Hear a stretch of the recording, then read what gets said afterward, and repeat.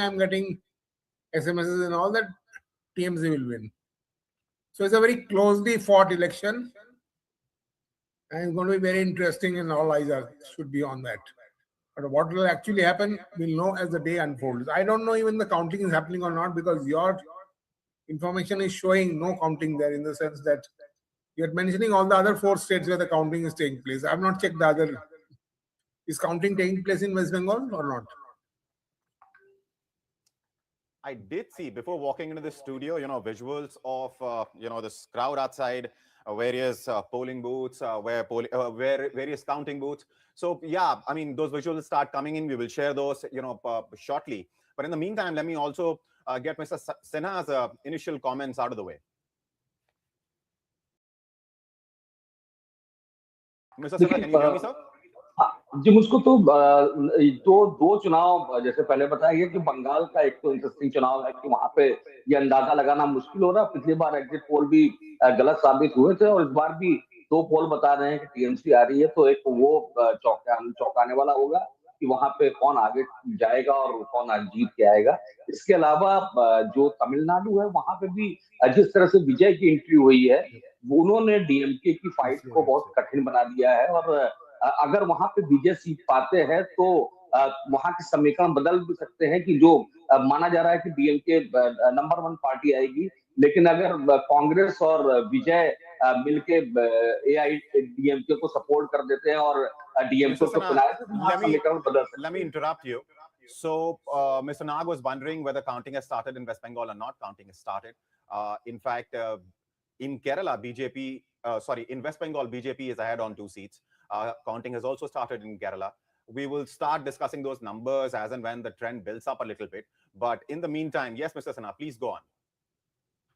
हाँ जी, वही कर रहा था कि तो माहौल पूरा काउंटिंग का हो चुका है। जो पोस्टल बैलेट है उनकी गिनती चल रही है और उससे अभी शुरुआत में तो अंदाजा लगाना भी, अगर वो नंबर्स आएंगे तो उससे अंदाजा लगाना भी मुश्किल होगा कि कौन आगे जा रहा है कौन पीछे जा रहा है। हाँ, ये जरूर माना जा रहा है कि जो असम की लड़ाई है वो बीजेपी के लिए थोड़ी सी प्लस दिख रही है और लग रहा है कि वहां पे हेमंत की वापसी हो सकती है। इसके अलावा पुदुचेरी भी बहुत 30 सीटों वाला एक जगह है, तो वहां पे भी लग रहा है कि सरकार रिपीट हो सकती है। लेकिन जिन नतीजों का सबको ज्यादा इंतजार रहेगा उसमें सबसे बड़ा तो बंगाल है और उसके बाद तमिलनाडु की वहां पे क्या होने वाला है। केरल भी इम्पोर्टेंट है कि वहां पे जो गवर्नमेंट है, जो कम्युनिस्ट गवर्नमेंट है वो रिपीट करती है कि हट जाती है। अगर वहां से कम्युनिस्ट पार्टी हट जाती है तो बहुत अरसे बाद ऐसा होगा कि कम्युनिस्टों का पूरे देश में किसी भी राज्य में शासन नहीं होगा।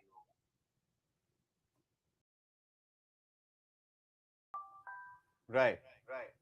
So, based on the numbers which are coming in, at this point, Congress is ahead in Alappuzha and Malanur in Kerala. Very early leads. Counting of votes has also started in Bengal. And CPIM candidates, interestingly, I mean, we were just talking about, Santosh, how CPIM is standing on the brink of, pretty much disappearing from India's political landscape. And because we were talking about, what happened with left in West Bengal and now, of course, Kerala. So as far as Kerala is concerned, interestingly, CPIM candidates are ahead in very early leads in Kerala. Not in the political landscape. They remain, in fact, electoral landscape. Yes. Yeah. Right. And this is, of course, just initial data. More data will start coming in, and we will show you those numbers right on the screen. And Mr. Nag, let me come to you. As far as West Bengal elections are concerned, we've been discussing it for a while, as far as Mamata Banerjee is concerned, this is going to be a tough election for both Mamata Banerjee and BJP, and that is pretty much what we have seen so far. In your opinion, what's likely to happen? Because you're somebody who knows Bengal well, right? So give us your view of what you think of the exit polls. And of course, we will start discussing numbers a little later, but let's just get, your opinion on what you think of the exit polls. Because as far as exit polls for in the context of West Bengal are concerned, 2 very different pictures are being painted. True. And one picture claims that BJP could be forming the government on its own. The other claims that it would be Mamata Banerjee who would come back to power. It's very difficult to say because I think most of the exit polls are all, what should I say?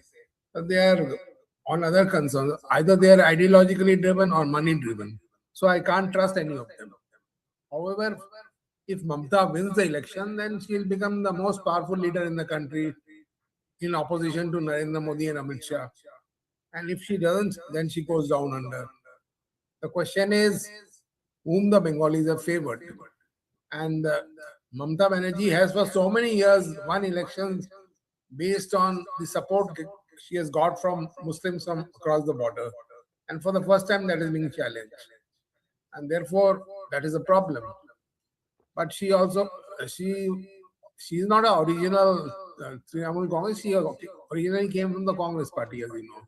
In 1997, yes. So therefore, we have to see. And she's a very feisty lady. And even in other states, we have found, in fact, my friends in Gujarat have said that even from there, they got, because you know, the whole country is dominated by migrant workers, migrant household workers. These migrant household workers, whether in Gurgaon or even in Ahmedabad, is all ruled by all these migrant Bengalis. So now the question is whether they go back home to vote. And I was told by a friend in Ahmedabad that, in fact, these fellows in Ahmedabad have also gone back to vote. I said, what is the reason for them going back to vote? So they said they were forced by Mamata government. I said, how can Mamata government force anybody in Ahmedabad to go back to Bengal? They said, no, they've got a tendency. But one thing I know from other sources also, that a lot of these migrant workers have all gone back. They did in huge numbers. Right. There's got a system by which she can ensure that people come back home and vote for her. So this is a question. So if As far that as arm happens, twisting is concerned, we have seen enough evidence of that, in various states, especially in West Bengal. We will get to that part. We will start discussing post-poll violence in 2021 and what happened this year around. But Santosh wanted to say something. So Santosh, you jump in, you respond to Mr. Nag, and then we will. No, Mr. Nag, thank you for bringing in that point. If Mamata does win, certainly she would be a great political entity to look forward to, especially the Lok Sabha elections to come in 2029. She would be the actor. She would be the face of the 2029 Let me briefly election. interrupt you, Santosh. Yeah. So BJP is ahead in Bengal's Matabanga and Hingalajganj seats in very early leads. Please go on. Yeah, another point which Mr. Nag brought in was about the migrant laborers. Certainly, in mass numbers in Delhi, I have friends, I have factory owners who say that they are now lacking laborers, and there is no scope for them to actually bring in more people till maybe 15-20 days once they all come back from West Bengal election.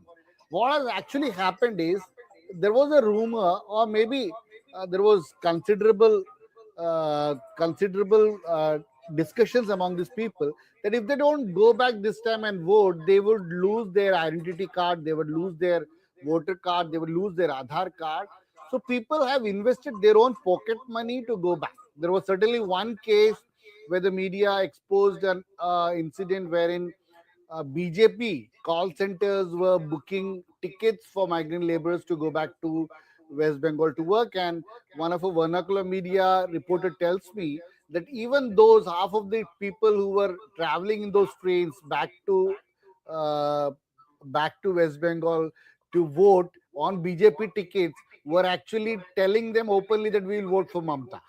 So certainly migrants wanted to go back, and there was certainly a kind of fear, a kind of anger among these people. There was this whole exercise wherein there was an attempt to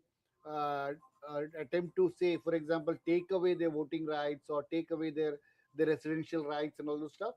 So these things certainly had to do a lot with these people moving in before the elections and voting. And also the higher number of voting also has to do with this whole SIR exercise which happened just before the elections. Right. Mr. Nag, what do you make of the SIR exercise? Because it's been an issue.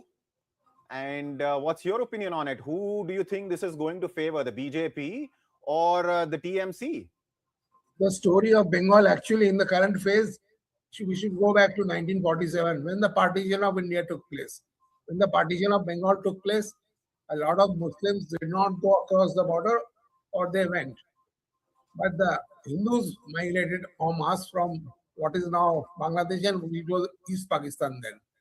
So this created a dissonance. And the man who raised the issue was a gentleman called Shyam Prasad Mukherjee, who was the founder of Bharatiya Jan Sangh.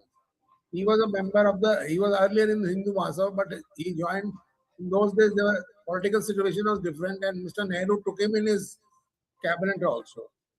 And thereafter, he resigned from the cabinet, raised the issue of Kashmir, and he died.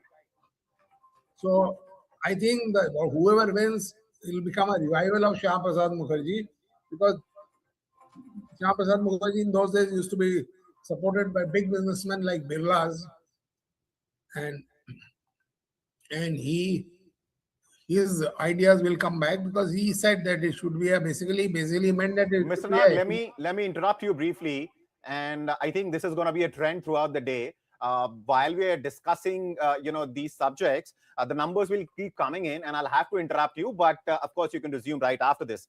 So, as far as West Bengal is concerned, BJP is leading in 4 seats, TMC is leading on 1, and Congress is also leading on 1. Viewers, remember, these are very early Postal ballot numbers, postal ballot numbers. So this is, just the start of counting. As the day progresses, we will get a better idea. A trend will get established. We will share those numbers with you, but these are just the latest. As far as Tamil Nadu is concerned, DMK Congress Alliance is leading on 1 seat. NDA is leading on 1 seat. TVK is leading on 1 seat. And so are the others. Now, let's take a look at Kerala, because as far as Kerala is concerned, LDF is leading on 27 seats and UDF is leading on 22. Remember, as far as Kerala is concerned, most of the exit polls were giving UDF the chance of forming the government, because historically, Kerala has been a state where, power like a pendulum swings between these two factions, right? But as far as early leads are concerned, LDF is leading on 27 and UDF on 22. And then there is NDA leading on 3 seats. Now, the magic number is something that we will discuss, but that's far away at this point in time. Let's quickly take a look at Assam. In fact, the number for Assam are still not in, and so on the number for Puducherry. So quickly, one more time for West Bengal. BJP is leading on 6 seats, TMC on 1, Congress on 1. Mr. Nag, back to you. Well, as I was talking about Bengal, Bengal is going back to the post-1947 situation when Bengal was ruled by Shyam Prasad Mukherjee, and people like Subhash Chandra Bose had disappeared. And Mr. Nehru also made Mr. Shyam Prasad Mukherjee a minister in his cabinet. But he resigned within a year, and so because he said that Bengali women across the border were being mistreated. And therefore, on that condition, he left the party. And he also raised a ruckus about Kashmir, and then he died. But his views were there, but he was not a very popular figure in those days in Bengal, because he used to win elections, but after he died, Bengal went into a sort of flux. Because a lot of refugees came, and Bengal was unable to rehabilitate them, and the communists came up. So that was the beginning of the communist Raj in West Bengal. And now Shyam Prasad, in my opinion, I think Shyam Prasad, if BJP wins, Shyam Prasad Mukherjee ideas will come back again, and it will become a Hindu-alone state. I don't know, because this time, whatever you say, that the BJP's campaign was based on targeting Muslims, and so now we'll go back in time to that situation, to early 1950s, and to finish the unfinished agenda of the partition. If you ask me, that is going to happen. And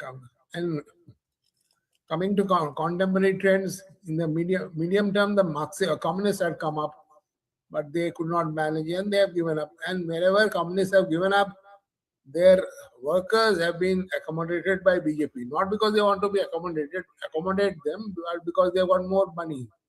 So these fellows, the workers Let me interrupt you briefly one more time.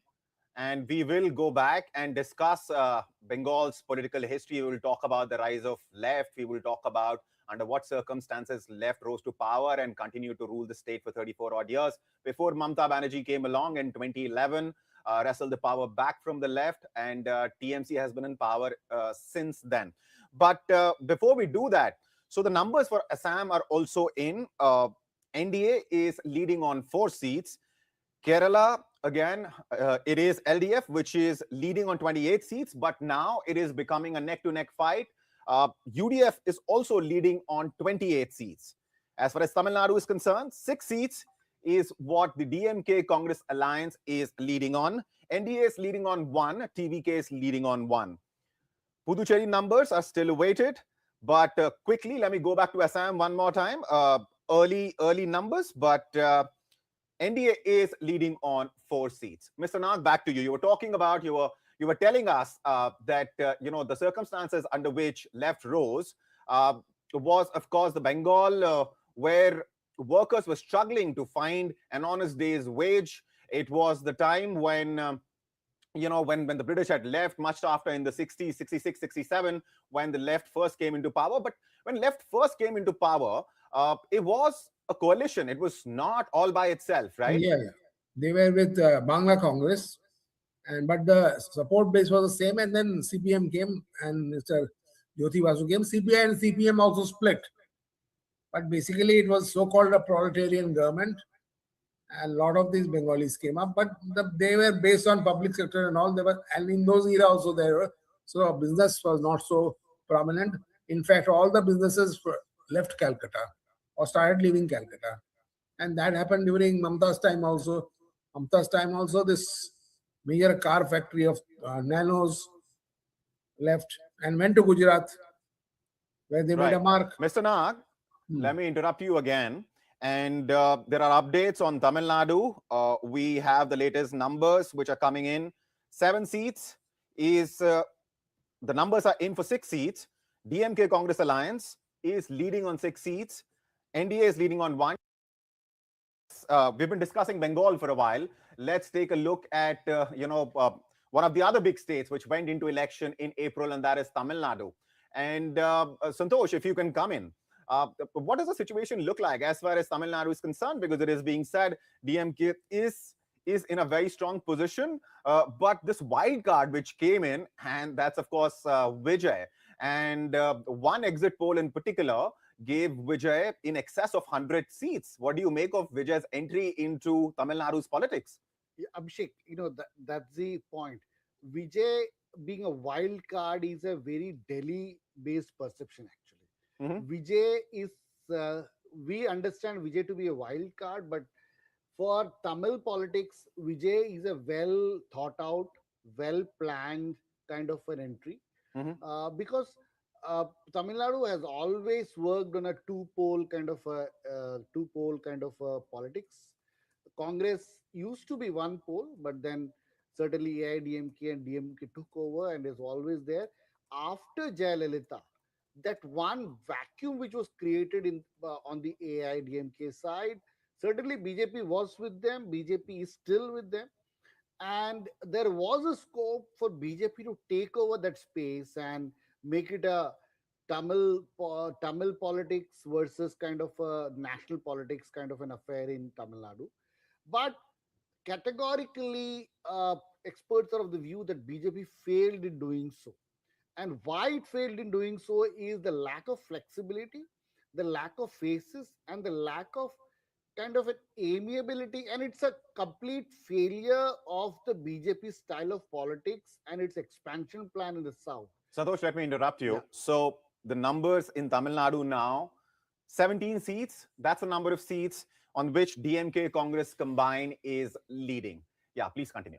So BJP could not amicably accommodate the Dravidian idea of politics. There is a lot of ego around pride and ego, whatever we call it, but around the Dravidian politics, BJP could not understand. BJP could not have enough faces who could amicably fit in the national interest politics and the Dravidian politics together, and it failed to do so. And So, Santosh, are you saying that there was enough, perhaps anger, if not anger, anger is a strong word, if there were enough number of people upset with the DMK government in Tamil Nadu, BJP did not offer an alternative, but Vijay could be that one fellow who offers that alternative and in fact could, make a serious dent as far as DMK's tally is concerned? there are two views on that. One is certainly Tamil Nadu has always had this tradition of a hero worship. A person coming to the picture, and not just Tamil Nadu. But then not everyone's MGR, right? Yeah. So, but yeah, certainly. But then there are also people say time has changed. Youngsters have a different view to put together, and it's not as easy as the past. But then what what Vijay brings into the table is a kind of a fresh idea. He's appealing to the youngsters, that for sure. When I talk to Tamil people, they say Vijay is talking sense to a huge extent. What NDA and the Modi was talking before 2014 campaign is what Vijay is talking there. Vijay is talking kind of a fresh air, kind of a view, and we will have to see if that works or not. But certainly, Vijay is not just the face Vijay; it's everything minus DMK. You're right in the sense that, if you look at, and these are, of course, early numbers, we understand still a few hours before, any sort of concrete trend gets established and we could get a hint in terms of who's going to form the government in which state. But at this point in time, looking at the early numbers, DMK Congress combined is leading on 22 seats, TVK is leading on 5. AIADMK, on the other hand, and of course, it is an NDA, they haven't even opened their account in Tamil Nadu. So that space, perhaps, that you're talking about has been, to whatever extent at this point in time, has been taken up by Vijay. So if that happens, if this early trends continue, and if it settles down, so in the by evening, then it's not bad news for AIDMK, DMK, or Congress. It's the real bad news for BJP. A space which was there, a space which was available for BJP has been taken over once again by a regional entity, and that regional entity is Vijay. The face of that regional entity is Vijay, and maybe in the times to come, the anti-DMK Congress alliance politics may settle around Vijay and people around, and maybe Vijay. It would also depend on the kind of people whom Vijay trusts and how he goes around, and maybe can he form a formidable alliance against the mammoth, the huge structure which DMK has put forward in Tamil Nadu. Tamil Nadu has what we see, we have in Delhi journalists have. We'll come back to Tamil Nadu. We'll come back to Tamil Nadu because, a couple of days ago, I spoke with Mr. Dayanidhi Maran, the former union minister, and of course, he is the MP from Chennai Central, right? And he was very dismissive of TVK as a phenomena. He was very dismissive of Vijay's chances in the elections. My specific question to him was, of course, about what does he think the chances are as far as TVK is concerned? Because, of course, one exit poll had given him very serious numbers. So we'll come back to TVK. We will discuss that in depth because, one thing is for sure, looking at the early numbers, that it's not going to be that easy to dismiss TVK. He definitely has captured, as far as the young minds are concerned, he definitely exercises some influence. We saw it in his rallies. And someone very interestingly, a senior colleague pointed out that as far as political parties are concerned, it's very well organized, that there's going to be a rally, so-and-so leader's going to arrive there, and, the crowd is gathered, transported there in buses. As far as Vijay's rallies are concerned, they seem to be organic in the sense that Vijay does not have an organization which, can go toe-to-toe with AIADMK or DMK for that matter in Tamil Nadu. We'll come back to it. Let's quickly take a look at the latest numbers.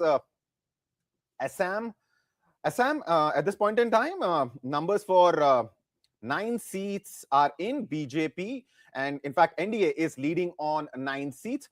And when I was, talking to various psephologists in the run-up to the elections and after the exit polls, I happened to have spoken with Yashwant Deshmukh, and he said something very interesting about Assam and how Assam is voting and why Assam, in his opinion, is very similar to how Kashmir has been voting, in the sense that Kashmir Valley has a Muslim majority, then there is Jammu, and BJP, whatever chances it has to form a government were fueled by the number of seats it can get in Jammu. So he paints a similar picture as far as Assam is concerned. He talks about, certain areas of Assam which are strongholds for NDA now. And of course, there are certain areas where NDA can't, win, and Congress and AIUDF there are going to be, are likely to be stronger. And so listening to that bite coming up right now. Of Assam and Jammu and Kashmir, actually Assam has become a mirror image of Jammu and Kashmir in terms of politics and in terms of demographics. What you see in Kashmir Valley, that is almost like 100% Muslim population, where BJP cannot even dream of winning any seats anymore. They did not. By the way, BJP even refused to field a candidate in those 3 seats of Kashmir Valley because there was no point. They knew there is no point. So Assam Valley has become like Kashmir Valley, and Upper Assam has become like Jammu. So only difference is in Jammu and Kashmir is still the valley region has majority of the seats. So even if BJP wins 100% of the Jammu, they are still unlikely to get a majority. While in the case of Assam, the Upper Assam has majority of the seats, while the Assam Valley has minority seats. So it is a mirror image in just a twisted way. That's the ironical part of it. But yeah, Congress has a problem at hand right now because Himanta Biswa Sarma is an old Congress hand, and as they say in Sanskrit, Chanakya Niti, Sam Dam Dand Bhed. There is hardly anything that he has not used, in this campaign. And Congress at times had really difficulty in answering, to his whatever strategies that he was implying. So we will know. But what it seems from the data that we have published before the election happened, it seems that there is a very distinct polarization, and Congress is a top favorite among the Muslim voters of Assam, but is not so favorable seen as favorable among the Hindus of Assam. So that is something which is not really working in terms of electoral benefit, if I say, for the Assam Congress.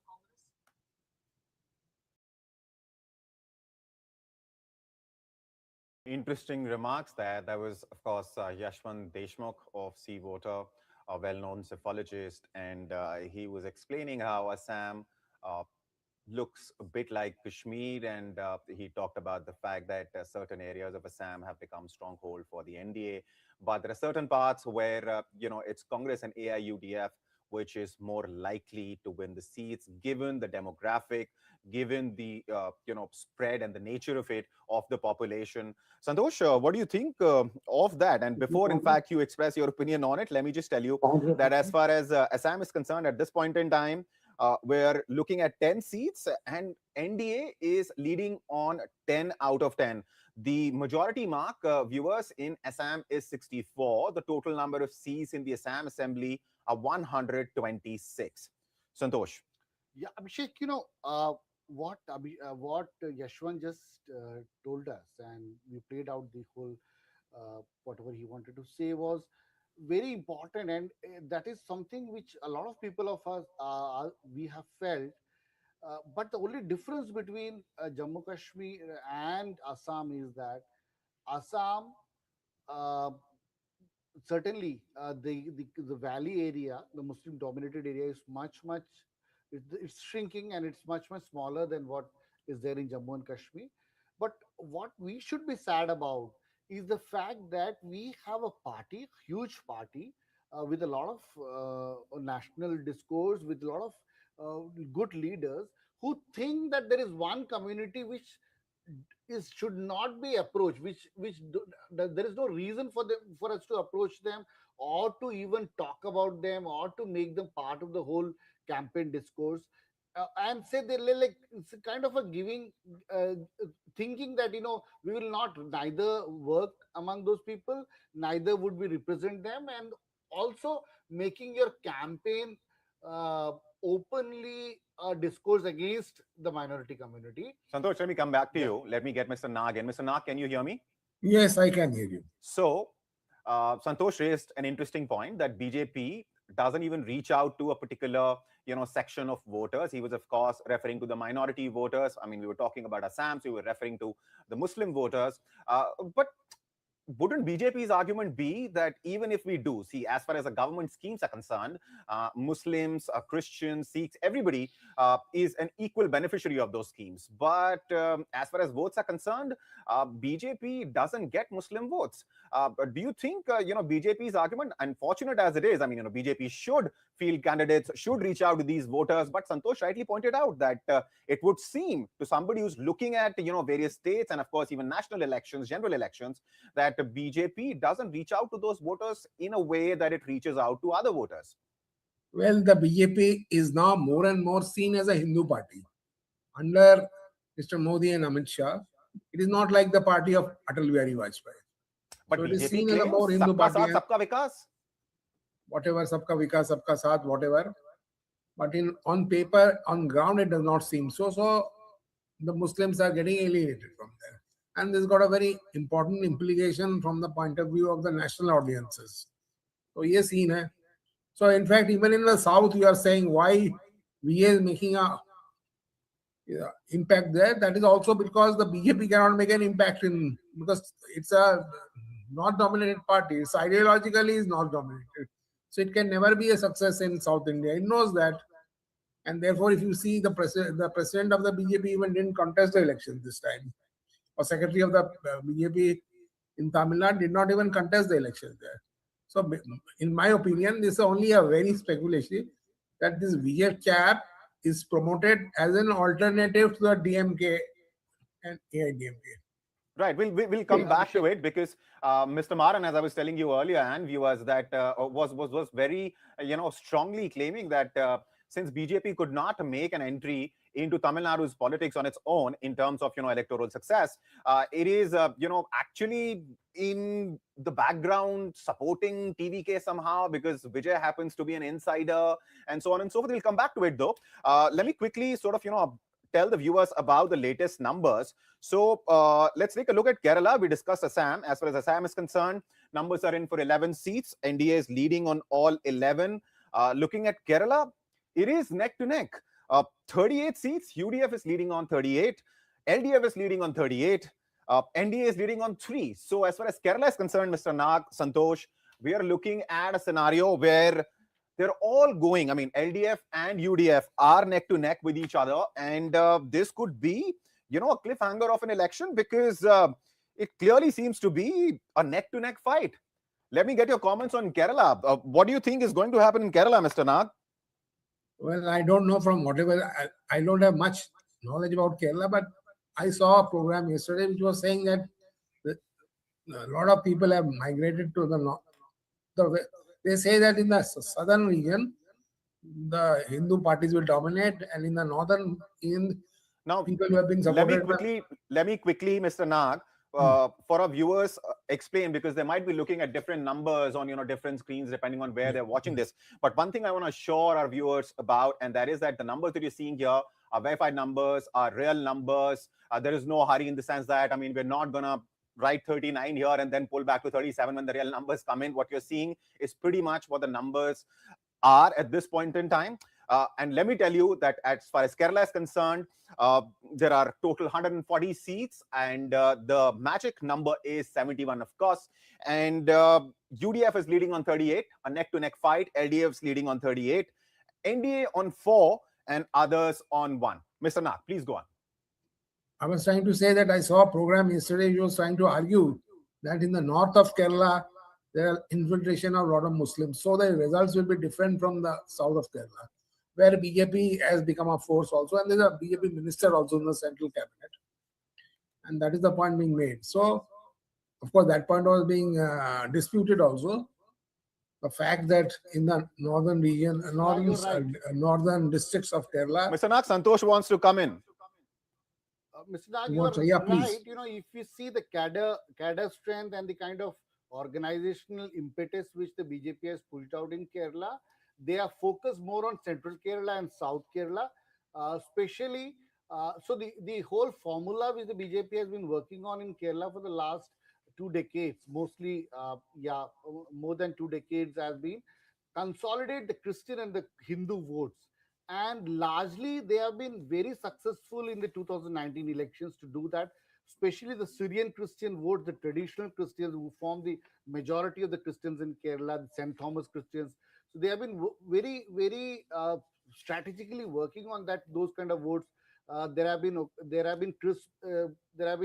occasions when the BJP leaders go to every family for celebrating Christmas, Easter, and all those stuff, taking cakes to families.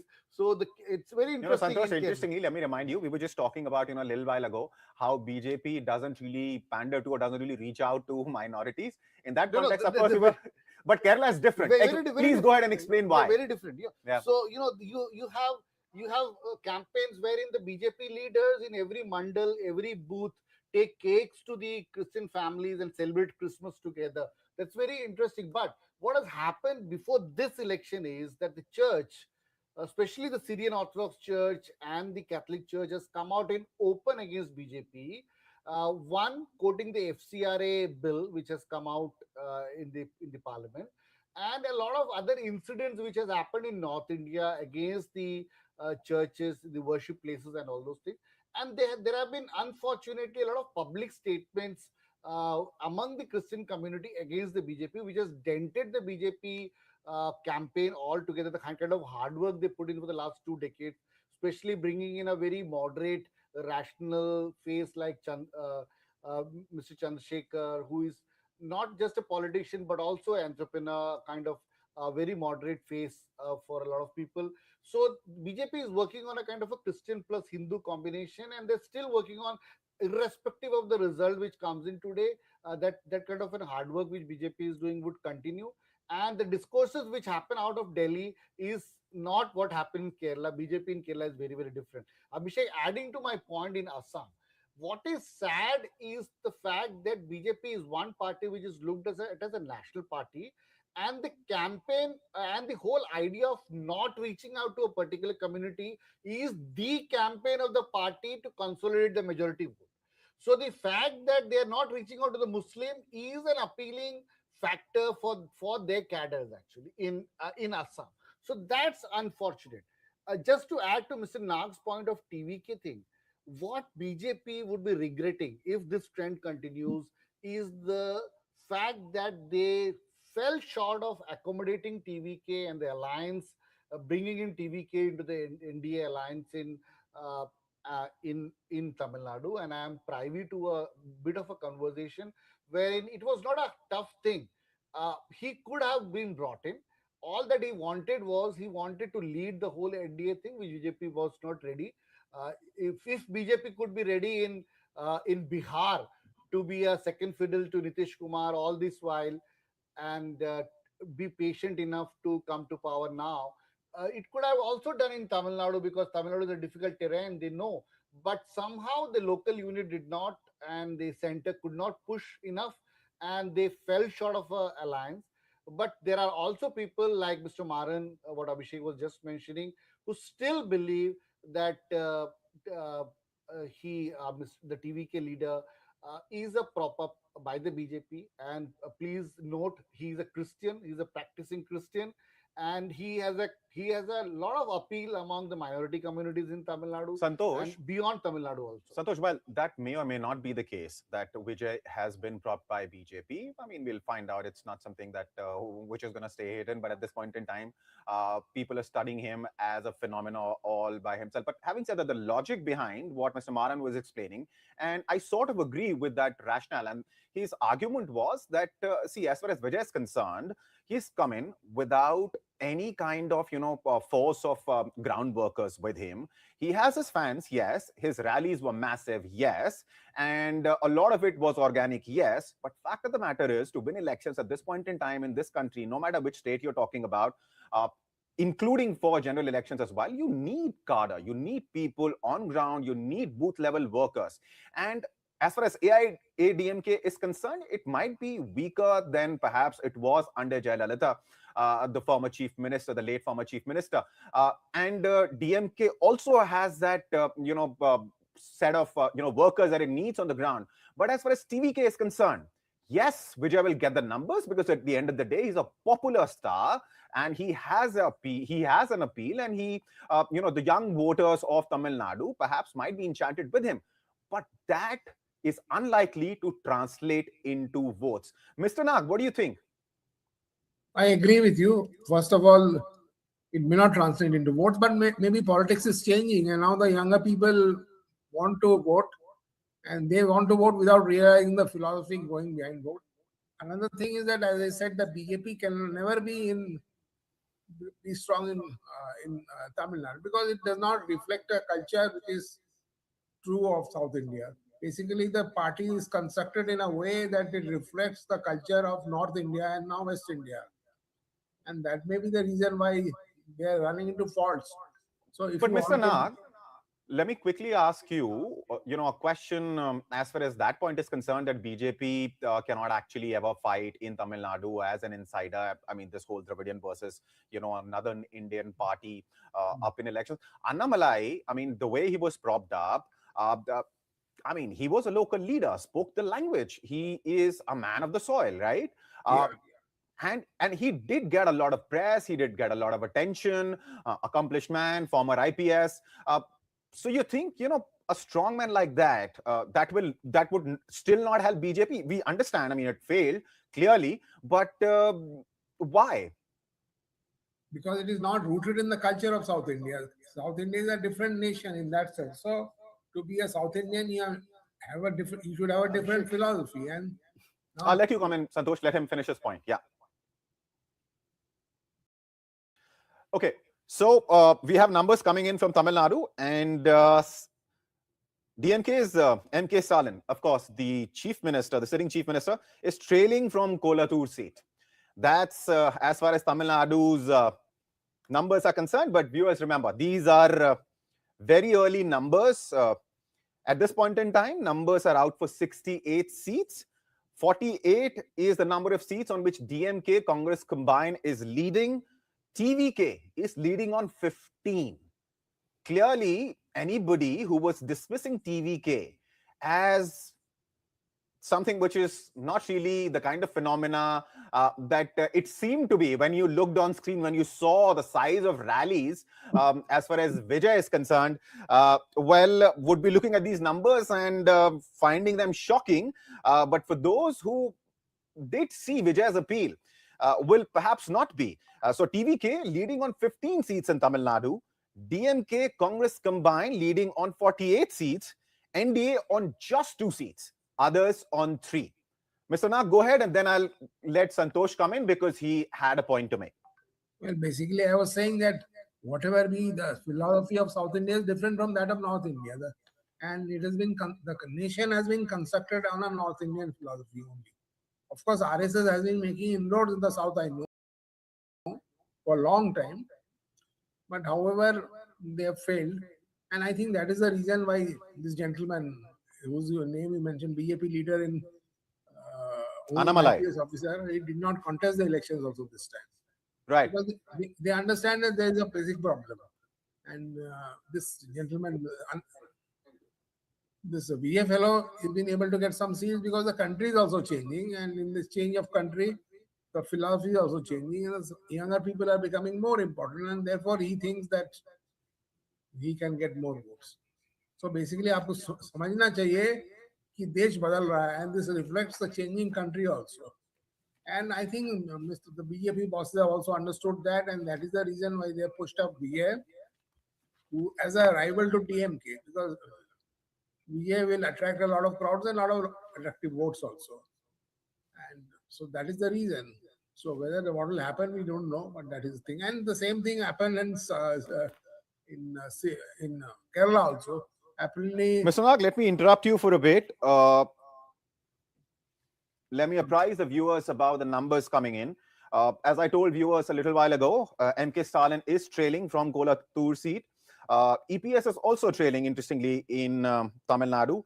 And Udhayanidhi is also trailing. These are, of course, early numbers, but then this is what is happening in Tamil Nadu at this point in time. Vijay is leading in Perambur, something which we have been discussing for a while, the Vijay phenomena. can Vijay do the unthinkable in Tamil Nadu? Because whatever number of seats he ends up getting will be eating into either AIADMK's vote bank or DMK's vote bank. Who that's going to be, of course, we will find out eventually. But at this point in time, it seems very clearly that he's eating into AIADMK's numbers, voters, because in Tamil Nadu, at this point in time, it's DMK and Congress combined, which is up on 50 seats. TVK is up on 16 seats. NDA is up on just 2 seats. Others on 3. Now, I also have BJP leader Savio Rodriguez joining me. Mr. Rodriguez, can you hear me? Yes, loud and clear. Are you looking at the early numbers? Yes, of course we are. Of course. So what's it looking like? Before we start talking about, state-specific, I ask your state-specific comments. Let me just quickly get an overarching comment out of the way because, very crucial election after 2024 general elections. This is an election on which everyone has their eyes set. Well, every election is important, and I think BJP as a party tends to look at every election as something that we are committed to in order to bring our brand of politics and governance to those particular states and to the country. So we don't look at any election as big and small. For us, all of it is the same, So I think it's been very exciting, a very exciting election and a run-up to the elections. A lot of the Karyakartas have been working very earnestly, and I believe it's that earnestness that will deliver what we set out to deliver as far as these elections are concerned. Right. Now, the numbers which are coming in, let me first talk to you about Tamil Nadu because Tamil Nadu is something that we were just discussing. And it seems that NDA there, the kind of numbers perhaps that you were hoping for going into elections, we don't see that here. In fact, it is BJP's numbers, NDA's number at this point in time in Tamil Nadu. Just 2 seats is what NDA is leading on, DMK on 50 and TVK. And before you joined us, we were discussing how a lot of analysts, including some political leaders as well. For example, I'm talking about, in this case, Mr. Maran I spoke with in the run-up to the elections, who claiming that, Vijay's entry into Tamil Nadu's politics has happened at the behest of BJP because it could not make, an impact in Tamil Nadu on its own. So it found a Tamil face, a popular face, and which is also reflecting in the numbers because TVK definitely does not have the kind of infrastructure that you need to have in place to fight elections. He just went in. This is his first election. Your comment? Well, I believe everybody has a right to form a political party and to bring their brand of politics in the country. And I think what Vijay has done is decided to take a leap of faith and repose that faith in the people, and that's why he's gained momentum. He's been able to build that perception that's required for a young political party to deliver on the ground. But elections are a little different, and I hope him and I wish him well because, quite frankly, he's a nice guy. But there are many factors that will come into play, and we'll realize it by the end of the day whether he's been effective actually by the vote share or just a perception image, And you see, if you have to look at it from a very realistic point of view, yes, Tamil Nadu is a difficult state for the BJP. So is Kerala. And it doesn't mean that we do not go in there and give it our best and work with the alliance partners that we have to make it the best, right? So I think these are very early trends at this point of time. We're only at 9 o'clock right now, and I think it's too early to call it out. Allow for the numbers and the finalization of those numbers to come in probably by about 12 o'clock or 12:31, and we'll get a clarity on what's happening in Tamil Nadu. I think it's too early to call it out, but what I think will definitely happen is that DMK is going to face a little bit of, they're going to run out of steam as we go towards the end of the counting. And you will see that there will be an edge that will be with the NDA alliance itself. And that edge will bring it very close to victory. That's how I'm seeing it. But it's too early to call, so we'll wait and see. And I wish TVK all the very best. Like I said earlier, Vijay is a good person, and having associated myself with him in terms of connecting with his team and all that, to understand what's happening on the ground. I think he's got some sense of what he wants to do. Whether that translates into vote, it's too early to say. If Mr. Rodriguez could enlighten us why BJP alliance did not work. Santosh from the studio has a question for you, Mr. Rodriguez. He's asking if you could enlighten us as to why NDA did not work in Tamil Nadu. Stalin NDA alliance. Yeah.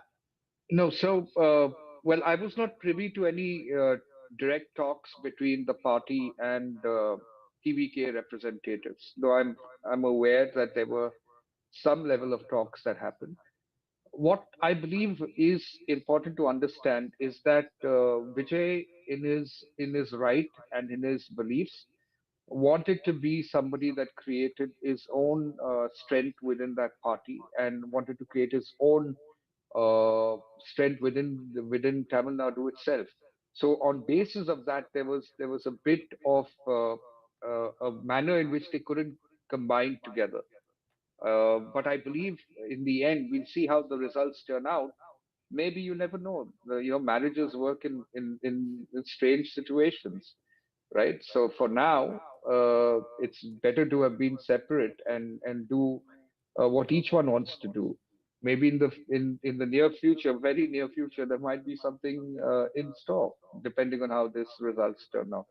Mr. Rodriguez, even if there was not a marriage, would the party be okay with a live-in kind of a situation with TVK? Well, the party is very sanskari, right?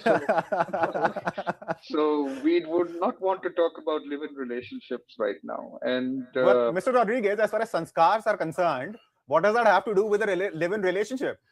Well, if we are. I mean, weren't you talking about Vijay and Vijay's appeal to the youngsters? And when you speak of live-in, it's not such a shibboleth, a topic which they don't want discussed. It's rather normal, right?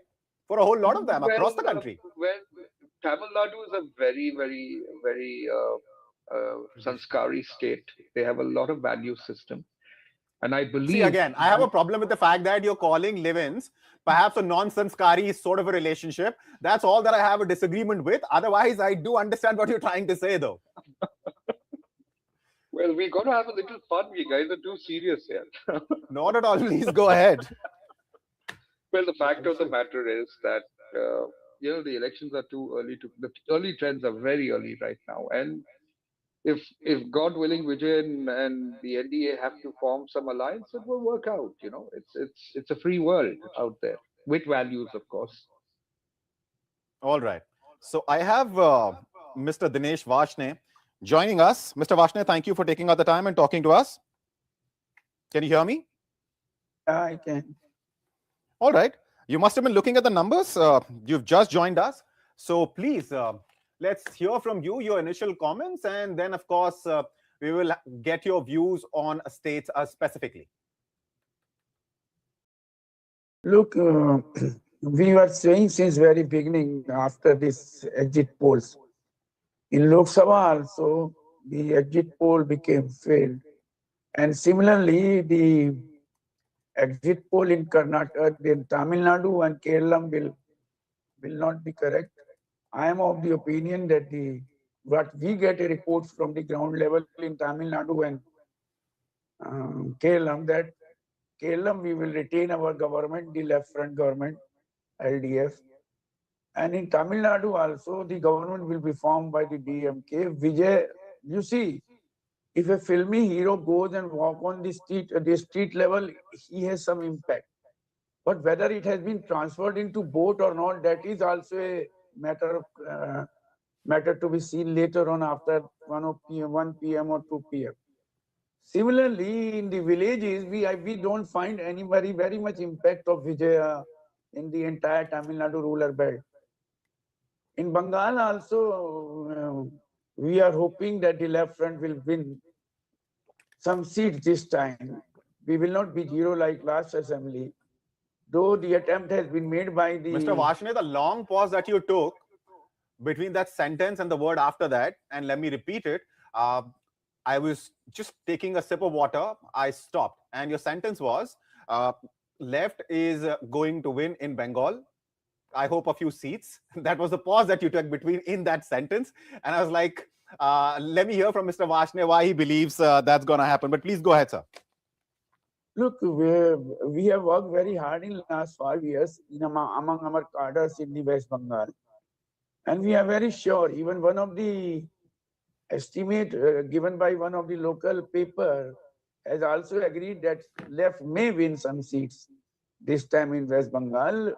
Though attempt has been made by the media and the television channel that it is a election in Bengal between BJP and TMC, but they have not taken into consideration the mobilization the left parties had during their election rallies as well as their election campaign. Despite the fact that we don't have that much of money to use in the elections or to throw away in the elections like BJP, nor we have those type of Gundaism which TMC is doing. But we are sure that in Bengal also, BJP is not going to have government. Rodriguez, And can you Assam, come we are in? not a part of the alliance. Mr. Vashne is talking about Gundaism and Manipur.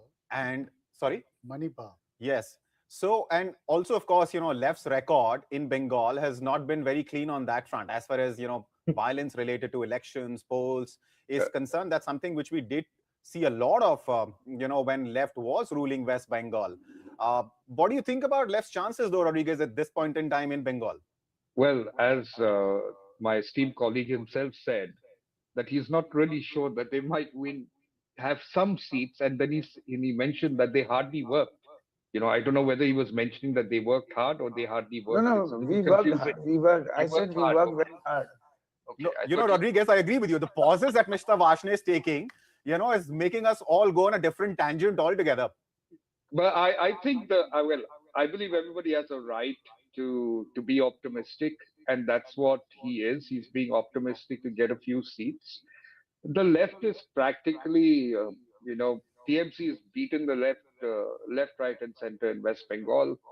And I think BJP will just put a nail on their coffin as far as West Bengal is concerned.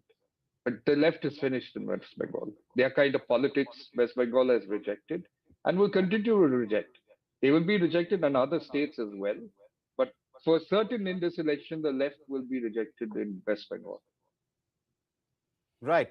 Do you also think that you'd be able to get some of the left votes? Because, for example, let's look at Naxalbari, what happened there in 2021. BJP now has that seat in its kitty. And it used to be, of course, a stronghold of the left. See, I believe, the left brand of politics, what we need to understand, what is happening across the country, as some of your panelists earlier said, that this is a new India, and this is a very progressive, forward-thinking India. So the left brand of politics holistically is going to have a problem. So whether it's West Bengal or any other part, the only place where the left has some strength is Kerala. And the reason they do that is because they've done their politics in Kerala was a little different from what was happening in the other parts of the country. And maybe you will find some sort of solace for the left in Kerala. But in the other parts of the country, they've completely finished. Their brand of politics is not the kind of politics that is required in India at this point of time, and that is why they're getting rejected. One of their strongholds was West Bengal. All it took was Trinamool Congress with their brand of politics to actually, take the left away, to completely decimate the left. BJP didn't even need to do that, right? So the thing is, where is the left politics in India? The left politics is actually getting redundant, and it's being shown its place because India is not looking at the left ideology at all.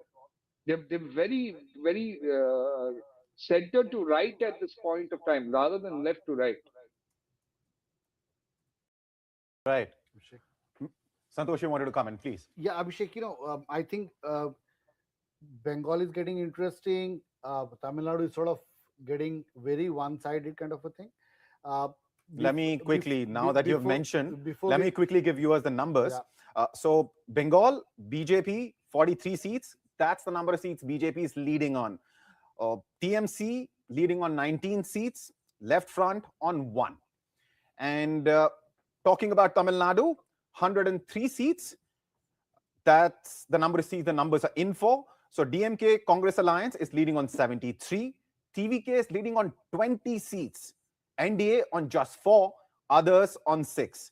Kerala, 104 seats. That's the number of seats the numbers are in for at this point in time. UDF, LDF, both are leading on exactly 49 seats. This is something that we've been seeing from, very outset of this process, that UDF and LDF have been neck to neck in terms of the number of seats that they've been leading on.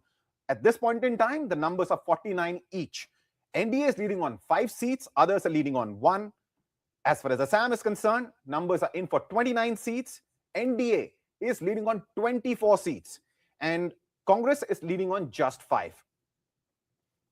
As far as Puducherry is concerned, 4 seats. That's what the numbers are in for at this point in time. And NDA is leading on all 4. Santosh, please go ahead. Yeah, Abhishek, if this trend continues, certainly over the time afternoon, the whole discussion would be around West Bengal, the new kind of politics that has risen in West Bengal, dawn of BJP in West Bengal. But before that, let's wind up on Tamil Nadu and Sure. a lot of important points there. See, when you're discussing 5 elections, any thread takes you anywhere. And wherever it takes you, you follow that, right? But please go ahead. Finish your point on Tamil Nadu. Mr. Rodrigues and Mr. Nag had brought in very important points about TVK and the kind of politics they're doing. And even Mr. Vashne was right on the fact that TVK is more a youth-centered, urban-centered phenomenon. But that's a phenomenon which is trickling into a lot of B class, C class cities in Tamil Nadu. So, but the point which the TVK has an advantage is, Abhishek, traditionally how AIADMK and DMK has worked is, there are 3 important pockets: the Chennai and around the area pocket, the Madurai, the south pocket, and the western side, the Coimbatore area, which is the Tarai region, the grain rich region which Tamil Nadu is. So all 3 politics have been very, very distinct. If you remember the DMK, how the great Karunanidhi did was, Ayagiri was more of Madurai person, so he was sent to Madurai, focus there, don't disturb here. Stalin was more on Chennai, and a lot of people say that's why Stalin could inherit the whole legacy. And so it's a very divided politics in Tamil Nadu region-wise. But what we see in TVK, it's a across Tamil Nadu kind of a phenomenon. But Mr. Vashne was very right. It is an urban-centered, youth-centered phenomenon, and that is what counts in this modern-day campaign. Youths are the people who take the message across social media and all. So, but Santosh, let me interrupt you for a second. If TVK actually emerges as a very strong force in Tamil Nadu, it's going to have an impact on the elections in Puducherry as well. And talking about Puducherry, elections in Puducherry, yes, it has a very small assembly of just 30 seats, right? But elections there are really tricky because the winning margins, the losing margins are usually wafer thin. Somebody could win an election because they got 150 votes more than their opponent, and vice versa. So do you think, in your opinion, this is going to have an impact in Puducherry as well? Certainly. Puducherry follows the politics of Tamil Nadu to a large extent. And it's also not just about funds, it's also about the cadres, the kind of machinery which Tamil Nadu puts into the Puducherry. So certainly it would have a long-term impact. And if this trend follows, TVK would have a kind of a bargaining power both in Puducherry and in Tamil Nadu, that's for sure. So, but what I was telling about the BJP... Mr. Rodriguez, do you think that's going to be a good news for BJP in Puducherry? Because you were in power in an alliance, your alliance was in power in Puducherry, but TVK, Vijay getting votes in Tamil Nadu perhaps might work out in BJP's favor, but him getting weights cutting into votes of the alliance in Puducherry might actually, disturb your numbers in Puducherry. Well, I don't think so. I think what's going to happen is that Puducherry is going to continue to hold strong. The real competition that you're going to see for NDA will be in Tamil Nadu itself. But I believe, like I said earlier, that it might seem that DMK is going to go all the way, but they will lose steam, as we'll realize by 1 o'clock, 2 o'clock. They will lose steam, and NDA will actually come very close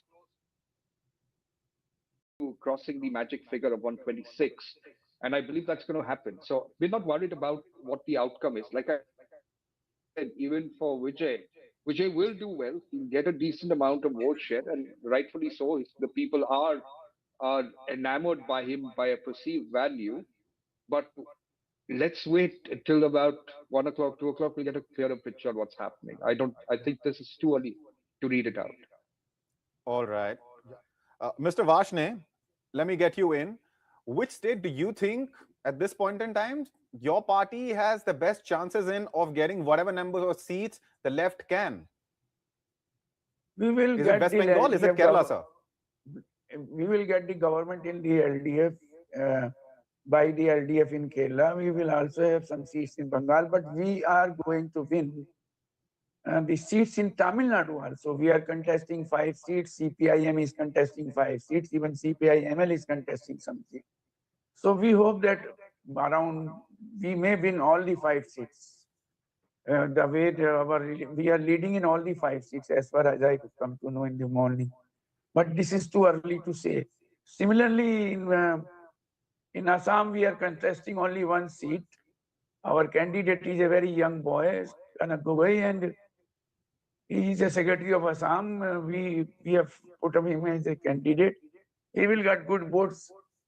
He may win subject to the polarization of the vote the BJP has done there. That is a problem with the BJP, that they have tried to make the election in every state other than Kerala, where they could not be between Hindu and Muslims, which is very unfortunate that some other parties also fall prey to that logic.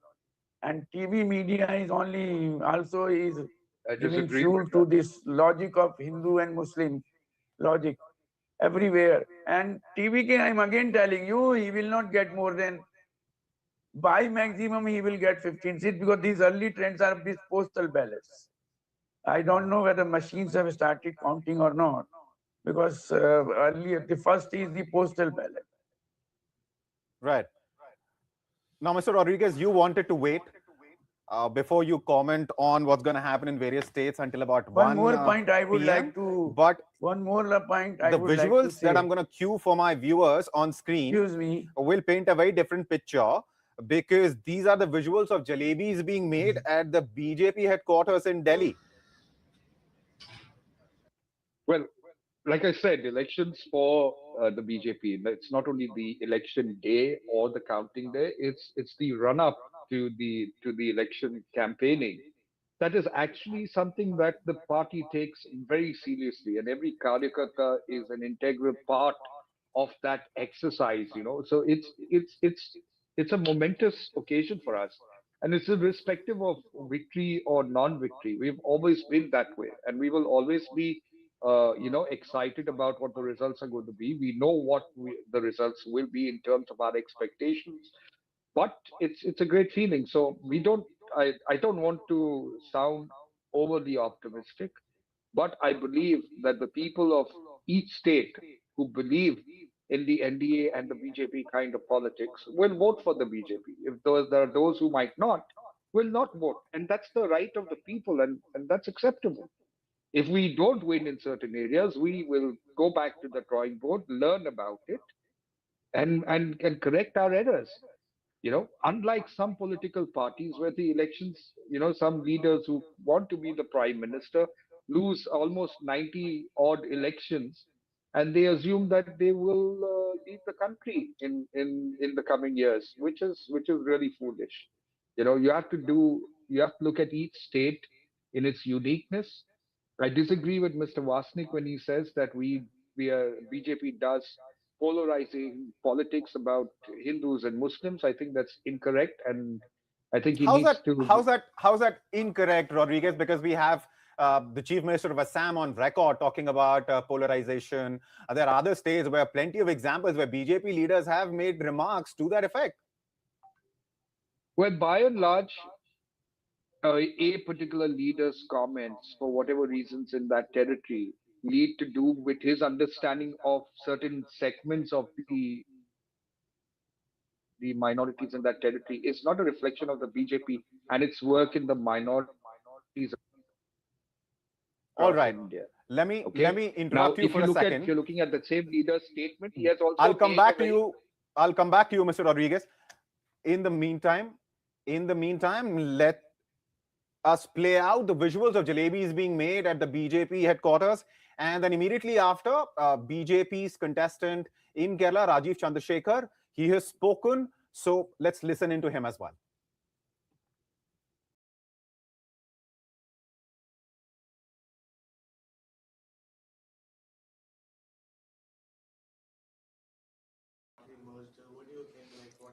No, look, we will wait for the election results. I have a habit of not commenting either on the exit polls or on trends.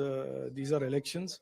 The people of Kerala have been given an opportunity to vote, and they will take a decision. They will say what their decision is, and the results will come out by the midday today, and we will then at that point comment.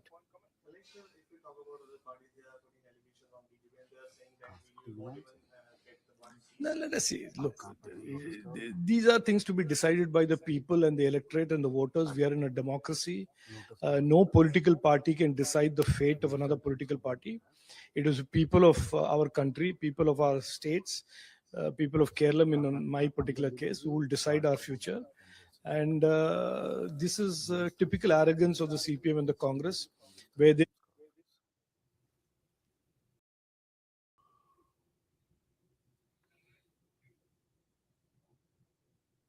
All right, let's. That was, of course, BJP's Rajiv Chandrasekhar talking about the numbers and the situation in Kerala. Viewers, let's just quickly go over the latest numbers.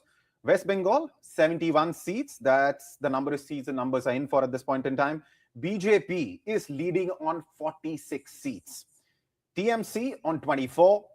Left Front on 1. That's the situation in West Bengal. So BJP clearly ahead of TMC by a long margin. But remember, these are early numbers. As far as Tamil Nadu is concerned, numbers are in for 140 seats, out of which DMK Congress combined is leading on 75. And the wild card, Vijay, is leading on 39 seats. That's a massive number for somebody who's just formed the party and is fighting two strong forces in Tamil Nadu, AIADMK and DMK. NDA, on the other hand, in Tamil Nadu is leading on 17 seats and others are leading on 9. As far as Kerala is concerned, numbers are in for 107 seats. UDF is leading on 51. LDF is leading on 50. This is the first time UDF has inched ahead of LDF. The margin at this point in time is just 1 seat. But ever since we started this coverage and numbers started coming in, it was UDF and LDF pretty much similar number of seats. In fact, on most occasions, exactly the same number of seats. NDA in Kerala leading on 5 seats, others on 1. As far as Assam is concerned, 40 seats. That's what the numbers are in for at this point in time. NDA is leading on 32. Congress on 8. Others 0. Puducherry, numbers are in for 6 seats. NDA is leading on 3. DMK and Congress combine on 2. Others on 1. And after this, I would also like to welcome. We have Vivian Richards John Kumar joining us from Puducherry. Can you hear me, Vivian? Welcome. Am I audible? Yes, audible.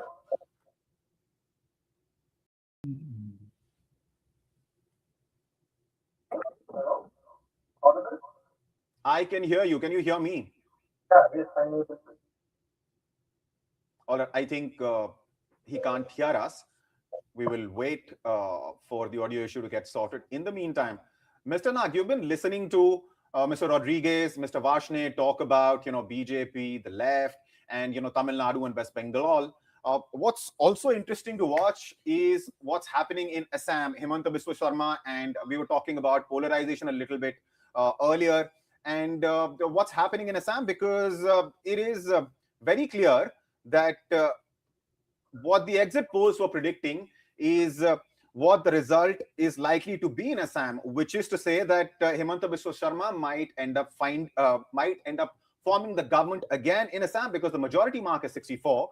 These are early numbers, but at 9:35 in the morning, NDA in Assam is leading on 32 seats. So he's just 32 more seats away from the magic figure. If the numbers hold, Himanta Biswa Sharma will form the government in Assam.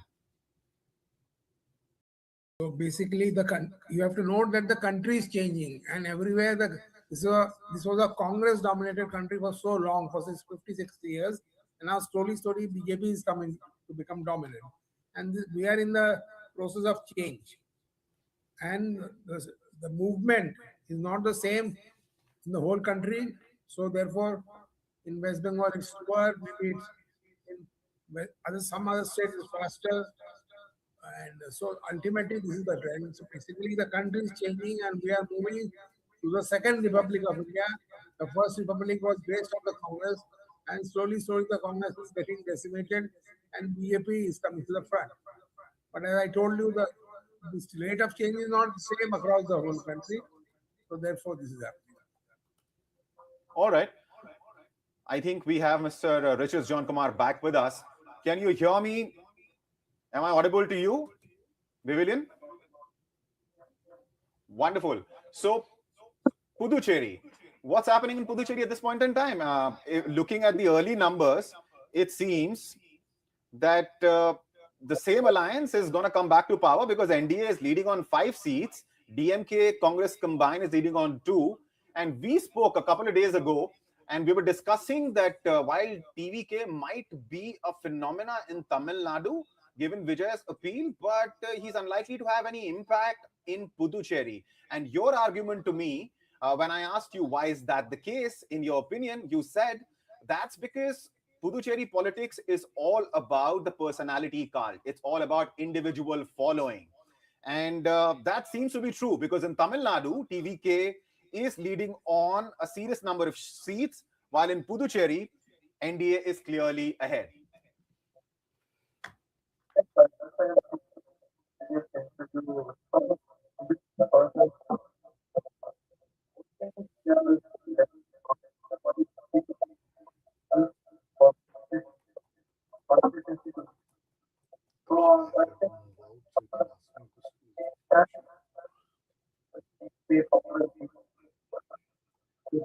I think his audio show is still not fixed.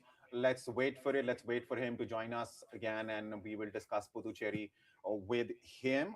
That said, Santosh, you have to leave now. So your final comments based on the numbers, and let me read the numbers one more time before I give you the floor for your comment.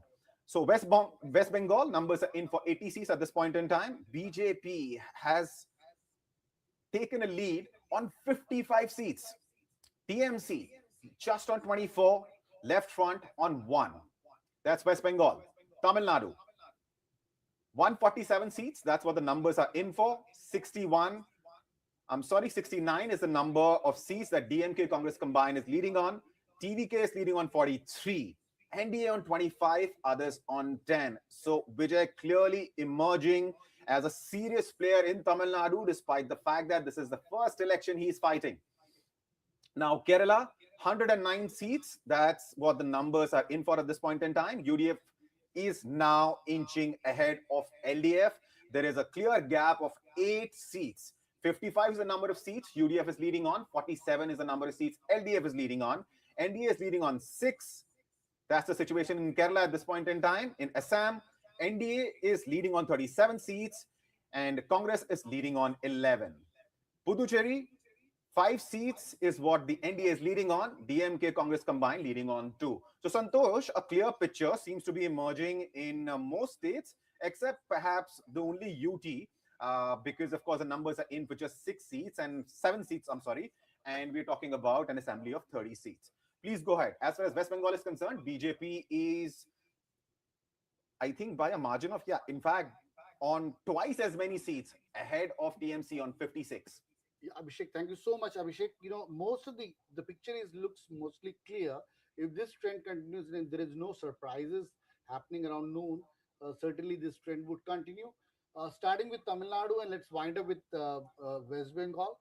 I was talking to an interesting conversation with a BJP leader in Tamil Nadu.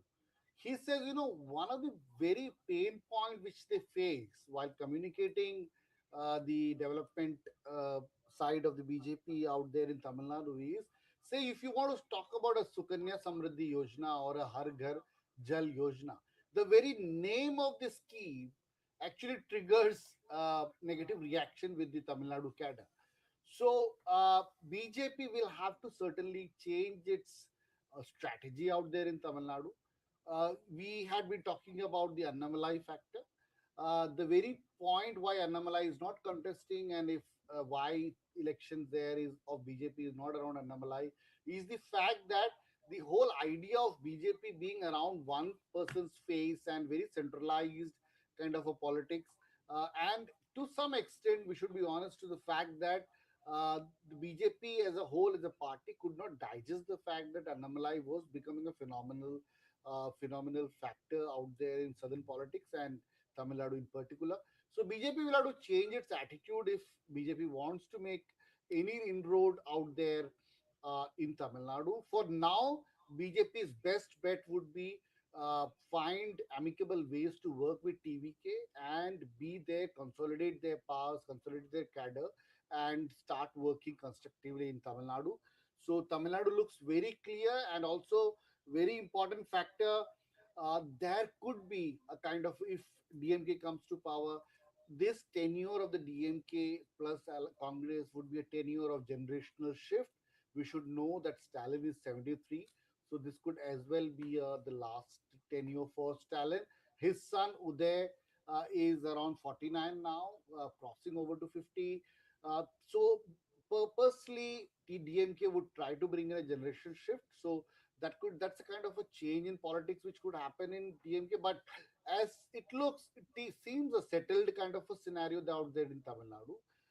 Kerala, uh, it's kind of a photo finish for UDF. UDF could make it, but the real fun out there in Kerala would start only after the election results are in, because Kerala would find it tough. The Kerala UDF would find it tough to settle on a person to lead the whole party, to be the CM face, because there are multiple contestants out there, and that would be the thing which would play out in Kerala after the results are out. Puducherry, as you said, it's too early to comment on, but NDA certainly has an alliance, as an edge over there with a very strong local ally there. Uh, Assam seems to be settled, but the only unfortunate part is what is winning out there in Assam is a very kind of negative politics, and not so kind of a healthy campaign which happened out there. West Bengal is going to be very, very interesting. Abhishek, you and me, over the days after the elections results, maybe only talking about West Bengal, because the after settling out, after mitigating on Kejriwal factor, BJP had to work on uh, Mamta factor, how to settle Mamta out there, and if BJP is able to bring in its government in West Bengal, which seems very much happening now as far as the early trends are concerned. BJP would have done a long-standing ambition, would have fulfilled a long-standing ambition of its. And one of an editorial was mentioning about it. Whatever BJP is doing is actually easing out the future politics for Congress, because one by one, the state parties, the state biggies have been settled down by BJP, clearing for a lot of national two-party kind of politics in the country in times to come. But the election results would certainly reflect how big a Mamta as a fighter has been, and what all factors did work out in West Bengal. So as of now, things seems very clear, Abhishek. And thank you so much for bringing me in here.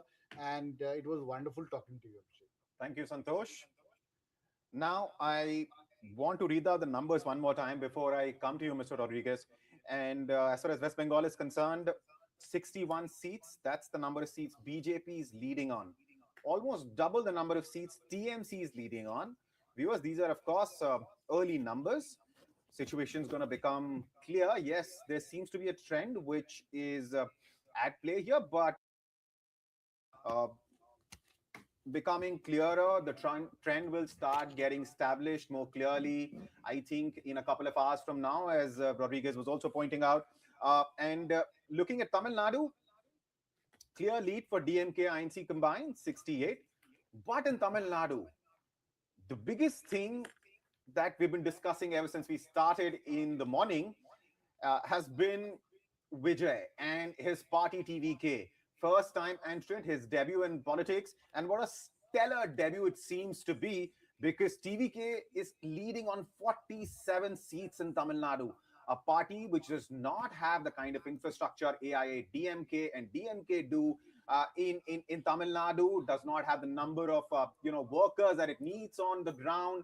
Despite any and all of that, he's leading on 47 seats. NDA is leading on 35 seats. That's the situation right now in Tamil Nadu. Numbers are in for 159 out of 234 seats.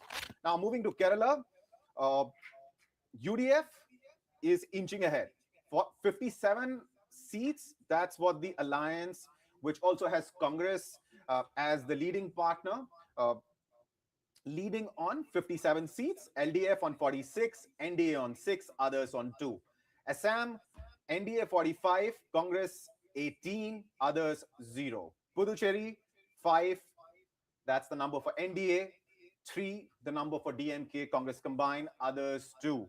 Now, viewers, the numbers that you might be seeing in various places, they might be different because, of course, the numbers that we are giving you are the real numbers, numbers which have been verified, numbers which have been double-checked. Of course, we will try to bring you the fastest updates, but more than that, we'll try and make sure throughout the day that we bring you the sure numbers. You can also watch the data related to election and our election coverage on both the Hindustan Times app and the Live Mint app. Now, let me come to you, Mr. Rodriguez, and talk to you about what Santosh touched upon. And that was, he said that BJP should figure out a way in which it can work with Vijay in Tamil Nadu because it's clearly emerging as a force. But fact of the matter is, Vijay, in the run-up to the election, multiple occasions has said that BJP is his ideological opponent, while DMK and AIADMK are his political opponents. So how would that work out? Even if BJP wants to work with Vijay in Tamil Nadu, it seems Vijay might not be ready. Well, that's why I said wait for the election results to come out. Marriages are actually worked out when both parties require each other, rather than one person wanting another person and the other person not wanting the other person, right? But do you want the marriage? Do you like the boy? No, we're not saying that. We're saying situations demand of a particular marriage to happen. And if the situation is demanded, we will look at it and cross the bridge when it arrives. All right. Right now, there's no harm in flirting with each other. Once we decide to get serious, we will think about it. All right. Mr. Nath, so the numbers are clear now in multiple states. Of course, we're nowhere close to counting being finalized, but that said, in most states, except perhaps in Puducherry, there's a clear trend which seems to be emerging. In Kerala, it is UDF, which has inched ahead of the LDF. In West Bengal, BJP is up and leading on more than 60 seats. TMC is leading on around 34. As far as Assam is concerned, NDA has taken a clear lead.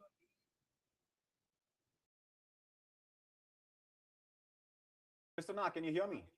Yeah, I can hear you. Right. So, looking at the latest numbers, pretty much in line with what you were telling me in the morning, sir. As I said earlier, the country is changing, and this is a bigger battle, long-term battle. It's a battle between the Congress and the BJP. The country was under the Congress rule for so many years. Now the times are changing, and now we are into the BJP era. And this transition can't happen overnight. It happens gradually. So now it is that process is on. And now it's basically over the years you'll see how BJP will strengthen and the Congress will die down. That is what is happening. And in some places we have got parties like Trinamool Congress, they are also going down. In Punjab, they have got Akali Party, that might also go down. So that is what is happening. And all this is being piloted by Mr. Modi, who is actually taking the game beyond the RSS. Because the RSS philosophy, the RSS has done all the groundwork over the years. But now Mr. Modi, assisted by Mr. Amit Shah, is taking the game. So he's bringing his philosophy. So that is what will happen. Now, over the years, you'll find that slowly, in every election, you'll find the BJP becoming stronger and the Congress becoming weaker. And Mamata Banerjee is only a midway. Mr. Nag, let me interrupt you for a second because we were trying to talk to Mr. Vivian Richards, John Kumar earlier from Puducherry, but we kept getting disconnected.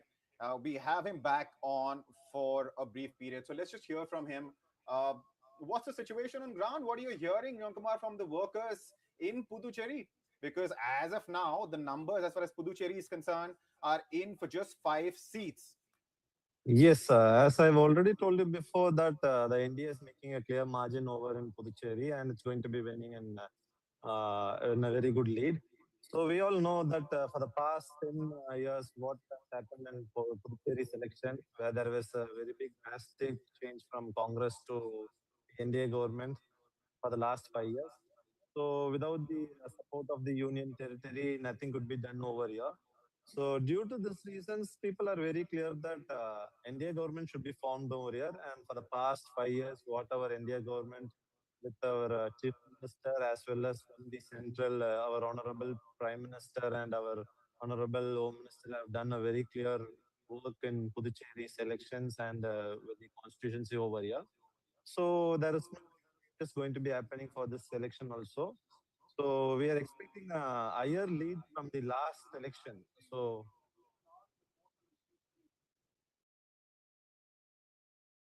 hello. Please go ahead. I think Yes. there was So some that's audio that leak, would but be please the go ahead. result right now. So expecting all the results to be closed by 2 to 2:30 p.m. 2:30 p.m. Right, which Yes. is just 3 or 4 hours away from now. But that said, Exactly. as far as Puducherry is concerned, you must be looking at what's happening in Tamil Nadu because the numbers in case of Tamil Nadu are rather startling for a lot of people because Vijay and TVK have emerged as a phenomena. They're leading on, Vijay's party is leading on 37 seats in Tamil Nadu. And that's a massive number. In fact, the numbers are in for 164 seats. DMK Congress combined is leading on 67. TVK is leading on 49.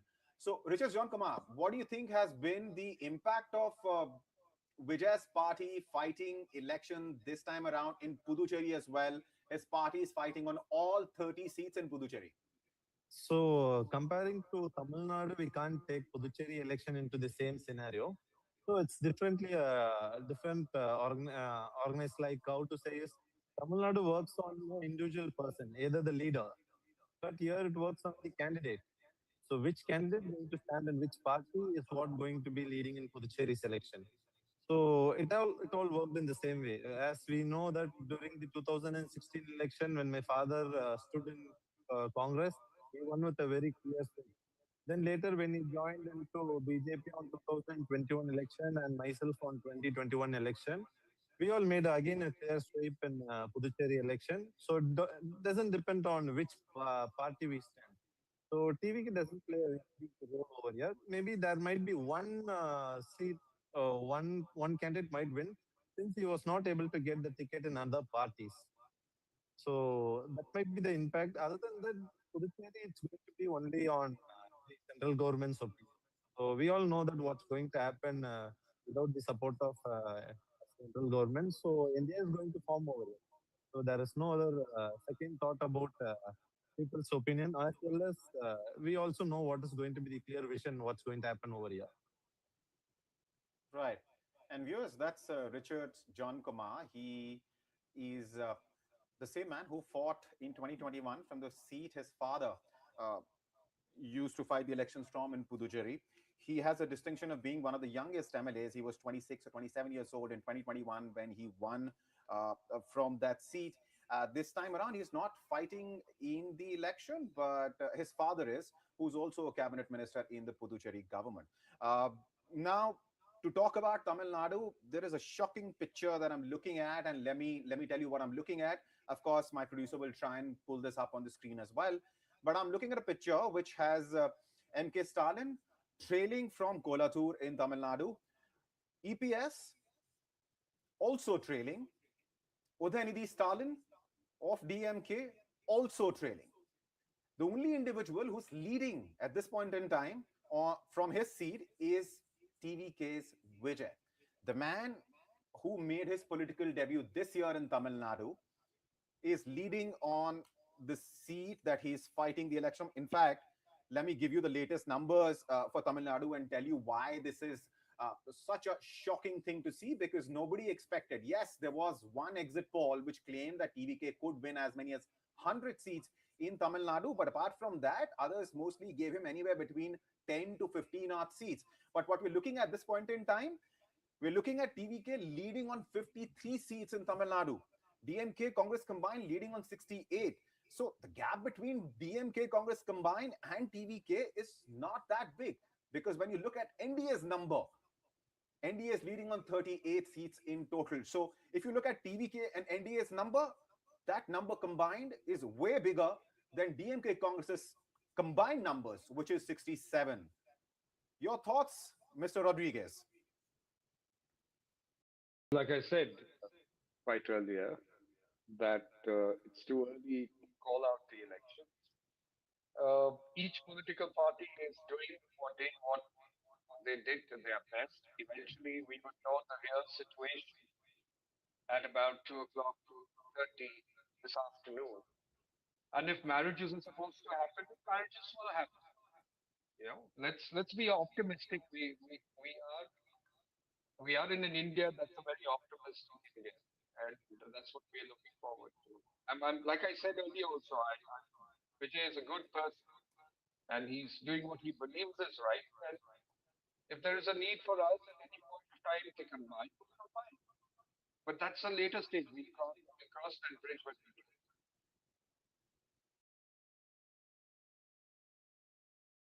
Right. Okay. Okay, I'm not sure. I lost your audio there because there was some echo and I couldn't really make out what your concluding remark was.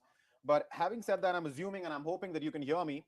And looking at the numbers in Bengal as well, it's very interesting picture. I mean, BJP, I'm sure there is a reason we saw all those jalebis being made at the headquarters. I mean, you, of course, want us to wait till about 1:32 when the picture becomes clearer and the numbers start solidifying. But looking at the numbers at this point in time, BJP surely should be a happy party, because the number of seats it won in 2021 was 77. And looking at the numbers right now are the 121 seats where the numbers are in for. BJP is already leading in West Bengal on 77 seats. TMC is leading on 42. Left Front is leading on 2. This time around, Mr. Rodriguez, what did BJP do differently in Bengal?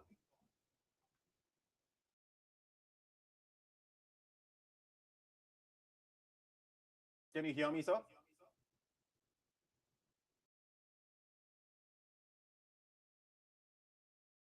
I'm not sure if Mr. Rodriguez can hear me. Let me come to you, Richard John Kumar. Yes. We were hoping that we would get to talk to your father as well, because he's, of course, unlike you, is a contestant in this election.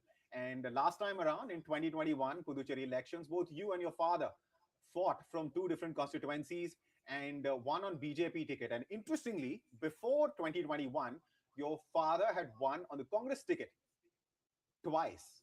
So at this point in time, you're sure of the alliance's chances in Puducherry. But what do you make of what you see in Tamil Nadu? Vijay is leading on a serious number of seats. In fact, if you combine the NDA and Vijay's numbers, they have a lead. They are in lead in Tamil Nadu, because DMK Congress combined is leading on 66 seats. TVK is leading on 61. Very close, neck and neck. And then we have NDA leading on 38 seats. So that's what in Tamil Nadu, after the exit poll, there was a very big, clear vision that there might be a change from the youngsters. So, average voting people below 45, they need some new changes. Maybe they all might have looked into a person from their childhood as their heroes. So maybe there will be chances for a normal people other than party people. So normally, let's take me if I'm a normal person from Tamil Nadu. So I don't look to parties or anything. So there will be always things that we have seen from the youngsters, from the young age. So there might be some difference that we need to put a vote for the person who we have looked from the childhood and we have grown up. So maybe this that might be, let's give a chance for Vijay. Maybe that's the reason there might be a change in election count. Right. Uh, Viewers, some key reactions have started coming in.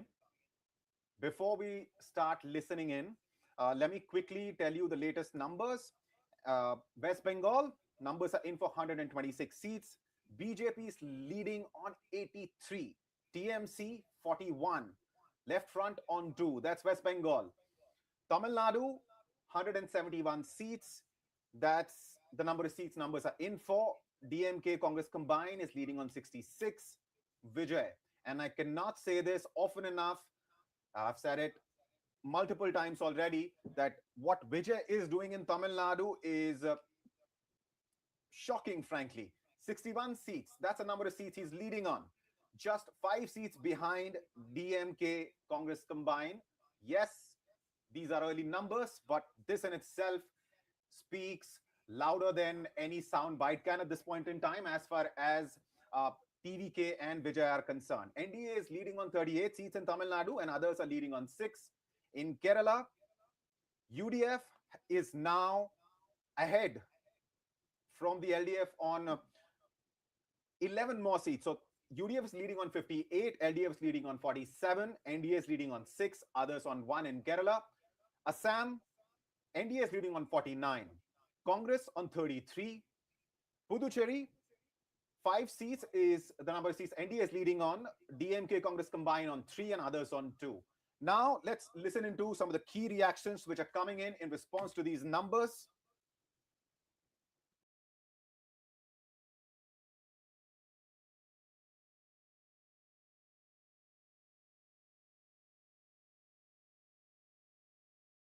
The thing is that within an hour and a quarter, there seems to be a very clear trend in our favor, and even some reasonably popular politicians from the LDF are trailing, which I agree is entirely premature because they've counted a couple of rounds. There'll be 8-10 rounds to count. But I just want to say that I think it's very clear that the Kerala electorate has to be congratulated. They understand the issues.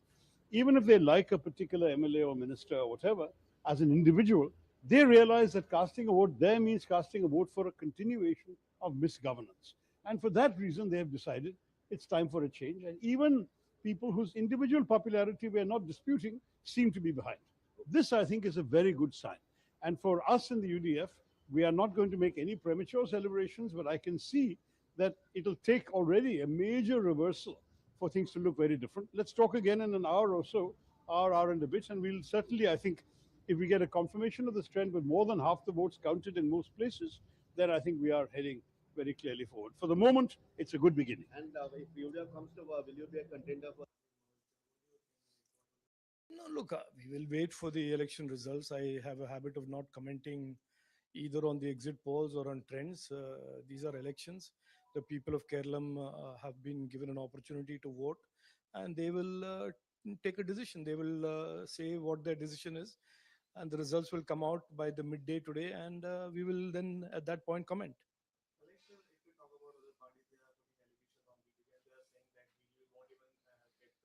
No, let us see. Look, these are things to be decided by the people and the electorate and the voters. We are in a democracy. No political party can decide the fate of another political party. It is people of our country, people of our states, people of Kerala, in my particular case, who will decide our future. And this is typical arrogance of the CPM and the Congress, where they think somehow that they will decide what the people will do. That is not at all correct. That is not at all accurate. This is a democracy. This is not China. This is not Russia. The people of Kerala will decide. Every Malayali who has gone to the voter booth will decide what their future is and who will be given their support and vote. Just want to ask, sir, in many other states, the elections are going on. What do you think? Like, what is the state of No, I am very confident that the politics, divisive politics of the India alliance will be defeated. The corruption of the India alliance parties will be defeated, and people will choose, as they have chosen in 2014, 19, 24 in India. They will choose to put their state on a track of corruption-free governance, on development opportunities for every citizen, and Vikasit Bharat can only be built, can only be complete if there is Vikasit Bengal, Vikasit Tamil Nadu, Vikasit Kerala, and Vikasit Assam and Vikasit Puducherry. So I am sure and I am confident that the people of these states will also give tremendous support to the BJP in the NDA.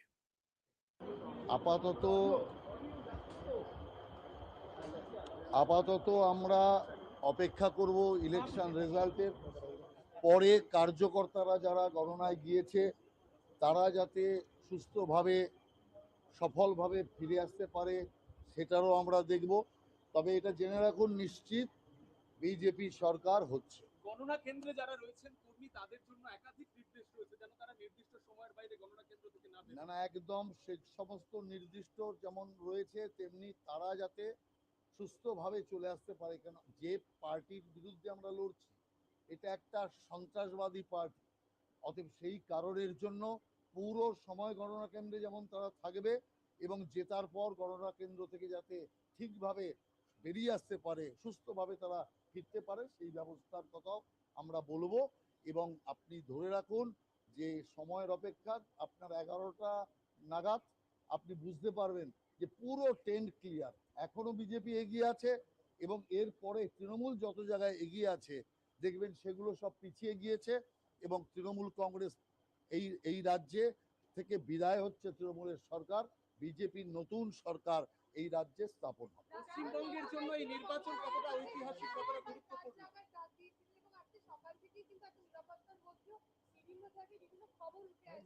না, দেখুন, তৃণমূল কংগ্রেস একটা বড়দের party, যে কারণে তারা বিভিন্ন গুন্ডাদের দিয়ে কাউন্টিংটা নষ্ট করার চেষ্টা করেছে, কিন্তু শেষ পর্যন্ত তারা সফল হয়নি। অতএব আমরা আমাদের কার্যকর্তাকে এটা বলেছি পরিষ্কার, ধৈর্য এবং সংযম রাখতে এবং পরিষ্কারভাবে ডেটে থাকতে, এবং তারা ডেটে আছে। এবং এরপরে তো আমি আপনাকে বলছি 11:30 12টার পর তৃণমূলের কার্যকর্তারাই, তৃণমূলের যারা কাউন্টিং এসেছেন তারাই আস্তে আস্তে করে বেরিয়ে যাবে। তারা বুঝে যাবে যে এই যাত্রায় আর তাদের হচ্ছে না, অতএব তৃণমূল ওখান থেকেই পলায়ন শুরু করে দেবে, এটা পরিষ্কার। পশ্চিমবঙ্গের ভবিষ্যতের জন্য नहीं, वारकर के लिए मैसेज यही है, डांटे रहे और वारकर का कोई चिंता नहीं है। सत्ता हम लोगों को पक्ष में आ रहा है और पश्चिम बंगाल में पहला बीजेपी सरकार, भाजपा सरकार गठन होगा। सर क्या कहेंगे, आज काउंटिंग है, किस तरह देखते हैं? निश्चित रूप से आज अब तक जो भी काउंटिंग का नतीजा आ रहा है बड़े उत्साहजनक है। तो हम लोगों ने जैसे उम्मीद किया था उसी हिसाब से नतीजा होगा, फिर से एनडीए सरकार बनेगा बीजेपी के नेतृत्व में। सर कितना सीट देख रहे हैं आप? हाँ, हम तो पहले से यही कह के आए हैं, यही विश्वास से हमने कही कि we are close to 100 with our allies. মতো টিএমসি আছে ইনিশিয়াল ট্রেন্ড, এটা সব ফার্স্ট রাউন্ডের ট্রেন্ড করছে। আর আপনার পোস্টাল ব্যালট কাউন্ট হয়েছে কিন্তু ডিক্লেয়ার তো এখন করবে না এই 3 রাউন্ডের আগে। ধরুন নন্দীগ্রামে 18 রাউন্ড ভোট হবে, 15 রাউন্ডে পোস্টাল ব্যালট ডিক্লেয়ার হবে। আর এখানে ভবানীপুরে ধরুন 20 রাউন্ডে কাউন্টিং কমপ্লিট হবে, 17 রাউন্ডে ডিক্লেয়ার হবে। আমি যেটা ইনিশিয়াল অ্যানালাইসিস করেছি, অল্প ইভিএম বেরিয়েছে, এটাকে খুব বড় কিছু করে দেখানো ঠিক না। তাতে হিন্দু ইভিএম বিজেপি আর মুসলিম ইভিএম টিএমসি, তবে আগের মতো নয়। মানে হাই কনসলিডেশন যেটা ওনারা করেছিলেন 21-24, হাই কনসলিডেশন হয়নি, ক্র্যাক হয়েছে। মালদাতে বা মুর্শিদাবাদের বহু সিটে বা উত্তর দিনাজপুরেও যেটুকু নিয়েছি করণদিঘি বা অন্য জায়গায় কংগ্রেস ভালো কোনো কোনো ইভিএম এ পেয়েছে মুসলিম বেল্ট ইনিশিয়াল এই দু রাউন্ড চলছে। আর আমার নন্দীগ্রামে ফার্স্ট রাউন্ড আমি পেয়ে গেছি 3000 লিড আছে, 18 রাউন্ড অব্দি যাবে। এটাতে আমার এক্সপেক্ট ছিল 1100 লিড পাবো, এটা আমি 28 পেয়েছি, 3 গুণ পেয়েছি। दादा अभी जो रुझान आए हैं, हिंदी में अभी जो रुझान आए हैं, क्या लग रहा है? सरकार भाजपा कर रहा है, सीटों ये का मान के चलिए। आप लोग का जो चल रहा था, जो इनिशियल ट्रेंड रहा है 135 plus BJP, 100 approx teams. Nandigram और भवानीपुर का क्या रिपोर्ट मिला है आपको अभी तक? देखिए भवानीपुर में तो इनिशियली तो टक्कर रहेगा। ये जो पहले राउंड हुआ है इसमें 14 जो बूथ है 6 मुस्लिम प्रॉन बूथ है, उसमें भी वो लोग जो 90-95% मुस्लिम वोट को पिछले बार मिलता था इस बार नहीं मिला, क्रैक है।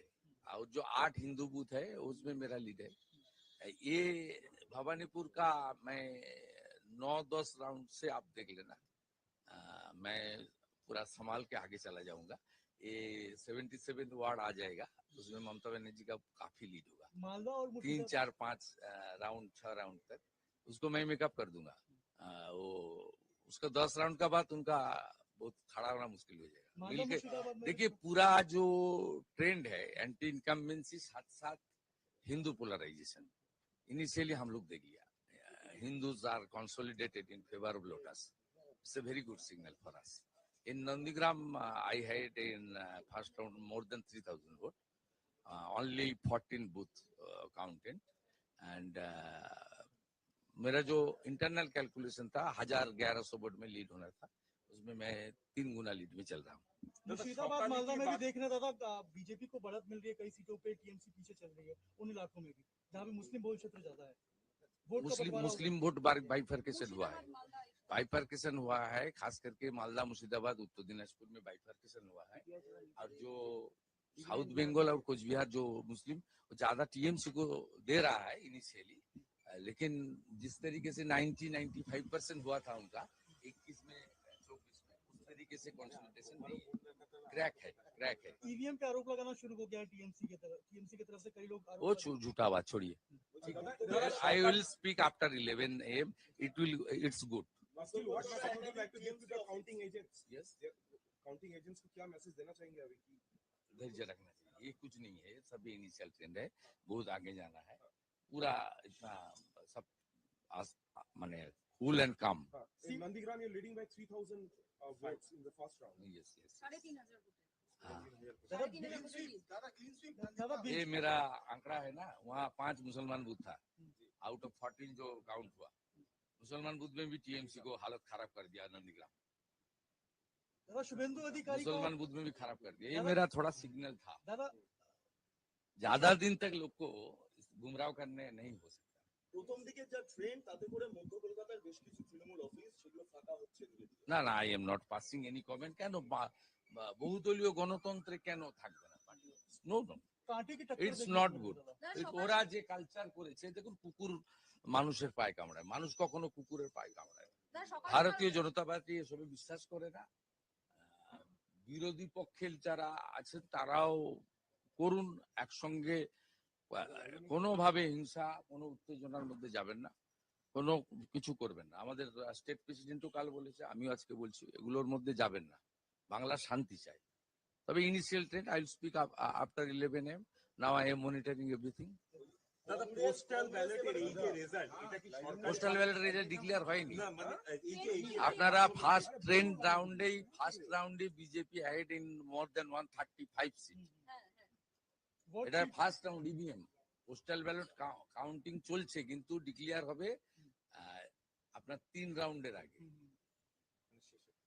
শেষের 3 রাউন্ডে। दादा सीटों का एक्सपेक्टेशन कुछ जिस तरीके से आंकड़ा बढ़ रहा है, सरकार हो रहा है, अभी ये बोलना ठीक नहीं, जल्दीबाजी हो जाएगा। সকাল রাজ্যবাসীর উদ্দেশ্যে কি বার্তা দেবেন আজকের দিনে? আজকে রাজ্যবাসীকে কিভাবে বার্তাটা কি বার্তা? সবাই শান্তি রাখুন, পারস্পরিক সহমর্মিতা রাখুন, কোথাও কেউ কোনো উত্তেজনার বশে করবেন না, এখন ইনিশিয়াল ট্রেন্ড অন্তত 50% কাউন্টিং হোক, বেলা 12টার পরে কমেন্ট করবেন, জনতা জনার্দনের উপর ভরসা রাখুন এবং কোথাও কোনো সমস্যার মধ্যে, ঝামেলার মধ্যে, উত্তেজনা ইত্যাদির মধ্যে যাবেন না।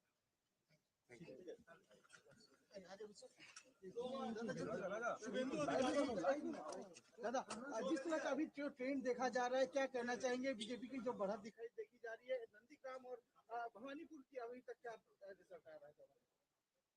देखिए, भवानीपुर का ऑफिशियल आंकड़ा मेरे पास नहीं आया, लेकिन वो जो फर्स्ट राउंड है वहाँ मुस्लिम फ्रंट बूथ भी है, हिंदू फ्रंट बूथ भी है। मैं ज्यादा कुछ उम्मीद नहीं कर रहा हूँ, लेकिन वो 6-7 राउंड का बाद मेरा अच्छा होगा भवानीपुर में। लेकिन इनिशियल तो आपको सब चैनल में दिखा रहा है मैं आगे हूँ। नंदीग्राम से मेरा एक्सपेक्टेशन से ज्यादा वोट मिला है। 3,500 का लगभग अभी जो हाँ, वो 1100 का मेरा उम्मीद था, 3 गुना ज्यादा मिला। पोस्टल बैलेट का अभी तक फाइनल नहीं हुआ है दादा, ईवीएम का जो बढ़त देखी जा रही है, आप लोग जो एक मेरा पूरा उम्मीद है बीजेपी सरकार करेगा, अच्छा करके अच्छा मार्जिन से करेगा। मालदा मुर्शिदाबाद में भी देखा जा रहा है, अच्छा वहाँ पर परफॉर्मेंस देखी जा रही है, सीट में बढ़त देखी जा रही है। ये इस बार हिंदू कंसोलिडेशन हुआ है और जो मुसलमान जिस तरीके से वोट करता है टीएमसी को, उस तरीके से नहीं किया है। इनिशियली बाइफर्केशन हुआ है, कुछ वोट मुसलमान प्रो मुस्लिम पार्टी को गया है, बीजेपी को भी कुछ आया है छोटा छोटा करके, जैसे मेरा नंदीग्राम में। Some key reactions there. Now back to what we were talking about, and that is of course the latest numbers. Let's get started with West Bengal. 169 seats. That's the number of seats that counting has started on, out of which 116 seats, a massive lead. That is what BJP has taken in West Bengal, as TMC is leading on just 51. BJP is ahead on 116 seats in West Bengal. Left Front is ahead on 2 seats. These are, of course, early numbers. But viewers, remember, like I told you earlier, that the numbers we're going to share with you are going to be sure numbers. We, of course, will try to get you the numbers as soon as possible, but our focus is to get the numbers right. Now, moving to the next state, which is Tamil Nadu. Numbers are in for 178 seats. Tamil Nadu Assembly has 234. The magic number is 118. And the DMK Congress combined here is leading on 73. But the big news, as far as Tamil Nadu is concerned, are not really the numbers of DMK and Congress. That is the numbers that Vijay's TVK is pulling in. TVK at this point in time in Tamil Nadu is leading on 62 seats. Just 11 odd seats less than DMK Congress combined. And if you add to TVK's number, the numbers of NDA, then you're looking at a figure of 102 in total, because in Tamil Nadu, NDA is leading on 40 seats. TVK is leading on 62. That takes the combined numbers to 102. The reason I'm saying combined numbers is, of course, because this was as suggested by exit polls in the run-up, and after, of course, polling was over, that DMK will be able to come back to power without a hitch. But if you look at the numbers, TVK is just 11 seats behind. And NDA is also leading on 40. There is a possibility, I don't know, however remote, that TVK and NDA might come together, and perhaps jumping the gun on this one. But we have Mr. Tamilaga joining us of the BJP in the studio. We will definitely get his comments on it. I was talking to Mr. Savio Rodriguez earlier of the BJP, and he gave an analogy, and I asked him, he was talking about a perfect marriage, and I asked him whether the BJP likes the boy, that is Vijay, in Tamil Nadu, and if that happens, then we could be looking at something which was not expected in Tamil Nadu. Now, moving to Kerala quickly, we're looking at 140 seats in total, out of which numbers are in for 115 seats at this point in time. UDF is leading on 64. For the first couple of hours, UDF and LDF were neck to neck. Pretty much the same number of seats as what we were talking about. But now UDF has clearly inched ahead, is leading on 64 seats. And LDF is leading on 44, NDA on 6, and others on 1. As far as Assam is concerned, numbers are in for 98 seats out of 126. The magic figure is 64. NDA is very close to that magic number now. NDA is leading on 60 seats. Congress is leading on 32. AIUDF on 1 and others on 5. Let's also quickly take a look at what's happening in Puducherry. Numbers are in for 16 seats. Puducherry, viewers remember, is a union territory and has a very small assembly of just 30 seats. And the winning and losing margins in Puducherry are also usually wafer thin. Somebody could win an election or lose because of a difference of just 100 to 200 odd votes. So NDA here is leading on 8 seats. DMK Congress combined is leading on 5. Others are leading on 3. Now let me get Mr. Lanka Dinakar's comment on the situation, because we have just discussed the numbers, the latest numbers, which you must be watching on the Hindustan Times app and Live Mint app and on YouTube. These are the sure numbers. You might find different numbers elsewhere, but that's because we're trying to bring to you the numbers we are really sure about. Having said that, so your quick comment on the numbers that you're seeing, especially in the context of Bengal, and then we will discuss Assam, Kerala, and Tamil Nadu along with Puducherry as well. Yeah, as far as people of our country, most particularly the elections which were held for 5 states, very clear BJP mark under the leadership of Prime Minister Narendra Modi ji is very clear. As far as West Bengal is concerned, across the nation, people watch very interestingly what happens in West Bengal. As expected by the BJP, beyond 2/3 majority, we are going ahead in West Bengal. As of now, the numbers out of 294 assembly segments, 293 is going to be declared to the results. So far available 194 seats trends, in which 141 is the BJP very clear majority in going ahead, whereas Trinamool Congress confined to 51 seats. That seems to be very clear. The people of West Bengal vexed with Mamata Banerjee, rude jungle Raj, which should be get removed, is the mindset very clearly visible in the Bengal voters, and the confidence on the Prime Minister Narendra Modi's administration rule, and there is a lot of trust on the BJP, which has been showing by the people of the Bengal. It is very clear, visible their trust on Prime Minister Narendra Modi and BJP is very clear in West Bengal. And at the end, after completion of all the 293 segments counting, this trend will continue. Definitely, BJP is going to register landslide victory, and we are going to form government in West Bengal. As far as Assam is concerned, there also trends like West Bengal. Very clear, the 3/4 majority side is going ahead, BJP under the leadership of Hemant Biswa Sharma ji. It is a very clear mandate is getting BJP favor in Assam. It is as expected by the post-poll surveys. We also very clearly mentioned about Assam. But interesting part is West Bengal.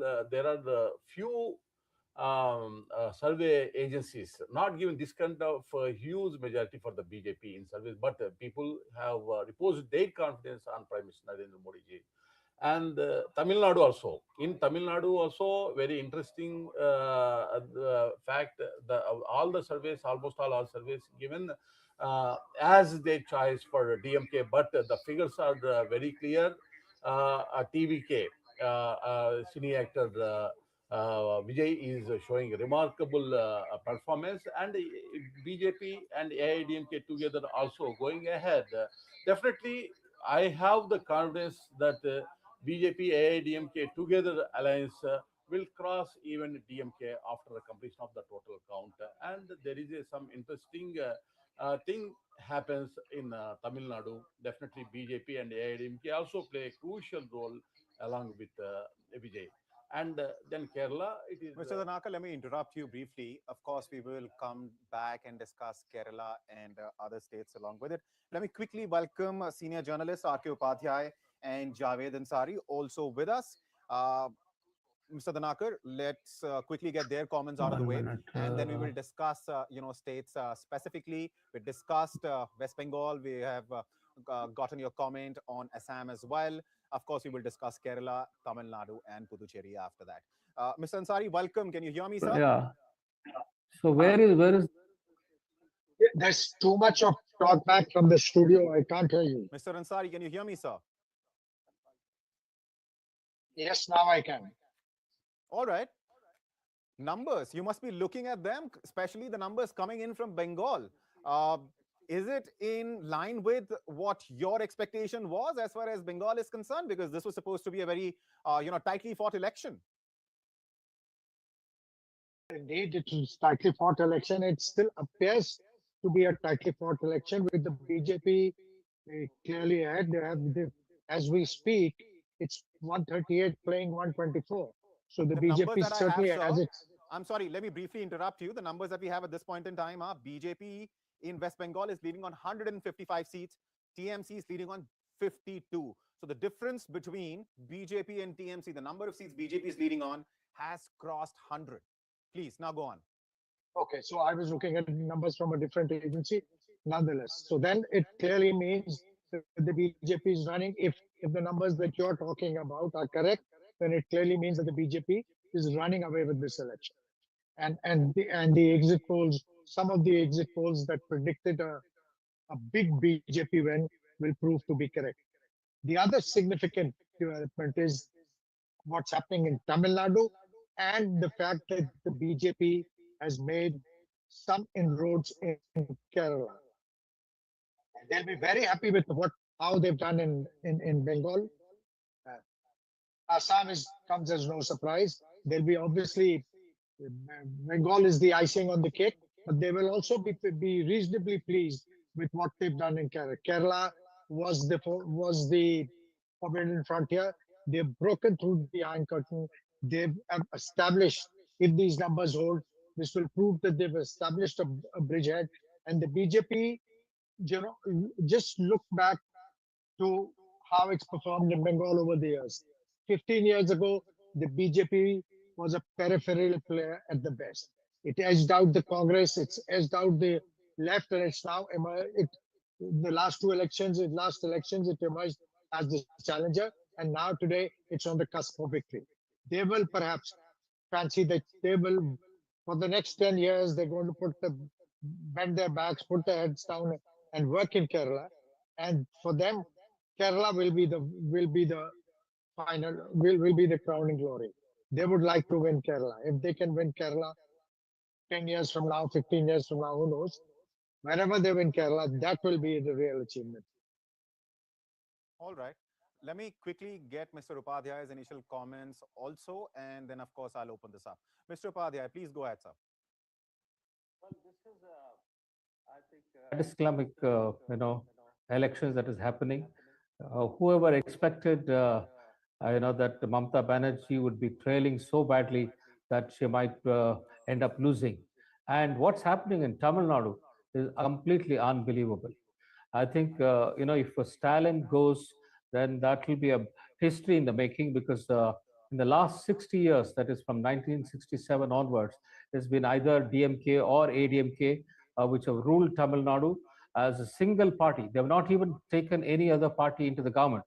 And this time it looks like a complete outsider who launched this party only just about 2 years ago, if he is able to come to power or become a kingmaker.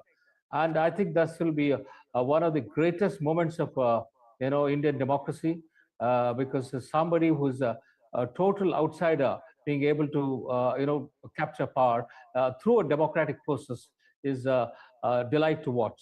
And of course, as we see in Assam, BJP seems to be running away with a victory there, thanks to Himanta Biswa Sarma. And even in Puducherry, the alliance between Rangaswamy and BJP seems to be coming back. Overall, it's a impressive performance by the BJP, I would say, but disaster for the India alliance. I mean, in India alliance, you see what is happening in West Bengal.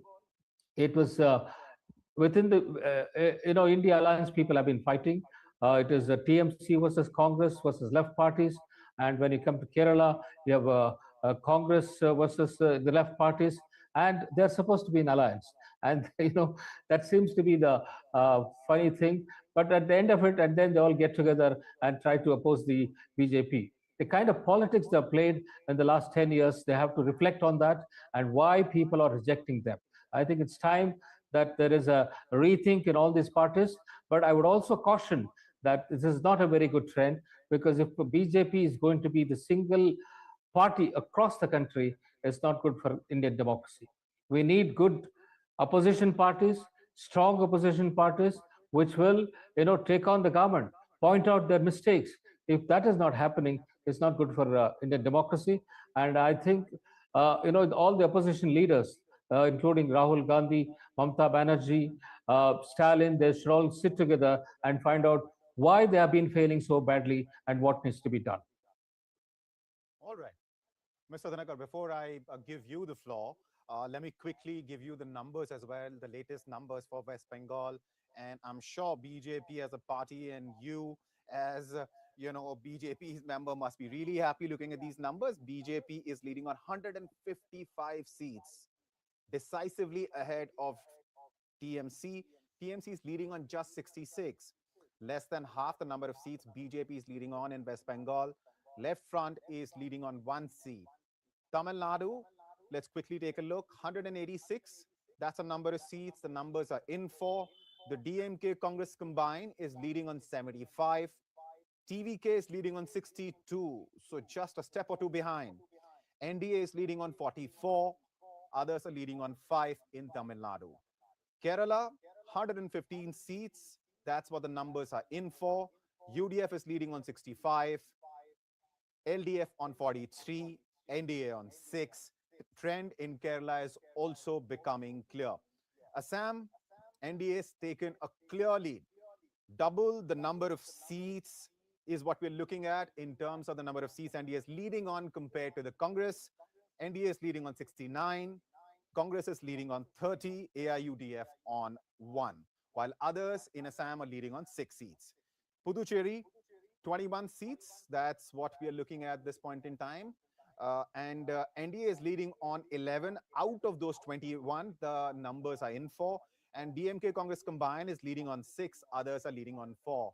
Mr. Dhanakar, would you say what's happening in West Bengal in particular is along the lines what the party was expecting, given in 2021, BJP had won just 77 seats. And these are early numbers, sure, but the number of seats BJP has taken a lead on in Bengal is 154, more than double the number of seats TMC is leading on.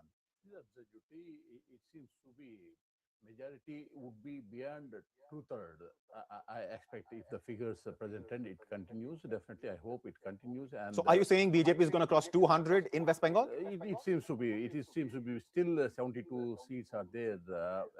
If trends, if we observe that, we cross beyond 200 seats in West Bengal itself. It is very clear that Nari Shakti Vandan issue is played a role because Mamata Banerjee, being a woman, she hesitated to support a woman reservation and providing more space for women in Lok Sabha and Assembly. It seems to be very clear anger of women as expressed in West Bengal as well as Assam, along with the other categories voters also. They gave their concern towards the BJP to support the BJP for double engine sarkar in West Bengal. Prime Minister trust on Prime Minister Narendra Modi ji and the cadre rank and file across the state in West Bengal, how the BJP performed is a visible fact today. Results which we are watching. It is amazing. This in democratic process, the first time peaceful election held in West Bengal without having untoward incidents, without deaths. This peaceful election give this favorable verdict in favor of Bharatiya Janata Party. It is the people of West Bengal victory. Definitely, this shows the capacity of Prime Minister Narendra Modi ji. what the people are expecting from Prime Minister Narendra Modi ji, once again it gets proved in West Bengal. Assam, where people repose their confidence on Hemant Biswa Sharma ji, his performance as double engine sarkar for last 15 years, how we performed in Assam, it is going to be carried forward for another 5 years. People verdict are very clear.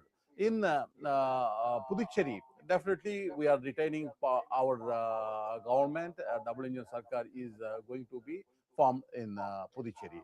In Kerala, we are showing a significant growth in vote and as well as seats also. Almost all 6 seats as of now we are in majority. And in Tamil Nadu also BJP has its footprint across the 5 states, all the states in which BJP has its footprint, and it is very clear as far as Congress is concerned.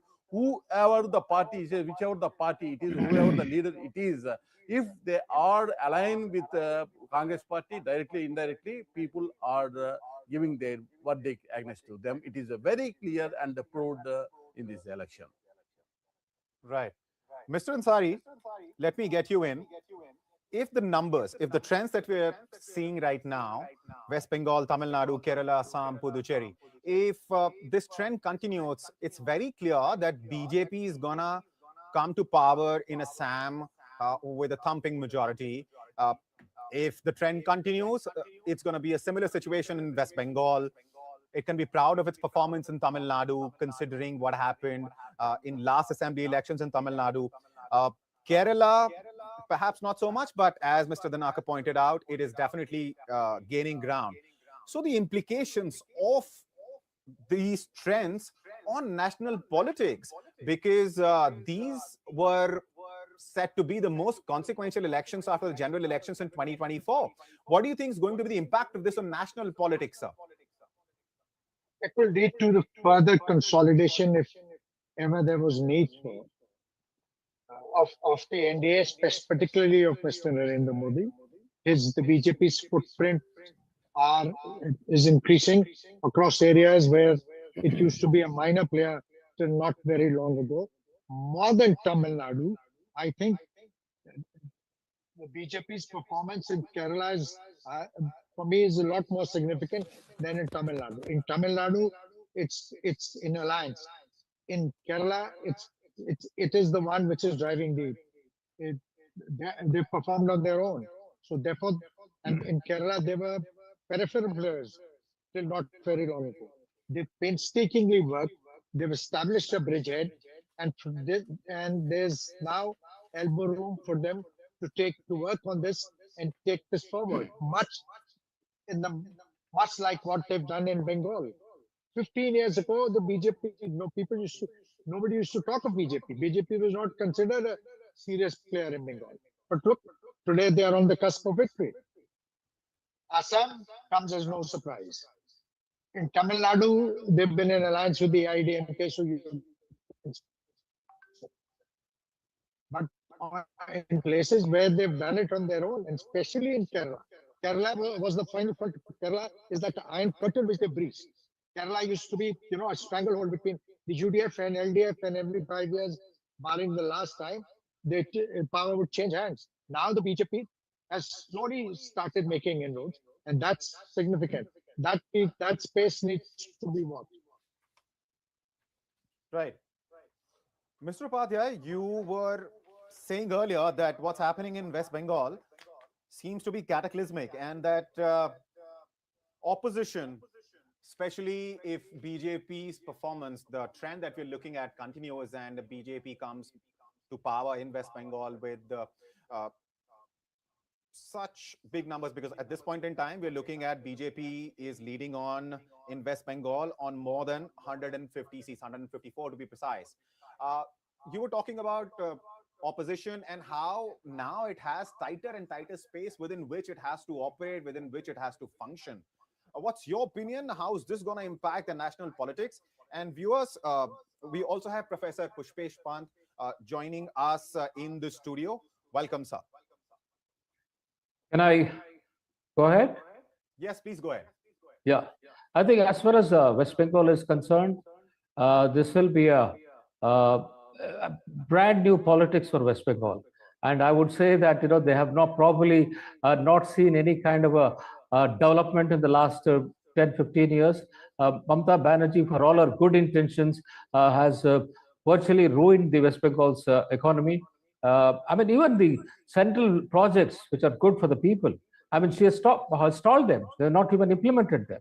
So that's not the way you rule the country, where your people are deprived of even what they're supposed to get. I think it's been a payback time for the people, and they've shown us that we will not accept this kind of a politics. If Suvendu Adhikari is able to give a good government, hopefully that Bengal will start, looking different, because as we see that a lot of Bengalis who are going out of Bengal in search of jobs. I live in Bangalore and I see so many Bengalis coming here looking for jobs. They're such bright young people, and if they're not able to, get jobs in their own place, I mean, this is a very sad state of affairs, and hopefully this will bring out a change. As far as the opposition space is concerned, I'm a little worried. I mean, as I mentioned earlier, it's getting narrower and narrower. Just look at what's happened in the last 1 year, 1.5 years. In Odisha, we had a stable government for 25 years. Biju Patnaik ran that government. So, I mean, they've been completely sidelined. In the last election, he lost the election, and then there is a BJP government there. And then in Maharashtra, Uddhav Thackeray has been sidelined. And then, NCP also has been sidelined. And then you come to what's happening to the, Delhi. Delhi Aam Aadmi Party has been thrashed. And now you see 7 of their Rajya Sabha MPs switching over to the BJP. I mean, as if there is no Anti-Defection Act. It's a mockery of the Anti-Defection Act that if 7 people can just walk over and join another party. And if Mamata Banerjee also goes in West Bengal, and Stalin also likely to go in Tamil Nadu, you will see that the space that is occupied by India Alliance is shrinking, and that is not a very good sign for Indian democracy. All right. Professor Pant, before I come to you, let me give the opportunity to the Naka to respond to this. The charge against BJP is that wherever it goes, it doesn't just defeat the opposition, it finishes it off. Not a good thing for a democracy, Mr. Danaka. Would you agree or disagree? It is absolutely wrong notion. If it is so, why we haven't formed the government in Kerala? It is not the true discussion. It is not the correct, because people should have the confidence. Unless the people have the confidence, how can we form the government? As far as Congress and India Alliance is concerned, they are not getting the trust of the people. Where is Rahul Gandhi today? Whether he is available in India, 5 states, very important states, elections results are coming out. So without blaming BJP, what kind of wrongdoings which is happening with Congress and their alliance partners? Let them consider and they have to make introspection. BJP always welcome healthy election and a healthy opposition for the sake of Viksit Bharat. But unfortunately, opposition party, rather than hating Modi ji individually, they are not speaking what the people exactly required. So it is a failure on the part of opposition. Their failure should not be. Danakar, that criticism is based on certain facts, right? For example, we all know what happened with Shiv Sena in Maharashtra. We just saw what happened with AAP in the Rajya Sabha, 7 of its MPs walking over, right? So the criticism, as far as BJP is concerned, is based on facts. No, let the people judgment will prevail. Ultimately, people give their verdict. If some party leaders, they lose confidence on their own party, they took some decision, how can you blame a BJP?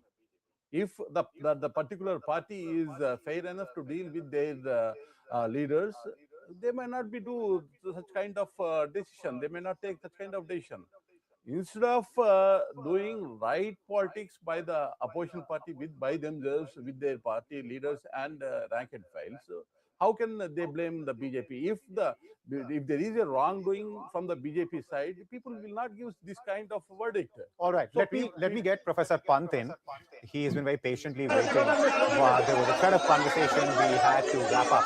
Now, Professor Pant, you heard, what the BJP spokesperson has to say about the charge made by Mr. R.K. Upadhyay, that wherever BJP goes, it doesn't just defeat the opposition, it finishes it off. He has, of course, tried to defend his party and its record. What's your opinion? Because if West Bengal, if Mamata Banerjee loses there, how many strong parties, how many strong opposition parties are going to be left in the country? It's just DMK at this point in time that we're talking about. I think it's grossly unfair to blame everything on lover. I am not a supporter of the party, but I do think that Mamata Banerjee has a lot to answer for. I mean, and why should Mamata Banerjee, who had been a member in a NDA led by Atal Bihari Vajpayee, been a cabinet minister there, now suddenly become, one of the most staunchest defenders of secularism, etc., etc. That's number one. Also the problem is that why should the rest of the country think that only one citadel of opposition, whether it is CPM led, whether it is Trinamool led, whether Congress perish the thought, is nowhere anywhere in the sight, including the leader, as the gentleman pointed out right now, who leads the party. Why should people suddenly feel that BJP has done something dastardly on its own? What I get worried about is that BJP rose like a phoenix from 2 seats to a majority party in the government. Yes. It has lost elections, has lost number of seats in Lok Sabha after that. But then people still forget that the majority of the people in India, for one reason or the other, vote for BJP. You may say there is fear, you may say there's been browbeaten, you may say that their members have been split, bribed, broken over. But what kind of cadre, what kind of leaders a opposition party had, where 7 MPs can go straight away on one stroke? All right, BJP maybe blackmailed them, but they were vulnerable to blackmail, and vulnerable to blackmail to an extent that they did not think for a blink of an eye to go over to the other party. How had they found their way in the Rajya Sabha? And one gentleman had been nominated the deputy leader of the leader of Rajya Sabha itself. So Yeah. I think there's one part of the thing. The second thing which causes worry, of course, is that we tend to have a very short-sighted view. I mean, what I'm more worried about is the institutions failing the democracy in India, not the parties failing. It's very easy to say that Baba Sahib Ambedkar had said that an institution is only as good as the people who occupy it. Yeah. But you have a prime minister, and who is the prime minister of the country.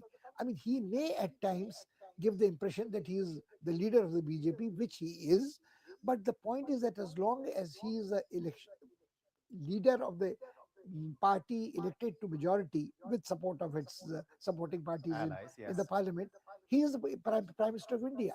Now, the point is that if you have a state which adopts a confrontationist position against the center, be it the DMK in Tamil Nadu, be it Mamata Banerjee in West Bengal. Professor Pant, I'm sorry, I'm going to interrupt you briefly because this is the nature of, election day coverage. Numbers keep coming in. But of course, I will come back to you. Looking at Tamil Nadu, shocking numbers. There was one exit poll which claimed that TVK could win 100 plus seats in Tamil Nadu. TVK has just crossed that number. In fact, has just touched it, not crossed it.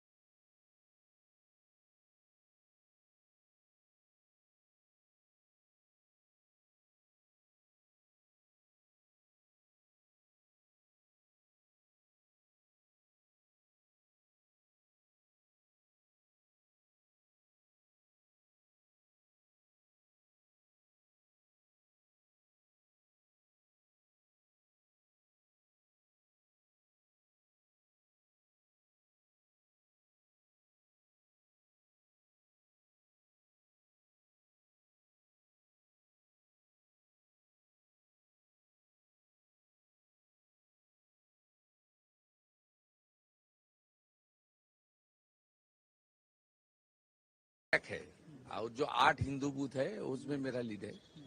ये भवानीपुर का मैं 9-10 round से आप देख लेना, मैं पूरा संभाल के आगे चला जाऊंगा। ये 77 वार्ड आ जाएगा, उसमें ममता बनर्जी का काफी लीड होगा। मालदा और 3, 4, 5 राउंड 6 राउंड तक उसको मैं मेकअप कर दूंगा। वो उसका 10 राउंड का बाद उनका बहुत खड़ा होना मुश्किल हो जाएगा। मिलके देखिए पूरा जो ट्रेंड है एंटी इनकम्बेंसी साथ साथ हिंदू पोलराइजेशन इनिशियली हम लोग देख लिया। Hindus are consolidated in favor of Lotus. It's a very good signal for us.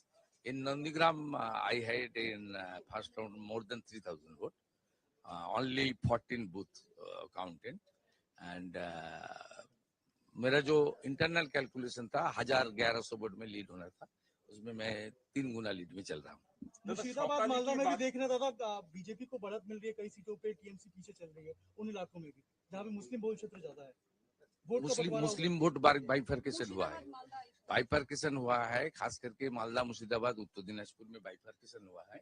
और जो साउथ बंगाल और कुछ बिहार जो मुस्लिम ज्यादा टीएमसी को दे रहा है इनिशियली, लेकिन जिस तरीके से 90-95% हुआ था उनका 21 में 24 में, उस तरीके से कंसोलिडेशन नहीं है, क्रैक है। ईवीएम पे आरोप लगाना शुरू हो गया है टीएमसी की तरफ से कई लोग वो झूठा बात छोड़िए। I will speak after 11 AM. It's good. Counting agents counting agents को क्या मैसेज देना चाहेंगे अभी की धैर्य रखना चाहिए, ये कुछ नहीं है, सभी इनिशियल ट्रेंड है, बहुत आगे जाना है, पूरा इतना सब माने कूल एंड काम। Nandigram you're leading by 3,000 votes in the first round. Yes. 3,500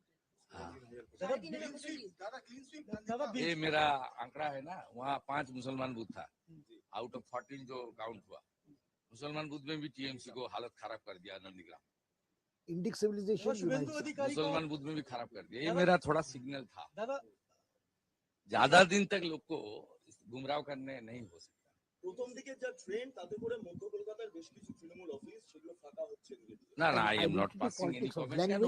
And parochialism are at a disadvantage in the contemporary India, where it's things not have changed greatly, IT and migration, internal migration, and so on. The only issue here is that if you have this as the template, what about states like Maharashtra, led and governed by BJP, which has come out with the anti-politics which can only be called divisive, that the auto drivers and taxi drivers should be compulsorily speaking Marathi. So if the Marathi Manush in the Maharashtra, that is what happens to the identity and the parochialism of the Bihari identity in the Bihar politics. So I think we are going to see the residue of the identity politics in partisan politics in coming elections. But what makes me most apprehensive is the failure of institutions like the Supreme Court, where the learned or judges say that what difference does it make if you don't get your voting rights in one election, wait for 5 years, then you can exercise and throw out the government. Then you have the use of the central forces and the investigative and enforcement agencies, which sort of seem to vitiate the whole process of democratic elections. I, for one, would be very reluctant to accept that the Bengal elections, West Bengal elections, were free and fair totally. Mamta probably got her comeuppance, but to say that the elections were held without a shadow of fear, I mean, I think it's a failure of the Election Commission, starkly glaring you in the face when a whole constituency has to be forced to go to repoll again. You're talking about Falta. Professor Pant, I'll come back to you on this. And in fact, before I give Mr. Dhanakar here an opportunity to respond, let me quickly also point out that this election has been an exception. You were talking about fear being there among voters. And of course, the free and fair election part, I would let Mr. Dhanakar answer and respond to that. But as far as these elections are concerned, for the first time, elections have largely been violence-free. It is an exception in case of Bengal because, looking at some of the reports which came out earlier, apparently 51%, anywhere to that extent, in fact, the violence in election is contributed just by West Bengal alone, right? That is a big number, perhaps a shame, a blot, as far as the democracy like India is concerned, that, but this time around, we are seeing a change in that. Mr. Dhanaka, I'll let you respond, and then we will, of course, discuss post-poll violence in Bengal more.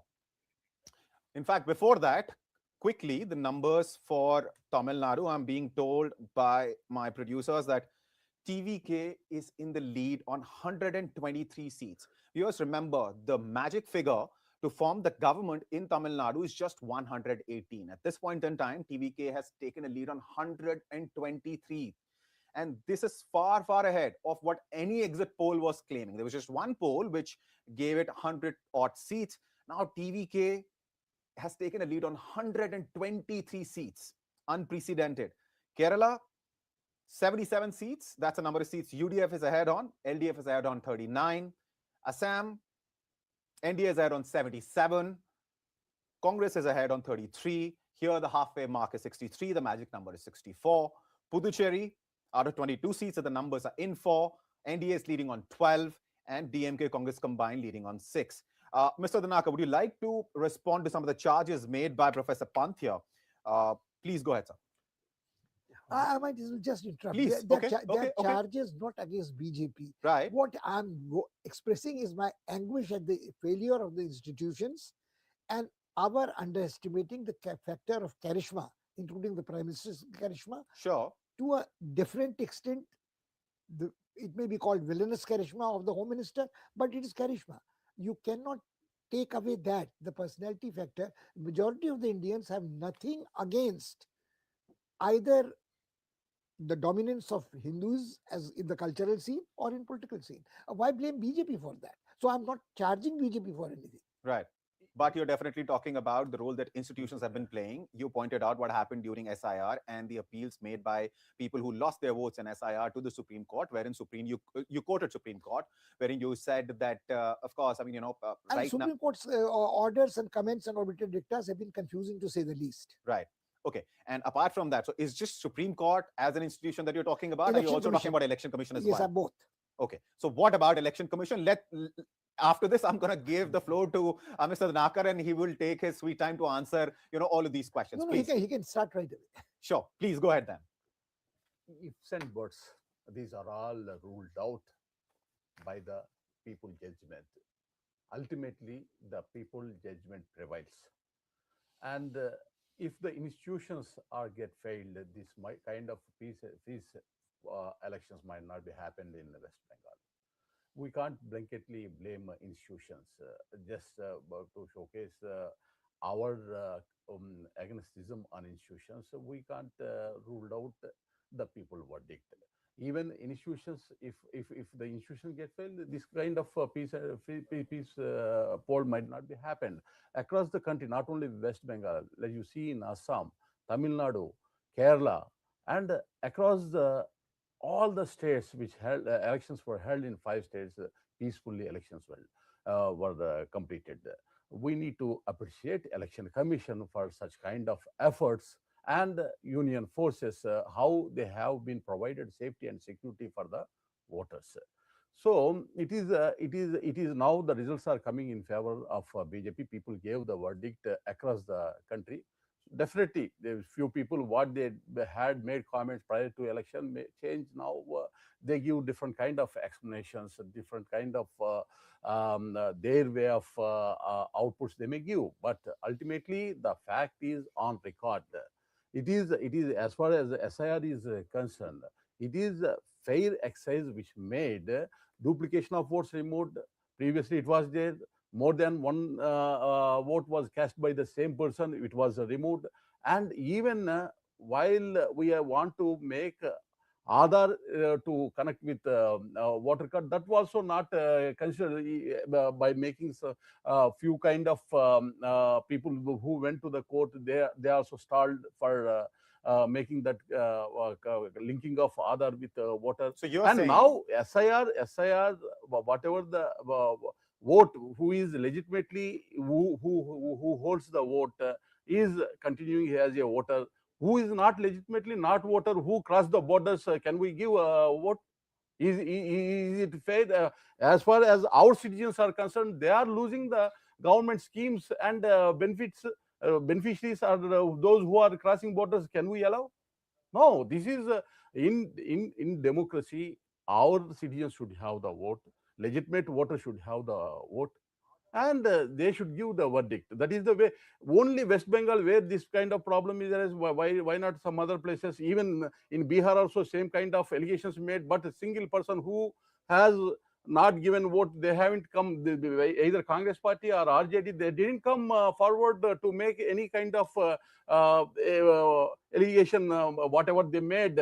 Post SIR, they didn't come, they didn't file All any right. kind of. So you're saying BJP had legitimate reasons to behave as it has, and of course the organizations as well, the institutions as well, because when EC decided to post as many as 2.5 lakh paramilitary forces, armed paramilitary forces in West Bengal, it was done keeping the situation on ground in mind, which is to say you were referring to illegal immigrants and perhaps the kind of violence that we have seen in the past in West Bengal. Mr. Ansari, if you're with us, I could see you briefly on the screen with me. If you can hear me, sir, I have a question for you. Can you hear me? Okay. All right. I think there is some audio issue there. We will go back to Mr. Ansari as and when he can hear us clearly. Professor Pant, so Mr. Danakar's response is rather clear. He says some of these things are just excuses because opposition is losing. So it has no choice, no option, but to just, discredit whatever BJP has been doing, or for that matter, if it fails to discredit BJP, then it tries to discredit the institutions, including, election commission. How would you respond to that? No, well, I think there are two issues which are very clear. I think what I stated very explicitly was that the majority of the Indians seem to support broadly the agenda of BJP. So it is the will of the people which ultimately reflects in the elections.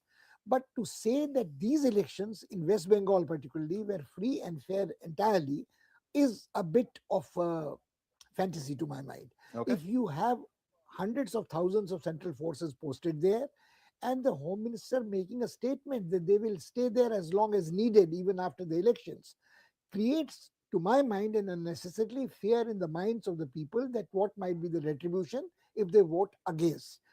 This is not to suggest what Mr. Dinakaran has a very good point. Professor Pant, let me quickly come in, because as far as the Home Minister's statement and the number of forces, CAPF forces which have been sent and stationed in West Bengal, see, West Bengal historically has been a state which has seen post-poll violence. I mean, if you go back just to 2021, you're talking about 58 deaths. You're talking about as many as 300 incidents of violence. At the end of the day, it is the common man, the man who's on the ground. Doesn't matter whether he's a TMC supporter, BJP supporter, or supports some other party, left or Congress for that matter, should not be facing the brunt of this kind of violence. And how do you stop violence? You have to find the gundaism. Doesn't matter who it is being done by, of course, legal means. And what are those legal means? Those legal means are having forces on ground. Yes, but there is an interesting issue here. Sure. The forces on ground in a federal scheme does not have to be central forces without the consent of the state government. Now, in this case, either you say the law and order has broken down in West Bengal, and post-election, if there is violence to be threatened, you get rid of Mamata Banerjee and then have the central forces there. I think there's a totally different situation. All right, Mr. Danaka, please come in. It is absolutely wrong. Whether people have the confidence or not, Honorable Home Minister gave his concern for the sake of safety and security of the people. They had believed, trust, they don't have any problem previously what they had experienced because of security and safety has been provided through the central forces. Even in elections, wherever the sensible places, it is general practice, central forces always takes place across the country. West Bengal, we had experienced such a worst experience as far as violations, post-election violence in 2021. If we give confidence to the people, you don't have any threat, they feel safe and secured, and they can freely, openly franchise their vote and cast as per their wish. This is the confidence has been boosted as far as people of Bengal is concerned, because Amit Shahji's comments which made even post results, they want to continue central force means you don't have any kind of threat, any kind of attacks from the gundas, such kind of safety and security they felt they had used their vote as their wish by the Right. voters of Bengal. So, Professor Pant, now let's agree to disagree on a few things with Mr. Dinakar, I suppose.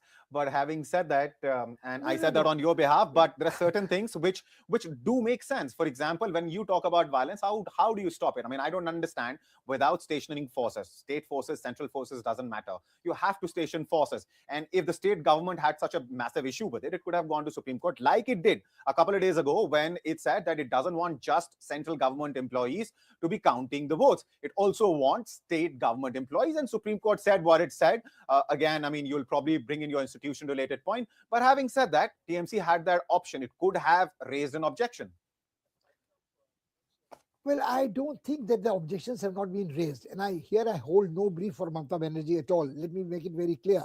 Right. But what I mean is when a sitting judge or a learned judge of the Supreme Court says that why are you worried about losing your votes? You can always throw out the government in the next elections. That I think is making a mockery of taking an appeal to Supreme Court.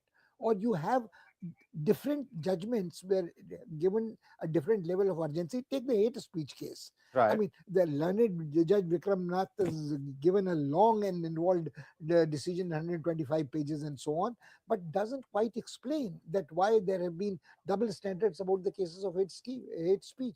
So I think Mr. Dinakaran's, I don't have too much of a disagreement with Mr. Dinakaran at all. I do very strongly believe that the Gundaism and Lumpenism should be stopped, and West Bengal has a history not only of this from the days of Noah Khali, the days of the Action Day, to the original partition of Bengal when the violence took place. There has been a very communal politics which we have chosen not to look at, and we have chosen to think that the West Bengal is a place which has perfect communal harmony and secularism. It is not true.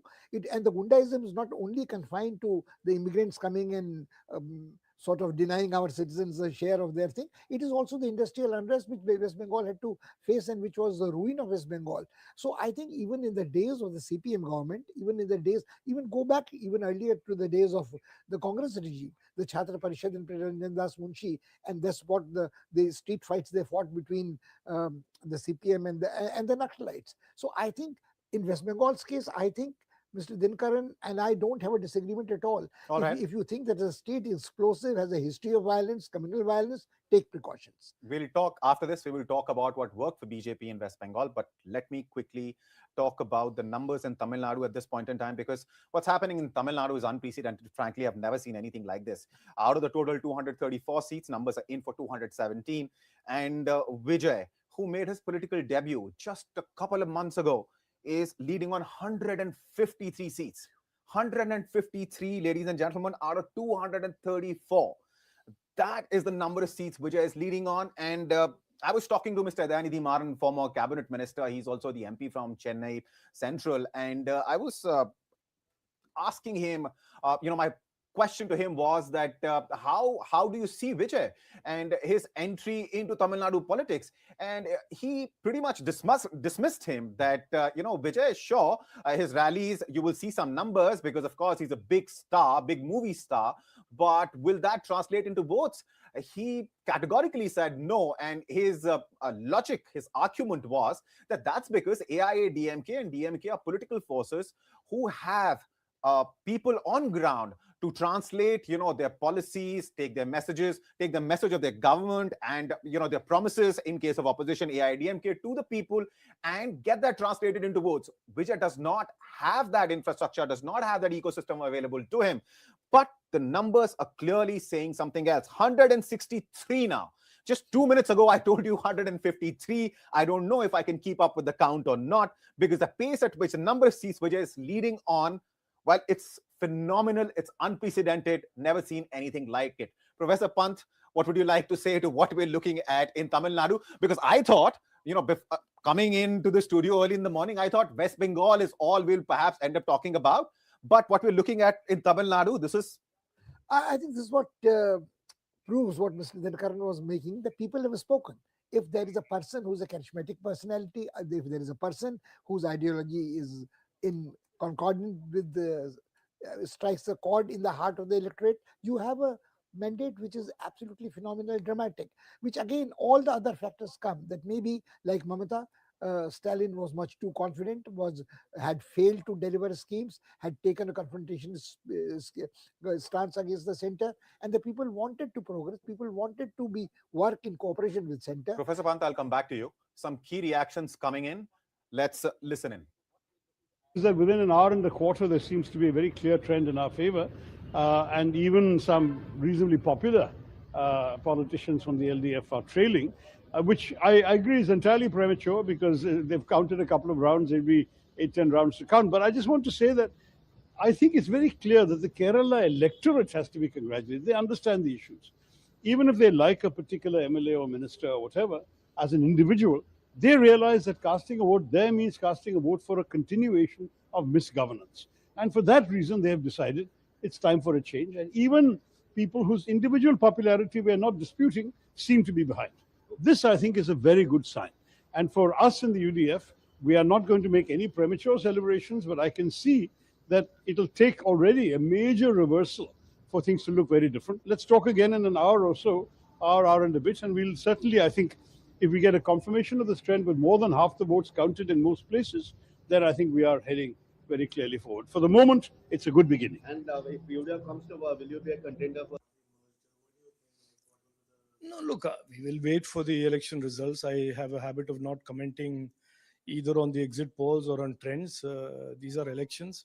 The people of Kerala have been given an opportunity to vote, and they will take a decision. They will say what their decision is, and the results will come out by the midday today, and we will then at that point comment. Malaysia, if we talk about other parties, they are putting allegations on BJP and they are saying that BJP won't even get the one seat. Now, let us see. Look, these are things to be decided by the people and the electorate and the voters. We are in a democracy. No political party can decide the fate of another political party. It is people of our country, people of our states, people of Kerala, in my particular case, who will decide our future. And this is typical arrogance of the CPM and the Congress, where they think somehow that they will decide what the people will do. That is not at all correct. That is not at all accurate. This is a democracy. This is not China. This is not Russia. The people of Kerala will decide. Every Malayali who has gone to the voter booth will decide what their future is and who will be given their support and vote. I just want to ask, sir, in many other states, the elections are going on. What do you think?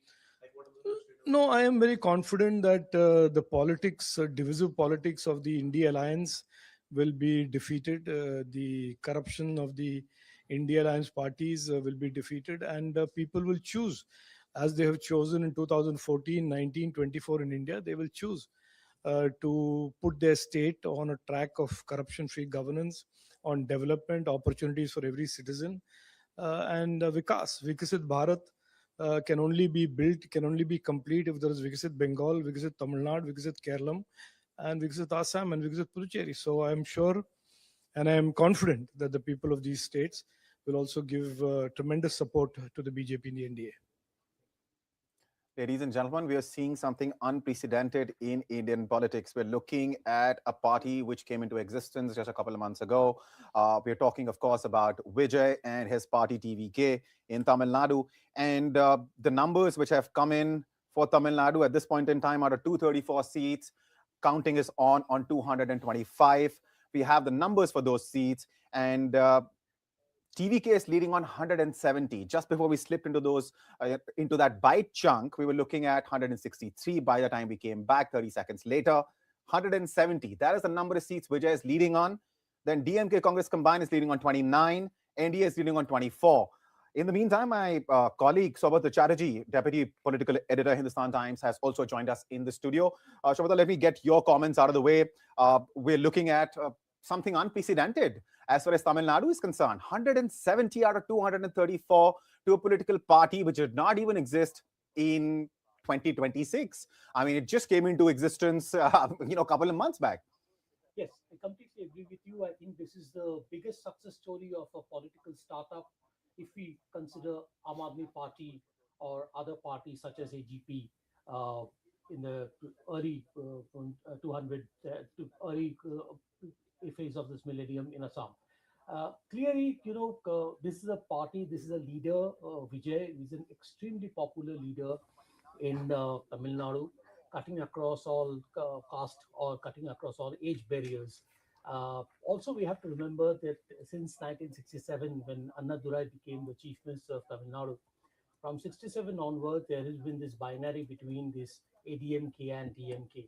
And finally, we are seeing a third party coming to power. We had seen glimpses of shift in power when Captain Vijay Kant, who commanded about 7 to 8%, 6 to 7% votes, but he didn't move beyond that.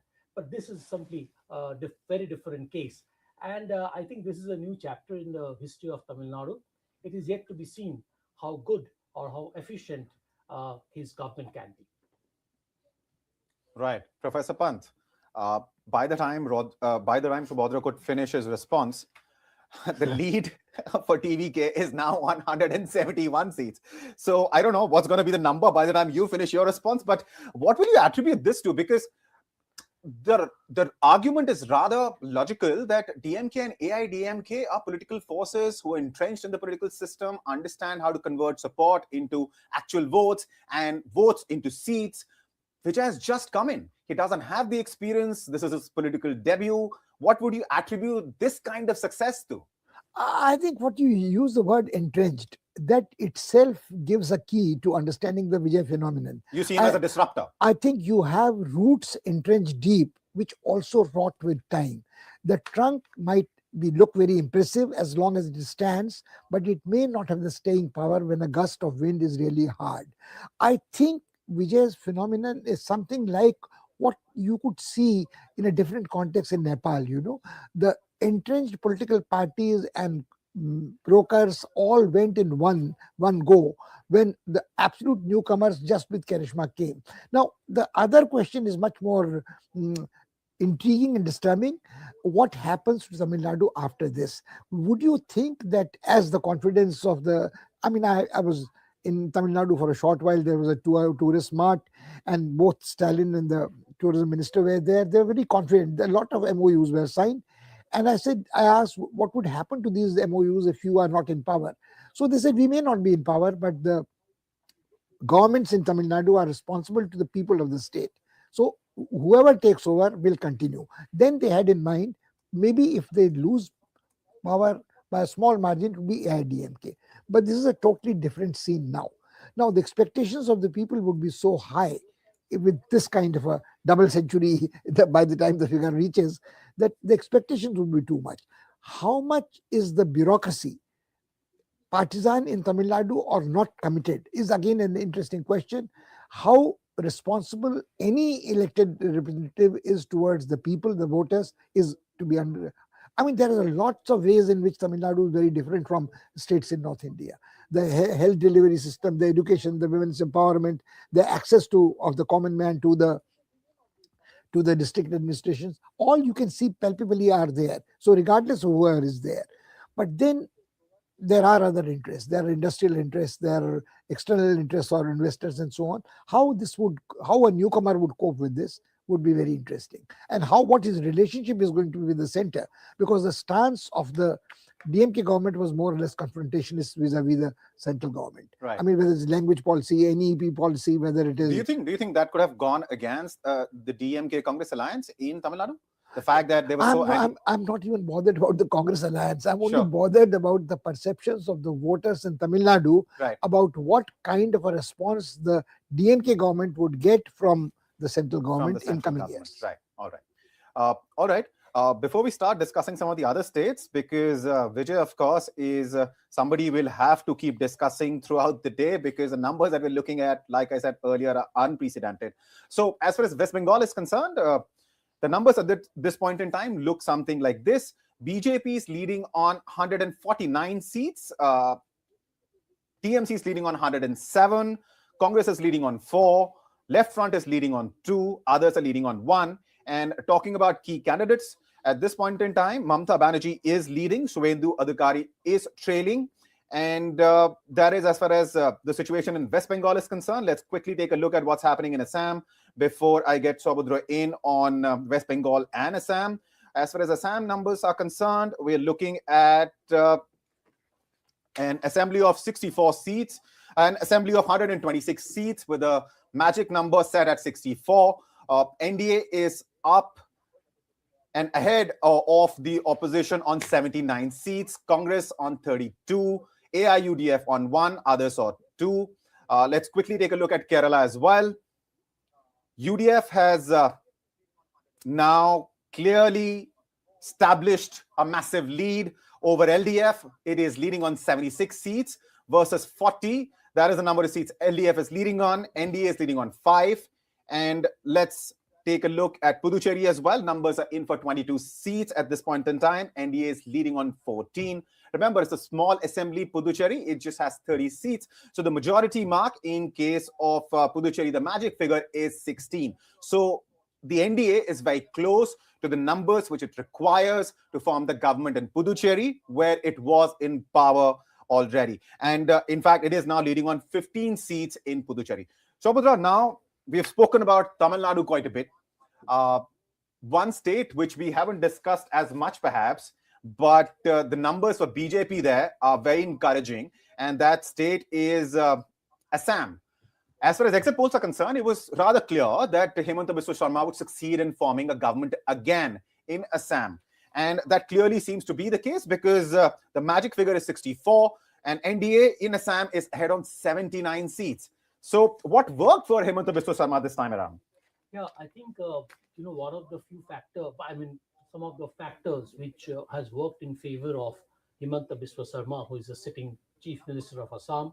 One, his popularity number across Assam, barring a few pockets in the upper Assam, where the Ahom votes or the indigenous or Ahom votes are important, and Gaurav Gogoi is an Ahom, and where he has gained some votes there. But what is happening in Assam is that it is a fight between a chief minister who has a very strong organization versus a Congress leader whose personal charisma could win him the Jorhat seat, but it is not sufficient. It was not sufficient for him to gain popularity across Assam. As I said, Assam, the politics of Assam is it's very divided across the caste lines. As I said about Ahom and non-Ahoms, there is a tension between the Muslims, indigenous Muslims versus the Assamese versus the Bengalis. It's a very complex politics in Assam. But I think the Congress's choice, and let's remember also that Himanta Biswa Sarma was originally from Congress, and he left the party because the Congress leadership, particularly Rahul Gandhi, decided to side with Tarun Gogoi, Gaurav Gogoi's father. So while BJP in Assam is a very well-organized, very well-oiled machinery, the Congress primarily depended on Gaurav Gogoi's personality and Gaurav Gogoi's ability to gain the Ahom votes. But here it's between a personality clash and a well-oiled organization.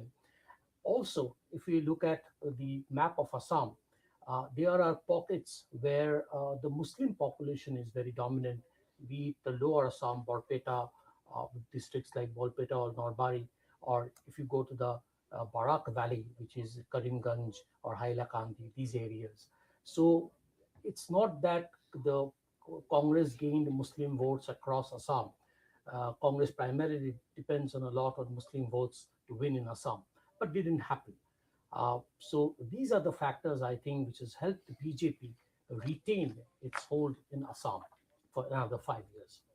All right. Professor Pant, I'll quickly get your comment on Assam as well. What worked for BJP? What worked for NDA in Assam? Saubhadra, of course, mentioned quite a few things there. If you'd like to add something to that, and then we will start discussing West Bengal. No, I think I agree totally with him, Saubhadra, what he said. I only would say that Congress is non-existent. I mean, as he rightly pointed out, Tarun Gogoi's son might be just living on the charisma. Congress, the party hangs like an albatross around the neck of anybody who's associated with it.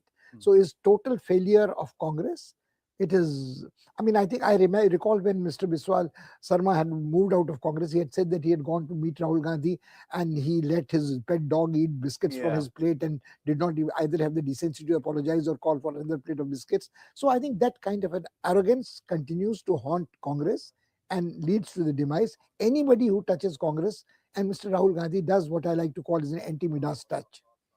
Anti-Midas touch. Interesting way to phrase that, Professor Pant.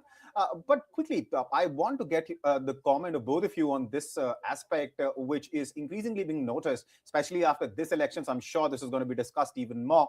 We're seeing this phenomena wherein, personalities are now becoming the center of, campaigns and elections. In Assam, you're talking about a personality clash between somebody like Hemanta Biswa Sarma, who's really a tall figure, politically speaking. In Assam, he clearly knows how the system works. He was in Congress before, very seamlessly fit into BJP's narrative. And then you had versus him, Gaurav Gogoi. And then when you look at Tamil Nadu, again, it is a victory of perhaps a personality that we're looking at, because Vijay clearly, has a massive following, and that following has been, I mean, a lot of people are saying that might not be possible, but it seems it is possible that though that support, the massive rallies that we saw in Tamil Nadu in favor of Vijay, clearly turning into votes and seats for him as well. So the emergence of this phenomena, right? Personality cult. Professor Pant, what would you attribute this to? I don't really quite subscribe to the view of the personality cult either being new or suddenly emerging or being effective. Look at Bihar elections. What was the personality cult? Okay. Nitish was a person whose product life cycle was over. Much before the elections were held, it was quite clear that he was not going to be the chief minister. And Tejasvi or another spent force Lalu were not the personalities which were dominating, the election. Take for instance the current Kerala elections. What do you think is the personality there? Well, there are too many personalities there. It will be difficult for the UDF to figure out who their chief minister is going to be in Kerala. Yes. But yes, please go ahead. And the person who would be standing out most from Kerala would be probably Shashi Tharoor for his articulation, for his personality and his charisma, his individual following. But that's not the point again. That's what plagues Congress there. Yeah. Take, for instance, another election. Take Punjab, for instance. Sure. I mean, do you think Bhagwant Maan was a personality which drew the cult? And I agree with you. I entirely election? agree with you, which is why I gave very specific examples. I mean, I gave you the example of Assam. Perhaps we can also include West Bengal in that list. Another thing that Madhya Pradesh, Rajasthan, Chhattisgarh, Jharkhand, take anything. Right. So, Badra?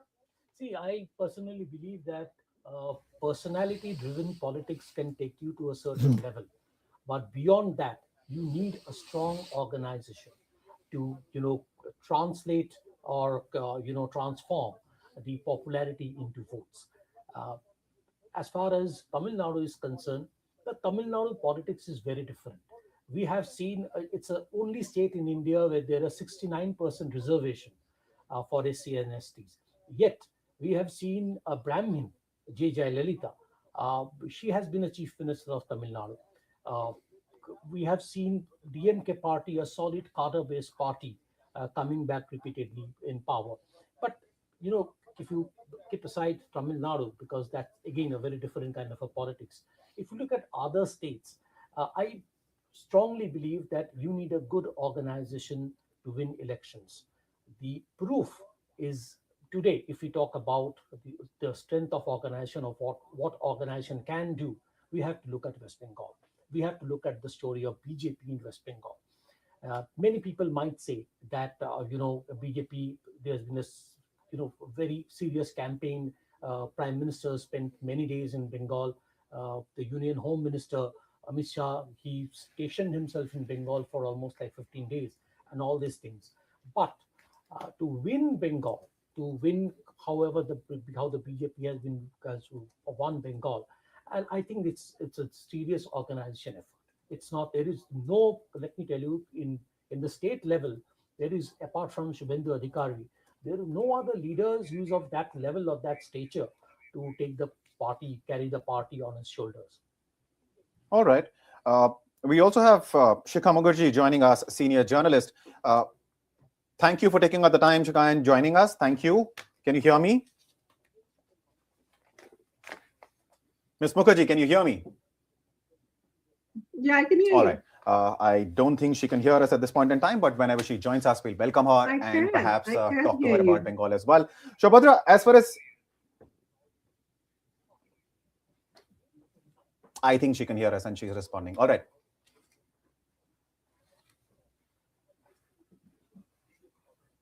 Yeah, you were asking me, yes.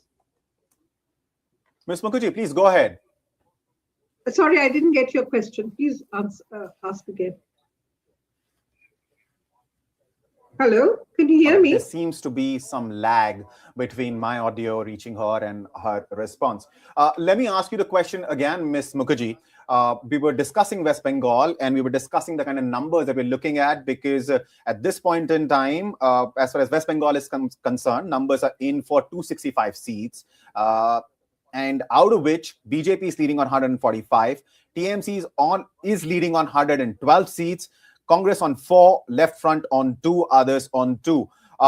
There seems to be a clear trend emerging in favor of BJP. Magic number, remember viewers, in Bengal is 148. So BJP, if this trend holds, is just 3 seats away from that magic figure of 148, and the total size of the assembly is, of course, 294. Ms. Mukherjee, what would you attribute BJP's success in West Bengal to? Because this was a very tightly fought election, and Mamata Banerjee, fought it tooth and nail. Okay, the BJP's success in West Bengal, I think, are the following. One, as Dr. Pant was saying, the organization of the BJP. They really worked hard at improving their organization at one level, and analyzing what were the weaknesses of the Trinamool Congress and how they could be used to advance the BJP's numbers. And in that, I think what is emerging is a very interesting way of managing elections, which is the SIR has affected the deletion of names in very crucial pockets of West Bengal where the Trinamool had expected to pick up seats.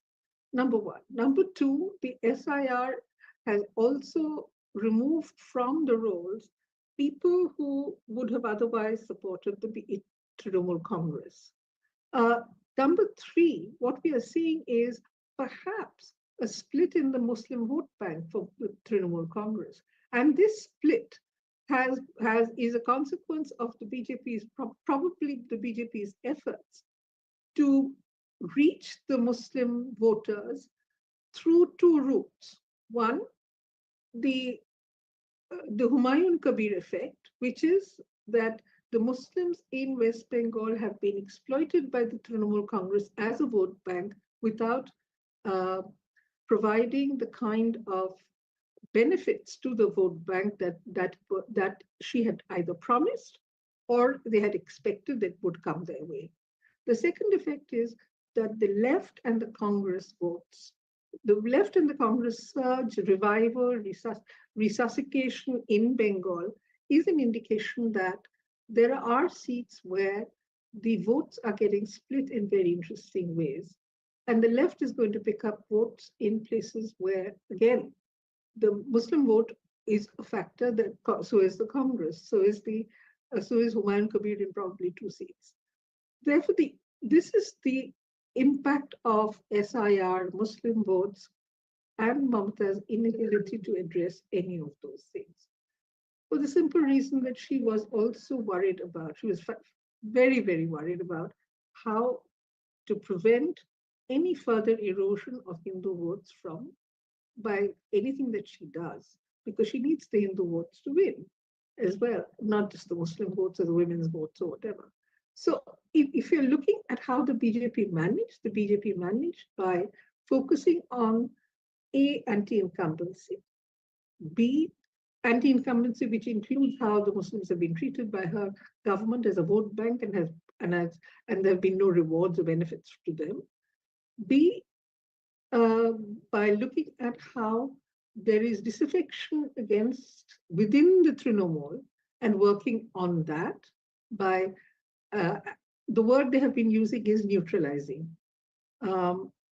People who may have been wavering in terms of their support, And three, I think the BJP has been astonishingly successful in getting their organization to function far better than it has in the past. And that one major reason for that is that for 5 years, the BJP has been the official opposition, and it has been working on the ground to make sure that the organization at the booth level is much stronger than it was in 2021 and in 2024. So there have been, it's not just the Prime Minister and the Home Minister camping here for 15 days. It is people like Bhupendra Yadav, who has been around almost living in West Bengal out of a suitcase for 6 months. And they have been masterminding the management of the election, the micromanagement of pockets of votes and pockets of influence that they have. This is going to be a fascinating election because at the end of the day, it will have, from the trends as it appears, the Trinamool and the BJP are going to be slugging it out over the next 5 years, number one. Number two, the left and the Congress have impacted the Trinamool Congress votes perhaps more than they have the BJP votes in terms of cutting into the Trinamool's vote banks. What it suggests is that the left and the Congress re-emergence is going to change the equations to some extent in certain parts of West Bengal. And it's going to be a very, very turbulent next 5 years that we are looking at.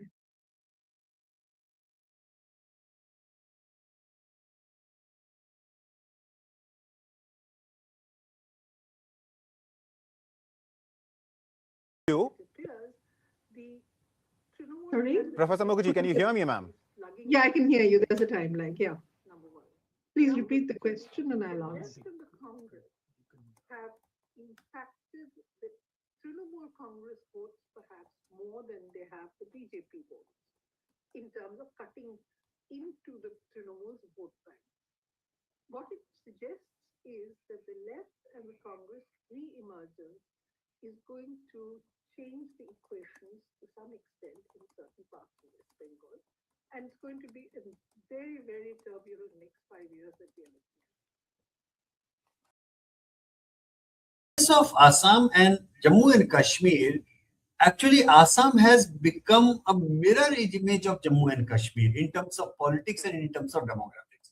What you see in Kashmir Valley, that is almost like 100% Muslim population, where BJP cannot even dream of winning any seats anymore. You know, they did not. By the way, BJP even refused to field a candidate in those 3 seats of Kashmir Valley because there was no point. They knew there is no point. So Assam Valley has become like Kashmir Valley, and Upper Assam has become like Jammu. So only difference is in Jammu and Kashmir is still the valley region has majority of the seats. So even if BJP wins 100% of the Jammu, they are still unlikely to get a majority. While in the case of Assam, the Upper Assam has majority of the seats, while the Assam Valley has minority seats. So it is a mirror image in just a twisted way. That's the ironical part of it. But yeah, Congress has a problem at hand right now because Himanta Biswa Sarma is an old Congress hand, and as they say in Sanskrit, Chanakya Niti, Sam Dam Dand Bhed. There is hardly anything that he has not used, you know, in this campaign. And Congress at times had really difficulty in answering, you know, to his whatever strategies that he was implying. So we will know. But what it seems from the data that we have published before the election happened, it seems that there is a very distinct polarization, and Congress is a top favorite among the Muslim voters of Assam, but is not so favorable seen as favorable among the Hindus of Assam. So that is something which is not really working in terms of electoral benefit, if I say, for the Assam Congress. Case of Assam and Jammu and Kashmir, actually Assam has become a mirror image of Jammu and Kashmir in terms of politics and in terms of demographics. What you see in Kashmir Valley, that is almost like 100% Muslim population. Okay, so Tamil Nadu party, Tamil Nadu. So each and every family will celebrate this win. My name is Raghuram. Yeah. Yes, I'm the member of the TVK party. Yes, I'm staying in Padur. So I'm Dr. Lakshmi Priya. I'm coming from West Tambaram. Actually, my surrounding is DMK surrounding. I'm from DMK surrounding. My family is DMK family. They all belongs to DMK party. And I separately vote for TVK. I was expecting some change from this DMK and the ADMK. So as என்னோட like என்ன மாதிரியே so நிறைய பேர் they are wishing to fine. So and like me itself, so many of the people are expecting for the change. So I think so this change will be a good change. My Anna Vijay will do something to the Tamil Nadu. I think so. I hope so.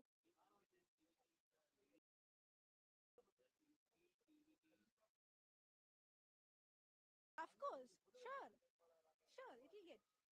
What's doubt on that? Who will be the chief minister? Vijay. Joseph Vijay. See, Joseph Vijay will be the next chief minister of Tamil Nadu, without doubts. Like this. I left my family now. I left my job now. I'm here to celebrate only of this CM celebration.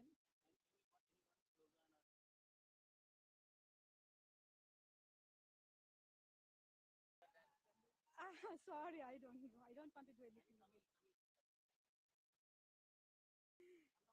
Sorry. Om Shakti, Parashakti, Timuka or Tiya Shakti. பண்ணிருக்காங்க நாம தான் கண்டிப்பா ஜெயிப்போம் இது அது மக்கள் வந்து உறுதிப்படுத்திட்டாங்க வந்துங்க அனைத்து மக்களுக்கும் நன்றி அண்ணா நீங்க ஜெயிச்சிட்டீங்கன்னா நாங்க இருக்கோம் நாங்க வந்துங்க கங்க்ராச்சுலேஷன் அண்ணா கங்க்ராச்சுலேஷன் அண்ணா வாழ்த்துக்கள் வாழ்க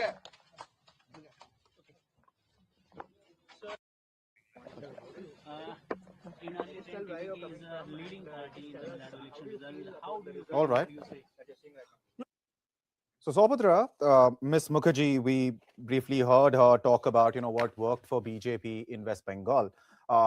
2 points. One was, of course, the split in Muslim votes and perhaps even the women vote, the female votes walking away from Mamata Banerjee. A vote bank she could claim was all hers. There's a crack apparently in that as well, and that is why we're seeing the kind of numbers that we're seeing in context of West Bengal. What do you think, BJP did, which took away a female vote, especially from Mamata Banerjee?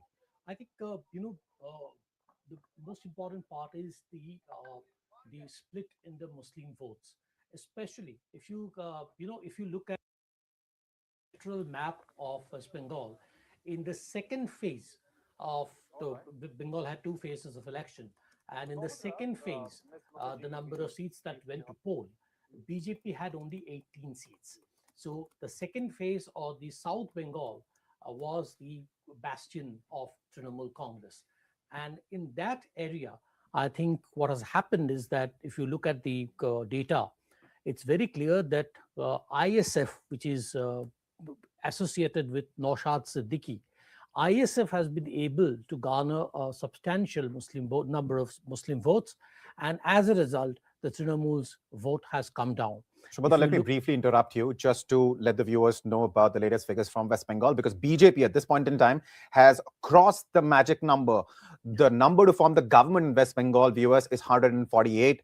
BJP has crossed that threshold. In fact, it has even crossed 150 mark. It is now leading on 153 seats in West Bengal. So a lot must have gone in favor of BJP for BJP to come out with these kind of numbers, because it was a tough fight. It has been a tough fight. It still is a tough fight because TMC is also on the other side of 100. It is leading on 110 seats.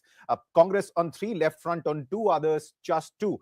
But BJP has clearly crossed the 148 mark, yes, and 150 as well. Yes. Shubhadra, please continue. I think, after 2014 Lok Sabha victory, this is the most significant electoral victory for the BJP.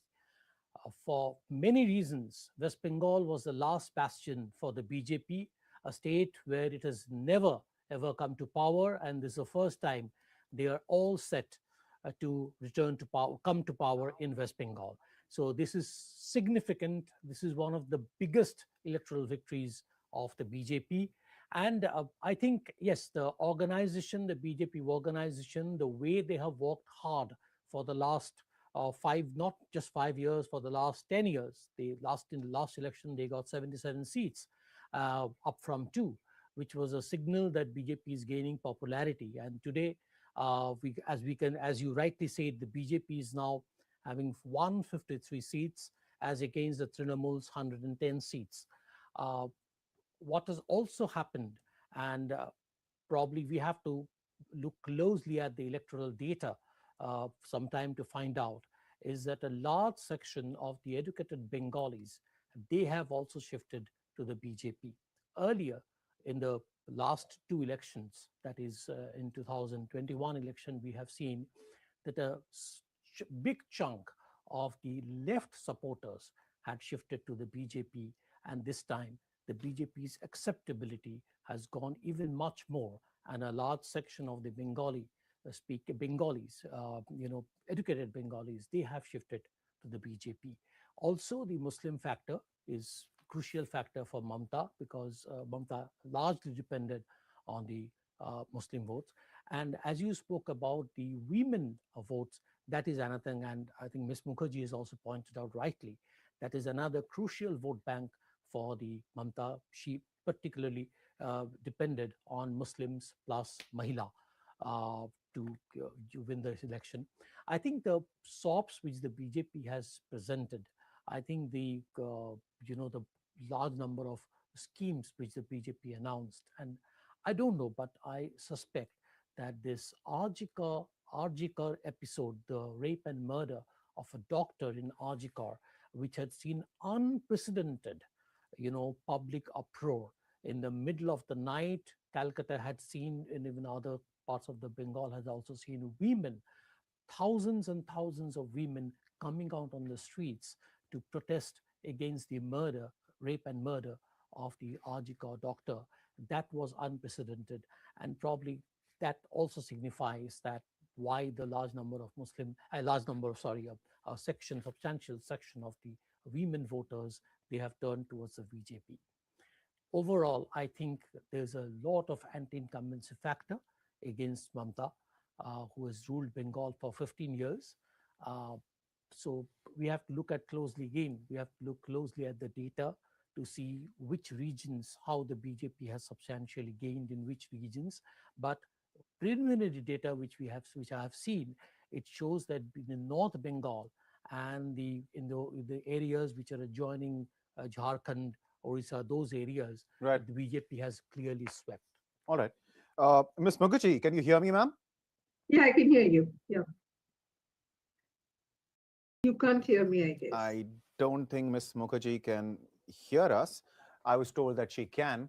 I can Saubhadra, hear you, interesting but points raised by you there, because a lot of people were saying, especially at the start of this year, as we were going into election, and parties were just warming up, were starting their campaign, that RG car case will have repercussions, and the educated Bengalis that you refer to, right?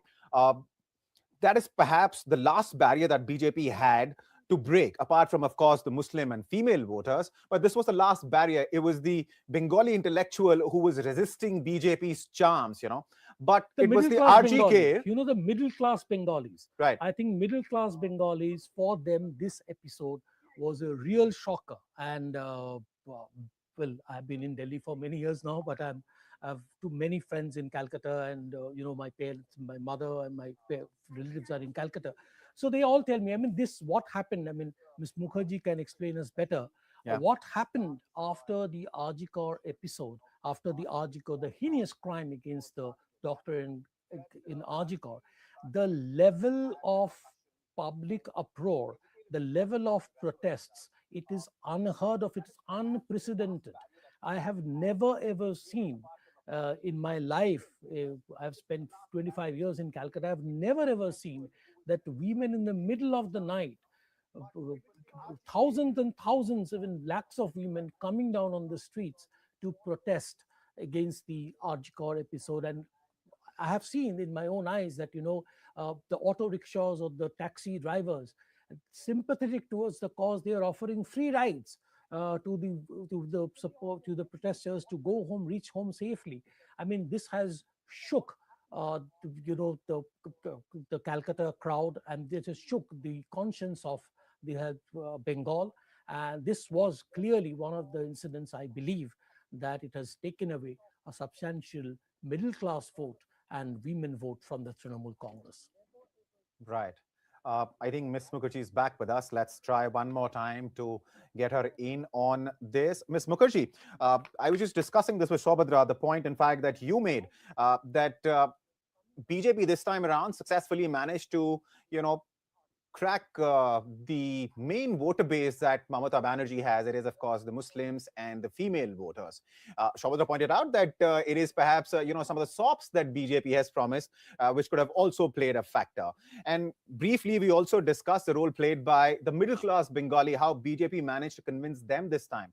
Do you think, in your opinion, it was how the Mamata government dealt with the RGR case, not just the event itself, but the aftermath of it, how it reacted to the public's reaction? We talked about the protest, which we saw, as Saubhadra was pointing out, thousands of women in the streets of Calcutta, that Kolkata, that's what we were talking about. So do you think it was really the RGR case and how Mamata Banerjee government and the way it dealt with it, which broke the camel's back? I hope you can hear me now. Can you? Can you hear me? No. Oh dear. But for what it's worth, let me try and answer the question. One is, if you look at how the RGR victim's mother is leading in Panihati, then it's what Saubhadra was saying, and what I have seen for myself, which is an extraordinary sight. It's not just the women who stepped out on the streets of Calcutta. It was the football clubs who came out and said, this is unacceptable. They were protesting on the football field with banners about the RGR case. Now that was very telling, because it means that a youth segment was vocalizing its disapproval of the way in which Mamata Banerjee handled the RGR case, and the fact that it actually occurred, because they felt that the particulars of that RGR case was a sign that the Trinamool Congress and Mamata Banerjee's government were simply unable to deal with the criminal elements who had taken shelter within the party. I think that was a strong indictment, and that's probably reflected in the way in which the victim's mother is leading in Panihati, and B, in the disapproval of the middle-class Bengali voter, who has till now been not particularly attracted to the BJP, if I may put it that way. The other thing is that, the middle-class Bengali voter has now had reached the point when it was saying anybody but Mamata.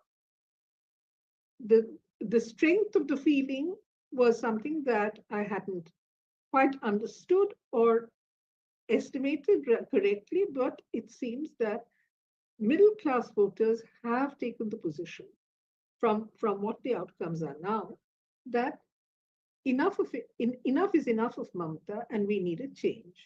The change, no one is, the worst part of this whole exercise is that the anticipation of a radical positive outcome after the elections is not evident.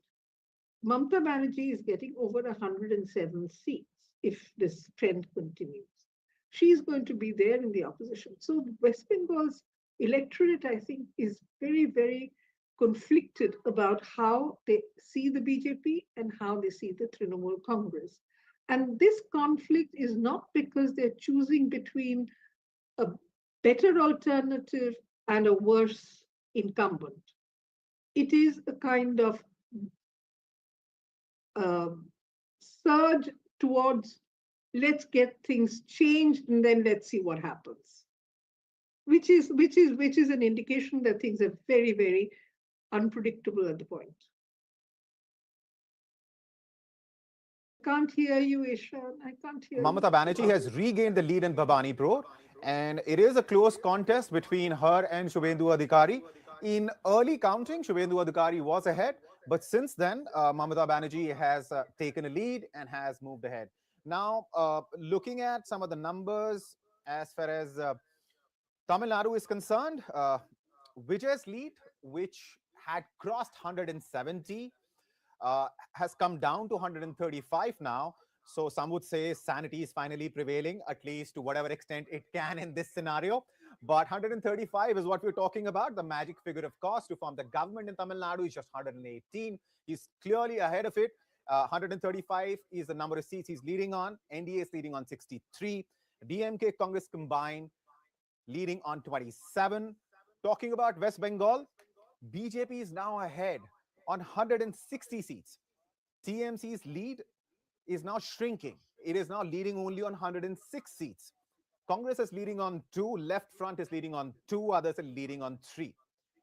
Talking about Kerala, UDF has clearly left LDF far behind. It is leading on 77 seats compared to LDF's 42.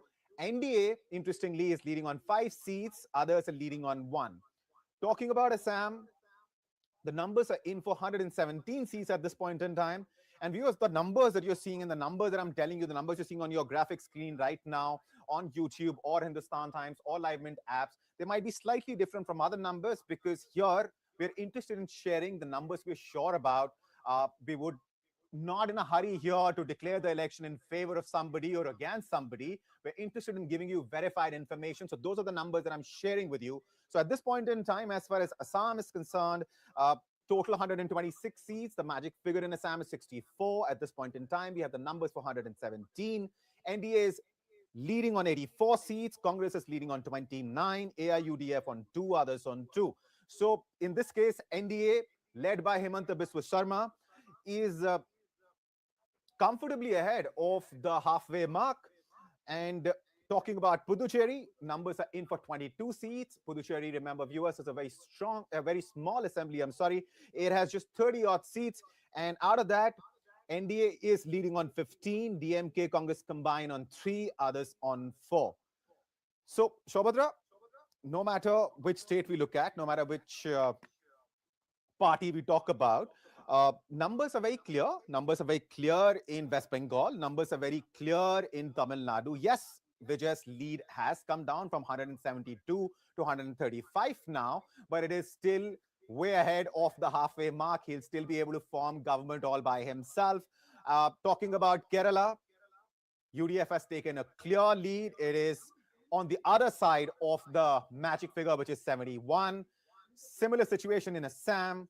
NDA 84, Congress just on 29. So fact of the matter is, very clear trends at this point in time around 12 p.m., right? Around noon, very clear trends emerging. And the tight contest we were talking about, whether it was in Kerala or Tamil Nadu or West Bengal, we aren't really seeing that tight contest. We're seeing a clear mandate from the voters. What does this tell you, Sobhatra? I think the people have voted decisively. See, if you look at be it Kerala, be it Bengal, be it Tamil Nadu, always there has been a very decisive mandate. As far as Assam is concerned, or as far as Tamil Nadu, even Assam, we can safely say that that Himanta Biswa Sharma is retaining power. But I want to take you to a very different aspect of this election. Sure. That is the fate of the India alliance. Now, this election is the biggest defeat for the India alliance after the last three Lok Sabha elections. You know, the two big constituents of the India alliance, Mamata Banerjee's Trinamool Congress, and then we have DMK in Tamil Nadu. Both these parties, both of them have lost their grounds, have lost the elections, and this is a big blow to the prospects and the future of the India alliance. Now, this alliance was really hoping and pinning their hopes on the victory of these two parties, the DMK and the Trinamool. But now it is weakened, and it has many ramifications, I believe. One will, of course, be the Congress which has won Kerala, which is going to emerge stronger within this alliance. And the all eyes will now be on 2027 UP elections. And within the India alliance, the alliance is getting weaker as a result of the West Bengal elections, or as a result of the Tamil Nadu elections. There will be major changes in the coming days in Rajya Sabha, where the BJP already has a majority, and it is set to increase its seats, especially due to the West Bengal results. What happens in the opposition front is to be seen now very closely. What happens to the internal chemistry of different parties in the opposition?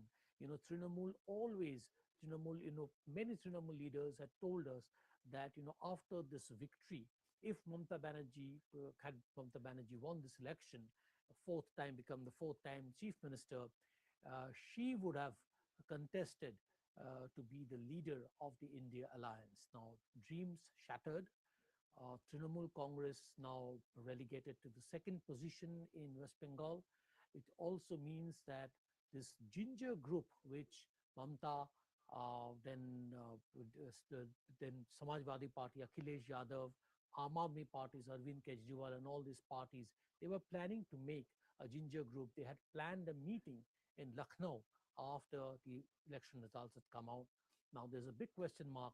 What happens to these parties? What will be the plan of these parties, and how overall the India alliance is going to perform? Right. Interesting picture emerging for sure. And as far as the future of the opposition in the country and, in various states now is concerned, it seems DMK is going to be a shadow of what it used to be, just a month ago.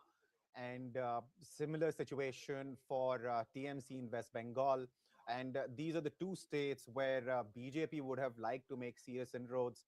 In case of West Bengal, it did in the last elections when it won 77 seats, although later a few of its MLAs defected. But that said, BJP learned its lesson from those elections. And, as many analysts and as most of the experts that we've joined by today continue to iterate and underscore that BJP takes elections very seriously. It doesn't matter whether it is a municipality level election or you're talking about assembly elections or national elections.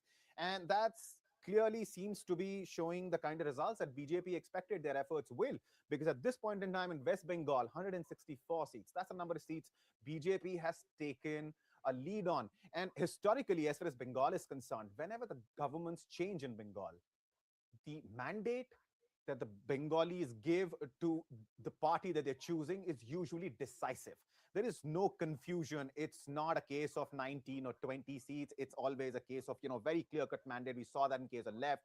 We saw that with Mamata Banerjee herself when she came to power for the first time in 2011, right? 2011. So, Saubhatra, what is this phenomenon? So whenever Bengalis decide, they're very decisive.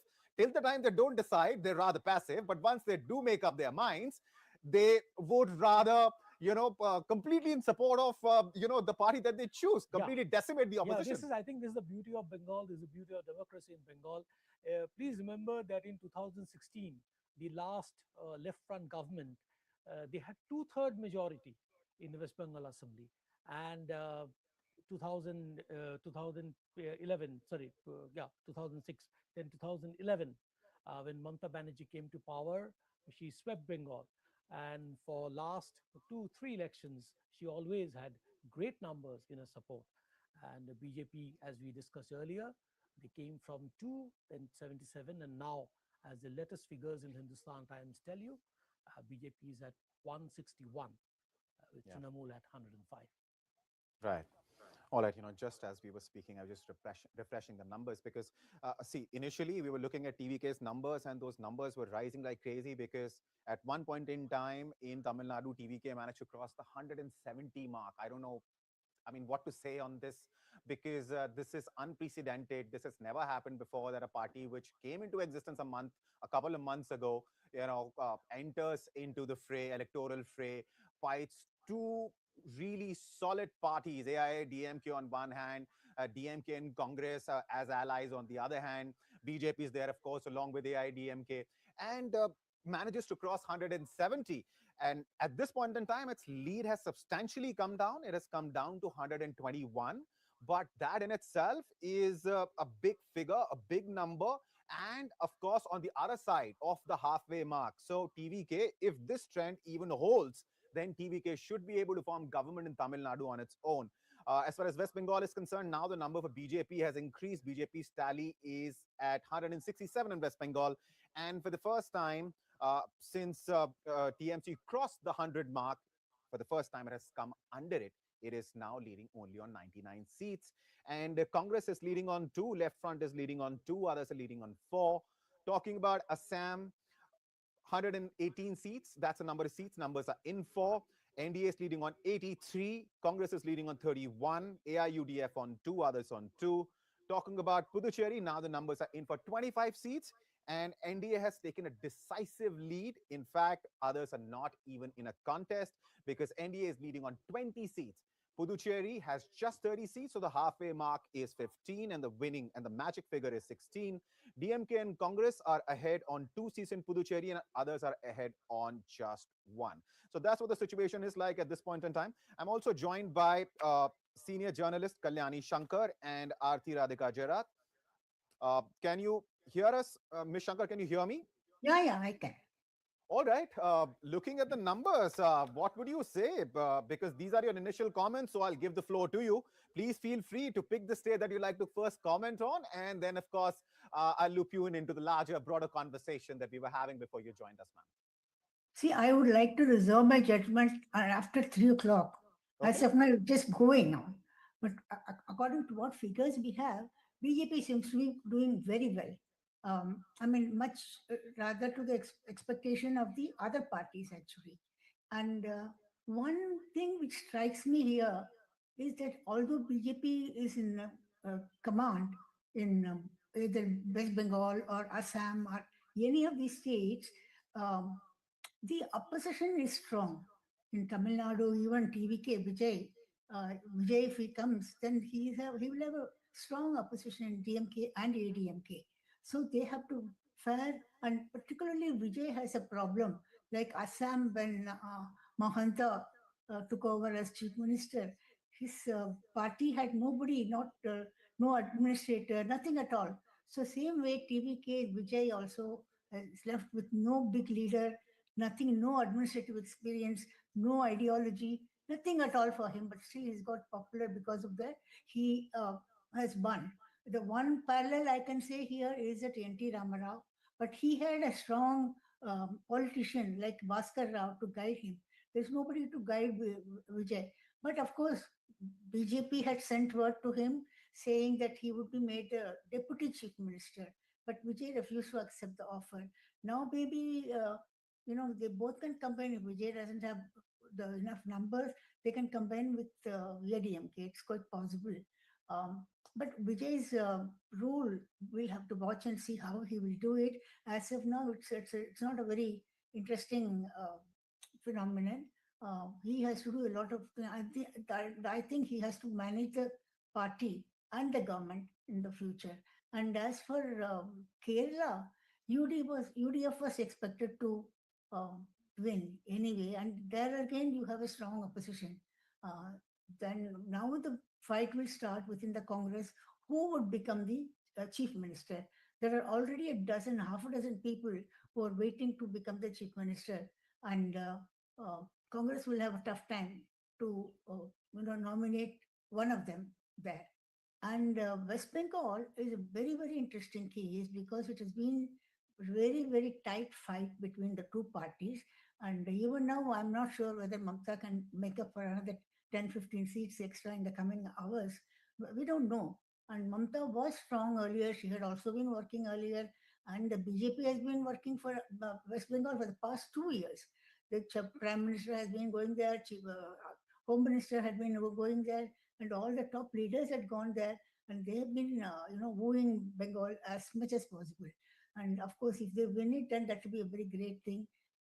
And for them, it's a big thing for Shama Prasad Mukherjee also from that place. And that's a very big victory for BJP if it wins. And anyway, even if Mamta wins, I mean, which is difficult now, but she will also have something to boast about the fourth term chief minister. And then we'll have to see how the BJP government works in West Bengal. Assam, of course, was very much expected. Mohanta has been the face of the BJP there, and he's been doing well. And there's nothing not quite easy for him to continue his whatever programs. As for Congress there, the guy was doing well, but then he was not promoted much. He didn't have enough time to work for the Congress progress. So that's where he is. And as for Congress, if you look at it, Congress is almost gone, except in Kerala. No other place they've done well. Even in Tamil Nadu, where they were the coalition partner, there also they've not done very well. And I think altogether, this is the BJP, party which has done well so far. Ma'am, But I'll we come don't back know to the you. change, Let me but get Ms. Gerard's view. Yes, I'll come back to you, ma'am. Let me get Mr. Gerard in as well on the conversation. Ms. Gerard, so we've been talking about what we are noticing in West Bengal for a while. But what do you make of Vijay's performance in Tamil Nadu? Because the numbers that we're looking in this case are unprecedented. His lead, although, has come down substantially from where it was about 45 minutes ago at 172. Now it is at 117, which is very close to the halfway mark. In fact, just one seat under it. So what do you make of Vijay's performance in Tamil Nadu?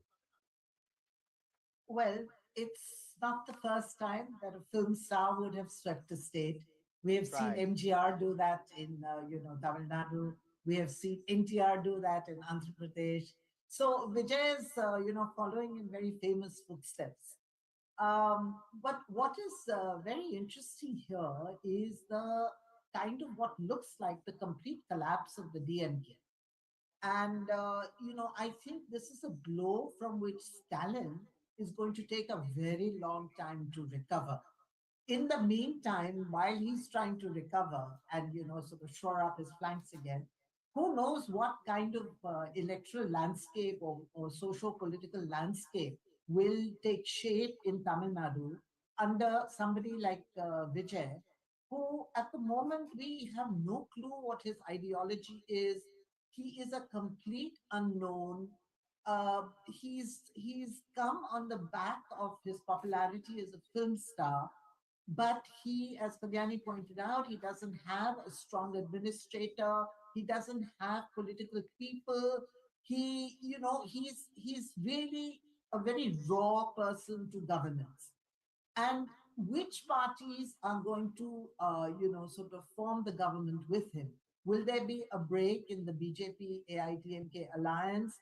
I don't know who's got how many seats in that alliance. Will the BJP have enough numbers to shore up the numbers for Vijay and form the government with him? As you know, before the elections began, there were talks between the BJP and Vijay for an alliance. Some leaders in the BJP were very keen, on having an alliance with Vijay.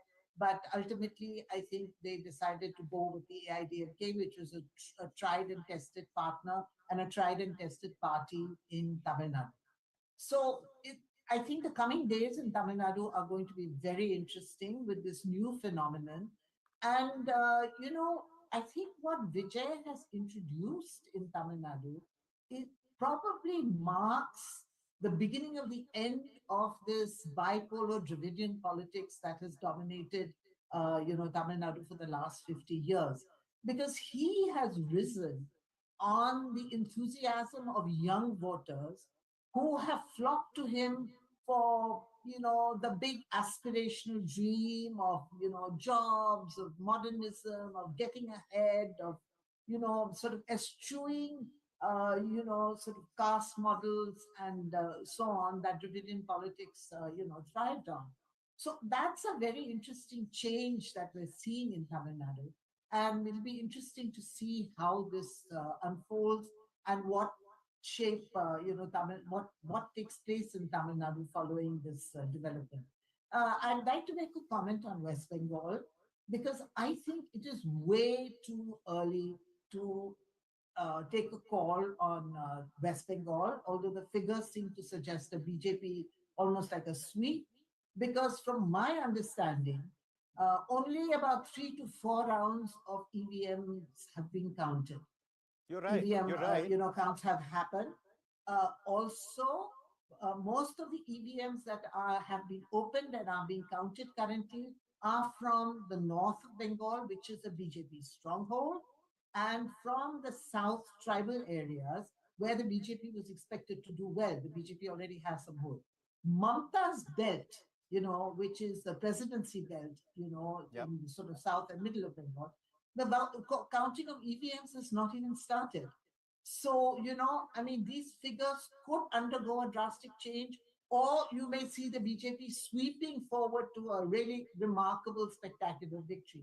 So I would hold my horses on West Bengal for at least another 2 hours till more EVM rounds are counted, until, it is geographically more widespread than it is currently. I agree with you, but at this point in time, let me tell you that 274 seats, the numbers are in for 274 seats out of 294.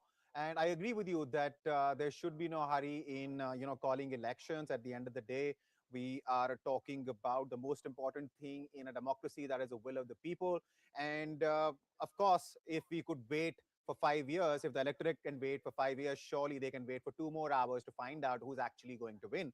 But having said that, the numbers at this point in time, ma'am, are painting a clear picture. So let me just, share those numbers with viewers. BJP is leading on 176 seats in West Bengal at this point in time. TMC is leading on 90. For the first time, about 15 minutes ago, TMC slipped under 100 seats after crossing that figure.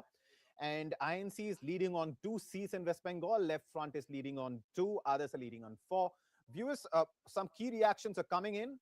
Let's listen to those. And then, of course, we will further discuss what's happening in some of the other states, because Tamil Nadu and West Bengal, what we're seeing there are naturally things which more of us are curious about, and we have been discussing more of. But after these bites, we will, of course, talk more about Assam and Kerala along with Puducherry.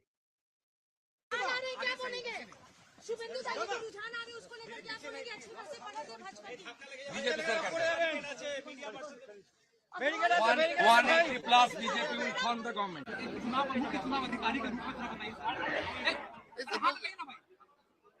संतोष तो आप लोग बताएंगे. हमने तो पूरी कोशिश करी है कि फ्री एंड फेयर इलेक्शन हो. हमने पूरी कोशिश करी है लॉ एंड ऑर्डर ठीक रहे. हमने पूरी कोशिश करी है कि लोग निर्भय जाके वोट दे के आए. हमने पूरी कोशिश करी है कि ईवीएम की सैंक्टिटी मेंटेन हो. हमने पूरी कोशिश करी है कि स्विच काउंटिंग हो. हमने अपील किया है सबको कि आप जो है लॉ एंड ऑर्डर हाथ में मत लीजिएगा. इलेक्शन आते हैं जाते हैं, ये एक पर्व की तरह है, फेस्टिवल की तरह है. जैसे दुर्गा पूजा होती है, आइए आप आगे प्रिपरेशन कीजिए. जब कैंपेनिंग पीरियड होता है, वोट के समय आप जैसे पैंडल जाते वैसे जाइए. आप जब विसर्जन के समय आगे तो विसर्जन कीजिए. उस टाइप का है. सर, जब 2 चरण का चुनाव का ऐलान किया गया था, तो दूसरे स्टेट में कहा जा रहा था कि पता नहीं चुनाव आयोग कितना सक्सेस हो पाएगा. पश्चिम बंगाल में एक रीति रही है कि 3 से 7 चरणों के चुनाव तक एक रीति रही है. उस नीति को आप लोगों ने तोड़ा और अब सफलतापूर्वक नतीजे सामने आए. क्या कहेंगे सर, थोड़ा बोलिए. हम लोग तो रेडी थे. हम लोगों ने चुनाव आयोग से कहा था कि सिंगल फेज में करना है, तो भी हम रेडी है. हम रिस्पॉन्सिबिलिटी लेने को तैयार है. हमने कहा था, लेकिन वहाँ पे बहुत सारे क्राइटेरिया होते हैं. वहाँ पे फोर्स का क्राइटेरिया होता है, सेंट्रल फोर्स कितनी अवेलेबल नहीं है, प्लस और क्राइटेरिया होते हैं. और हो सकता है फ्यूचर में बहुत जल्दी बंगाल में सिंगल फेज इलेक्शन भी हो.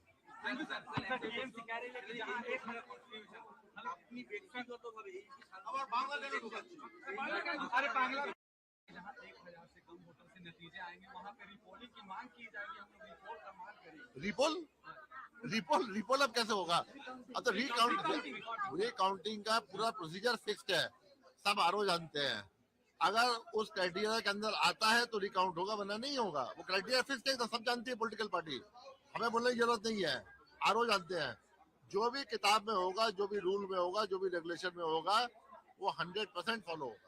सर, इसका मतलब है कि 1000 से जब कम के जो नतीजे आएंगे, उस पर क्या तृणमूल की जो बातें है वो डिपेंड करता है कि রিপোলিং হোক, মানে ফলতার মতো, কারণ ওখানে রিকাউন্টিং হোক, কারণ ওখানে ভিভিপ্যাট রাস্তায় পড়েছিল. ভিভিপ্যাট রাস্তায় পড়েছিল, ওটা নিয়ে প্রিলিমিনারি ইনকোয়ারি করেছে. जोन आपला कमिशनिंग হয় ওসে মকবুল হয় ও সময় ভিভিপ্যাট যেটা বের হয় সবাইকে দেখাই যাবে কি আপনি এখানে রাস্তায় কেন পড়ে সেটা প্রশ্ন রাস্তায় পড়ে যেটা আছে সব ইনকোয়ারি হবে প্রত্যেক নাম্বার আছে ওরা বলছে কোন এমপ্লয়ি যে আছে শেডিং করা ছিল নিয়ম ছিল সেটার জন্য শেড না করে কই নিয়ে গেছে এখানে প্র্যাকটিস নিয়ে গেছে ওখানে ফেলে ফেলেছে কিন্তু এটা ইলেকশন ভিভিপ্যাট নেই এটা প্রত্যেক ভিভিপ্যাট নাম্বার থাকে কোন মেশিন থেকে বেরিয়েছে কোন তারিখে বেরিয়েছে কোথায় বেরিয়েছে सब जिनिस चलছে এটা ইলেকশন থেকে কোনো যোগাযোগ নেই ওটা थोड़ा सा माइक नीचे करो तो दाढ़ी भी दिखेगी हां नीचे करो हां रोल रोल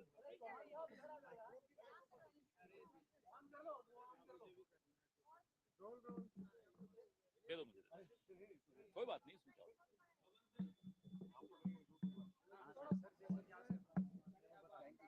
बोलिए सर जिस तरीके की ट्रेंड्स अभी आ रहे हैं व्हाट आर यू कमेंट मैं तो अभी ट्रेंड्स ही नहीं देखे आते ही तो आप लोगों से मिल लिया तो अभी रुकिए अभी तो ट्रेंड्स की शुरुआत है इतने शुरुआती रुझानों में अभी कुछ टिप्पणी करना उचित नहीं होगा 1-1.5 घंटे 2 घंटे में जब थोड़ी और स्थिति स्पष्ट होती है तब इस पर चर्चा करें उचित रहेगा सर तमिलनाडु में टीवी के जो है वो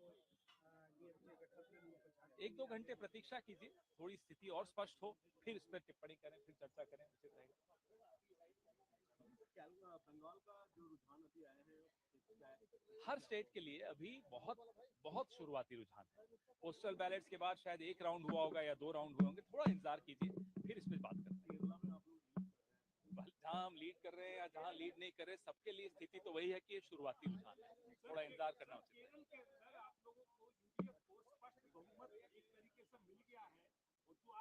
अभी अभी किसी भी राज्य की बात करें बहुत ही शुरुआती रुझान है तो न मुंह मुरझाना चाहिए न बहुत खिलखिलाना चाहिए थोड़ी इंतजार करें और फिर जब स्थिति स्पष्ट हो फिर चर्चा करें हमें पूरी उम्मीद है कि 5 राज्यों में कांग्रेस पार्टी और हमारे गठबंधन के साथी बहुत मजबूती से जीतेंगे न एग्जिट पोल्स पे ज्यादा रुचि रहते हैं न इंटरनल असेसमेंट तो इंटरनल होती है उसको तो सार्वजनिक नहीं किया जाता लेकिन पूरी उम्मीद है कि इस बार लोकतंत्र बहुत मजबूती से जीतने वाला है थैंक यू केरल में तो आपके लिए खुशी खबर है लेकिन बंगाल के अंदर इंडिया ब्लॉक के लिए खुशी खबर नहीं दिखाई अभी अभी थोड़ा इंतजार करिए बहुत ही शुरुआती है तो आपने और मैंने कई चुनाव इकट्ठे हमने देखे हैं कई नतीजों के दिन में हम लोगों ने लगातार बात की है आप मुझसे बेहतर समझते हैं कि 11-12 बजे तक ही जाकर थोड़ा बहुत स्थिति स्पष्ट होनी शुरू होती है और फिर भी पलट जाती है तो थोड़ा इंतजार करना उचित है जैसे कई जगहों पर जैसे पश्चिम बंगाल है पश्चिम बंगाल के अंदर जो लीड आ रही है पहले ही राउंड में अगर 3,000-4,000 का कैंडिडेट ले लेता है वो एक बड़ी बात है हालांकि अभी मुझे लगता है कि इंतजार करना उचित रहेगा उम्मीद क्या है आपको लोकतंत्र जीतेगा कांग्रेस पार्टी और इंडिया ब्लॉक हम अपनी तरफ से पूरे आश्वस्त हैं कि कई राज्य जहां हम डायरेक्ट लड़ रहे हैं जहां हमारी स्थिति मजबूत है वहां हम जीतेंगे असम की बात पूछूंगा आपसे बहुत अच्छी तरह से लड़े चुनाव हमारे साथी और वहां भी परिवर्तन की एक लहर है इंतजार करिए है आपका तो ये हम देख रहे हैं कि एक विशेष विधानसभा टीटाबोर विधानसभा में काउंटिंग बहुत स्लो जा रहा है और वो बात हम अंदर अभी कह के आए हैं कि ऐसा क्यों है कि टीटाबोर विधानसभा में काउंटिंग स्लो है तो अभी कोशिश कर रहे हैं कि वो उसको थोड़ा तो लीड कर रहे थे अभी पता चल रहा है कि थोड़ा ये तो हर राउंड में तो होता ही है कि एक राउंड ऊपर नीचे ये तो स्वाभाविक है जो अंतिम नतीजे हैं उस तक हम अबे सौरभ माइक का जा रहे भाई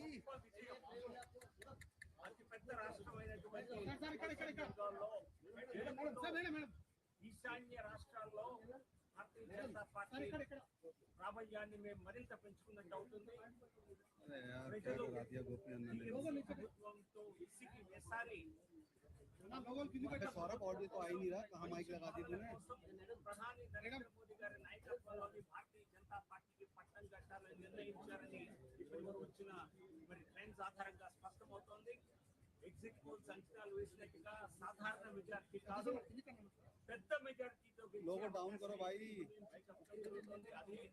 ये मलेश लोगो डाउन करो अपना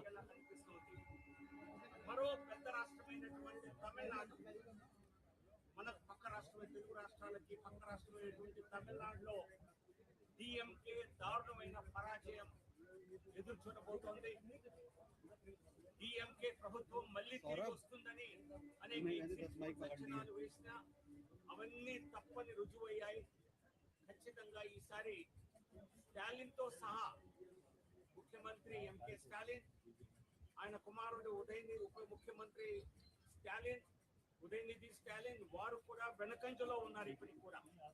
అంటే ఏ స్థాయిలో ప్రజా వ్యతిరేకత డిఎంకే ప్రభుత్వం కూడగొట్టుకుందో స్పష్టంగా అర్థమవుతోంది. సో తమిళనాట ఫలితాలు కూడా భారతీయ జనతా పార్టీకి, ఎందుకంటే మా కూటమి ఎన్డీఏ కూటమి ఏడీఎంకే నాయకత్వంలో ఇప్పటికి ఆధిక్యంలో ఉన్నది. ఏది ఏమైనప్పటికీ డిఎంకే కాంగ్రెస్ కూటమిల ఓటమి ఎన్డీఏకి పెద్ద విజయంగా మేము తప్పనిసరిగా చూస్తాం. సాయంత్రానికి కానీ బహుశా 2-3 గంటల ప్రాంతానికి కానీ స్పష్టమైన సంఖ్యాబలం ఎన్డీఏకి ఎంత వచ్చేది నిర్ధారించబడుతుంది. అయినా కూడా కాంగ్రెస్ డిఎంకేల ఓటమి ప్రజా గెలుపుగా, ఎన్డీఏ గెలుపుగా మేమైతే చూస్తాము. అస్సాంలో మరి 10 సంవత్సరాల పాలన తర్వాత మరొక్కసారి పెద్ద విజయాన్ని మేము సాధించగలుగుతున్నాం. మరి అస్సాంలో మరో 5 సంవత్సరాలు భారతీయ జనతా పార్టీ ప్రభుత్వం ఉండబోతోంది.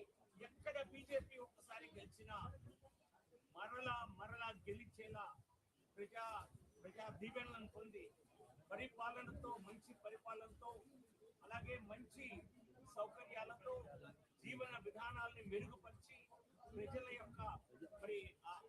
యొక్క ఆశల్ని నెరవేర్చి మళ్ళీ అధికారంలోకి రావడంలో ఇంతకు ముందు మేము మహారాష్ట్రలో సాధించాం, మధ్యప్రదేశ్లో అనేక మార్లు సాధించాం, గుజరాత్లో 5 సంవత్సరాల నుంచి చేస్తూనే ఉన్నాం, హర్యానాలో 3వసారి గెలవడం జరిగింది. ఈసారి మరి అస్సాంలో కూడా 3వసారి గెలిచి భారతీయ జనతా పార్టీ గెలుపు, మోడీ గారి నాయకత్వంలో భారతీయ జనతా పార్టీ గెలుపు అన్నది అది సుపరిపాలనతోనే సాధ్యమవుతోంది. మరే పార్టీకి ఇది సాధ్యతరం కావటం లేదు. మనం చూస్తున్నాం ఈ రకంగా తమిళనాడులో 5 సంవత్సరాల పాలన చేసినటువంటి డిఎంకే దారుణమైన పరాజయాన్ని ఈ రోజు చూడబోతోంది. అదే పరిస్థితి కాంగ్రెస్ కి అనేక రాష్ట్రాల్లో కలుగుతోంది. రానున్న సంవత్సరాల్లో ఎన్నికల్లో కర్ణాటకలో భారతీయ జనతా పార్టీ గెలుపు ఖచ్చితంగా జరుగుతుంది. పశ్చిమ బెంగాల్ లాంటి రాష్ట్రంలో గెలిచిన భారతీయ జనతా పార్టీ, గెలుస్తున్నటువంటి భారతీయ జనతా పార్టీ ఖచ్చితంగా తెలంగాణలో ఖచ్చితంగా గెలుపు బావుగా ఎగరేస్తుంది. దానికి వారం రోజులు తిరగకుండానే ప్రధానమంత్రి నరేంద్ర మోదీ గారి పర్యటన మరి దానికి కూడా నాంది వేయటం జరుగుతుంది. సరే, ఎస్ఐఆర్ ద్వారా ఓట్ల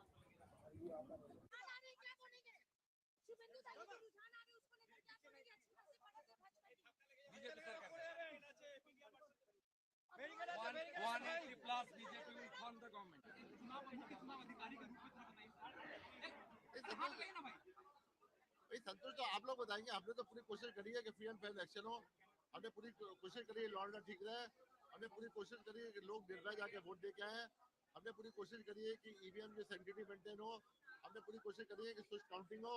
हमने अपील किया है सबको कि आप जो है लॉ एंड ऑर्डर हाथ में मत लीजिएगा। इलेक्शन आते हैं जाते हैं, ये एक पर्व की तरह है, फेस्टिवल की तरह है, जैसे दुर्गा पूजा होती है। आइए आप आगे प्रिपरेशन कीजिए, जब कैंपेनिंग पीरियड होता है वोट के समय आप जैसे पैंडल जाते वैसे जाइए, अब जब विसर्जन के समय आगे तो विसर्जन कीजिए, उस टाइप का है। सर, जब 2 चरण का चुनाव का ऐलान किया गया था तो दूसरे स्टेट में कहा जा रहा था कि पता नहीं चुनाव आयोग कितना सक्सेस हो पाएगा। पश्चिम बंगाल में एक रीति रही है कि 3 से 7 चरणों के चुनाव तक एक रीति रही है। उस नीति को आप लोगों ने तोड़ा और अब सफलतापूर्वक नतीजे सामने आए। क्या कहेंगे सर, बोलिए। अरे हम लोग तो रेडी थे, हम लोगों ने चुनाव आयोग से कहा था कि सिंगल फेज में करना है तो भी हम रेडी है, हम रिस्पॉन्सिबिलिटी लेने को तैयार है। हमने कहा था, लेकिन वहाँ पे बहुत सारे क्राइटेरिया होते हैं, वहाँ पे फोर्स का क्राइटेरिया होता है, सेंट्रल फोर्स कितनी अवेलेबल नहीं है, प्लस और क्राइटेरिया होते हैं। और हो सकता है फ्यूचर में बहुत जल्दी बंगाल में सिंगल फेज इलेक्शन भी हो।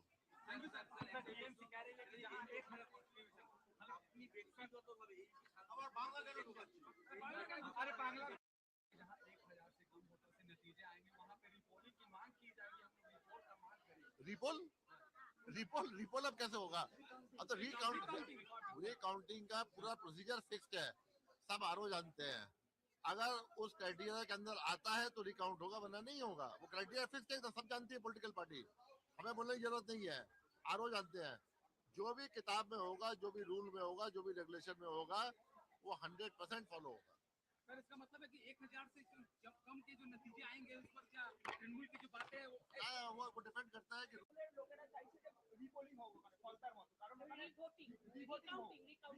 রিকাউন্টিং ও কারণ ওখানে ভিভিপ্যাট রাস্তায় পড়েছিল ভিভিপ্যাট যেটা রাস্তায় পড়েছিল ওটা ডিএম প্রিলিমিনারি ইনকোয়ারি করেছেন দেখুন আপনার কমিশনিং হয় ওখানে মকবুল হয় उस समय वीवीपैट যেটা বের হয় সবাইকে দেখাই যাবে কি আপনি এখানে সেটা রাস্তায় কেন পড়ে থাকে সেটা প্রশ্ন রাস্তায় পড়ে যেটা আছে সব ইনকোয়ারি হবে প্রত্যেক নাম্বার আছে ওরা বলছে কোন এমপ্লয়ি যে আছে শেডিং করা ছিল নিয়ম ছিল সেটার জন্য শেড না করে কই নিয়ে গেছে এখানে প্রেসিডেন্ট নিয়ে গেছে ওখানে ফেলে ফেলেছে কিন্তু এটা ইলেকশন वीवीपैट नहीं এটা প্রত্যেক वीवीपैट নাম্বার থাকে কোন মেশিন থেকে বেরিয়েছে কোন তারিখে বেরিয়েছে কোথায় বেরিয়েছে সব জিনিস চলছে এটা ইলেকশন থেকে কোনো যোগাযোগ নেই ওটা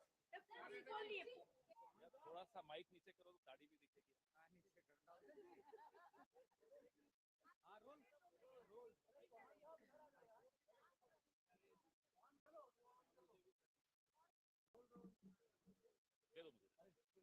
कोई बात नहीं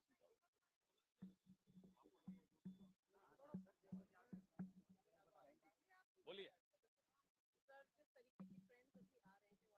मैं तो अभी ट्रेंड्स ही नहीं देखे आते ही तो आप लोगों से मिल लिया तो अभी रुकिए अभी तो ट्रेंड्स की शुरुआत है इतने शुरुआती रुझानों में अभी कुछ टिप्पणी करना उचित नहीं होगा 1-1.5 घंटे 2 घंटे में जब थोड़ी और स्थिति स्पष्ट होती है तब इस पर चर्चा करें उचित रहेगा सर तमिलनाडु में टीवीके जो है वो डीएमके गठबंधन में कुछ 1-2 घंटे प्रतीक्षा कीजिए थोड़ी स्थिति और स्पष्ट हो फिर इस पर टिप्पणी करें फिर चर्चा करें उचित रहेगा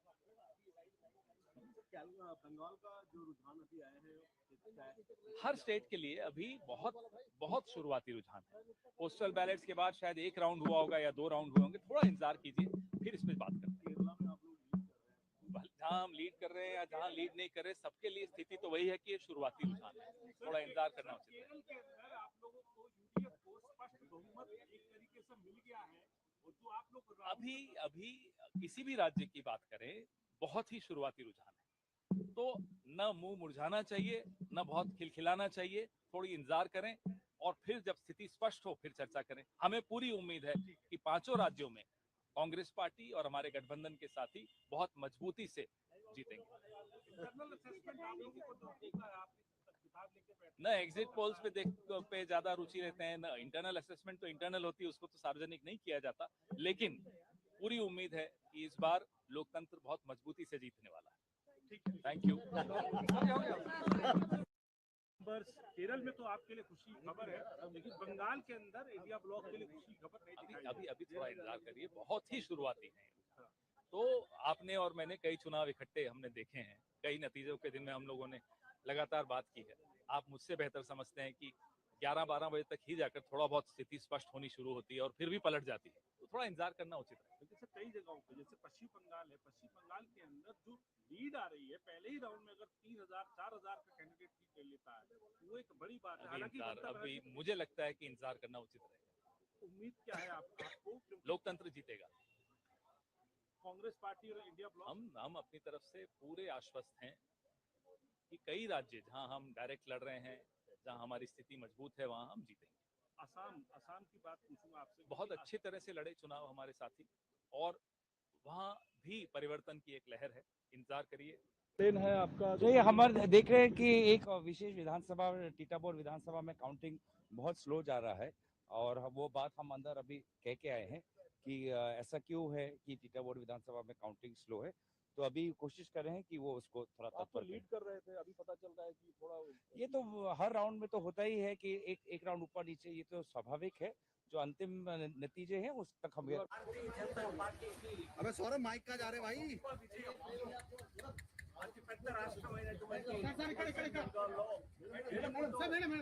ఈశాన్య రాష్ట్రాల్లో భారతీయ జనతా పార్టీ ప్రాబల్యాన్ని మేము మరింత పెంచుకున్నట్టు అవుతుంది ప్రభుత్వంతో విసిగి వేసారి सौरभ ऑडियो तो आ ही नहीं रहा कहाँ माइक लगा दी तूने ప్రధాని నరేంద్ర మోదీ గారి నాయకత్వంలోని భారతీయ జనతా పార్టీకి పట్టం కట్టాలని నిర్ణయించారని ఇప్పటి వరకు వచ్చిన మరి ట్రెండ్స్ ఆధారంగా స్పష్టమవుతోంది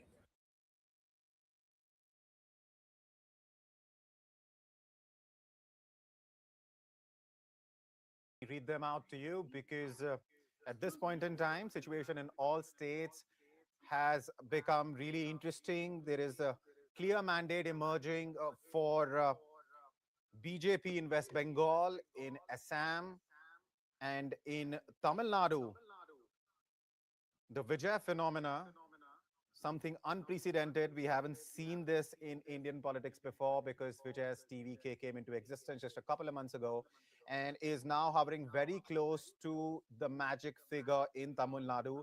It is an assembly with 234 seats and the magic figure is 118. At this point in time, TVK is leading on 115 seats. Now, remember, at one point in time, about an hour or so ago, TVK's lead had jumped to 172 seats. And in an assembly of 234, for a debutant to get those kind of numbers is, of course, something unprecedented. We haven't heard and seen such a phenomena before. But as I was saying that, senior journalist Aarti Jarat pointed out that, of course, there's been MGR and there's been NTR. But what we're seeing in Tamil Nadu, regardless, is shocking for sure because NDA in Tamil Nadu is leading on 57 seats. And DMK, which most of the exit polls were claiming will be comfortably able to form the government, except perhaps Access My India, which gave 100 seats to TVK. Nobody else was claiming that DMK would be in such a bad shape at this point in time. DMK INC combined is leading on just 50 seats out of 234. It is TVK which is in the lead. It is leading on 116 seats. NDA is the second party. NDA is the second coalition, and of course the key partner there being AIADMK of the BJP. Together, they are pulling in 57 seats. At least that's a number they're leading on at this point in time. Of course, the final results are still a few hours away. But in terms of a trend, there is a clear trend emerging in Tamil Nadu. 116, that's the number of seats which is leading on. Now, talking about Kerala quickly, 126 seats. We have numbers for out of 140. The magic figure for Kerala is 71. UDF is now leading on 80 seats. LDF is leading on 39. So UDF has maintained, after a neck-to-neck fight in the initial hours, has now taken a clear lead of 41 seats over LDF. The majority mark, the mark to form the government in Kerala, is 71. And UDF at this point in time is leading on 80. Talking about Assam, again, happy news for BJP and its supporters because NDA is leading on 93 seats in Assam. And Assam is an assembly of just 126 seats in total. So out of that, BJP is leading on 93. Comfortably ahead, miles ahead of the opposition. The Congress is leading on just 29 seats. AIUDF is leading on 2. Others are leading on 2. Talking about Puducherry, the lone UT, which went into elections in the month of April, along with West Bengal, Assam, Tamil Nadu, and Kerala. Out of 30 seats, on 27, we have the numbers, and NDA is leading on 25, DMK INC on 2. Now, viewers, the numbers that you're seeing and the numbers that I'm telling you on Hindustan Times and Live Mint might be slightly different from other channels and wherever else you're consuming and wherever else you're watching the election updates on. And that's because we're trying to give you the numbers we're sure about, the numbers that are verified, numbers that are confirmed. They might be a little slower, but those are verified numbers. At 12:30, clear leads have been established by BJP in West Bengal. It is leading on 179 seats. In Tamil Nadu by TVK, which is leading on 116 seats. Kerala, UDF leading on 82. Assam by NDA leading on 93. Puducherry, NDA leading on 25 out of 30 seats. Now, let me quickly get the guests that I have with me. Come in. Ms. Jarat, can you hear me? Yes. So just before this, we were discussing what's happening in Tamil Nadu. And you very rightly pointed out that Tamil Nadu electorate seems to have trusted Vijay, whether it is because Vijay is so popular or whether it is because the Tamil Nadu electorate was really angry at DMK and MK Stalin's government. That is one point that we need to discuss. And apart from that, one thing which I definitely want to discuss with you is the fact that Tamil Nadu's electorate seems to be really adventurous because, politically speaking, Vijay is an unknown entity. What's his ideology? As far as administrative experience is concerned, he has none. So, by betting on Vijay, what is Tamil Nadu's Janta trying to indicate to the rest of the country and to, of course, political parties like DMK and AIADMK? So, those two questions for you. Well, I mean, I would see this as a kind of Gen Z revolution, very similar to what we saw in Nepal, where Gen Z put its faith in a rap singer who came out of nowhere, did not have any kind of political presence, party or anything, and yet swept the elections in Nepal. So I think, and Vijay concentrated on the youth.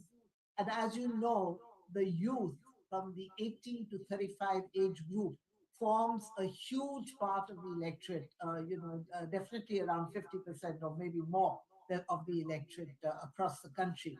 So Vijay concentrated on that. And young people are adventurous.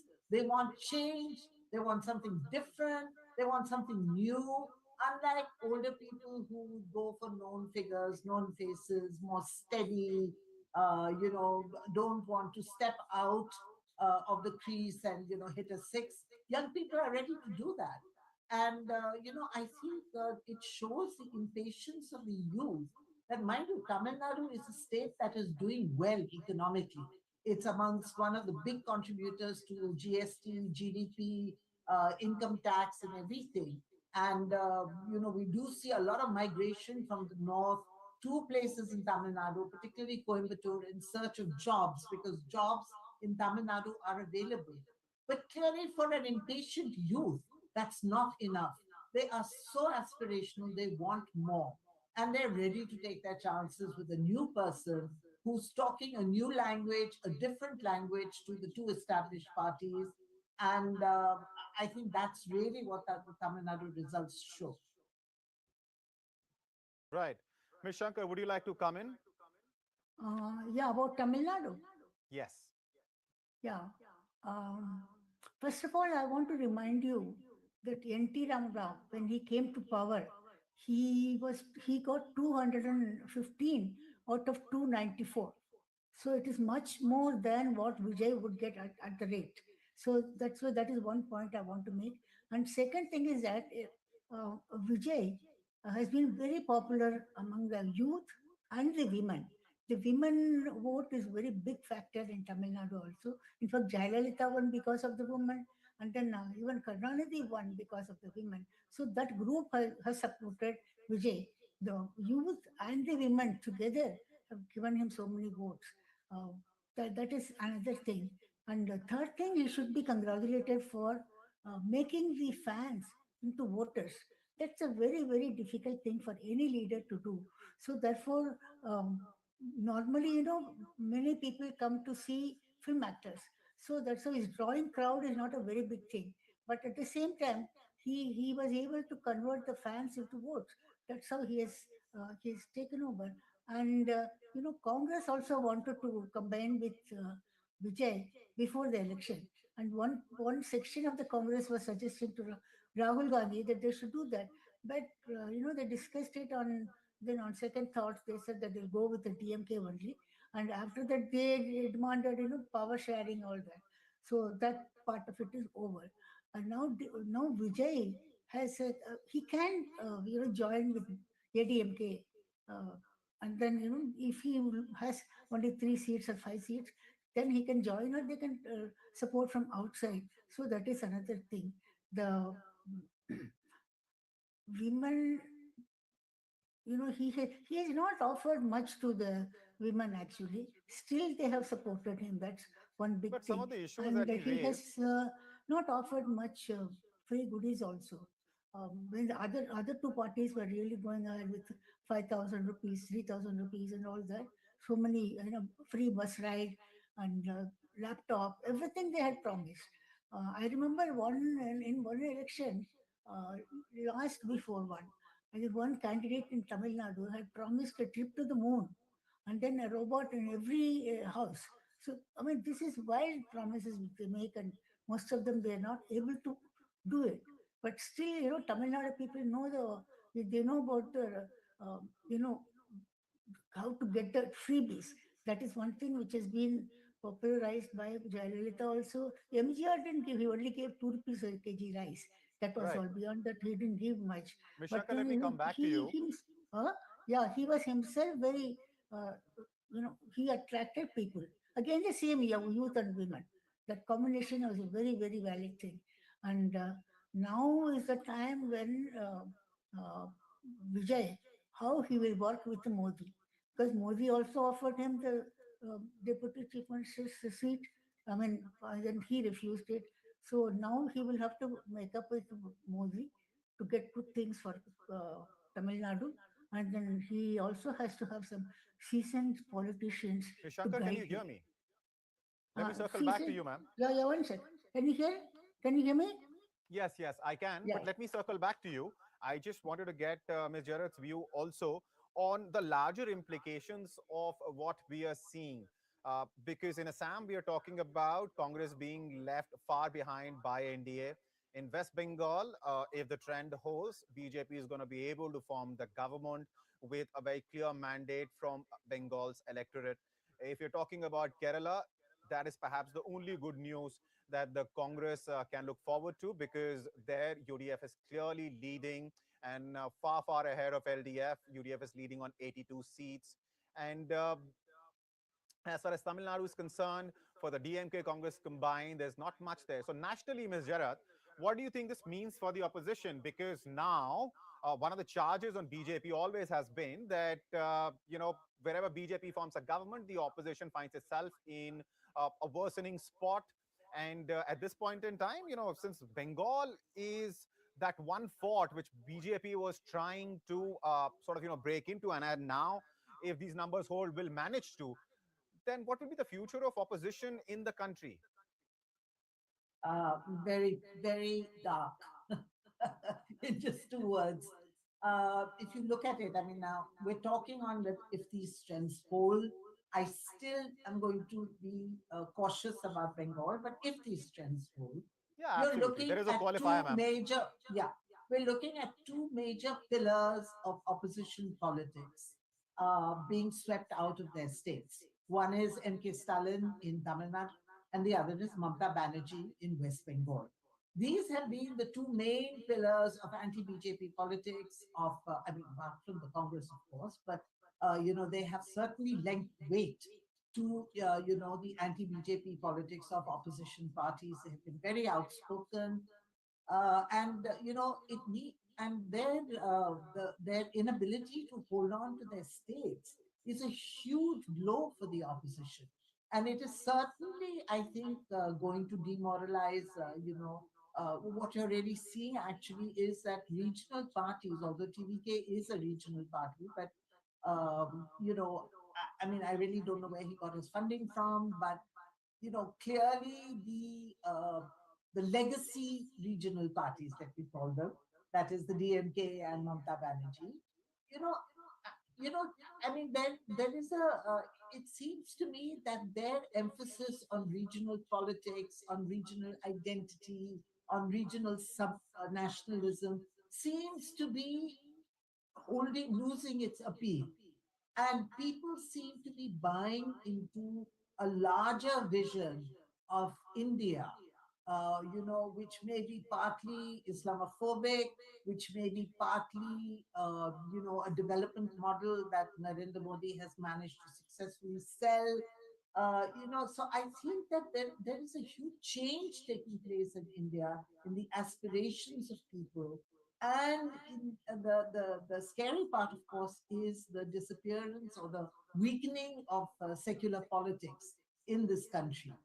And the weakening of federal politics, because again, both Mamata Banerjee and Stalin have been big spokespersons for federalism.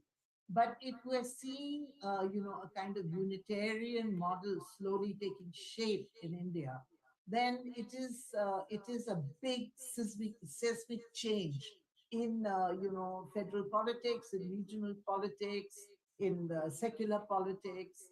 And it's a very different kind of India we're looking at. Also, just before elections, one possibility which was being discussed by quite a few people online and, of course, in TV debates as well, was the fact that if BJP manages to win West Bengal, make a serious breakthrough, win the elections there, form the government, then we might see midterm polls in the country. What are your thoughts on that? Because BJP clearly is at 240 seats. Far lower than what it would ideally like to. Also, globally, looking at the scenario, we're looking at a war. There is a pause, of course, at this point in time between Iran, US, and Israel. But if the war starts again, then we're looking at an economically grim situation, no matter which country you talk about, but definitely India, because India is a large importer of gas and oil from Middle Eastern countries and other countries. So if oil prices go up, it's going to have an impact on the economy. So the speculation was that if BJP manages to win, big mandate in West Bengal, manages to make inroads in Kerala, and perhaps get a result to its liking in Tamil Nadu, because Assam was granted to Hemant Biswa Sarma as if it was, decided even before elections started. So keeping all of this in mind, considering BJP is going to emerge stronger, much, much stronger, and as you rightly pointed out, two pillars of the opposition, two very strong pillars are going to be weakened after this election, then do you think there is a real possibility of midterm polls where BJP will seek a bigger mandate for itself? Well, I mean, I know that there has been a lot of speculation about this and there's been a lot of chatter. People have been discussing this possibility. But I think two factors need to be kept in mind. One is the BJP's own experience with calling an early poll, which, Vajpayee the Vajpayee government did in 2004. They called polls 6-8 months earlier than they were actually due. And we know the result of that. The BJP lost. The UPA government came to power because the Congress managed to emerge as the single largest party. So, of course, the political scenario is quite different. The Congress is much weaker today than it was at that time. But still, it's a big risk to take the decision to call a midterm poll. Secondly, I think we have to watch the global scenario and what happens to oil prices, what is the hit that the Indian economy will take with rising oil prices. At the end of the day, an election is expensive. And, do we have the oil reserves to fuel a midterm poll, which is going to cost a lot of money to the state exchequer? So I think that this is something that the government, this is one big factor that the BJP will have to take into account before it takes the gamble with a midterm poll. On the other hand, with two main pillars of the opposition, sort of crumbling now and, almost going, does the BJP really need to call a midterm poll? I mean, there are many ways in which it can just dominate in parliament. We recently saw the kind of exodus from Aam Aadmi Party in the Rajya Sabha, with 7 of Aam Aadmi Party MLAs merged with the BJP. Who knows what will happen with the TMC, TMC MPs as they see their party weakening in Bengal. Who knows what will happen with DMK MPs as they see their party. Let me interrupt you for a few seconds. We have a Mamata Banerjee bite coming in. Let's listen to what the sitting chief minister of West Bengal has to say about the kind of trends which are emerging. Let's listen in. সবাইকে নমস্কার জানিয়ে বলছি, please দয়া করে কেউ counting এজেন্টরা এবং প্রার্থী ক্যান্ডিডেটরা তারা ভোটিং এলাকা ছেড়ে আসবেন না। স্ট্রং রুমে যেখানে কাউন্টিং হচ্ছে, মানে সেন্টারে, সেখান ছেড়ে কেউ আসবেন না। এটা বিজেপির প্ল্যান। প্রথম 2-3 রাউন্ডে আমি কালকে থেকেই বলছি যে ওদেরগুলো আগে দেখাবে, আমাদেরগুলো পরে দেখাবে। এবং অনেক জায়গায় 2-3 রাউন্ড কাউন্টিং করার পরে প্রায় 100টা জায়গায় কাউন্টিং বন্ধ করে রেখে দিয়েছে। এবং কল্যাণীতে ধরা পড়েছে 7টা মেশিন যেখানে কোনো মিল নেই। এটা টোটাল ফোর্সফুলি সেন্ট্রাল ফোর্সকে দিয়ে চারিদিকে তৃণমূল কংগ্রেসের উপর অত্যাচার করছে, অফিস ভাঙছে, জোর করে দখল করছে। এসআইআর নামে আপনারা দেখেছেন ভোট লুট করেছে যাতে যে সিটগুলো জিততে পারে। কিন্তু এখনো এমন 70টা সিট আছে, 100টা সিট আছে যেগুলো আমরা এগিয়ে আছি সেগুলো বলছে না, টোটালটাই মিথ্যে নিউজ খাওয়াচ্ছে। আগে ডিআইসিও এই খবরগুলো দিত, কিন্তু তাকে কালকে চেঞ্জ করে দেওয়া হয়েছে। টোটালটা ইলেকশন কমিশন নিজের ইচ্ছে মতো খেলছে, এবং সাথে কেন্দ্রীয় বাহিনীকে নিয়ে, এবং আমাদের পুলিশরা টোটাল মাথা নত করে কেন্দ্রীয় বাহিনীর আন্ডারে কাজ করছে। সুতরাং আমি সব আমাদের কাউন্টিং এজেন্টদের, আমাদের সমস্ত পার্টির কর্মীদের বলবো, অত মন খারাপ করার কারণ নেই। আমি বলেছিলাম সূর্যাস্তের পরে আপনারা জিতবেন। 3 রাউন্ড 4 রাউন্ড কাউন্ট হলেও এটা 14 রাউন্ড থেকে 18 রাউন্ড কাউন্ট হয়, তখন আপনারা জিতবেন। Wait and see, watch. আমরা সবাই আপনাদের সাথে আছি, আপনারা কেউ ভয় পাবেন না, নিশ্চিন্তে থাকুন, আমরা বাঘের বাচ্চার মতো লড়াই করে যাবো। She's an overthought.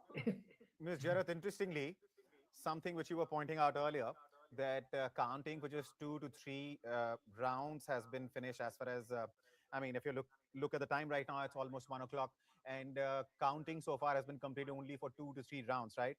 And which is what the Chief Minister has been saying. She's urging in this bite that we just heard in Bangla, her party workers and agents that they shouldn't come to this place. They should stay wherever they've been stationed, because she alleges that this was always BJP's plan. Since yesterday, she claims she's been saying that BJP will take the lead in first 2-3 rounds. So they should still remain vigilant and stationed exactly where they have been assigned, they have been asked to. So, Ms. Jareth, she clearly is, of course, keeping a close eye on what's happening, and is not ready to concede despite the massive lead that BJP seems to have taken. She wants her party workers to remain vigilant. And the numbers, if I can read out for my viewers before I seek your comment, BJP at this point in time is leading on 180 seats. The halfway mark, viewers, is 148. TMC is leading on 91, about half the number of seats that BJP is leading on. Left Front is leading on 2, Congress on 2, others on 2. Ms. Jareth, over to you. So what you were saying, pretty much something along those lines, which Mamata Banerjee is also saying. She's urging her party workers that, listen, it's just 2 to 3 rounds, which are over now on most of the seats. So please remain vigilant. Well, the BJP may still win Bengal. I'm not ruling that out at all, because, the BJP ran a very aggressive campaign, and not just an aggressive campaign, but they have been working on the ground for the last 2-3 years together with the RSS to understand each constituency, map the demographics, map the sort of the geography, see where their strongholds are, see where their weak places are. So the BJP has been working very, very hard for this victory. So they may still win. I'm only saying, because I have seen, how sometimes we've jumped the gun, and I remember one election very clearly, the 2015 election in Bihar, which ultimately the Mahagathbandhan of Nitish Kumar and Lalu Yadav won. But early trends were giving BJP a massive lead, and every TV channel was calling the elections in favor of the BJP, and ultimately it came out completely differently. So, it's just because of my experience, and maybe because I'm not like a Gen Z person, I'm much more cautious. I would like to hold my horses on Bengal. I think only about 20 or less than 20% of the votes have been counted. So, I think there's still 80% votes left to be counted, and about 80 odd constituencies from the presidency area, which is Mamata Banerjee's stronghold. Those results are not being released yet. I'm sure the counting is going on, but the EC is not releasing the trends. So who knows, we may have a Bihar-like situation. On the other hand, these trends may just consolidate, and the BJP may be headed for a massive victory. But I do believe that, given Bengal's history and given the kind of massive turnout we saw this time, whichever party wins is going to get a solid mandate from the people of West Bengal. Yeah, and historically that's been true in Bengal. Whichever party comes to power with a decisive mandate. Having said that, in the meantime, we have an in-house translation of what Mamata Banerjee just said. ready, and it goes something like this. She is, of course, accusing the BJP of scamming counting, and she is claiming that BJP votes being shown first in counting and has called the process of counting biased. Ms. Shankar, would you like to come in, please?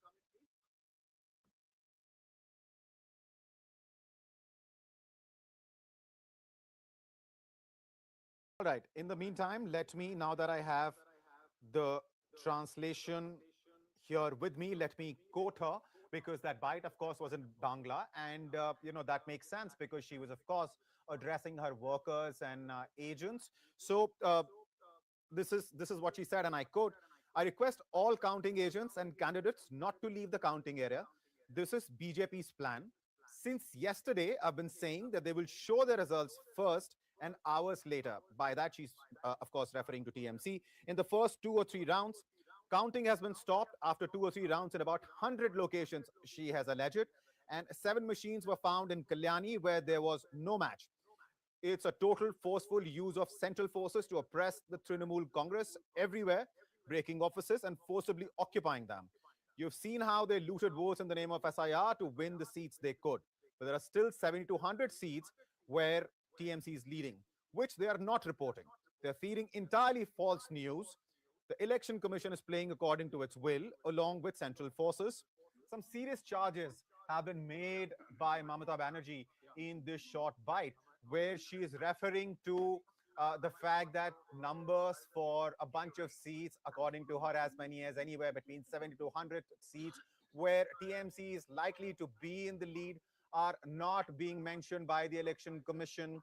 And she's also saying that there is a scam in counting. So some serious charges which are being made by Mamata Banerjee. But having said that, at this point in time, if we take a look at what's happening in Bengal, out of 294 seats, we have the numbers for 277, numbers for the remaining, the gap between 277 and 294, which is 17 seats are not in yet. BJP is said to be leading on 181, TMC on 90, Left Front on 2, Congress on 2, others on 2. So that's what's happening in Bengal at this point in time. But having said that, this is clearly a trend, a very strong trend, which has emerged in case of Bengal. Ms. Shankar, I was going to get your comment in before, of course, we got this translation.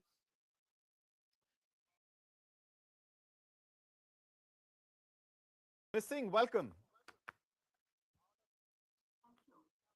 I hope you could hear some of the translation that I did of Mamata Banerjee's bite, where she has alleged that there is a scam in counting, and she is not really a fan of the process of the counting process, because she claims that numbers are not being reported for anywhere between 70 to 100 seats, basically where her party is leading or could be leading. And she has urged in a bite in Bangla, because of course she was talking to party workers and agents, that they should remain where they've been stationed, because she further claimed that BJP's plan was exactly this, to show the lead in the first 2 to 3 rounds, and they wanted the TMC workers perhaps to be complacent. So she urged them to go back to their stations and not come there. Ms. Singh, what do you make of what's happening in Bengal? Because at this point in time, a very clear trend has been established, and the lead that BJP seems to have taken, it is leading on 181 seats. Can this come down and perhaps, in further rounds, and TMC, which is now at 90, not even 100, can TMC cross that 100 figure?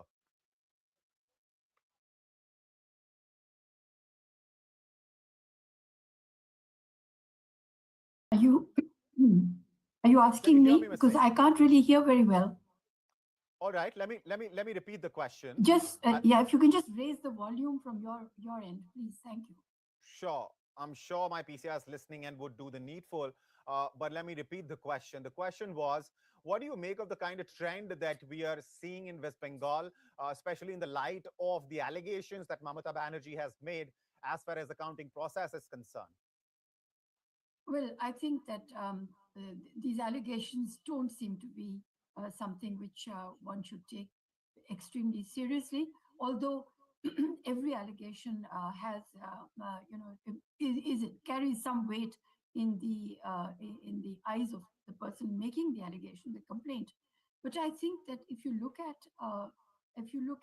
trends, as we might have looked at for several elections, scores of elections in the past, when it is this kind of the leads are of this magnitude, I think that one should say that there is something which has definitely worked for the BJP, and even if it's not gone against Mamta, but it has certainly worked for the BJP. But a few things have also gone against Mamta Banerjee, I think. And one of them, what has worked for the BJP, let me start with that, is that there is definitely a Hindu consolidation, which I would say appears, in many parts of the country, except for South India. We'll come to that later. But Hindu consolidation, to a much lesser extent, the SIR exercise, and also with the anxiety that it bred, saying that if one is not seen with the forces that will come into power, one stands to lose a lot. And I think also that the BJP promised 3,000 rupees to women, and although Mamta Banerjee has a slew of welfare schemes, including the fact that she's given 1,500 rupees now, or before that 500 rupees per month to women, to crores of women for a very long time. But I think what's really happened is, and one should praise Mamta Banerjee for that she did not give that kind of money per month as a dole. It became a right, an adhikar of the people, so especially of the women. So park that on one side. So women are accustomed to getting the money. When a powerful party is promising 3,000 rupees, then it carries that much more credibility that the money will come into the account if it has been promised at election time. But I would say, please, also that there has been an element of Joy Bangla against Jai Shri Ram. Whether it is Joy Bangla plus Jai Shri Ram, which BJP has packaged and depicted, or whether it was only Joy Bangla, despite the fact that in the last few units of time, Mamta Banerjee has actually inaugurated the temple at Digha. She consecrated it. She has also inaugurated other temples. So was this a realization that you have a Hindu assertion which had been triggered off by a very targeted campaign by the BJP's, the people who are figuring out how they have won the past elections, whether this became evident to her too late is something that we can look at. But definitely the answer to your question is that this seems to be now, I think that the dice is cast. One can see the colors and the writing on the wall, and also that Mamta Banerjee is saying, if I could hear her correctly, that this is the third or fourth round. But even though the rounds come from perhaps at least the EVMs come from contiguous booths, so it's possible that one area votes in a certain way. But I doubt that in that 150 village, it's about 150 to 200 villages. If it is that people will be extremely against each other, and one will vote for the BJP and the other will go to the TMC, I doubt it. I think that this is the result that I think the TMC should settle for and see, if analyze first what happened. But I would also say that there has when analysts look at it later, they have to look at the role of the SIR, either perceived or actual role of the SIR, because it has huge implications for later on for delimitation, which is going to be the big exercise in the country. And we cannot lose sight of it. We, meaning people whom you call analysts, cannot lose sight of it only because one election, Mamata Banerjee is talking about SIR playing a hugely, let's say, a biased role against the TMC.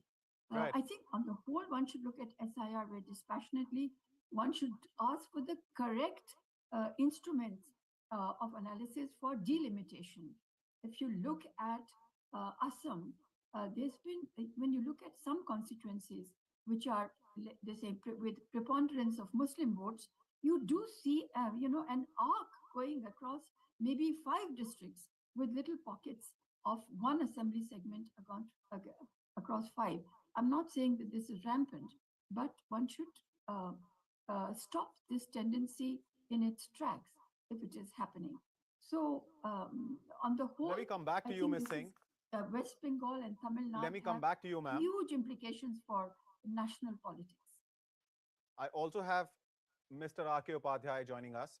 Mr. Upadhyay, what does this mean for TMC's future as a party? Because, if the numbers hold, if the trend stays in place, then BJP is going to wield a clear mandate in West Bengal. And there were reports of infighting in TMC before elections, of course, kicked off. What do you think is going to happen to TMC? First of all, let me say my pranams to Nalini Singh ji. I've held her in high esteem for a long time. In fact, I had the privilege of working with Arun Shauri ji in Indian Express in the 90s in Delhi. So it's been a pleasure to share the platform with you, madam. Thank you so much.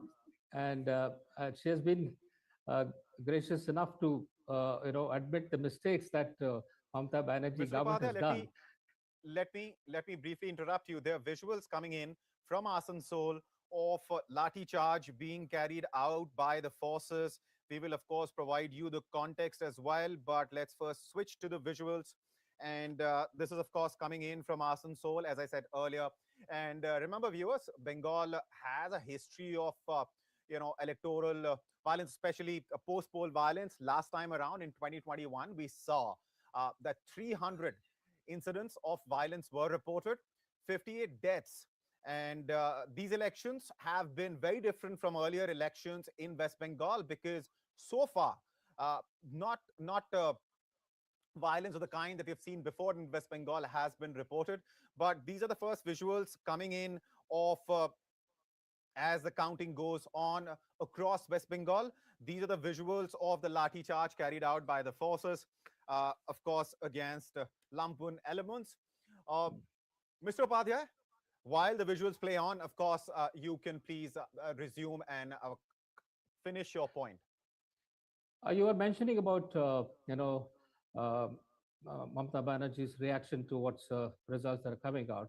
I mean, it's on expected lines. She's given to hysteria, which soon turns to paranoia. And probably she's definitely not liking the results that are coming in. But, the kind of huge lead that the BJP has established, she should realize that the writing is very much on the wall, and she should get prepared herself to face the consequences of her misrule for 3, consecutive terms. And I think what has finally broken the camel's back is the kind of, maladministration that she's given, and then the bringing in, Bangladeshis in hordes, turning them into vote banks. So this is something which has gone against her. Madam was talking about how Hindu consolidation has happened. And I'm sure, it has reached a stage where the Hindus feel threatened in West Bengal. The official figures are only about 28% Muslims. And I'm told it's crossed to 35% in many places. And there are districts where it's 50%. So this is something which is unacceptable, because you can't have so many foreigners living in your country and enjoying the fruits of the labor of the other people. And this has to come to a stage where the stern action needed to be taken. That is where I think the BJP has made a big issue of this, and it has resonated with the people. And I hope the timely action will be taken by the next government which comes in. Talking about the TMC, I'm sure they will realize that this is an election that they've lost. But given the kind of track record the TMC has, the kind of violence that has just begun, probably is just the beginning of some kind of a reaction that we will see throughout the day today and tomorrow. There have been a very violent people. We have seen even earlier in these elections, and I just have the figures. In 2016 Assembly elections, there were 7 people who had died. In 2019 Lok Sabha elections, 62 people died in the riots that took place. And in 2021, again, 24 people died. And in 2024 Lok Sabha elections, 11 people died. So this is the only place in the country now which has seen this kind of a violence. Luckily, this time the Election Commission had ensured that the elections went out peacefully. Welcome another guest joining us, Mr. R. Rajagopalan. Welcome, sir. Namaste. Hi. Namaskar. Rajagopalan ji. Namaste. Namaste. Right. Now that we have exchanged the pleasantries, let's talk about what's happening in West Bengal. That's what we were discussing, sir, before you joined us. And some pertinent points raised by both Ms. Singh and Mr. Upadhyay, of course, that the kind of Hindu consolidation that we are seeing in West Bengal, this result can only be attributed to that. But a more nuanced point perhaps could be, what was this polarization a result of? Was it a result of BJP's efforts? Like, we can clearly say that about Assam. But as far as Bengal is concerned, do you think it was more a result of what Mamata Banerjee was doing, that the kind of, against her especially, the kind of a consolidation that we saw of Hindu votes? Mamata Banerjee overplayed the Muslim card. That irritated the Hindu community. Apart from that, she should not have gone to the Supreme Court or to stop the women's reservation bill. BJP trapped Congress, DMK and Mamata Banerjee on women's bill. So women's bill also helped. That too, the governor of suddenly the Anand Bose was changed and center brought Mr. R.N. Ravi from Chennai. That also added, because Mr. R.N. Ravi knows the Bengal, very intensively, very well. Therefore, he also directed the central forces. My information is Mamata Banerjee unleashed her members of parliament, especially the Sagarika Ghosh and, Derek O'Brien and others, in a very bad light on Prime Minister. That also gave a negative point and sympathy for Prime Minister, etc. Second, Prime Minister's concentration on West Bengal and Amit Shah's persistent stay in West Bengal also helped.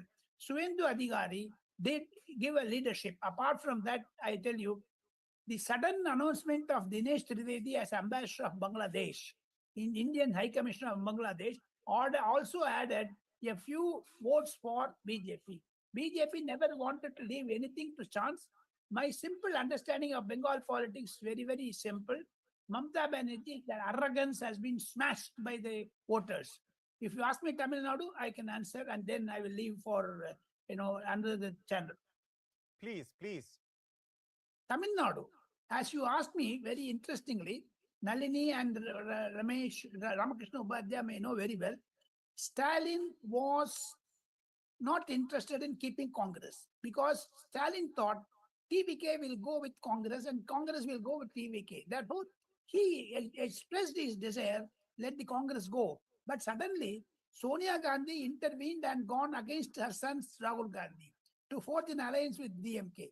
That is the root cause. And second thing, non-appearance of Rahul Gandhi with MK Stalin in public meetings also sent a signal that Rahul Gandhi was with Vijay.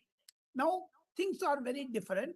MK Adagiri, the brother of Stalin, told me, who was union minister under Manmohan Singh's government, he told me that the anti-incumbency is due to drug menace, illicit liquor, universities like R.J. Carr in Anna University also, rapes repeatedly taking place. R.N. Ravi, when the governor of Tamil Nadu was to address the state assembly, 22,000 murders have taken place last year. 6,500 women have become widow because of Arak and drug. So these are all negative impacts. Added to that, Udayanidhi Stalin irresponsible remark on Sanathan that also had an echo effect on Tamil Nadu politics. BJP might not have won more than 3 or 4 seats, but still that Hindutva has entered in 2031, it will definitely boomerang on, even on Vijay. Now Vijay is a Arvind Kejriwal type, or for that matter, VP Singh type of prime minister, because he has to take left and right together. What will Vijay do? We do not know. He is running short of 8 or 9 members. Governor will definitely call Vijay as a chief minister. Will AIADMK go with Vijay, or AIADMK DMK will join against Vijay? We draw certain permutation combination. We wait for 1 or 2 more days. And today I expect Prime Minister Narendra Modi at 6 o'clock at the BJP office, when he addresses the BJP Karyakartas, he will also throw some light on Tamil Nadu. All right, all right. Interesting, because what we're seeing in Tamil Nadu. I was talking to Dayanidhi Maran the other day, and he was very dismissive of TVK. In fact, he said movie stars, they do have fan following, but that doesn't mean it will necessarily translate into vote. And his argument was that AIADMK and DMK, being political parties, have the ecosystem, have the infrastructure, and the support that they generate through their policies and promises can be translated into votes, because they have that mechanism. Vijay, on the other hand, is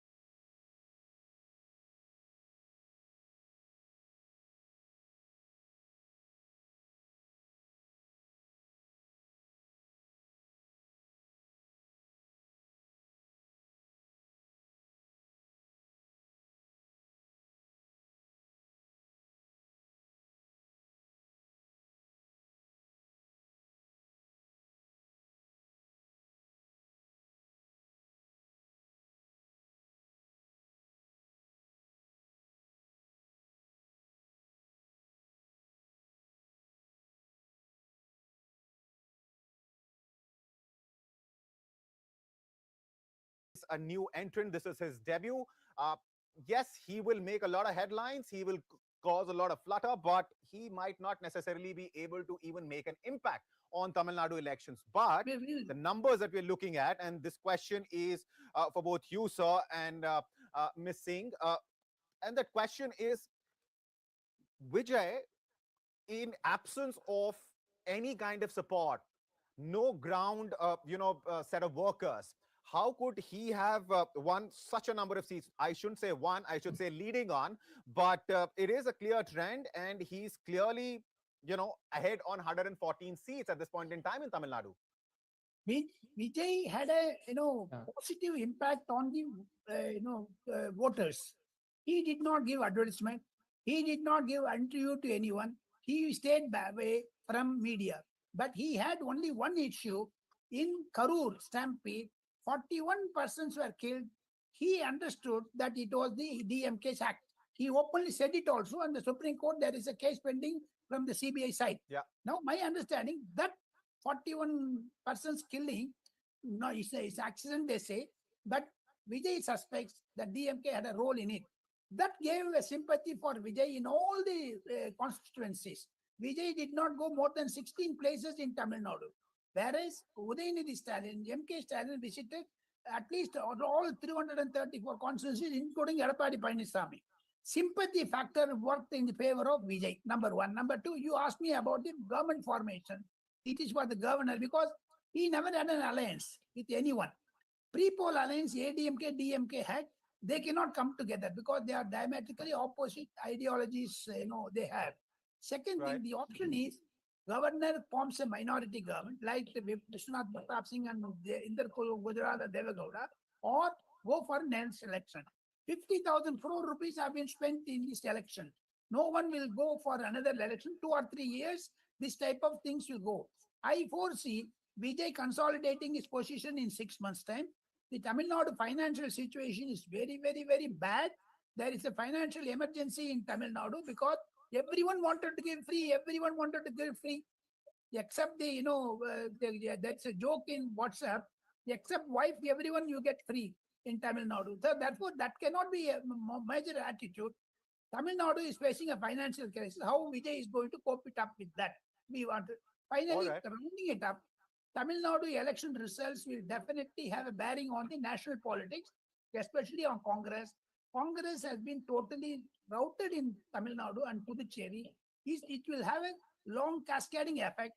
We want in India a strong, vibrant opposition, but Rahul Gandhi is failing in that. All right. Let me get Miss Singh in on this at this point in time. Miss Singh, what's your assessment of Vijay's success in Tamil Nadu? The numbers, of course, will change because counting is still underway, and in fact, quite a few hours left actually for the counting to finish. But in terms of number of seats that Vijay is leading on, this is unprecedented for a party which was formed just a couple of months ago. He's leading on 115 seats.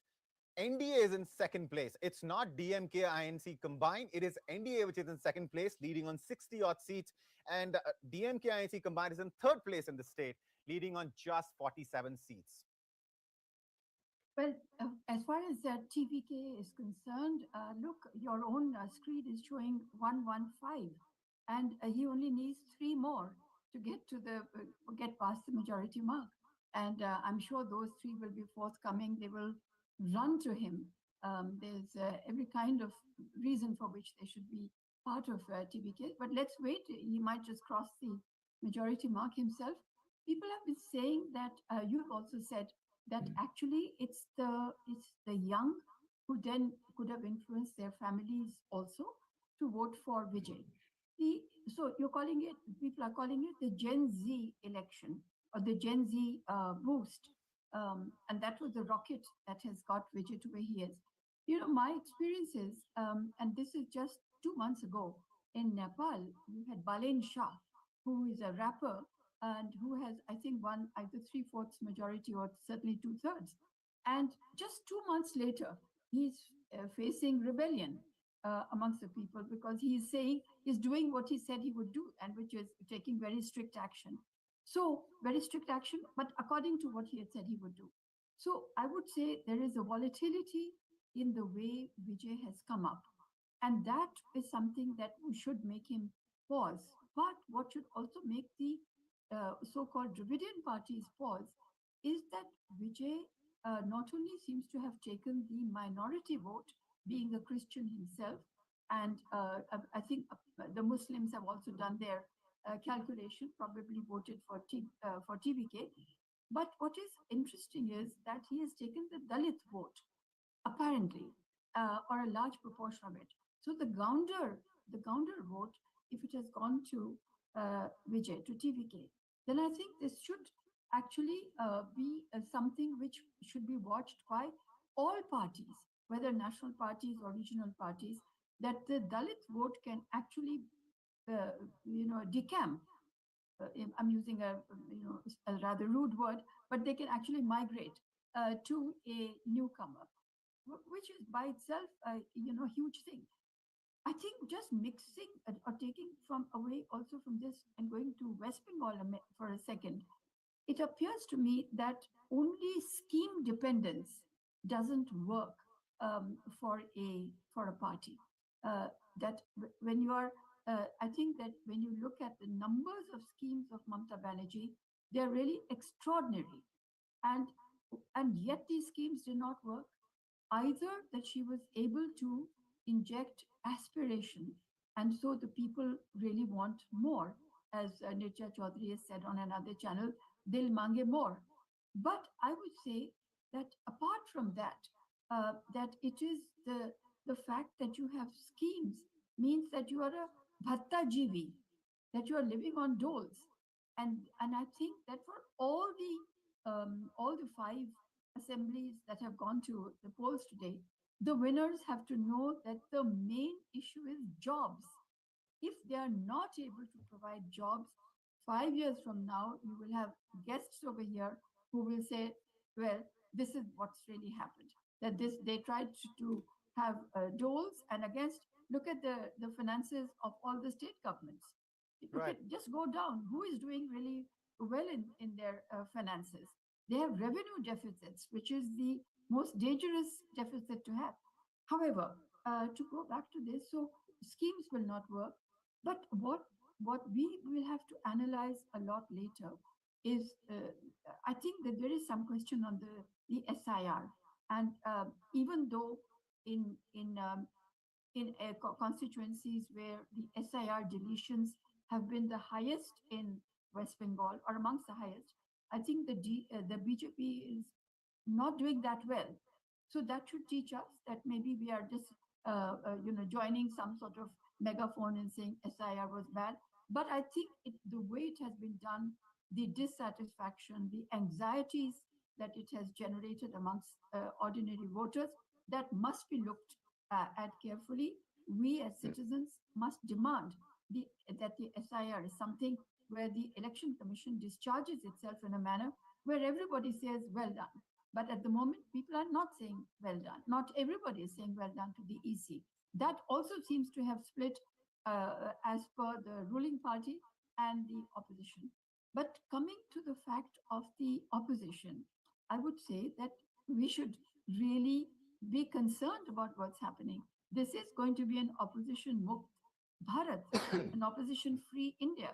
And it's just the southern states which are kind of holding out. And they're also, although this is controversial, but I would say that the minorities, where the minorities are, they can provide a ballast to the total number of voters, they are not letting the BJP slip through.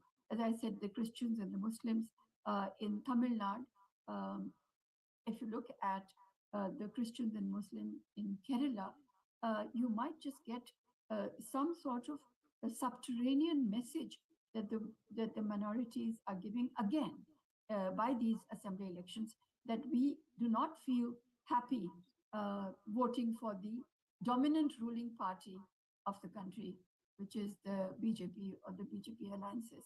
So I would say that once in our country, once you are branded an anti-Hindu party, it's very difficult for that party to win big. We should just accept that.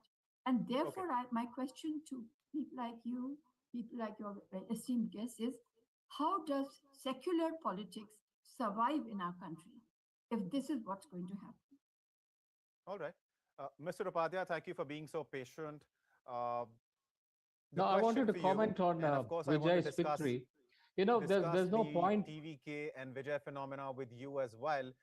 But a pertinent point being raised by Ms. Singh here is the fact that if you look at opposition in the country, it doesn't matter at the national level or at the state level, now you're looking at a situation where BJP is stronger. Nationally, perhaps not, because it is at just 240 seats in the Lok Sabha. But that aside, in states, it is coming and emerging very strongly. And do you also see the fact that BJP is emerging so strongly in these elections that midterm polls where BJP could perhaps seek a clearer mandate, a stronger mandate for itself, are also likely?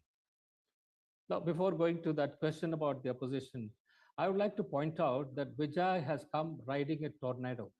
It's not just an ordinary election. This kind of election happens only in about 20, 30 years. The last time we saw was when N.T. Ramarao swept through the elections. I mean, he had formed a party just 9 months before that. And, he came with 180 odd seats. So that is a kind of election that Vijay has won. It's not just any caste or community or, anything that has come in the way. He has got votes from across the board in Tamil Nadu. I think we need to be clear about that. And he has got the support from all over. Why is that? Why has that happened? You see, there are two established parties in Tamil Nadu, AIADMK and DMK. They have ruled for the last 60 years. Between them, it has been either this or that. And only once Ms. Jayalalitha was able to have 2 consecutive terms. Otherwise, each party has, displaced the other. And I think it has reached a flashpoint where people are fed up with the kind of politics that these, established parties are indulging in. All that they do is, indulge in a lot of corruption, help themselves with crores of rupees in the name of various projects. And I think it has peaked during the DMK's rule. And the DMK, the kind of the number of corrupt ministers who were jailed and then who came back, and even on bail they become the ministers again. So this is the kind of administration that I've seen, and this is a rejection of that strata of politicians. So I think people are looking for a new kind of a politics, and Vijay represents that. He's a fresh face. He's only 51-year-old. He's just come into politics, and they hope that he will be able to provide a very good government. But the worry is, how is he going to govern? He doesn't have any experience. He's just new to politics. He's new to administration. How does he? And what kind of people he has around him? Nobody knows.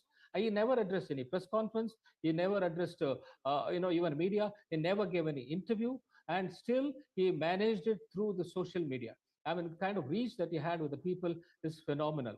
And we hear that, some of the names that I heard today, is among Sangotian, who is a former AIADMK minister, is among his closest advisors. And then there is Arun Raja, Arokya Swami, Vishnu, and Jagadish. We want to know who these people are. How are they going to advise him? Will they be able to give a good government? I think that is an issue which is going to, engage us in the next few weeks. Coming back to the issue of opposition parties, I think they have been, waiting for this to happen, and they did not know that, they would get it so badly. Since the BJP has been taking up this issue of infiltrators in Assam, West Bengal, and many other places where, the foreigners have been allowed to come and stay. I mean, no other country allows this kind of a, freedom to anyone to come and stay and enjoy the facilities of the country. And then you also become part of the citizenry. You also have a vote. I mean, is it ever can be tolerated in any democratic setup? And I think that is where the tipping point has been reached, even in West Bengal, and the Hindu consolidation is a result of that. Malini Madam was asking about the secularism. Yes, secularism is an issue, and then we need to ensure that this doesn't go beyond a point where we start attacking each other. No, that should never happen. But the point is, can you allow this kind of a administration where you allow the foreigners to come and settle down, and then you think that nothing is going to happen? So this is a realization that should come in, and let us hope that the West Bengal government now will take up the cleanup job, but it will do it in a very humane manner. You need to do it in a humane manner. We have to convince the Bangladesh government to take back the citizens. So there is no way that you can allow so many crores of people being part of our country illegally, being here in this country. And the opposition parties have to realize that they have been playing the wrong kind of politics. The wrong kind of politics, giving bad governments, and indulging in all kinds of corruption. So this will not help them. They need to sit together and then form out a strategy as to how to take on the BJP. So what is happening to India Alliance now? The India Alliance, among them, they fought these elections. And how are they going to sit together and work out, how to go forward? I'm sure they should find a way for their own survival. All right. Ms. Singh, Mr. Upadhyay raised a very interesting point there, that India should start a dialogue with Bangladesh and discuss the situation of illegal immigrants. But that's easier said than done, right? Absolutely. It's not going to be easy. And Hemanta Biswas himself has said in the last 2 years, he has been able to send back 1,024 people. So you realize the difficulty of that situation, because it's not easy. You have to convince that, because we don't have any kind of a treaty. But then we have to find a way out as to how we go about doing it. All right. I don't know whether what do you think about Madam has a solution. Upadhyayji and Anchor Abhishek, is it? Yes. I would say to you, please look at it a little bit like this, that the SIR's axe fell the deepest, it cut the deepest in Murshidabad. Now, that means that the most illegal Bangladeshis, illegal voters were in Murshidabad. Murshidabad happens to be a completely backward district of West Bengal. It is, now it used to be about 150 years ago, the glory of the British Raj in the east. They had a gold mint, they had all kinds of, it was historically a very, very important economic center. But over the decades and after independence, etc., with a high minority population, and let us assume, I'm conceding that there was a lot of Bangladeshi population. I want to ask one thing. Why would Bangladeshis come to Murshidabad, which is not going to give them income, which is not going to give them jobs, which is not even going to give them a confirmed status, except that Mamata Banerjee will put her hand on their heads, which will do even if they went to Hooghly and Howrah. So therefore I keep telling you that, we can take this, the statements and the claims of the ruling parties, wherever, that this has happened, but kindly look at, analyze it. And this is where you will have to come up with a lot of question marks that, that you must answer. And I just want to go back a little bit to... Now, what is the answer for this? Well, the answer people is who are living illegally. Because, Can we allow that to continue? Can we allow Upadhyayji, that to continue? Yeah, I just want to say to you that you are saying exactly that what is being said by the powers that be, that they have come in illegally. I am saying that how come we are saying that they came and they came to a place like Murshidabad, which has got absolutely no development, which has got where you can actually, you do not have jobs. They've come for jobs. No, we are saying these are It's not economic just Murshidabad, migrants. madam. Why They're would they spread come all to over West Bengal. It's not just. I yeah, think, so I'm citing you So- just one Ms. example Singh and Mr. Upadhyay, where the SIR deletions were amongst the maximum, which means the assumption was that there were maximum number of Bangladeshis there. Because the Indians would not, they would be able to trace their grandfathers and their fathers, etc. These people could not, so they were said, go, because you cannot vote here anyway. So I'm just saying there is something to be said there. But let me just jump from that to the fact that the combined vote of the Congress party and the CPM in West Bengal is just about half a percentage point or a little bit more than an entity called others. That means that these two, large parties have sunk to this or have shrunk to this, this level that the others have overtaken, which could be Owaisi, which could be the other Muslim parties, etc. But this is something that we should look at. Let's They just had turn 0 back a seats. little bit. I'll just finish in a second, or maybe 20 seconds. Talking about development, Tamil Nadu has registered and has got a development of about 11% per annum. That's the rate of development of Tamil Nadu. West Bengal, on the other hand, was below the national average. Yet you see that in West Bengal, there is the development issue has, that doesn't seem to have come to the fore. In Tamil Nadu, despite the 11% the 11% development index, you've got a change. So how is it that you don't develop and yet you can in this case you lost votes, but in Tamil Nadu they developed a lot and yet they lost votes.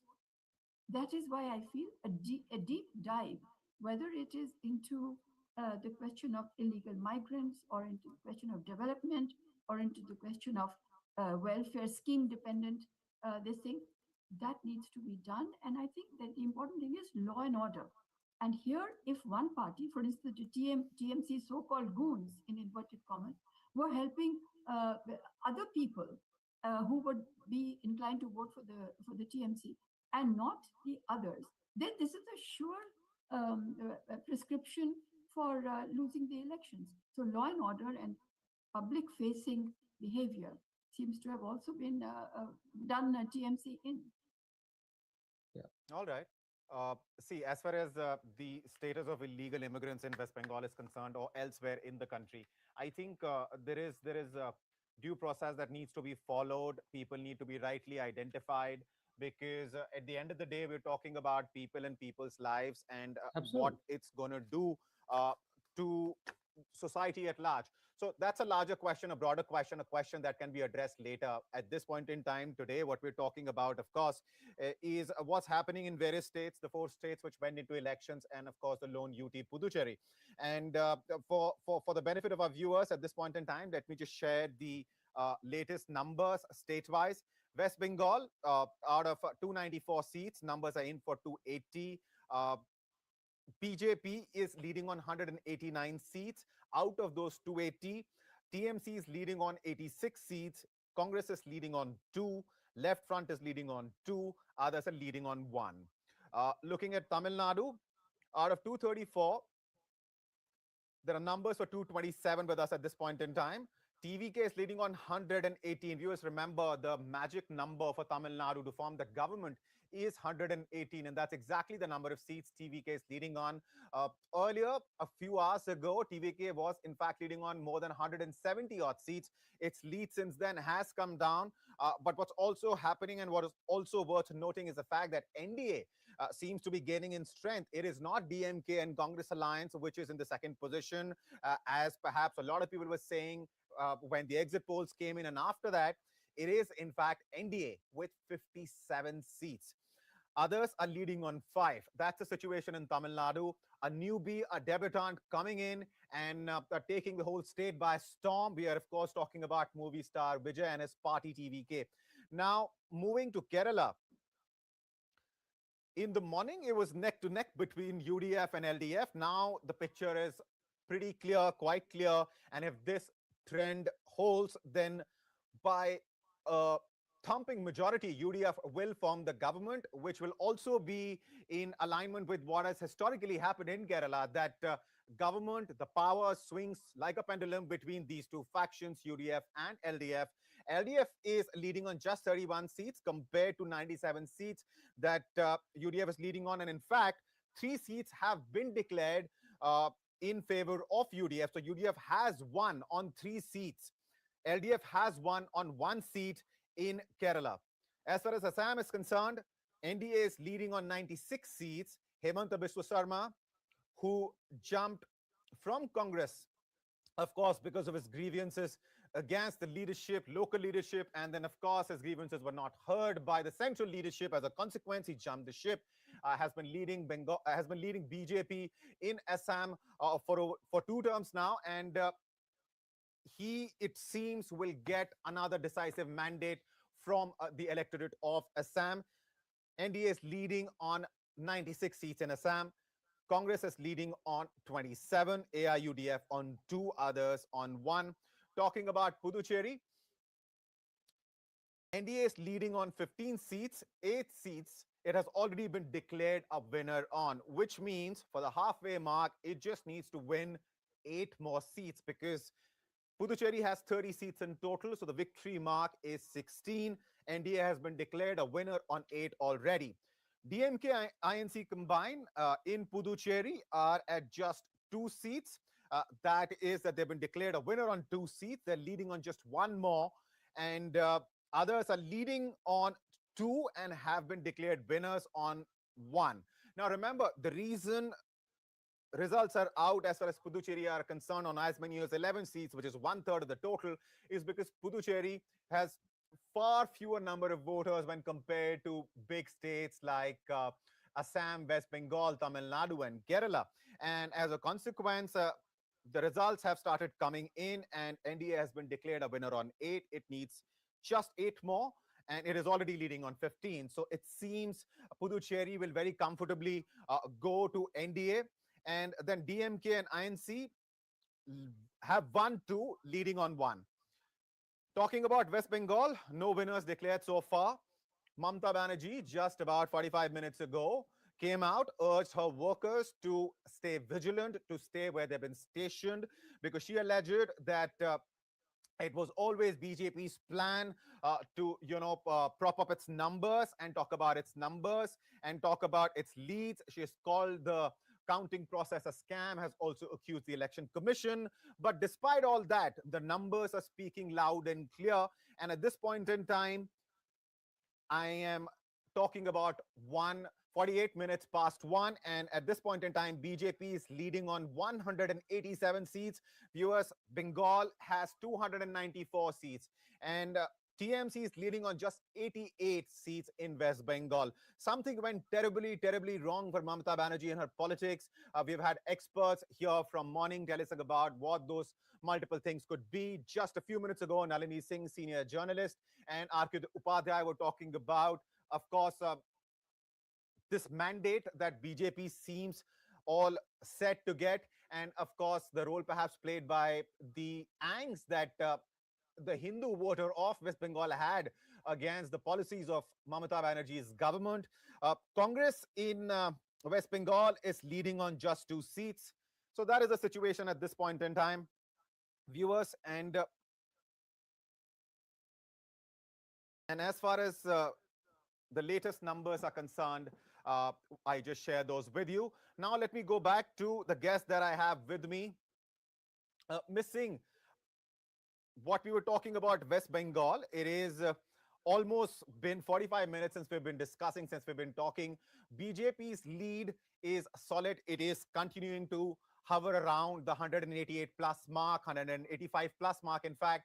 And what Mamata Banerjee said, being a fighter, being somebody who fought against, of course, left in West Bengal, built a party from scratch. It is rather logical to see her fight till the very last minute, but it is very clear what is likely to happen in Bengal now. Absolutely, I agree with you entirely. That with this kind of these kinds of numbers showing now, maybe after 5 rounds, 6 rounds, I'm not sure how many rounds we have, but I think that this is something which is, if you can extrapolate this, I think just on the margins, there may be a little bit up and down, but this is what it is. And Mamata Banerjee, of course, she's a fighter, so she will stay up to the end with her own observations, which of course she has a right to. But I would say that I would request you to please wrap up your response in 30 seconds if you could. There are some updates coming in. I'd like to jump to that. Yeah, so I just want to say the more important thing for me is that 2024 national elections were an aberration for BJP. From what you see, one should absolutely now understand that the BJP actually is the dominant party, and it is not it's not a party which fell below the simple majority in 2024. That was an aberration. This is what I'd like to say at the end. All right. I'm joined by senior journalist Prakash Swami. Thank you so much for taking out the time, sir, and talking to us. Thank you. All right. The floor is yours. Do let us know, what do you make of these numbers? Because a clear trend has been established in every single state. The winner, the parties which are leading, for example, in West Bengal, Tamil Nadu, Kerala, Assam and Puducherry, have managed to get a very clear and clean lead ahead of the competition. Let's first think about West Bengal. Sure. You want me to start with West Bengal? You want me to start with Tamil Nadu? Please go ahead. Please go ahead. Take your pick. Okay. West Bengal, Mamata Banerjee thought she is like another Jyoti Basu. She can rule forever. But then the hard work put in by Prime Minister Modi and Home Minister Amit Shah has dethroned her. Because there are only 2 chief ministers who are deadly against BJP government in Delhi. One is Mamata Banerjee, the second is MK Stalin of Tamil Nadu. But Mamata Banerjee's kind of opposition bordered on violence. So kind of raiding the BD office and everything. So Bengal is one of the most educated society state which produced people like Rabindranath Tagore, Swami Vivekananda, Bhagwan Ramakrishna, and intellectual people like Rabindranath. So those people decided enough is enough and we need a change. As you know, the changes are the only thing permanent in the world. And Congress is nowhere near there. And communists which ruled that state for about 40, 50 years have been decimated totally. So the only option for the people of Bengal is to choose a government which will be aligned with the government in the center. So they chose the BJP. And BJP effort didn't come through just like that. It's not a luck. The hard work put in by Prime Minister and Home Minister ensured the victory in West Bengal. Coming to Tamil Nadu, a tsunami has taken place in Tamil Nadu. I'm from Tamil Nadu. I'm talking to you from Chennai. After 1967, after the Congress lost the elections to the DMK, it was always ruled by ADMK and DMK and DMK and ADMK for the past 6 years. For the first time, a non-Dravidian party is closer to power. I wouldn't call it definitely they want to form the government, but they're closer to power with 109 seats as against 65 of ADMK and 60 of DMK. That's a good sign because people want to change. And the youth, the Gen X in Tamil Nadu, were impatient with the Dravidian parties because they didn't do anything much. People, they talked a lot, high-level corruption, which hit the sky. So Tamil Nadu was an example of a misruled state in India where all the states are developing. Tamil Nadu was much in the forefront of development in India and lagged behind, and all the MOUs with foreign countries remain only on the paper. So nothing came through. And the loans got by the state government is more than 10 lakh crores. And that means every Tamilian living in the state carries a heavy burden of the state government loan, which are spent not on development or welfare purposes, free bus ride to women. Because women is Italian, we're not arguing that. But you should know when the transport department is running at a huge loss, bankruptcy, almost going bankruptcy. They're not paying the money to the transport employees who retired. They're not paying their gratuity, they're not paying the sum which is due on retirement. And this time, 90% of the state government employees, including teachers, sanitary workers, nurses, and the government employees, it's running about 1 crore, did not vote for DMK. They chose Vijay for a simple reason. They want to change, and Vijay thought they could bring him a change. All right. And the picture which is emerging in Assam, there also it is very clear that NDA is going to form the government. People have endorsed Hemanta Biswa Sarma, and it seems they're going to give him a very decisive mandate. In Assam is the most expected state for BJP, cakewalk state with Assam.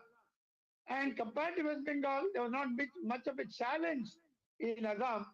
But in Kerala, Congress regaining power, because Congress is powerful only in a couple of states in India. And one of them is Kerala. Maybe probably Maharashtra may be there. And Telangana, Andhra Pradesh. South 3 and maybe North India 1. But in Kerala, this time I think BJP will open its mouth because the ruling, the communist government there, they first hurt the sentiments of Hindus by interfering, poking the nose in the Ayyappa temple matter. Whatever may be the reason, similarly to the law and order failure in Tamil Nadu, they hurt the sentiments of Hindus, and that led to the consolidation of Hindu vote bank in Kerala, which we never heard of for the first time. I'm an independent journalist. I don't belong to any political party. I see it through my own lens. For the first time in Kerala, Hindu vote bank have been formed. But that didn't result in BJP getting majority, but that will help in dethroning the left front government in Kerala. So my assumption, Kerala, this fight between always like DMK and ADMK in Tamil Nadu, fight between Congress and left in Kerala. But if Vijay has joined hands with Congress in Tamil Nadu, his effect would have been much more in Kerala because he's also popular in Kerala in Malayalam movies and all that. So that would have helped. Anyway, Congress won, so you don't need. But in Kerala, it is expected lines again, like Assam, Kerala, we expected the communists not to rule for 15 years. They are not like EMS Namboodiripad. It's okay, but they hurt the sentiments of Hindus, so there they lost miserably. In Tamil Nadu, a new force has emerged called the TVK, led by the actor Vijay. Because people are desperately looking for a change other than the Dravidian party. But unfortunately, if Annamalai could have retained the position of the state BJP president, he would have contested 234 seats on his own BJP. And remember, he is the guy who took the percentage of BJP from Nota to 18% of NDA in the last parliament election. This time he has again come back to Nota, and BJP lost a golden opportunity.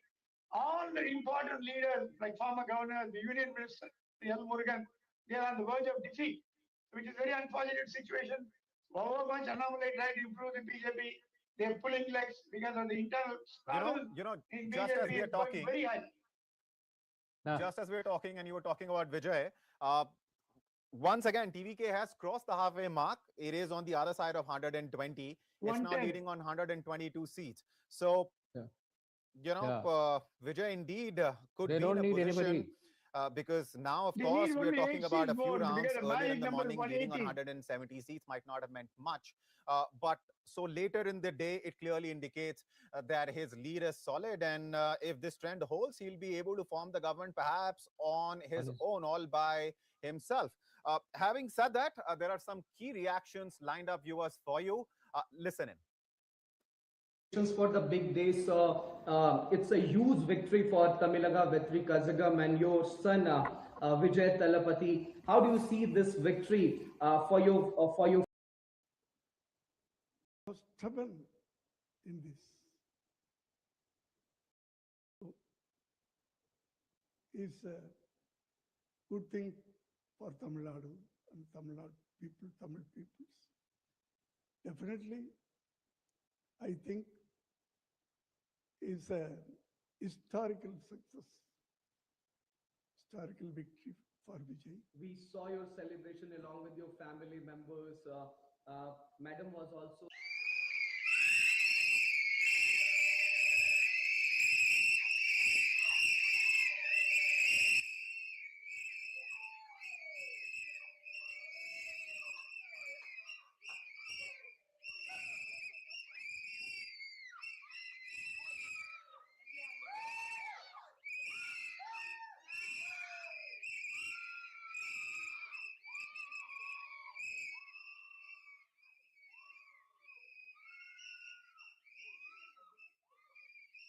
एक बहुत ही चालाक खेल रहा है चुनाव आयोग। बंगाल विधानसभा election में अभी भी 70 सीट है जिनके रिजल्ट चुनाव आयोग ने अपलोड नहीं किया है। चुनाव आयोग ने 70 सीट के रिजल्ट अभी भी अपलोड नहीं किए हैं और जो अपडेटेड राउंड्स होते हैं उनको अपलोड नहीं कर रहा है चुनाव आयोग। जैसे आपको मालूम है कि काउंटिंग राउंड्स में होते हैं और जो अपडेटेड राउंड्स के रिजल्ट है ये चुनाव आयोग अपलोड नहीं कर रहा है। ये चालाकी है, षड्यंत्र है, ये बीजेपी के लिए माहौल बनाने की कोशिश है। क्योंकि ऐसा क्यों है कि अभी भी 70 सीट में अभी भी रिजल्ट क्यों नहीं अपलोड किए हैं चुनाव आयोग? ये एक षड्यंत्र है और चुनाव आयोग की कोशिश है ये दिखाना कि बीजेपी बंगाल में बंगाल जीत रही है, जब ये सच नहीं है। सच तो ये है कि ममता बनर्जी चौथी बार बंगाल की मुख्यमंत्री बनेगी और बीजेपी की हार निश्चित है। प्रश्न ये है कि अभी भी 70 सीट में जो रिजल्ट है ये अभी भी अपलोड क्यों नहीं किए हैं चुनाव आयोग? ये प्रश्न बहुत ही महत्वपूर्ण है। असम और बंगाल के जनता जनार्दन को बहुत बहुत हृदय से धन्यवाद ज्ञापित करता हूं और ये जो हिस्टोरिक मैंडेट है इस मैंडेट के लिए असम के जनता, बंगाल के जनता जो आशाएं, जो आकांक्षाएं भाजपा नेतृत्व के सामने रखा है और हमारे ऊपर प्रधानमंत्री नरेंद्र मोदी जी और असम के लोकप्रिय मुख्यमंत्री हिमंत बिस्वा शर्मा के प्रति जो भरोसा जताया है उसके लिए बहुत बहुत धन्यवाद ज्ञापित करता हूँ। माता की जय, जय भाजपा, जय भाजपा, जय मोदी, जय जयकार पूरे भारत में, इस समय पूरे हिंदुस्तान में भारत माता की जय, वंदे मातरम, जय श्री राम के जय घोष गूंज रहे हैं। भारत माता की जय। पश्चिम बंगाल में ऐतिहासिक जीत है। ममता का कुशासन हार गया, भाजपा का सुशासन जीत गया, माननीय मोदी जी पर भरोसा जीत गया और ममता दीदी का भय हार गया। और श्री अखिलेश यादव जी जो कुतूहरी बजा रहे थे रोजाने, आज वो कहाँ है, उनको खोजना चाहिए आप लोग। जब हारेंगे ईवीएम खराब, जब जीतेंगे ईवीएम अच्छी। देखिए, स्पष्ट है कि देश की जनता अब नकली फर्जी नैरेटिव की तरफ नहीं जाती, वो परफॉर्मेंस ड्रिवन गवर्नेंस की तरफ जाती है, वो एक अकाउंटेबिलिटी वाली सरकार की तरफ जाती है। और निश्चित रूप से प्रधानमंत्री मोदी जी के नेतृत्व में पश्चिम बंगाल के अंदर अमित शाह जी और हमारे राष्ट्रीय अध्यक्ष नितिन नवीन जी, इनके नेतृत्व में जो चुनाव लड़ा गया है, उसके अंदर बंगाल की जनता को हम धन्यवाद देते हैं। ये भारतीय जनता पार्टी की जीत के साथ साथ बंगाल की जनता के विश्वास की जीत है। और ये जो जीत भारतीय जनता पार्टी को मिल रही है बंगाल में, वो केवल सरकार बदलने का इशारा नहीं है, वो वहां की राजनीति की संस्कृति बदलने का है, तौर तरीका बदलने का है, एक कल्चर जो चला था हिंसा का, उसको बदलने का है। उसी के साथ साथ असम और पुडुचेरी की जनता को भी हम धन्यवाद देते हैं, ये उनकी जीत है। और यहाँ पर जीत दिखाती है कि वहां की जनता एक स्टेबल सरकार, एक निर्णायक सरकार, गवर्नेंस की तरफ वो उनका रुझान है। निश्चित रूप से प्रधानमंत्री मोदी जी के 12 साल जिसमें वो प्रधानमंत्री के रूप में जिन्होंने सेवा दी है, उन्होंने और अमित शाह जी के नेतृत्व में एक अकाउंटेबल पॉलिसी दी है और उसके साथ साथ एक डिसाइसिव गवर्नेंस दी है। उसी के नतीजे आज ये हर राज्य के अंदर जहां जहां भारतीय जनता पार्टी सत्ता में रहती है, वहां वापस भारतीय जनता पार्टी सत्ता में आती है, और जहां पर कोई दूसरी सरकार है उसका तख्ता पलट जाता है। क्या बोलना चाहेंगे? आज शाम से 7 बजे से बंगाल की हर बेटी बिना खौफ बिना डर घर से बाहर निकली थी, और जो ये पूरा के पूरा नतीजा आया है, चाहे तमिलनाडु हो या बंगाल हो, चाहे असम हो, एक बात तो साफ है कि सनातन विरोधी, हिंदू विरोधी हर जगह हारे हैं। जो सबको साथ लेकर नहीं चलते, वो हर जगह हारे हैं। जिनकी सिर्फ एक ही तमन्ना थी, दिल में काबा था और ज़बां पे था कि सनातन धर्म नष्ट करेंगे, आज उनकी हार हुई है। जिनके दिल में महिला विरोध था, आज उनकी हार हुई है। जो इनके दिल में भ्रष्टाचार था, कर्म में भ्रष्टाचार था, उनकी हार हुई है। और जो लोग लगातार अपने प्रदेशों को पीछे ले जाने का काम कर रहे थे, उनकी हार हुई है। लगातार गया था, 4 मई दीदी गई, अब फाइनली जो है एक ट्रेंड, वीडियो भी ट्रेंड हो रही है एचएम की, जिसमें वो बोल रहे हैं कि 1 बजे के बाद दीदी टाटा बाय बाय। क्या बोलना चाहिए? जी, गृह मंत्री जी ने जब भी जो कहा है वो हमेशा सही आया है। 2/3 मेजोरिटी से सरकार बनेगी, वो भी पूरा होगा। और गृह मंत्री जी ने जो बात कही थी कि टीएमसी के गुंडे अब की बार घर से निकलेंगे तो उल्टा लटका के भगाया जाएगा, वो भी होगा। इस बार पहली बार इतने सालों के बाद बिना बम का चुनाव हुआ है, बिना बलात्कार का चुनाव हुआ है और बिना किसी मौत का चुनाव हुआ है। तो ये बंगाल के सोनार बंगला बनने की राह में बंगाल चल चुका है।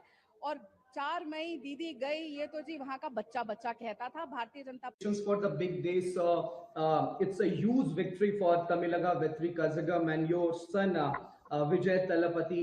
How do you see this victory for your family, for you in person, for Vijay Talapati, and for the entire fans of Vijay and the people of Tamil Nadu, sir? First of all, as a father, I'm very proud and happy, total, me and my wife, because my wishes to my son, because I'm seeing last 2 years, his confidence level. Okay, his confidence level is fantastic, and faith. I will come. I'll come as Chief Minister of Tamil Nadu. That is his confidence level. I'm appreciating that attitude. First of all, for a leader, that boldness, no alliance. I will stand with my own legs. I was stubborn in this. So it's a good thing for Tamil Nadu and Tamil Nadu people, Tamil peoples. Definitely, I think is a historical success, historical victory for Vijay. We saw your celebration along with your family members. Madam was also.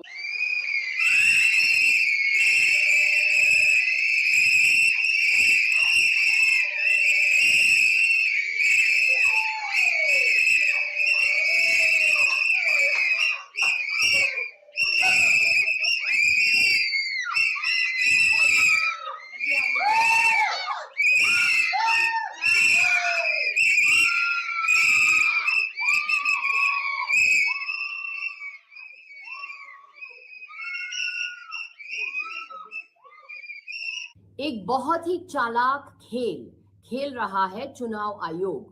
Bengal Vidhan Sabha election में अभी भी 70 seat है जिनके result चुनाव आयोग ने upload नहीं किया है। चुनाव आयोग ने 70 सीट के रिजल्ट अभी भी अपलोड नहीं किए हैं और जो अपडेटेड राउंड्स होते हैं उनको अपलोड नहीं कर रहा है चुनाव आयोग। जैसे आपको मालूम है कि काउंटिंग राउंड्स में होते हैं और जो अपडेटेड राउंड्स के रिजल्ट है ये चुनाव आयोग अपलोड नहीं कर रहा है। ये चालाकी है, षड्यंत्र है, ये बीजेपी के लिए माहौल बनाने की कोशिश है। क्योंकि ऐसा क्यों है कि अभी भी 70 सीट में अभी भी रिजल्ट क्यों नहीं अपलोड किए हैं चुनाव आयोग?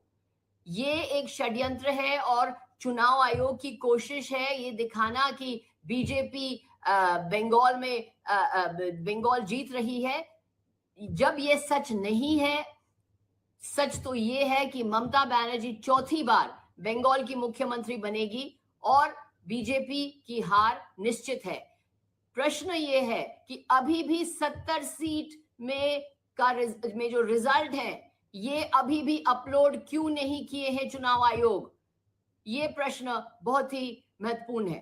असम और बंगाल के जनता जनार्दन को बहुत बहुत हृदय से धन्यवाद ज्ञापित करता हूं और ये जो हिस्टोरिक मैंडेट है इस मैंडेट के लिए असम के जनता, बंगाल के जनता जो आशाएं, जो आकांक्षाएं भाजपा नेतृत्व के सामने रखा है और हमारे ऊपर प्रधानमंत्री नरेंद्र मोदी जी और असम के लोकप्रिय मुख्यमंत्री हिमंत बिस्वा शर्मा के प्रति जो भरोसा जताया है उसके लिए बहुत बहुत धन्यवाद ज्ञापित करता हूँ।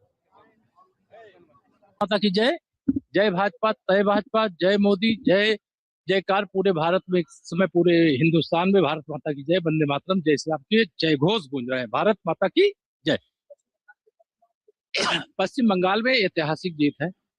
ममता का कुशासन हार गया, भाजपा का सुशासन जीत गया, माननीय मोदी जी पर भरोसा जीत गया और ममता दीदी का भय हार गया। और श्री अखिलेश यादव जी जो तुतुहरी बजा रहे थे रोजाने, आज वो कहाँ, उनको खोजना चाहिए आप लोग। जब हारेंगे ईवीएम खराब, जब जीतेंगे ईवीएम अच्छी। देखिए, स्पष्ट है कि देश की जनता अब नकली फर्जी नैरेटिव की तरफ नहीं जाती, वो परफॉर्मेंस ड्रिवन गवर्नेंस की तरफ जाती है, वो एक अकाउंटेबिलिटी वाली सरकार की तरफ जाती है। और निश्चित रूप से प्रधानमंत्री मोदी जी के नेतृत्व में पश्चिम बंगाल के अंदर अमित शाह जी और हमारे राष्ट्रीय अध्यक्ष नितिन नवीन जी, इनके नेतृत्व में जो चुनाव लड़ा गया है उसके अंदर बंगाल की जनता को हम धन्यवाद देते हैं। ये भारतीय जनता पार्टी की जीत के साथ साथ बंगाल की जनता के विश्वास की जीत है। और ये जो जीत भारतीय जनता पार्टी को मिल रही है बंगाल में, वो केवल सरकार बदलने का इशारा नहीं है, वो वहां की राजनीति की संस्कृति बदलने का है, तौर तरीका बदलने का है, एक कल्चर जो चला था हिंसा का, उसको बदलने का है। उसी के साथ साथ असम और पुडुचेरी की जनता को भी हम धन्यवाद देते हैं। ये उनकी जीत है, और यहाँ पर जीत दिखाती है कि वहाँ की जनता एक स्टेबल सरकार, एक निर्णायक सरकार, गवर्नेंस की तरफ वो उनका रुझान है।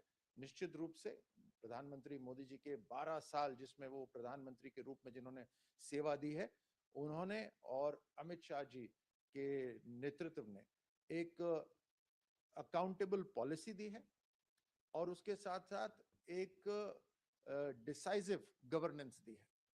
उसी के नतीजे आज ये हर राज्य के अंदर जहां जहां भारतीय जनता पार्टी सत्ता में रहती है, वहां वापस भारतीय जनता पार्टी सत्ता में आती है और जहां पर कोई दूसरी सरकार है उसका तख्ता पलट जाता है। क्या बोलना चाहेंगे? आज शाम से 7 बजे से बंगाल की हर बेटी बिना खौफ बिना डर घर से बाहर निकली थी और जो ये पूरा के पूरा नतीजा आया है, चाहे तमिलनाडु हो या बंगाल हो, चाहे असम हो, एक बात तो साफ है कि सनातन विरोधी, हिंदू विरोधी हर जगह हारे हैं। जो सबको साथ लेकर नहीं चलते वो हर जगह हारे हैं। जिनकी सिर्फ एक ही तमन्ना थी, दिल में काबा था और ज़बां पे था कि सनातन धर्म नष्ट करेंगे, आज उनकी हार हुई है। जिनके दिल में महिला विरोध था, आज उनकी हार हुई है। जो उनके दिल में भ्रष्टाचार था, कर्म में भ्रष्टाचार था, उनकी हार हुई है। और जो लोग लगातार अपने प्रदेशों को पीछे ले जाने का काम कर रहे थे, उनकी हार हुई है। लगातार गया था 4 मई दे दी गई, अब फाइनली जो है एक ट्रेंड, वीडियो भी ट्रेंड हो रही है एचएम की, जिसमें वो बोल रहे हैं कि 1 बजे के बाद दीदी टाटा बाय बाय। क्या बोलना चाहेंगे? जी, गृह मंत्री जी ने जब भी जो कहा है वो हमेशा सही आया है। 2/3 मेजोरिटी से सरकार बनेगी, वो भी पूरा होगा। और गृह मंत्री जी ने जो बात कही थी कि टीएमसी के गुंडे अब की बार घर से निकलेंगे तो उल्टा लटका के भगाया जाएगा, वो भी होगा। इस बार पहली बार इतने सालों के बाद बिना बम का चुनाव हुआ है, बिना बलात्कार का चुनाव हुआ है और बिना किसी मौत का चुनाव हुआ है। तो ये बंगाल की सोनार बंगला बनने It's a huge victory for Tamilaga Vettri Kazhagam and your son Vijay Talapati. How do you see this victory for your family, for you in person, for Vijay Talapati, and for the entire fans of Vijay and the people of Tamil Nadu, sir?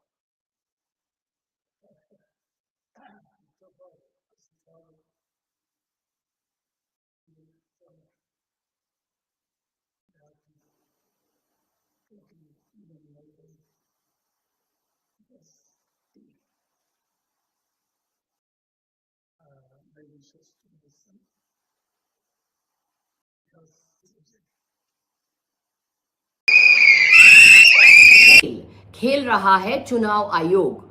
Bengal Vidhan Sabha election में अभी भी 70 seat है जिनके result चुनाव आयोग ने upload नहीं किया है। चुनाव आयोग ने 70 सीट के रिजल्ट अभी भी अपलोड नहीं किए हैं और जो अपडेटेड राउंड्स होते हैं उनको अपलोड नहीं कर रहा है चुनाव आयोग। जैसे आपको मालूम है कि काउंटिंग राउंड्स में होते हैं और जो अपडेटेड राउंड्स के रिजल्ट है ये चुनाव आयोग अपलोड नहीं कर रहा है। ये चालाकी है, षड्यंत्र है, ये बीजेपी के लिए माहौल बनाने की कोशिश है। क्योंकि ऐसा क्यों है कि अभी भी 70 सीट में अभी भी रिजल्ट क्यों नहीं अपलोड किए हैं चुनाव आयोग? ये एक षड्यंत्र है और चुनाव आयोग की कोशिश है ये दिखाना कि बीजेपी बंगाल में बंगाल जीत रही है, जब ये सच नहीं है। सच तो ये है कि ममता बनर्जी चौथी बार बंगाल की मुख्यमंत्री बनेगी और बीजेपी की हार निश्चित है। प्रश्न ये है कि अभी भी 70 सीट में जो रिजल्ट है ये अभी भी अपलोड क्यों नहीं किए हैं चुनाव आयोग? ये प्रश्न बहुत ही महत्वपूर्ण है।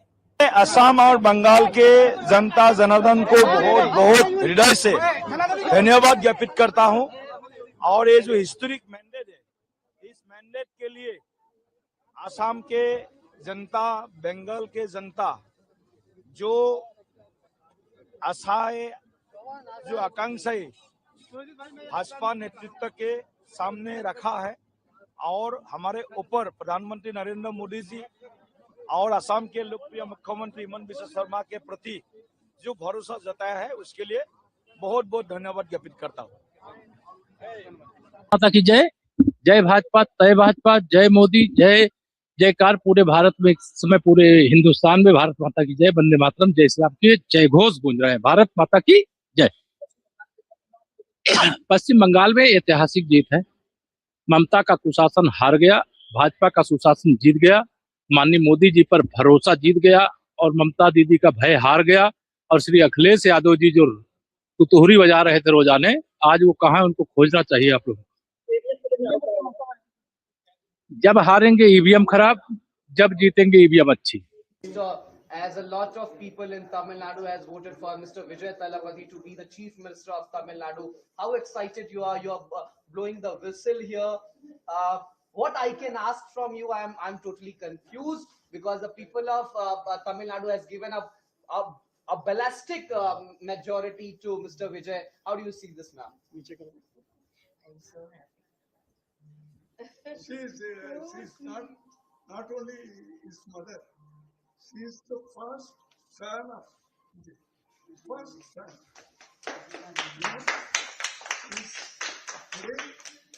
He's so happy. From morning 3:30.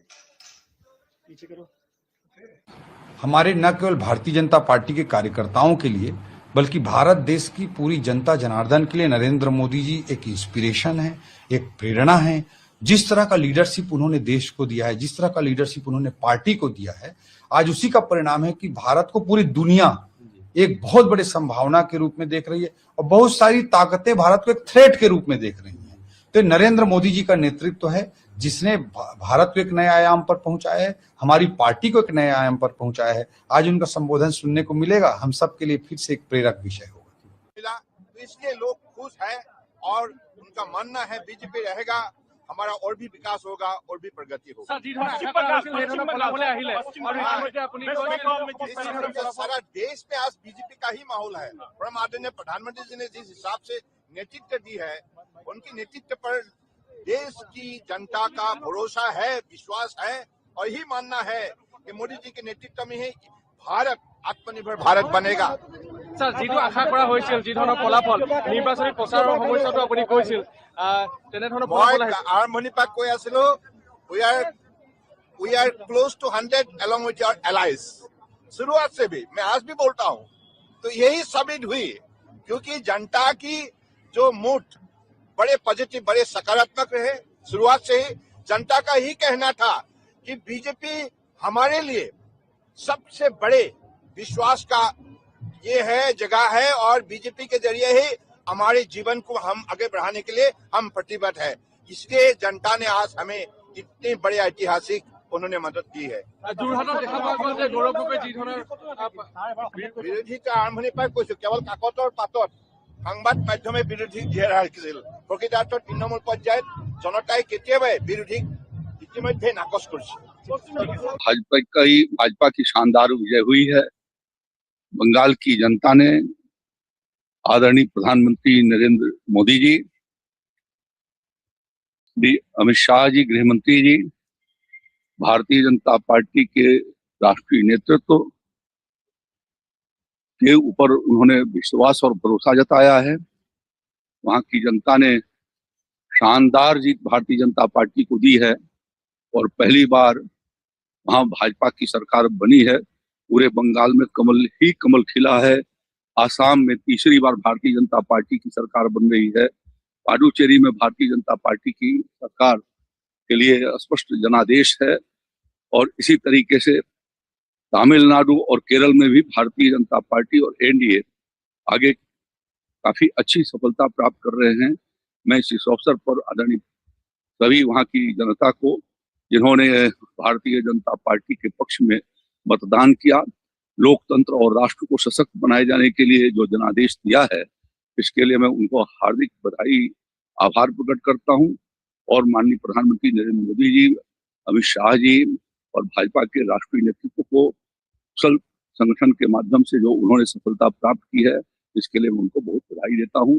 जिन कार्यकर्ताओं ने अथक परिश्रम किया, जिनके बल पर ये जीत आज हासिल हुई है, उनको भी बहुत बधाई देता हूँ। उनका काम ही यही हर बार आरोप लगाना, चुनाव के पहले भी लगाते हैं, बाद में भी लगाते हैं। तो उनके जनता उनके आरोपों को अब कोई ध्यान ही नहीं देती, उसको बिल्कुल स्पष्ट रूप से खारिज कर दिया है। और इससे बड़ा जनादेश क्या हो सकता है? अभी भी उनको अपने नीतियों पर पुनर्विचार करने की जरूरत है। पश्चिम बंगाल में स्वामी विवेकानंद जी का सनातन संस्कृति, सुभाष चंद्र बोस जी का भारत माता, रविन्द्रनाथ टैगोर जी का आशीर्वाद भारतीय जनता पार्टी को मिला है। हम कह सकते हैं कि भारत की सांस्कृतिक राजधानी में भगवा लहरा गया है। ये विकसित भारत के संकल्प को पूरा करने का एक बड़ा कदम है। मैं आदरणीय प्रधानमंत्री नरेंद्र मोदी जी का और आदरणीय राष्ट्रीय अध्यक्ष जी का, आदरणीय गृह मंत्री जी का बहुत बहुत अभिनंदन करता हूं। उत्तर प्रदेश वासियों की तरफ से नव निर्वाचित होने वाले सभी माननीय विधायकों का बहुत बहुत अभिनंदन करता हूं और पश्चिम बंगाल वासियों को बहुत बहुत बधाई, बहुत बहुत अभिनंदन।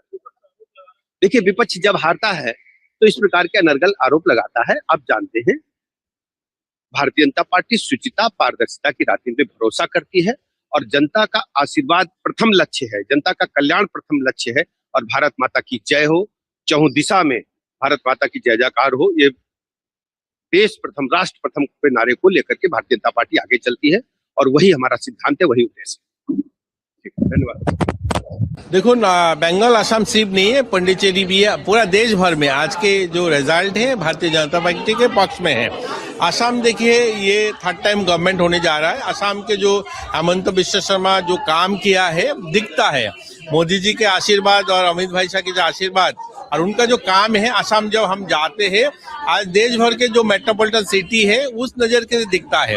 आज फैक्ट्री बोलिए और हमारा स्पोर्ट्स इंफ्रास्ट्रक्चर बोलिए और अदर जो कनेक्टिविटी है, असम को दिखता है जो एक डेवलपमेंट सिटी बनते जा रहा है। और ये सिर्फ असम नहीं, बराक वैली एंटर हम देखेंगे तो डेवलपमेंट, और उस डेवलपमेंट के आधार पर ये वोट हुआ है, वो हम अब देख रहे हैं। वेस्ट बंगाल ऐसे एक प्रदेश जहाँ एक टाइम पूरा भारत को लीड करते थे। 35 साल कम्युनिस्ट का रहा है, बाद में 15 साल लोगों ने उम्मीद किया है जो ममता बनर्जी कुछ करेंगे। पहले ही सारे फैक्ट्री बंद होके चला गया था। बाद में ममता बनर्जी आने के बाद लोगों का उम्मीद था कुछ फैक्ट्री वहाँ पे होगा, रोजगार की व्यवस्था होगा। लेकिन 15 साल में करीब 50,000 फैक्ट्री आज गाजियाबाद, नोएडा, फरीदाबाद, ये जो इंडस्ट्रियल स्टेट बना है, ये सब बंगाल के फैक्ट्री जाके है। और उस बंगाल में क्या होगा, लोगों का रोजगार के लिए बाहर जाना पड़ रहा है। तो ये वहाँ के जो यूथ है और जो एलिट लोग हैं और जो पढ़े लिखे लोग हैं, बंगाल के जो इंटेलेक्चुअल बोला जाता है, उनको सबके मन में आया जब ममता बनर्जी से और होगा नहीं है। तो उसका जो एक रिएक्शन और मोदी जी का जो डेवलपमेंट है पूरा देश का, उसके आधार पर वोट हुआ है। तो अभी तक का जो रुझान हम देख रहे हैं, जो वहाँ पे सरकार बनना सुनिश्चित है, बीजेपी का है। तो हम बधाई देते हैं बंगाल के जो भारतीय जनता पार्टी के कार्यकर्ता है और मोदी जी, अमित शाह जी को जिस तरीके से उन्होंने मेहनत किया है, और त्रिपुरा के भी हमारा बहुत सारे कार्यकर्ता वहाँ पे मेहनत किया है, उनको भी बधाई देता हूँ आज के दिन में। और पूरा देश भर में बहुत अच्छा रिजल्ट बीजेपी के। आज पुडुचेरी में भी अच्छा हुआ है, हमने देखा, केरल में भी। और धर्मनगर जो है, हमारा 8 साल के सरकार है और 8 साल के सरकार के जो काम है धर्मनगर में काम हुआ। मैं नॉर्थ से आता हूँ, आपको पता है। मैं नॉर्थ में पहले मेरे को जाने में धर्मनगर 8 घंटा लगता था, 6 घंटा लगता था, आज 2-2.5 घंटा में जाता हूँ। वो डेवलपमेंट के आधार पर वोट हुआ है और उस डेवलपमेंट के आधार पर हम देखे हैं करीब 18,000 वोटों में हमारा वहाँ पे कैंडिडेट जीते हैं। तो धन्यवाद है भारतीय जनता पार्टी सारे कार्यकर्ता को इतना अच्छा रिजल्ट के लिए है। और आप लोगों भी, सब लोग मेहनत किया है, सब लोगों ने इतना दिखाया, आप लोग आज भी रिजल्ट दिखा रहे हो, आप लोगों को भी धन्यवाद है आज की इस खुशी में।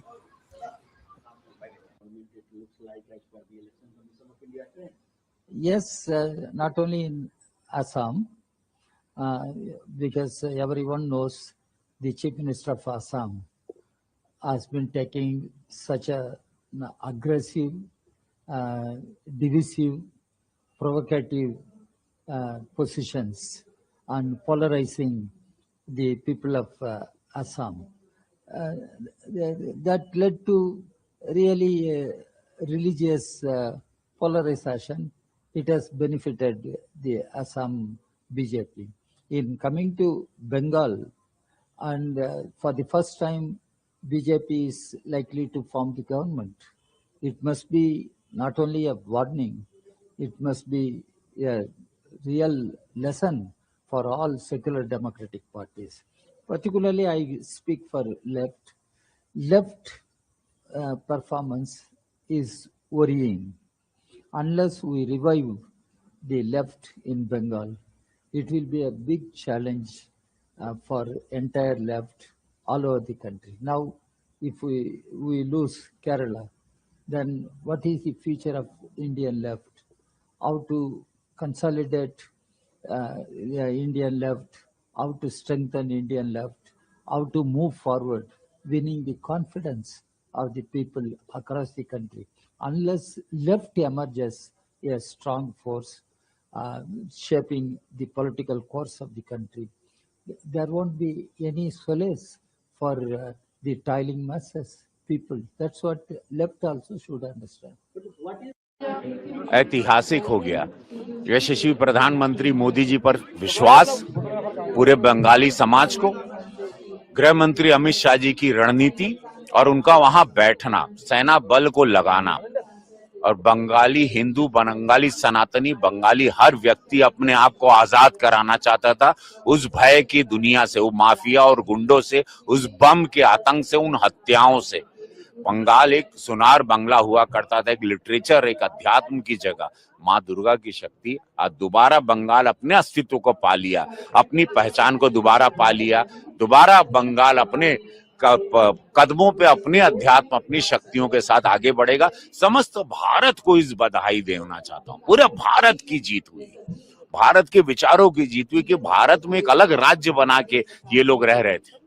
वो ऐसा राज्य जहां पर बांग्लादेशी घुसपैठियों का पूरा आतंक मचा हुआ था, उससे आज हम लोग मुक्त हुए, हमारा भारत मुक्त हुआ। 2047 के सपनों में अब बंगाल इकोनॉमी में आगे बढ़कर हम लोगों की रीढ़ की हड्डी बनेगा इस भारत की। मैं धन्यवाद देता हूं मोदी जी को, दिल से धन्यवाद अमित शाह जी को और सभी नेतागण को जो गिलहरी के रूप में आए और प्रचार किया, और सभी कार्यकर्ताओं को जय। आज का दिन ये बहुत बड़ा दिन, यही इन्होंने पूरे ये लोग हिंदुओं के इलाके में बम मारना, हत्या करना, इसी पे तो जीतते थे। ये मार काट के बाद बम फेंक के हत्या करने की जीत थी।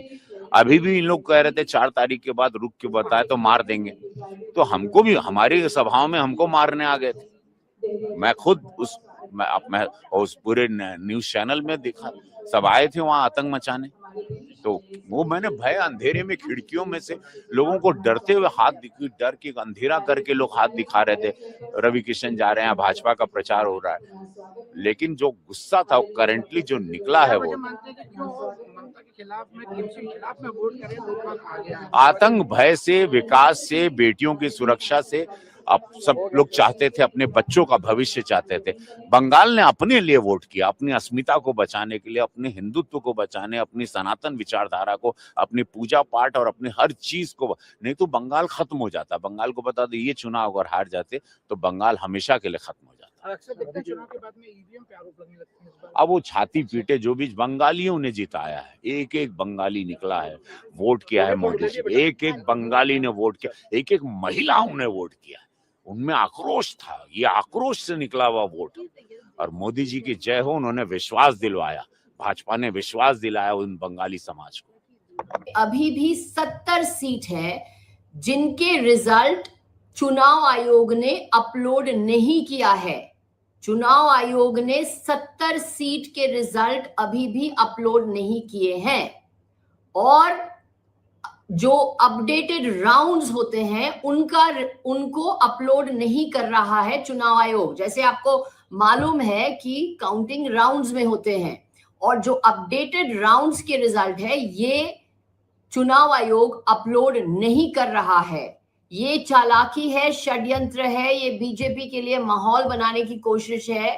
क्योंकि ऐसा क्यों है कि अभी भी 70 सीट में अभी भी रिजल्ट क्यों नहीं अपलोड किए हैं चुनाव आयोग? ये एक षड्यंत्र है और चुनाव आयोग की कोशिश है ये दिखाना कि बीजेपी बंगाल में बंगाल जीत रही है, जब ये सच नहीं है। सच तो ये है कि ममता बनर्जी चौथी बार बंगाल की मुख्यमंत्री बनेगी और बीजेपी की हार निश्चित है। प्रश्न ये है कि अभी भी 70 सीट में जो रिजल्ट है ये अभी भी अपलोड क्यों नहीं किए हैं चुनाव आयोग? ये प्रश्न बहुत ही महत्वपूर्ण है। असम और बंगाल के जनता जनार्दन को बहुत बहुत हृदय से धन्यवाद ज्ञापित करता हूं। और ये जो हिस्टोरिक मैंडेट है, इस मैंडेट के लिए असम के जनता, बंगाल के जनता जो आशाएं, जो आकांक्षाएं भाजपा नेतृत्व के सामने रखा है और हमारे ऊपर प्रधानमंत्री नरेंद्र मोदी जी और असम के लोकप्रिय मुख्यमंत्री हिमंत बिस्वा शर्मा के प्रति जो भरोसा जताया है, उसके लिए बहुत बहुत धन्यवाद ज्ञापित करता हूँ। माता की जय। जय भाजपा, तय भाजपा, जय मोदी, जय जयकार पूरे भारत में, इस समय पूरे हिंदुस्तान में भारत माता की जय, वंदे मातरम, जय श्री राम के जय घोष गूंज रहे हैं। भारत माता की जय। पश्चिम बंगाल में ऐतिहासिक जीत है। ममता का कुशासन हार गया, भाजपा का सुशासन जीत गया, माननीय मोदी जी पर भरोसा जीत गया और ममता दीदी का भय हार गया। और श्री अखिलेश यादव जी जो तुतुहरी बजा रहे थे रोजाने, आज वो कहाँ है, उनको खोजना चाहिए आप लोग। जब हारेंगे ईवीएम खराब, जब जीतेंगे ईवीएम अच्छी। As a lot of people in Tamil Nadu has voted for Mr. Vijay Thalapathy to be the Chief Minister of Tamil Nadu, how excited you are? You are blowing the whistle here. What I can ask from you, I'm totally confused because the people of Tamil Nadu has given a ballistic majority to Mr. Vijay. How do you see this, ma'am? I'm so happy. She's not only his mother. She is the first son of Vijay. First son.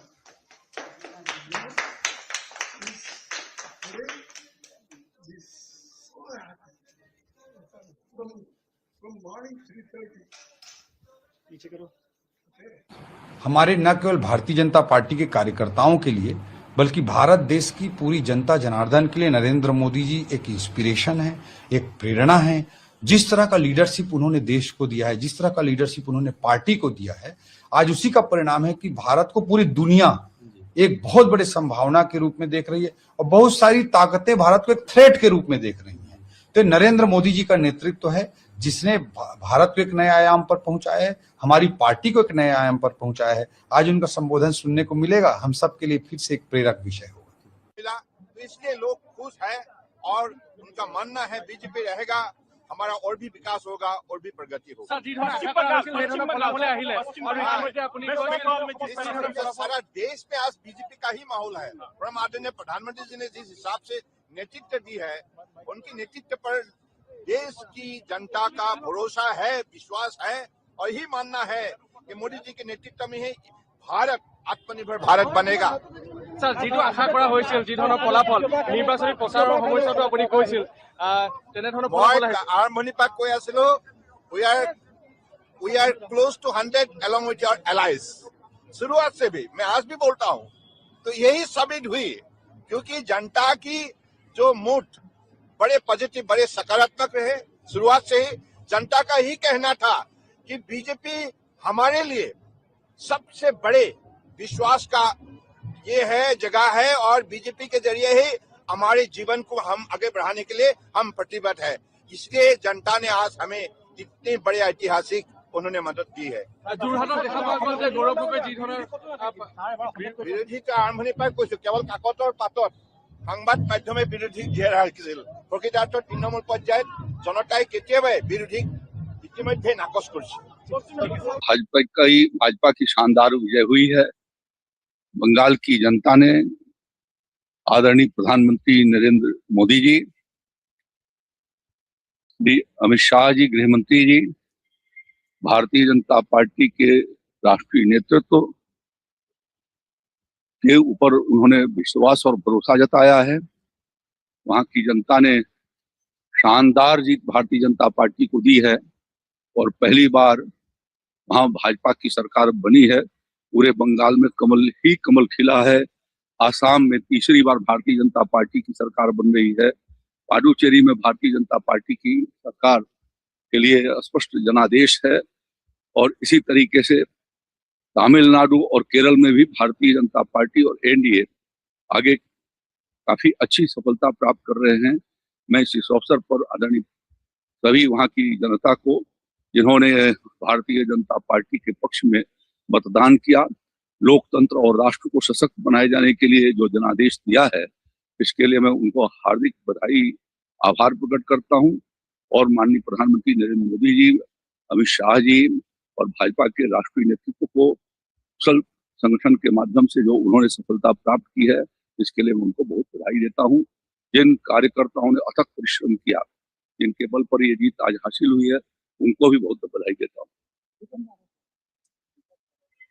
उनका काम ही यही हर बार आरोप लगाना, चुनाव के पहले भी लगाते हैं, बाद में भी लगाते हैं। तो उनके जनता उनके आरोपों को अब कोई ध्यान ही नहीं देती, उसको बिल्कुल स्पष्ट रूप से खारिज कर दिया है। और इससे बड़ा जनादेश क्या हो सकता है?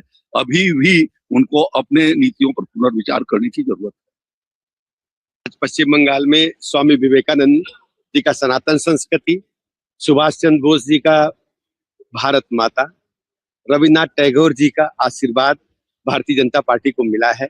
हम कह सकते हैं कि भारत की सांस्कृतिक राजधानी में भगवा लहरा गया है। ये विकसित भारत के संकल्प को पूरा करने का एक बड़ा कदम है। मैं आदरणीय प्रधानमंत्री नरेंद्र मोदी जी का और आदरणीय राष्ट्रीय अध्यक्ष जी का, आदरणीय गृह मंत्री जी का बहुत बहुत अभिनंदन करता हूं।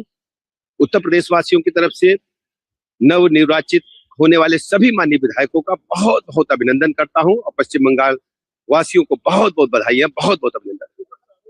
देखिए, विपक्ष जब हारता है तो इस प्रकार के अनर्गल आरोप लगाता है। आप जानते हैं, भारतीय जनता पार्टी शुचिता, पारदर्शिता की राजनीति में भरोसा करती है और जनता का आशीर्वाद प्रथम लक्ष्य है, जनता का कल्याण प्रथम लक्ष्य है। और भारत माता की जय हो, चहुं दिशा में भारत माता की जय जयकार हो। ये देश प्रथम, राष्ट्र प्रथम के नारे को लेकर के भारतीय जनता पार्टी आगे चलती है और वही हमारा सिद्धांत है, वही उद्देश्य है। ठीक है, धन्यवाद। देखो बंगाल असम सिर्फ नहीं है, पंडिचेरी भी है। पूरा देश भर में आज के जो रिजल्ट है भारतीय जनता पार्टी के पक्ष में है। असम देखिए, ये थर्ड टाइम गवर्नमेंट होने जा रहा है। असम के जो हेमंत बिश्व शर्मा जो काम किया है दिखता है, मोदी जी के आशीर्वाद और अमित भाई शाह के जो आशीर्वाद और उनका जो काम है। असम जब हम जाते हैं, आज देश भर के जो मेट्रोपॉलिटन सिटी है उस नजर के दिखता है। आज फैक्ट्री बोलिए और हमारा स्पोर्ट्स इंफ्रास्ट्रक्चर बोलिए और अदर जो कनेक्टिविटी है, असम को दिखता है जो एक डेवलपमेंट सिटी बनते जा रहा है। और ये सिर्फ असम नहीं, बराक वैली एंटर हम देखेंगे तो डेवलपमेंट, और उस डेवलपमेंट के आधार पर ये वोट हुआ है, वो हम अब देख रहे हैं। वेस्ट बंगाल ऐसे एक प्रदेश जहाँ एक टाइम पूरा भारत को लीड करते थे। 35 साल कम्युनिस्ट का रहा है, बाद में 15 साल लोगों ने उम्मीद किया है जो ममता बनर्जी कुछ करेंगे। पहले ही सारे फैक्ट्री बंद होके चला गया था। बाद में ममता बनर्जी आने के बाद लोगों का उम्मीद था कुछ फैक्ट्री वहाँ पे होगा, रोजगार की व्यवस्था होगा। लेकिन 15 साल में करीब 50,000 फैक्ट्री आज गाजियाबाद, नोएडा, फरीदाबाद, ये जो इंडस्ट्रियल स्टेट बना है, ये सब बंगाल के फैक्ट्री जाके है। और उस बंगाल में क्या होगा, लोगों का रोजगार के लिए बाहर जाना पड़ रहा है। तो ये वहाँ के जो यूथ है और जो एलिट लोग हैं और जो पढ़े लिखे लोग हैं, बंगाल के जो इंटेलेक्चुअल बोला जाता है, उनको सबके मन में आया जो ममता बनर्जी से और होगा नहीं है। तो उसका जो एक रिएक्शन और मोदी जी का जो डेवलपमेंट है पूरा देश का, उसके आधार पर वोट हुआ है। तो अभी तक का जो रुझान हम देख रहे हैं, जो वहाँ पे सरकार बनना सुनिश्चित है, बीजेपी का है। तो हम बधाई देते हैं बंगाल के जो भारतीय जनता पार्टी के कार्यकर्ता है और मोदी जी, अमित शाह जी को जिस तरीके से उन्होंने मेहनत किया है, और त्रिपुरा के भी हमारा बहुत सारे कार्यकर्ता वहाँ पे मेहनत किया है, उनको भी बधाई देता हूँ आज के दिन में। और पूरा देश भर में बहुत अच्छा रिजल्ट बीजेपी के। आज पंडिचेरी में भी अच्छा हुआ है, हमने देखा, केरल में भी। और धर्मनगर जो है, हमारा 8 साल के सरकार है और 8 साल के सरकार के जो काम है धर्मनगर में काम हुआ। मैं नॉर्थ से आता हूँ, आपको पता है। मैं नॉर्थ में पहले मेरे को जाने में धर्मनगर 8 घंटा लगता था, 6 घंटा लगता था, आज 2-2.5 घंटा में जाता हूँ। वो डेवलपमेंट के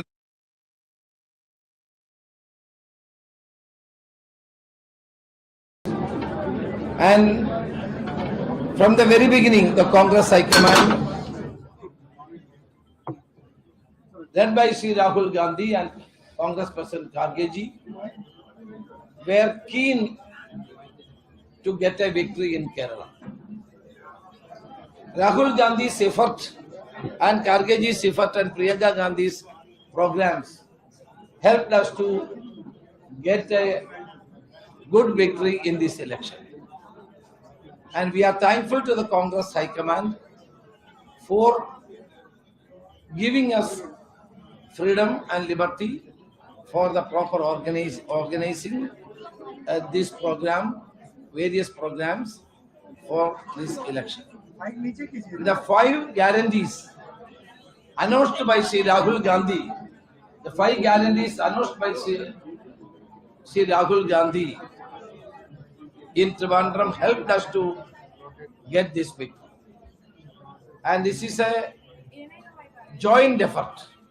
This victory is a joint effort of all congressmen and leaders as well as the UDF partners. So we are all thankful to everybody. As the chairman of the campaign committee, I would like to express thanks to all the Congress workers, leaders and the UDF partners and their leaders. And the joint effort of all the leaders has given this victory.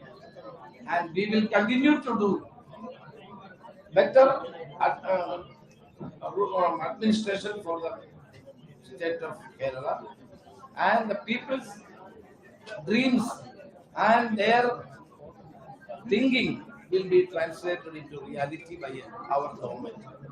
And once again I express deep gratitude to the people of Kerala for giving this kind of a victory for us. Is there any kind of vote consolidation in favor of the UDF, any community in this election? The positive agenda proposed by the Congress-led UDF as well as the anti-incumbency of this government both helped us to get this kind of a majority. Sir, in 5 decades, this is the first time that left government is not in India. Yeah, this is the last government of the Communist Party in India was Pinarayi Vijayan's government. It is now lost this election, and I think that they will learn lessons from this defeat. Their authoritarian attitude and their dictatorial policies had led to this kind of a rout in the Kerala, in the state of Kerala. So can we expect that you will take the oath of the chief ministerial position very soon?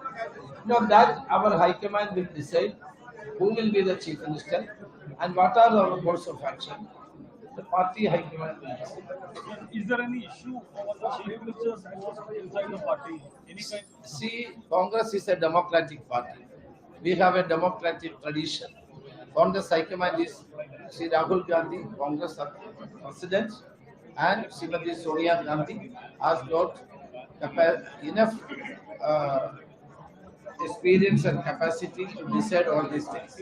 Whatever they decide, we will. Sir, when will be the MLA's meeting, sir? MLA's meeting. That will be informed you by the Congress High Command and the General Secretary in charge. मैं बचपन से भारतीय जनसंघ से जुड़ा था। भारतीय जनसंघ जिसकी स्थापना डॉक्टर श्यामा प्रसाद मुखर्जी जी ने की थी। हमेशा मन में एक ही सवाल उठता था कि आखिर बंगाल में कब जीतेंगे। एक कार्यकर्ता के नाते अंदर से इतना संतोष है कि शब्दों में वर्णन नहीं किया जा सकता। वर्षों की साध मोदी जी के नेतृत्व में पूरी हो गई। लाखों कार्यकर्ताओं की तपस्या सफल हुई है। आज उनका बलिदान सार्थक हुआ है। ये विजय केवल बंगाल की विजय नहीं है, ये भारत की विजय है, हमारे देश की विजय है। बंगाल में जो कुछ हो रहा था, वोट बैंक की राजनीति के कारण डेमोग्राफी बदल रही थी। अवैध घुसपैठ ने बंगाल को तबाह करके रख दिया था। गुंडे खुल के खेल रहे थे, अराजकता का राज था, और इन सब की सरगना वहां की सरकार थी, टीएमसी की। जनता ने बंगाल के लिए, देश के लिए मोदी जी पर अगाध विश्वास किया है। ऐसी श्रद्धा कि उनके मन में विश्वास है कि मोदी जी ही विकसित बनाएंगे बंगाल को और मोदी जी ही सुरक्षित करेंगे बंगाल को। मोदी जी भारत के लिए भगवान का वरदान है और इसलिए इन चुनाव में जनता का ये भाव प्रकट हुआ है और एक कार्यकर्ता के नाते आज बंग विजय से मैं भी बहुत भावुक हूं। मेरा पूरा विश्वास है कि मोदी जी के नेतृत्व में, उनके मार्गदर्शन में भारतीय जनता पार्टी की सरकार अब विकास की, सुरक्षा की, क्योंकि हमें सुरक्षा भी जरूरी है देश के लिए, एक नया अध्याय लिखेगी। मन संतुष्ट है और संतोष से भरा हुआ है। मोदी जी का अभिनंदन। अमित शाह जी ने जबरदस्त परिश्रम किया, रणनीति बनाई और लाखों लाख कार्यकर्ता पार्टी के अध्यक्ष नितिन जी सहित अभियान में जुटे रहे। सब कार्यकर्ताओं को प्रणाम और जनता का आभार। देखिए, जो रुझान राष्ट्रवाद की तरंग को बंग भूमि में उठते हुए दिखा रहे थे, वो अब ज्वार से तब्दील होकर सुनामी में जा रहे हैं। मैं कह सकता हूं प्रधानमंत्री ने जो झाल मुड़ी का झार दिखाया था, वो अब ज्वार बनकर बंगाल में राष्ट्रवाद का नया सूर्य और नया कमल खिलाने के लिए आगे बढ़ रहा है। ये वही झालमुड़ी है जिसके लिए ममता बनर्जी ने बोला था कि ये पॉलिटिक्स कर रहे हैं, पीएम मोदी ने जानबूझ के जो है। देखिए, प्रधानमंत्री जी का एक आत्मीय संबंध रहा है पश्चिम बंगाल से और उन्होंने जन जन के साथ जुड़े रहते हैं, उसका उन्होंने एक स्वाभाविक सहज अभिव्यक्ति की थी। और वहां तो बेलूर मठ के साथ उनका आध्यात्मिक संबंध भी रहा है। मुझे लगता है उसे न समझने के कारण यह स्थिति होती है।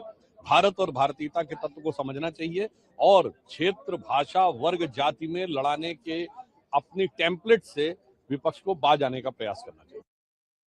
अब ये बहुत सारे फैक्टर्स हैं और 10 साल के जो ये सरकार की कमियां थी, नेचुरली उसके खिलाफ एक एंटी इनकम्बेंसी वोट भी थे। लेकिन मेरे ख्याल में अब तो अभी आगे देखने का वक्त आ गया है। अभी केरल के भविष्य, अब देखिए कि केरल में क्या हो रहा है। आप अगर देखेंगे, हमारे युवा मलयाली सब इस राज्य को छोड़ के दूसरे राज्यों, दूसरे देश जा रहे हैं क्योंकि यहाँ उनको अवसर नहीं मिल रहा है काम के लिए, दूसरी चीजों करने के लिए। तो अच्छी बात होगी कि अगर हम इस राज्य में इन्वेस्टमेंट दोबारा ले आ सके, कि हम इस स्टेट को, जैसे मोदी जी कहते हैं, फॉलो कर रहे हैं। आपके साथ एक नारा था केरलम जयपुर यूडीएफ नहीं, तो क्या लगता है कि वो नारा यहाँ की जनता के घर कर गया, तो जो इतना बेहतर जो रिजल्ट लग रहा है कि नारा से ज्यादा हमारे संदेश सुने हैं। वो लोग चाहते थे कि एक परिवर्तन आ जाए केरला में, क्योंकि 10 साल जिस किस्म की बुरी तरह की राजनीति इस सरकार की तरफ से मिली है, मेरे ख्याल में लोग को ऐसा स्पष्ट आया उनके मन में कि अभी बदलना चाहिए।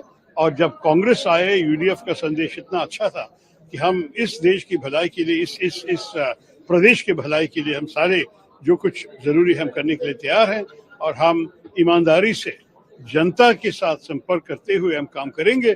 मेरे ख्याल में इस संदेश वो लोग स्वीकार करने के लिए तैयार हैं। आप लोगों ने जो इंदिरा गारंटीज रही हुई है, जो तमाम आपके कैंपेन्स हैं, ये सारी चीजें आज काम कर गई हैं, तो जनता का जो विश्वास अभी यूडीएफ को लंबे समय के बाद मिला है, में देखा जाए कि बीजेपी का एक अच्छा वो देखने को मिला है। तमिलनाडु में कहाँ है बीजेपी? आपको पता है कि वो टीवी के विजय का आश्चर्यजनक रिजल्ट था। बंगाल में भी मेरे ख्याल में भाजपा का रिजल्ट तो काफी अजीब है। हम सारे इम्प्रेस्ड हैं कि ये सब हुआ है।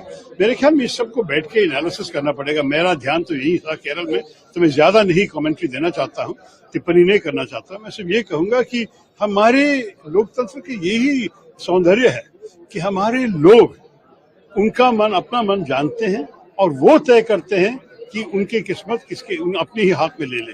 ये तो अच्छी बात है हमारे देश में।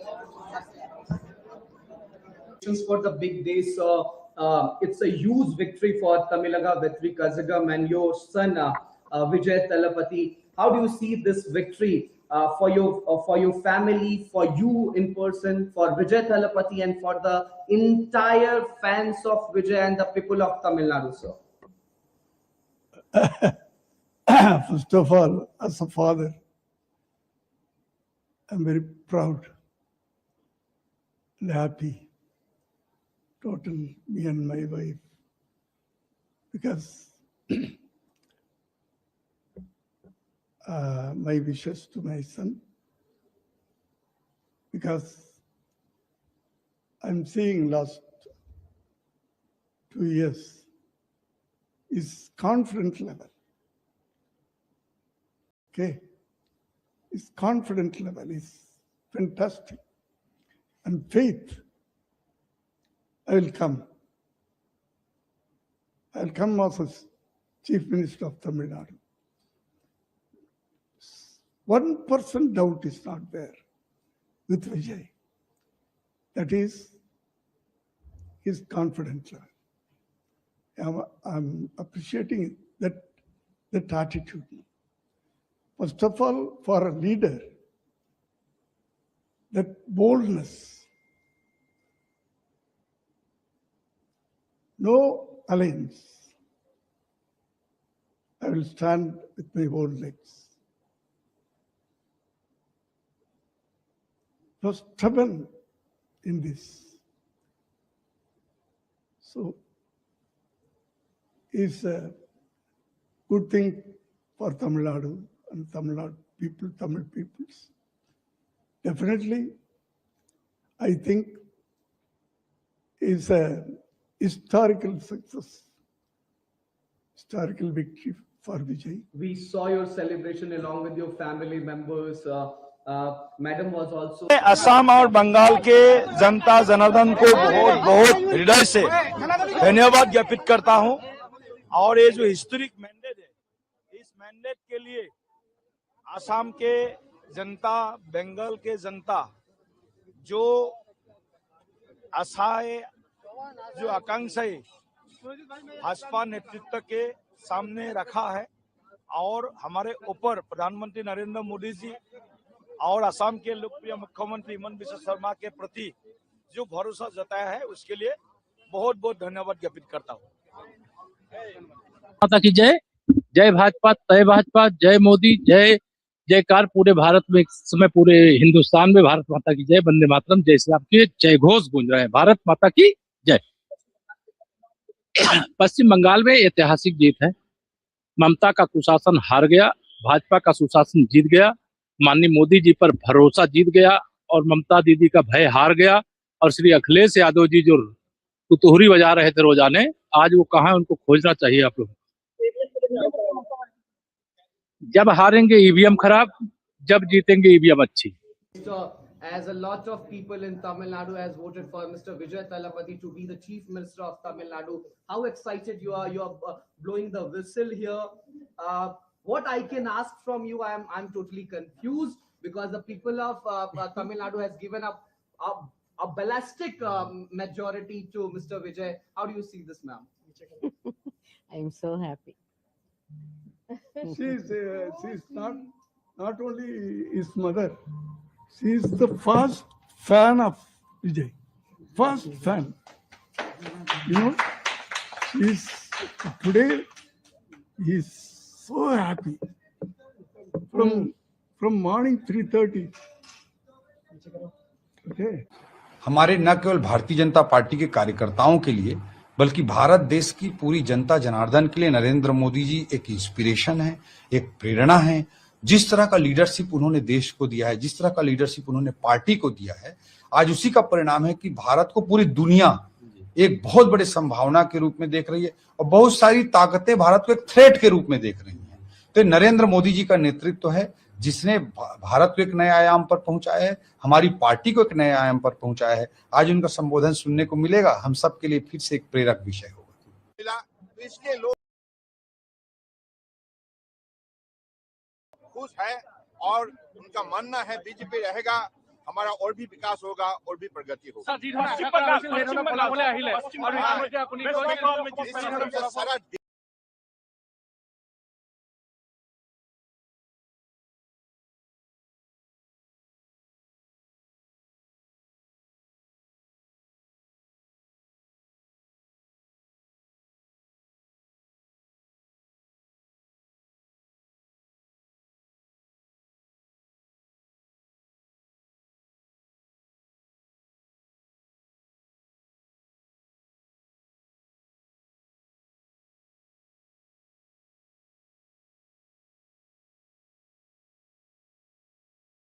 इसमें आज बीजेपी का ही माहौल है और हम आदरणीय प्रधानमंत्री जी ने जिस हिसाब से नेतृत्व दी है, उनकी नेतृत्व पर देश की जनता का भरोसा है, विश्वास है और यही मानना है कि मोदी जी के नेतृत्व में ही भारत आत्मनिर्भर भारत बनेगा।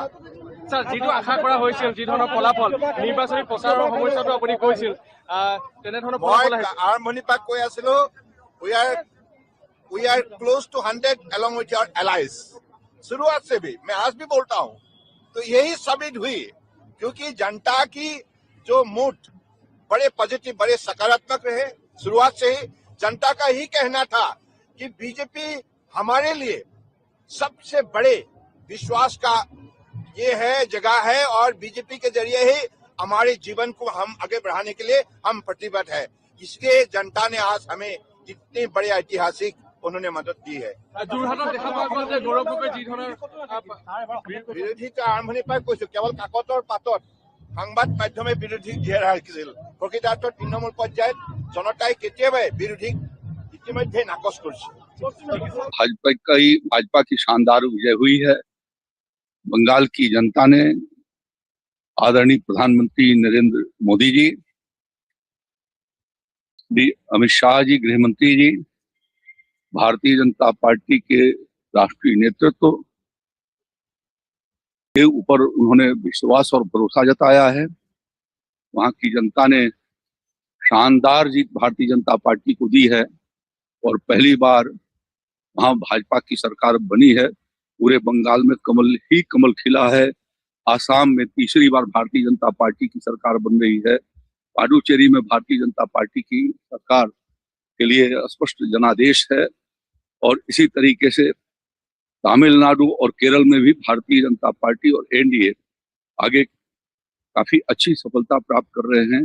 मैं इस अवसर पर आदरणीय सभी वहां की जनता को, जिन्होंने भारतीय जनता पार्टी के पक्ष में मतदान किया, लोकतंत्र और राष्ट्र को सशक्त बनाए जाने के लिए जो जनादेश दिया है, इसके लिए मैं उनको हार्दिक बधाई, आभार प्रकट करता हूं और माननीय प्रधानमंत्री नरेंद्र मोदी जी, अमित शाह जी और भाजपा के राष्ट्रीय नेतृत्व को कुशल संगठन के माध्यम से जो उन्होंने सफलता प्राप्त की है, इसके लिए मैं उनको बहुत बधाई देता हूं। जिन कार्यकर्ताओं ने अथक परिश्रम किया, जिनके बल पर ये जीत आज हासिल हुई है, उनको भी बहुत बधाई देता हूँ। उनका काम ही यही हर बार आरोप लगाना, चुनाव के पहले भी लगाते हैं, बाद में भी लगाते हैं, तो उनके जनता उनके आरोपों को अब कोई ध्यान ही नहीं देती, उसको बिल्कुल स्पष्ट रूप से खारिज कर दिया है और इससे बड़ा जनादेश क्या हो सकता है।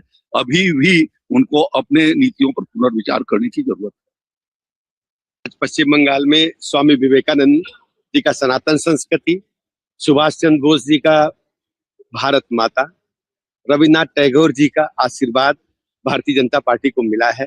हम कह सकते हैं कि भारत की सांस्कृतिक राजधानी में भगवा लहरा गया है। ये विकसित भारत के संकल्प को पूरा करने का एक बड़ा कदम है। मैं आदरणीय प्रधानमंत्री नरेंद्र मोदी जी का और आदरणीय राष्ट्रीय अध्यक्ष जी का, आदरणीय गृह मंत्री जी का बहुत बहुत अभिनंदन करता हूं। उत्तर प्रदेश वासियों की तरफ से नव निर्वाचित होने वाले सभी माननीय विधायकों का बहुत बहुत अभिनंदन करता हूं और पश्चिम बंगाल वासियों को बहुत बहुत बधाई, बहुत बहुत अभिनंदन। देखिए, विपक्ष जब हारता है तो इस प्रकार के अनर्गल आरोप लगाता है। आप जानते हैं, भारतीय जनता पार्टी शुचिता, पारदर्शिता की राजनीति में भरोसा करती है और जनता का आशीर्वाद प्रथम लक्ष्य है, जनता का कल्याण प्रथम लक्ष्य है और भारत माता की जय हो, चहुं दिशा में भारत माता की जय जयकार हो। ये देश प्रथम, राष्ट्र प्रथम के नारे को लेकर के भारतीय जनता पार्टी आगे चलती है और वही हमारा सिद्धांत है, वही उद्देश्य है। ठीक है, धन्यवाद। देखो, बंगाल असम सिर्फ नहीं है, पंडिचेरी भी है। पूरा देश भर में आज के जो रिजल्ट है भारतीय जनता पार्टी के पक्ष में है। असम देखिए, ये थर्ड टाइम गवर्नमेंट होने जा रहा है। असम के जो हेमंत बिश्व शर्मा जो काम किया है दिखता है। मोदी जी के आशीर्वाद और अमित भाई शाह के जो आशीर्वाद और उनका जो काम है, असम जब हम जाते हैं, आज देश भर के जो मेट्रोपॉलिटन सिटी है उस नजर के दिखता है। आज फैक्ट्री बोलिए और हमारा स्पोर्ट्स इंफ्रास्ट्रक्चर बोलिए और अदर जो कनेक्टिविटी है, असम को दिखता है जो एक डेवलपमेंट सिटी बनते जा रहा है। और ये सिर्फ असम नहीं, बराक वैली एंटर हम देखेंगे तो डेवलपमेंट, और उस डेवलपमेंट के आधार पर ये वोट हुआ है, वो हम अब देख रहे हैं। वेस्ट बंगाल ऐसे एक प्रदेश जहाँ एक टाइम पूरा भारत को लीड करते थे, 35 साल कम्युनिस्ट का रहा है, बाद में 15 साल लोगों ने उम्मीद किया है जो ममता बनर्जी कुछ करेंगे। पहले ही सारे फैक्ट्री बंद होके चला गया था, बाद में ममता बनर्जी आने के बाद लोगों का उम्मीद था कुछ फैक्ट्री वहां पे होगा, रोजगार की व्यवस्था होगा, लेकिन 15 साल में करीब 50,000 फैक्ट्री आज गाजियाबाद, नोएडा, फरीदाबाद, ये जो इंडस्ट्रियल स्टेट बना है ये सब बंगाल के फैक्ट्री जाके है। और उस बंगाल में क्या होगा, लोगों का रोजगार के लिए बाहर जाना पड़ रहा है। तो ये वहाँ के जो यूथ है और जो एलिट लोग हैं और जो पढ़े लिखे लोग हैं, बंगाल के जो इंटेलेक्चुअल बोला जाता है, उनको सबके मन में आया जब ममता बनर्जी से और होगा नहीं है। तो उसका जो एक रिएक्शन और मोदी जी का जो डेवलपमेंट है पूरा देश का, उसके आधार पर वोट हुआ है। तो अभी तक का जो रुझान हम देख रहे हैं, जो वहाँ पे सरकार बनना सुनिश्चित है बीजेपी का है। तो हम बधाई देते हैं बंगाल के जो भारतीय जनता पार्टी के कार्यकर्ता है और मोदी जी, अमित शाह जी को जिस तरीके से उन्होंने मेहनत किया है, और त्रिपुरा के भी हमारा बहुत सारे कार्यकर्ता वहाँ पे मेहनत किया है, उनको भी बधाई देता हूँ आज के दिन में। और पूरा देश भर में बहुत अच्छा रिजल्ट बीजेपी के।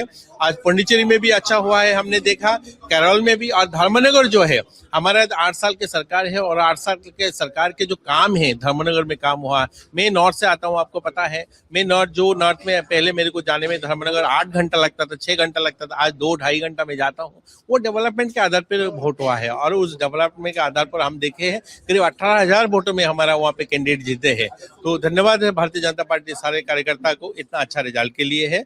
और आप लोग भी, सब लोग मेहनत किया है, सब लोगों ने इतना दिखाया, आप लोग आज भी रिजल्ट दिखा रहे हो, आप लोगों को भी धन्यवाद है आज की इस खुशी में।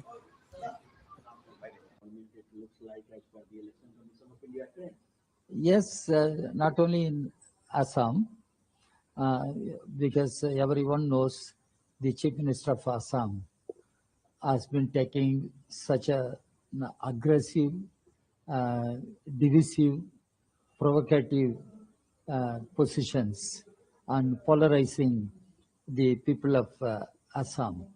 That led to really religious polarization. It has benefited the Assam BJP.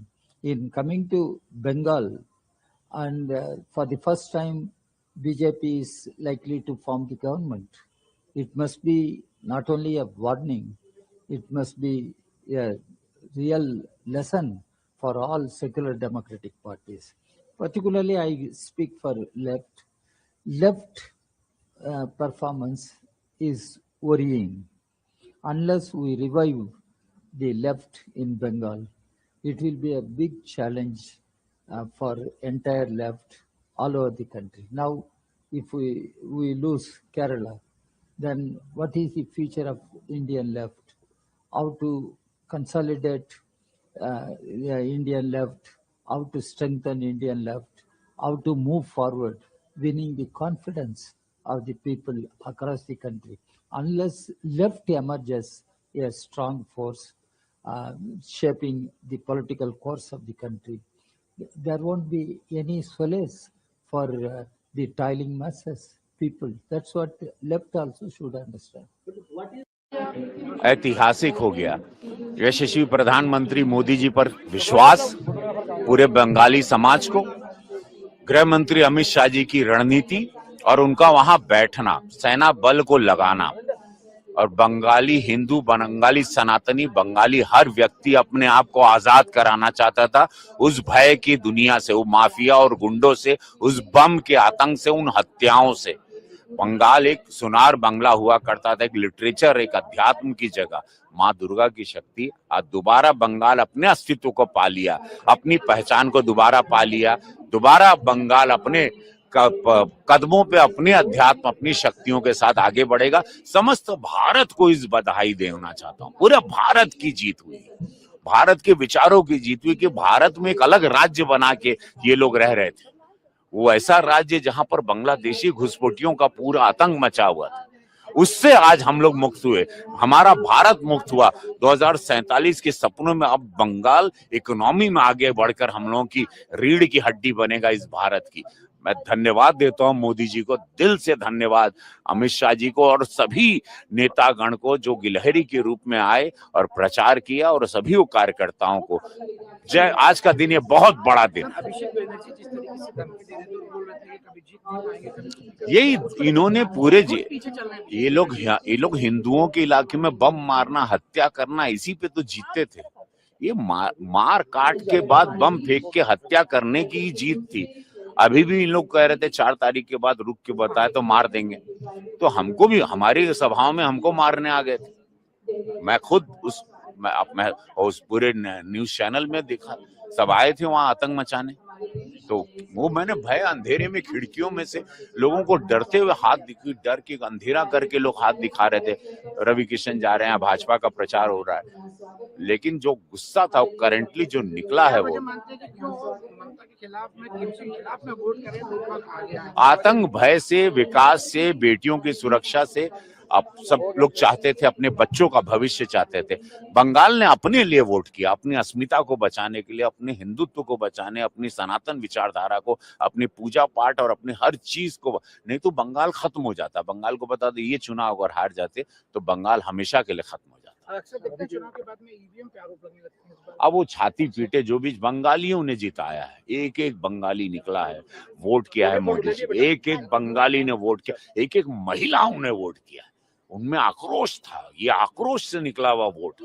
और मोदी जी की जय हो, उन्होंने विश्वास दिलवाया, भाजपा ने विश्वास दिलाया उन बंगाली समाज को। And from the very beginning, the Congress High Command, led by Sri Rahul Gandhi and Congress President Kharge ji, were keen to get a victory in Kerala. Rahul Gandhi's effort and Kharge ji's effort and Priyanka Gandhi's programs helped us to get a good victory in this election. And we are thankful to the Congress High Command for giving us freedom and liberty for the proper organizing this program, various programs for this election. The 5 guarantees announced by Sri Rahul Gandhi, the 5 guarantees announced by Sri Rahul Gandhi in Trivandrum helped us to get this victory. And this is a joint effort. This victory is a joint effort of all congressmen and leaders as well as the UDF partners.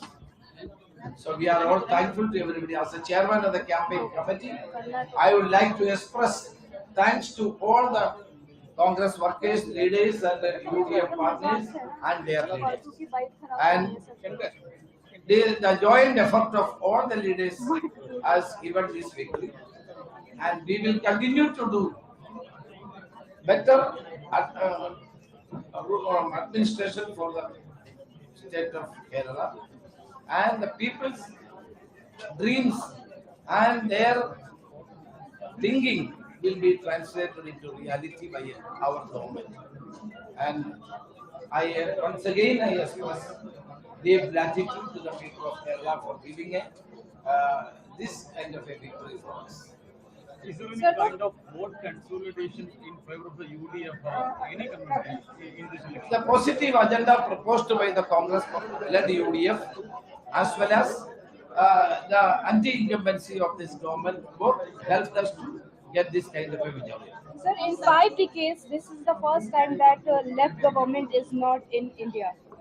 Yeah, this is the last government of the Communist Party in India was Pinarayi Vijayan's government. It is now lost this election, and I think that they will learn lessons from this defeat.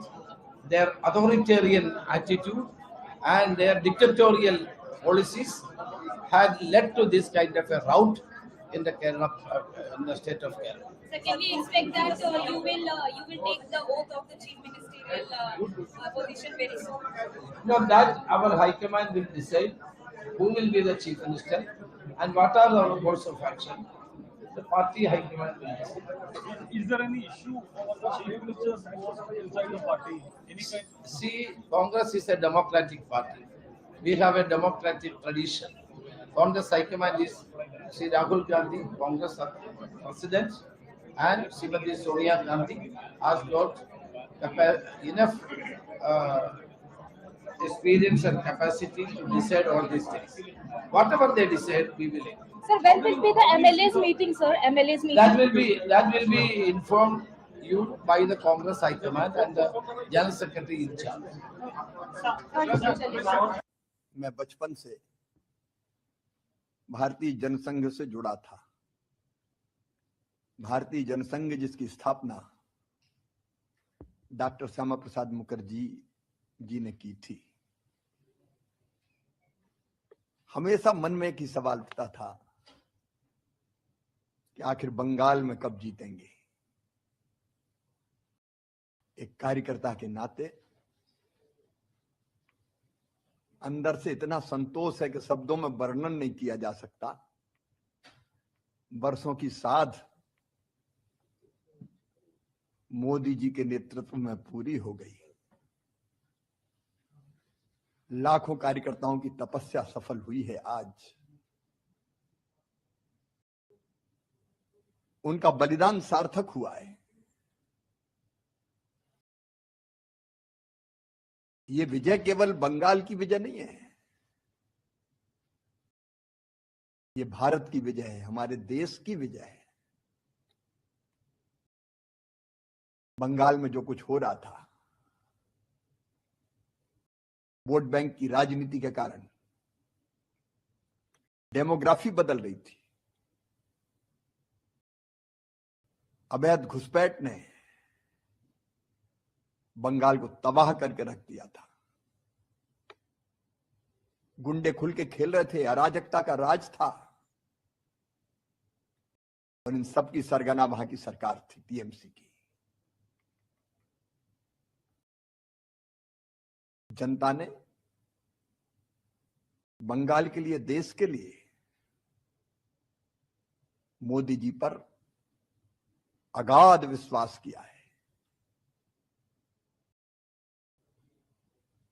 ऐसी श्रद्धा कि उनके मन में विश्वास है कि मोदी जी ही विकसित बनाएंगे बंगाल को और मोदी जी ही सुरक्षित करेंगे बंगाल को। मोदी जी भारत के लिए भगवान का वरदान है, और इसलिए इन चुनाव में जनता का ये भाव प्रकट हुआ है। और एक कार्यकर्ता के नाते आज बंग विजय से मैं भी बहुत भावुक हूं। मेरा पूरा विश्वास है कि मोदी जी के नेतृत्व में, उनके मार्गदर्शन में भारतीय जनता पार्टी की सरकार विकास की, सुरक्षा की, क्योंकि हमें सुरक्षा भी जरूरी है देश के लिए, एक नया अध्याय लिखेगी। मन संतुष्ट है और संतोष से भरा हुआ है। मोदी जी का अभिनंदन। अमित शाह जी ने जबरदस्त परिश्रम किया, रणनीति बनाई, और लाखों लाख कार्यकर्ता पार्टी के अध्यक्ष नितिन जी सहित अभियान में जुटे रहे। सब कार्यकर्ताओं को प्रणाम और जनता का आभार। देखिए, जो रुझान राष्ट्रवाद की तरंग को बंग भूमि में उठते हुए दिखा रहे थे, वो अब ज्वार से तब्दील होकर सुनामी में जा रहे हैं। मैं कह सकता हूं प्रधानमंत्री ने जो झाल मुड़ी का झार दिखाया था, वो अब ज्वार बनकर बंगाल में राष्ट्रवाद का नया सूर्य और नया कमल खिलाने के लिए आगे बढ़ रहा है। ये वही झालमुड़ी है जिसके लिए ममता बनर्जी ने बोला था कि ये पॉलिटिक्स कर रहे हैं, पीएम मोदी ने जानबूझ के जो है। देखिए, प्रधानमंत्री जी का एक आत्मीय संबंध रहा है पश्चिम बंगाल से, और उन्होंने जन जन के साथ जुड़े रहते हैं, उसका उन्होंने एक स्वाभाविक सहज अभिव्यक्ति की थी। और वहां तो बेलूर मठ के साथ उनका आध्यात्मिक संबंध भी रहा है। मुझे लगता है उसे न समझने के कारण यह स्थिति होती है। भारत और भारतीयता के तत्व को समझना चाहिए और क्षेत्र, भाषा, वर्ग, जाति में लड़ाने के अपनी टेम्पलेट से विपक्ष को बाज आने का प्रयास करना चाहिए। अब ये बहुत सारे फैक्टर्स हैं और 10 साल के जो ये सरकार की कमियां थी, नेचुरली उसके खिलाफ भी एक एंटी इनकम्बेंसी वोट भी थे, लेकिन मेरे ख्याल में अब तो अभी आगे देखने का वक्त आ गया है। अभी केरल के भविष्य, अब देखिए कि केरल में क्या हो रहा है। आप अगर देखेंगे हमारे युवा मलयाली सब इस राज्य को छोड़ के दूसरे राज्यों, दूसरे देश जा रहे हैं, क्योंकि यहाँ उनको अवसर नहीं मिल रहा है काम के लिए, दूसरी चीजों करने के लिए। तो अच्छी बात होगी कि अगर हम इस राज्य में इन्वेस्टमेंट दोबारा ले आ सके, कि हम इस स्टेट को, जैसे मोदी जी कहते हैं, फॉलो कर रहे हैं। आपके साथ एक नारा था केरलम जयपुर यूडीएफ नाइकुम, तो क्या लगता है कि वो नारा यहाँ की जनता के घर कर गया, तो जो इतना बेहतर जो रिजल्ट लग रहा है कि नारा से ज्यादा हमारे संदेश सुने हैं वो लोग चाहते थे कि एक परिवर्तन आ जाए केरला में, क्योंकि 10 साल जिस किस्म की बुरी तरह की राजनीति इस सरकार की तरफ से मिली है, मेरे ख्याल में लोग को ऐसा स्पष्ट आया उनके मन में कि अभी बदलना चाहिए। और जब कांग्रेस आए, यूडीएफ का संदेश इतना अच्छा था कि हम इस देश की भलाई के लिए, इस प्रदेश के भलाई के लिए हम सारे जो कुछ जरूरी हम करने के लिए तैयार हैं, और हम ईमानदारी से जनता के साथ संपर्क करते हुए हम काम करेंगे। मेरे ख्याल में इस संदेश वो लोग स्वीकार करने के लिए तैयार हैं। आप लोगों ने जो इंदिरा गारंटीज रही हुई है, जो तमाम आपके कैंपेन से ये सारी चीजें आज काम कर गई हैं, तो जनता का जो विश्वास यूडीएफ को लंबे समय के बाद मिला है, में देखा जाए कि बीजेपी का एक अच्छा वो देखने को मिला है। तमिलनाडु में कहाँ है बीजेपी? आपको पता है कि वो टीवी के विजय का आश्चर्यजनक रिजल्ट था। बंगाल में भी मेरे ख्याल में भाजपा का रिजल्ट तो काफी अजीब है। हम सारे इम्प्रेस्ड हैं कि ये सब हुआ है। मेरे ख्याल में इस सबको बैठ के एनालिसिस करना पड़ेगा। मेरा ध्यान तो यही था केरल में, तो मैं ज्यादा नहीं कमेंट्री देना चाहता हूँ, टिप्पणी नहीं करना चाहता। मैं सिर्फ ये कहूंगा कि हमारे लोकतंत्र की यही सौंदर्य है कि हमारे लोग उनका मन, अपना मन जानते हैं और वो तय करते हैं कि उनकी किस्मत किसके अपने ही हाथ में ले ले। ये तो अच्छी बात है हमारे देश में। For the big day, so it's a huge victory for Tamilaga Vettri Kazhagam and your son Vijay Talapati. How do you see this victory for your family, for you in person, for Vijay Talapati, and for the entire fans of Vijay and the people of Tamil Nadu, sir? First of all, as a father, I'm very proud and happy, total, me and my wife, because my wishes to my son, because I'm seeing last 2 years, his confidence level. Okay, his confidence level is fantastic, and faith. I will come as Chief Minister of Tamil Nadu. 1% doubt is not there with Vijay. That is his confidence level. I'm appreciating that attitude. First of all, for a leader, that boldness, no alliance. I will stand with my own legs. No stubborn in this. So, it's a good thing for Tamil Nadu and Tamil Nadu people, Tamil peoples. Definitely, I think is a historical success, historical victory for Vijay. We saw your celebration along with your family members. Madam was also. Assam और बंगाल के जनता जनार्दन को बहुत बहुत हृदय से धन्यवाद ज्ञापित करता हूं। और ये जो हिस्टोरिक मैंडेट है, इस मैंडेट के लिए असम के जनता, बंगाल के जनता जो आशाएं, जो आकांक्षाएं भाजपा नेतृत्व के सामने रखा है और हमारे ऊपर प्रधानमंत्री नरेंद्र मोदी जी और असम के लोकप्रिय मुख्यमंत्री हिमंत बिस्वा शर्मा के प्रति जो भरोसा जताया है उसके लिए बहुत बहुत धन्यवाद ज्ञापित करता हूँ। माता की जय। जय भाजपा, तय भाजपा, जय मोदी, जय जयकार पूरे भारत में, इस समय पूरे हिंदुस्तान में भारत माता की जय, वंदे मातरम, जय श्री राम के जय घोष गूंज रहे हैं। भारत माता की जय। पश्चिम बंगाल में ऐतिहासिक जीत है। ममता का कुशासन हार गया, भाजपा का सुशासन जीत गया, माननीय मोदी जी पर भरोसा जीत गया और ममता दीदी का भय हार गया। और श्री अखिलेश यादव जी जो कुतूहरी बजा रहे थे रोजाने, आज वो कहाँ है, उनको खोजना चाहिए आप लोग। जब हारेंगे ईवीएम खराब, जब जीतेंगे ईवीएम अच्छी। As a lot of people in Tamil Nadu has voted for Mr. Vijay Thalapathy to be the Chief Minister of Tamil Nadu. How excited you are? You are blowing the whistle here. What I can ask from you, I'm totally confused because the people of Tamil Nadu has given a ballistic majority to Mr. Vijay. How do you see this, ma'am? I'm so happy. She's not only his mother. She is the first fan of Vijay. First fan. You know, today he's so happy. From morning 3:30. Okay.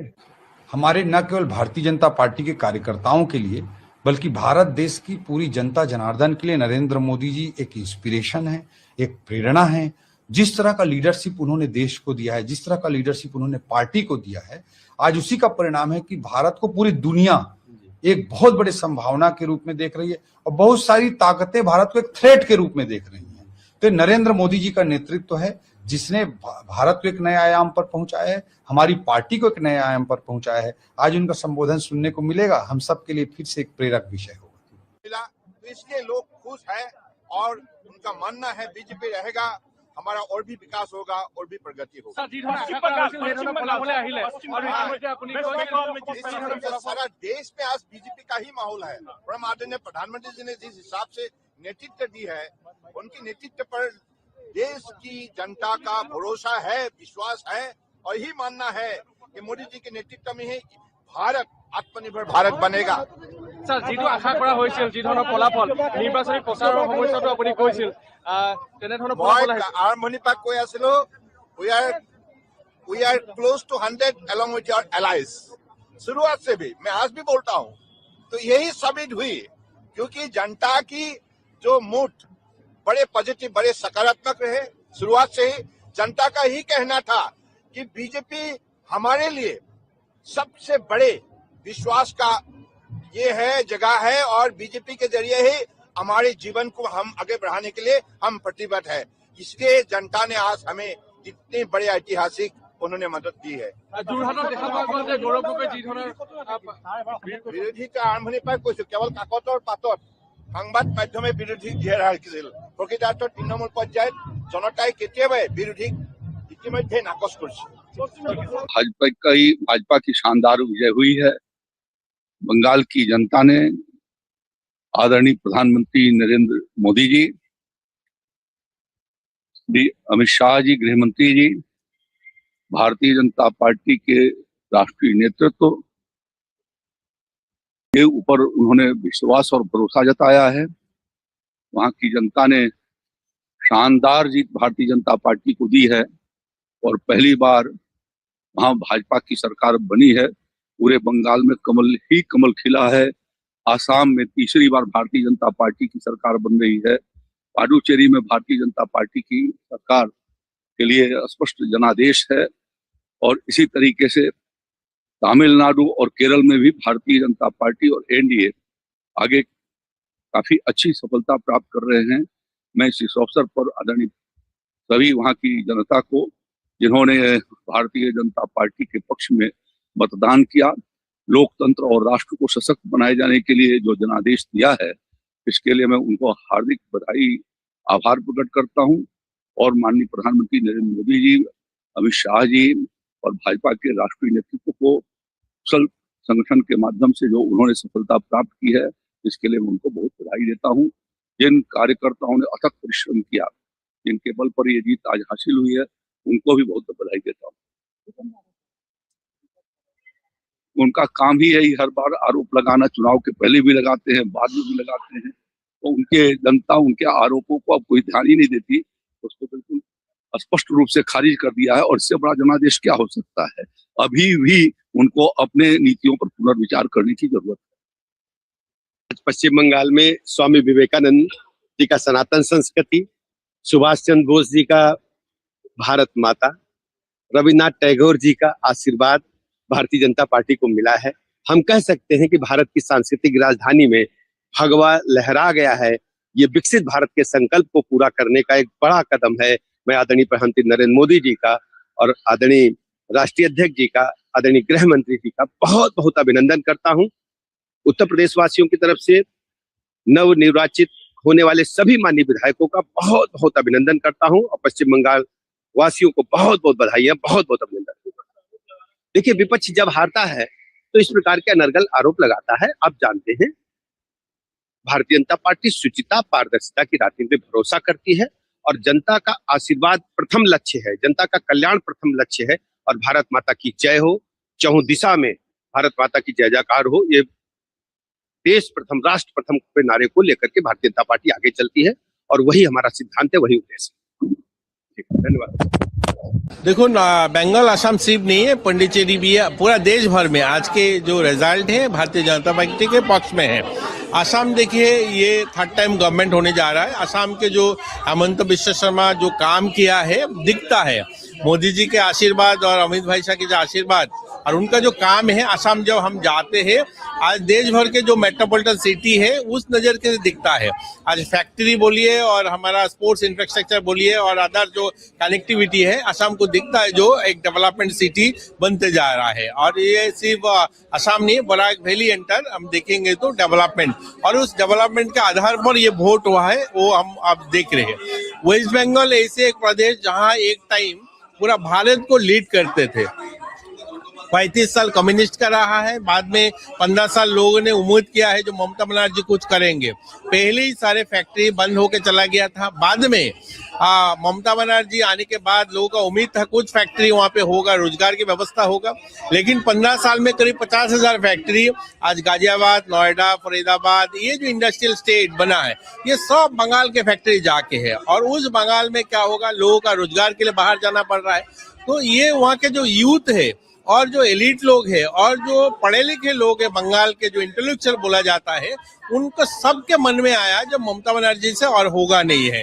तो उसका जो एक reaction और मोदी जी का जो development है पूरा देश का, उसके आधार पर वोट हुआ है। तो अभी तक का जो रुझान हम देख रहे हैं, जो वहाँ पे सरकार बनना सुनिश्चित है, बीजेपी का है। तो हम बधाई देते हैं बंगाल के जो भारतीय जनता पार्टी के कार्यकर्ता है और मोदी जी, अमित शाह जी को जिस तरीके से उन्होंने मेहनत किया है, और त्रिपुरा के भी हमारा बहुत सारे कार्यकर्ता वहाँ पे मेहनत किया है, उनको भी बधाई देता हूँ आज के दिन में। और पूरा देश भर में बहुत अच्छा रिजल्ट बीजेपी के। आज पुडुचेरी में भी अच्छा हुआ है, हमने देखा, केरल में भी। और धर्मनगर जो है, हमारा 8 साल की सरकार है और 8 साल के सरकार के जो काम है धर्मनगर में काम हुआ। मैं नॉर्थ से आता हूँ, आपको पता है। मैं नॉर्थ में पहले मेरे को जाने में धर्मनगर 8 घंटा लगता था, 6 घंटा लगता था, आज 2-2.5 घंटा में जाता हूँ। वो डेवलपमेंट के आधार पर वोट हुआ है और उस डेवलपमेंट के आधार पर हम देखे हैं करीब 18,000 वोटों में हमारा वहाँ पे कैंडिडेट जीते हैं। तो धन्यवाद है भारतीय जनता पार्टी सारे कार्यकर्ता को इतना अच्छा रिजल्ट के लिए है। और आप लोग भी, सब लोग मेहनत किया है, सब लोगों ने इतना दिखाया, आप लोग आज भी रिजल्ट दिखा रहे हो, आप लोगों को भी धन्यवाद है आज की इस खुशी में।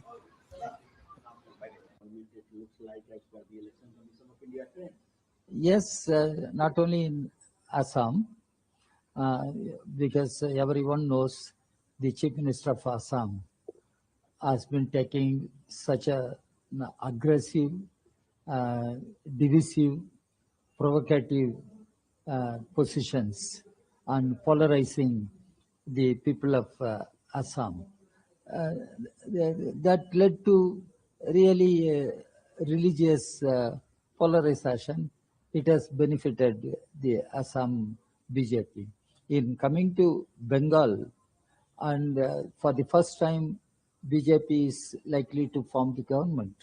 It must be not only a warning, it must be a real lesson for all secular democratic parties. Particularly, I speak for left. Left performance is worrying.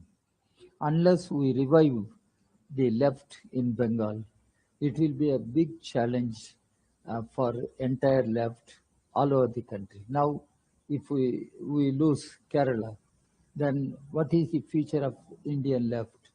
How to consolidate Indian left, how to strengthen Indian left, how to move forward, winning the confidence of the people across the country. Unless left emerges a strong force shaping the political course of the country, there won't be any solace for the toiling masses, people. That's what left also should understand. ऐतिहासिक हो गया। यशस्वी प्रधानमंत्री मोदी जी पर विश्वास, पूरे बंगाली समाज को, गृह मंत्री अमित शाह जी की रणनीति और उनका वहां बैठना, सेना बल को लगाना, और बंगाली हिंदू, बंगाली सनातनी, बंगाली हर व्यक्ति अपने आप को आजाद कराना चाहता था उस भय की दुनिया से, वो माफिया और गुंडों से, उस बम के आतंक से, उन हत्याओं से। बंगाल एक सुनार बंगला हुआ करता था, एक लिटरेचर, एक अध्यात्म की जगह। माँ दुर्गा की शक्ति आज दोबारा बंगाल अपने अस्तित्व को पा लिया, अपनी पहचान को दोबारा पा लिया। दोबारा बंगाल अपने कदमों पे अपने अध्यात्म, अपनी शक्तियों के साथ आगे बढ़ेगा। समस्त भारत को इस बधाई देना चाहता हूँ। पूरे भारत की जीत हुई, भारत के विचारों की जीत हुई कि भारत में एक अलग राज्य बना के ये लोग रह रहे थे। वो ऐसा राज्य जहां पर बांग्लादेशी घुसपैठियों का पूरा आतंक मचा हुआ था, उससे आज हम लोग मुक्त हुए, हमारा भारत मुक्त हुआ। 2047 के सपनों में अब बंगाल इकोनॉमी में आगे बढ़कर हम लोगों की रीढ़ की हड्डी बनेगा इस भारत की। मैं धन्यवाद देता हूं मोदी जी को, दिल से धन्यवाद अमित शाह जी को और सभी नेतागण को जो गिलहरी के रूप में आए और प्रचार किया, और सभी कार्यकर्ताओं को जय। आज का दिन ये बहुत बड़ा दिन, यही इन्होंने पूरे ये लोग हिंदुओं के इलाके में बम मारना, हत्या करना, इसी पे तो जीतते थे। ये मार काट के बाद बम फेंक के हत्या करने की ही जीत थी। अभी भी इन लोग कह रहे थे 4 तारीख के बाद रुक के बताए तो मार देंगे, तो हमको भी हमारी सभाओं में हमको मारने आ गए थे। मैं खुद उस पूरे न्यूज चैनल में देखा, सब आए थे वहां आतंक मचाने, तो वो मैंने भय, अंधेरे में खिड़कियों में से लोगों को डरते हुए हाथ दिखी, डर के अंधेरा करके लोग हाथ दिखा रहे थे। रवि किशन जा रहे हैं, भाजपा का प्रचार हो रहा है, लेकिन जो गुस्सा था वो करेंटली जो निकला है वो आतंक भय से, विकास से, बेटियों की सुरक्षा से। अब सब लोग चाहते थे, अपने बच्चों का भविष्य चाहते थे। बंगाल ने अपने लिए वोट किया, अपनी अस्मिता को बचाने के लिए, अपने हिंदुत्व को बचाने, अपनी सनातन विचारधारा को, अपनी पूजा पाठ और अपनी हर चीज को। नहीं तो बंगाल खत्म हो जाता। बंगाल को बता दो, ये चुनाव अगर हार जाते तो बंगाल हमेशा के लिए खत्म हो जाता। अब वो छाती पीटे, जो भी बंगालियों ने जिताया है, एक एक बंगाली निकला है, वोट किया है मोदी जी, एक एक बंगाली ने वोट किया, एक एक महिलाओं ने वोट किया। उनमें आक्रोश था, ये आक्रोश से निकला हुआ वोट। और मोदी जी की जय हो, उन्होंने विश्वास दिलवाया, भाजपा ने विश्वास दिलाया उन बंगाली समाज को। And from the very beginning, the Congress High Command, led by Sri Rahul Gandhi and Congress President Kharge ji, were keen to get a victory in Kerala. Rahul Gandhi's effort and Kharge ji's effort and Priyanka Gandhi's programs helped us to get a good victory in this election. And we are thankful to the Congress High Command for giving us freedom and liberty for the proper organizing this program, various programs for this election. The 5 guarantees announced by Sri Rahul Gandhi, the 5 guarantees announced by Sri Rahul Gandhi in Trivandrum helped us to get this victory. And this is a joint effort. This victory is a joint effort of all congressmen and leaders as well as the UDF partners. So we are all thankful to everybody. As the chairman of the campaign committee, I would like to express thanks to all the Congress workers, leaders and the UDF partners and their leaders. And the joint effort of all the leaders has given this victory. And we will continue to do better administration for the state of Kerala, and the people's dreams and their thinking will be translated into reality by our government.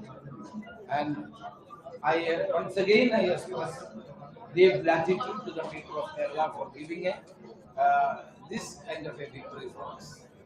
Is there any kind of vote consolidation in favor of the UDF or any community in this election? The positive agenda proposed by the Congress-led UDF as well as the anti-incumbency of this government both helped us to get this kind of a majority. Sir, in 5 decades, this is the first time that left government is not in India. What you have Yeah, to say this is the last government of the Communist Party in India was Pinarayi Vijay's government. It is now lost this election, and I think that they will learn lessons from this defeat. Their authoritarian attitude and their dictatorial policies had led to this kind of a rout in the Kerala, in the state of Kerala. So can we expect that you will take the oath of the chief ministerial position very soon? No, that our High Command will decide who will be the chief minister and what are our course of action. The party High Command will decide. Is there any issue over the chief minister's post inside the party? Any kind? See, Congress is a democratic party. We have a democratic tradition. Congress High Command is Sri Rahul Gandhi, Congress President, and Srimati Sonia Gandhi has got enough experience and capacity to decide all these things. Whatever they decide, we will. Sir, when will be the MLA's meeting, sir? MLA's meeting. That will be informed you by the Congress High Command and the General Secretary in charge. मैं बचपन से भारतीय जनसंघ से जुड़ा था। भारतीय जनसंघ जिसकी स्थापना डॉक्टर श्यामा प्रसाद मुखर्जी जी ने की थी। हमेशा मन में एक ही सवाल उठता था कि आखिर बंगाल में कब जीतेंगे। एक कार्यकर्ता के नाते अंदर से इतना संतोष है कि शब्दों में वर्णन नहीं किया जा सकता। वर्षों की साध मोदी जी के नेतृत्व में पूरी हो गई। लाखों कार्यकर्ताओं की तपस्या सफल हुई है। आज उनका बलिदान सार्थक हुआ है। ये विजय केवल बंगाल की विजय नहीं है, ये भारत की विजय है, हमारे देश की विजय है। बंगाल में जो कुछ हो रहा था, वोट बैंक की राजनीति के कारण डेमोग्राफी बदल रही थी। अवैध घुसपैठ ने बंगाल को तबाह करके रख दिया था। गुंडे खुल के खेल रहे थे, अराजकता का राज था, और इन सब की सरगना वहां की सरकार थी, टीएमसी की।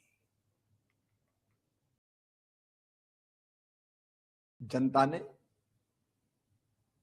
बंगाल के लिए, देश के लिए मोदी जी पर अगाध विश्वास किया है। ऐसी श्रद्धा कि उनके मन में विश्वास है कि मोदी जी ही विकसित बनाएंगे बंगाल को और मोदी जी ही सुरक्षित करेंगे बंगाल को। मोदी जी भारत के लिए भगवान का वरदान है। और इसलिए इन चुनाव में जनता का ये भाव प्रकट हुआ है और एक कार्यकर्ता के नाते आज बंग विजय से मैं भी बहुत भावुक हूं और अब पूरा विश्वास है कि मोदी जी के नेतृत्व में, उनके मार्गदर्शन में भारतीय जनता पार्टी की सरकार विकास की, सुरक्षा की, क्योंकि हमें सुरक्षा भी जरूरी है देश के लिए, एक नया अध्याय लिखेगी। मन संतुष्ट है और संतोष से भरा हुआ है। मोदी जी का अभिनंदन। अमित शाह जी ने जबरदस्त परिश्रम किया, रणनीति बनाई। लाखों लाख कार्यकर्ता पार्टी के अध्यक्ष नितिन जी सहित अभियान में जुटे रहे। सब कार्यकर्ताओं को प्रणाम और जनता का आभार। देखिए, जो रुझान राष्ट्रवाद की तरंग को बंग भूमि में उठते हुए दिखा रहे थे, वो अब ज्वार से तब्दील होकर सुनामी में जा रहे हैं। मैं कह सकता हूं प्रधानमंत्री ने जो झाल मुड़ी का झार दिखाया था, वो अब ज्वार बनकर बंगाल में राष्ट्रवाद का नया सूर्य और नया कमल खिलाने के लिए आगे बढ़ रहा है। ये वही झालमुड़ी है जिसके लिए ममता बनर्जी ने बोला था कि ये पॉलिटिक्स कर रहे हैं, पीएम मोदी ने जानबूझ के जो है। देखिए, प्रधानमंत्री जी का एक आत्मीय संबंध रहा है पश्चिम बंगाल से, और उन्होंने जन जन के साथ जुड़े रहते हैं, उसका उन्होंने एक स्वाभाविक सहज अभिव्यक्ति की थी। और वहां तो बेलूर मठ के साथ उनका आध्यात्मिक संबंध भी रहा है। मुझे लगता है उसे न समझने के कारण यह स्थिति होती है। भारत और भारतीयता के तत्व को समझना चाहिए और क्षेत्र, भाषा, वर्ग, जाति में लड़ाने के अपनी टेम्पलेट से विपक्ष को बाज आने का प्रयास करना चाहिए। अब ये बहुत सारे फैक्टर्स हैं और 10 साल के जो ये सरकार की कमियां थी, नेचुरली उसके खिलाफ एक एंटी इनकम्बेंसी वोट भी थे। लेकिन मेरे ख्याल में अब तो अभी आगे देखने का वक्त आ गया है। अभी केरल के भविष्य, अब देखिए कि केरल में क्या हो रहा है। आप अगर देखेंगे, हमारे युवा मलयाली सब इस राज्य को छोड़ के दूसरे राज्यों, दूसरे देश जा रहे हैं, क्योंकि यहाँ उनको अवसर नहीं मिल रहा है काम के लिए, दूसरी चीजों करने के लिए। तो अच्छी बात होगी कि अगर हम इस राज्य में इन्वेस्टमेंट दोबारा ले आ सके, कि हम इस स्टेट को, जैसे मोदी जी कहते हैं, फॉलो कर रहे हैं। आपके साथ एक नारा था केरलम जयकोर यूडीएफ नहीं, तो क्या लगता है कि वो नारा यहाँ की जनता के घर कर गया, तो जो इतना बेहतर जो रिजल्ट लग रहा है कि नारा से ज्यादा हमारे संदेश सुने हैं। वो लोग चाहते थे कि एक परिवर्तन आ जाए केरला में, क्योंकि 10 साल जिस किस्म की बुरी तरह की राजनीति इस सरकार की तरफ से मिली है, मेरे ख्याल में लोग को ऐसा स्पष्ट आया उनके मन में कि अभी बदलना चाहिए।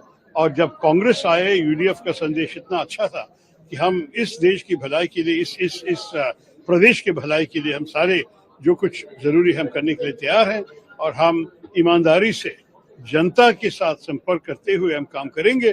मेरे ख्याल में इस संदेश वो लोग स्वीकार करने के लिए तैयार हैं। आप लोगों ने जो इंदिरा गारंटीज रही हो या जो तमाम आपके कैंपेन्स हैं, ये सारी चीजें आज काम कर गई हैं, तो जनता का जो विश्वास अब यूडीएफ को लंबे समय के बाद मिला है, में देखा जाए कि बीजेपी का एक अच्छा जो देखने को मिला है। तमिलनाडु में कहाँ है बीजेपी? आपको पता है कि वो टीवी के विजय का आश्चर्यजनक रिजल्ट था। बंगाल में भी मेरे ख्याल में भाजपा का रिजल्ट तो काफी अजीब है। हम सारे इम्प्रेस्ड हैं कि ये सब हुआ है। मेरे ख्याल में इस सबको बैठ के एनालिसिस करना पड़ेगा। मेरा ध्यान तो यही था केरल में, तो मैं ज्यादा नहीं कमेंट्री देना चाहता हूँ, टिप्पणी नहीं करना चाहता। मैं सिर्फ ये कहूंगा कि हमारे लोकतंत्र की यही सौंदर्य है कि हमारे लोग उनका मन, अपना मन जानते हैं और वो तय करते हैं कि उनकी किस्मत किसके अपने ही हाथ में ले ले। ये तो अच्छी बात है हमारे देश में। For the big day, so it's a huge victory for Tamilaga Vettri Kazhagam and your son Vijay Talapati. How do you see this victory for your family, for you in person, for Vijay Talapati, and for the entire fans of Vijay and the people of Tamil Nadu, sir? First of all, as a father, I'm very proud and happy, total, me and my wife, because my wishes to my son, because I'm seeing last 2 years, his confidence level.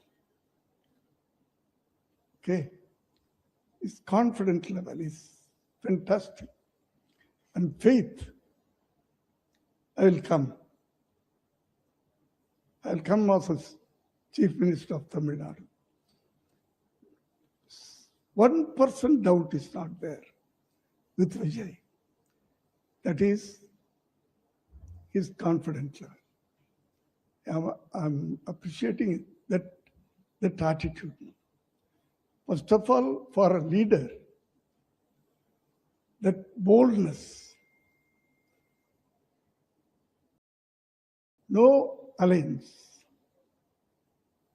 I will stand with my own legs. Was stubborn in this.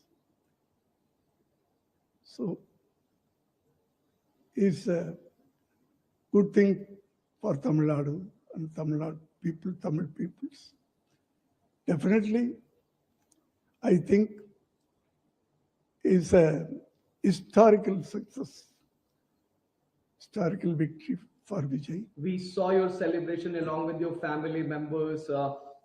Madam was also. Assam और बंगाल के जनता जनार्दन को बहुत बहुत हृदय से धन्यवाद ज्ञापित करता हूं। और ये जो हिस्टोरिक मैंडेट है, इस मैंडेट के लिए असम के जनता, बंगाल के जनता जो आशाएं, जो आकांक्षाएं भाजपा नेतृत्व के सामने रखा है और हमारे ऊपर प्रधानमंत्री नरेंद्र मोदी जी और असम के लोकप्रिय मुख्यमंत्री हिमंत बिस्वा शर्मा के प्रति जो भरोसा जताया है, उसके लिए बहुत बहुत धन्यवाद ज्ञापित करता हूँ। माता की जय, जय भाजपा, तय भाजपा, जय मोदी, जय जयकार पूरे भारत में, इस समय पूरे हिंदुस्तान में भारत माता की जय, वंदे मातरम, जय श्री राम के जय घोष गूंज रहे हैं। भारत माता की जय। पश्चिम बंगाल में ऐतिहासिक जीत है।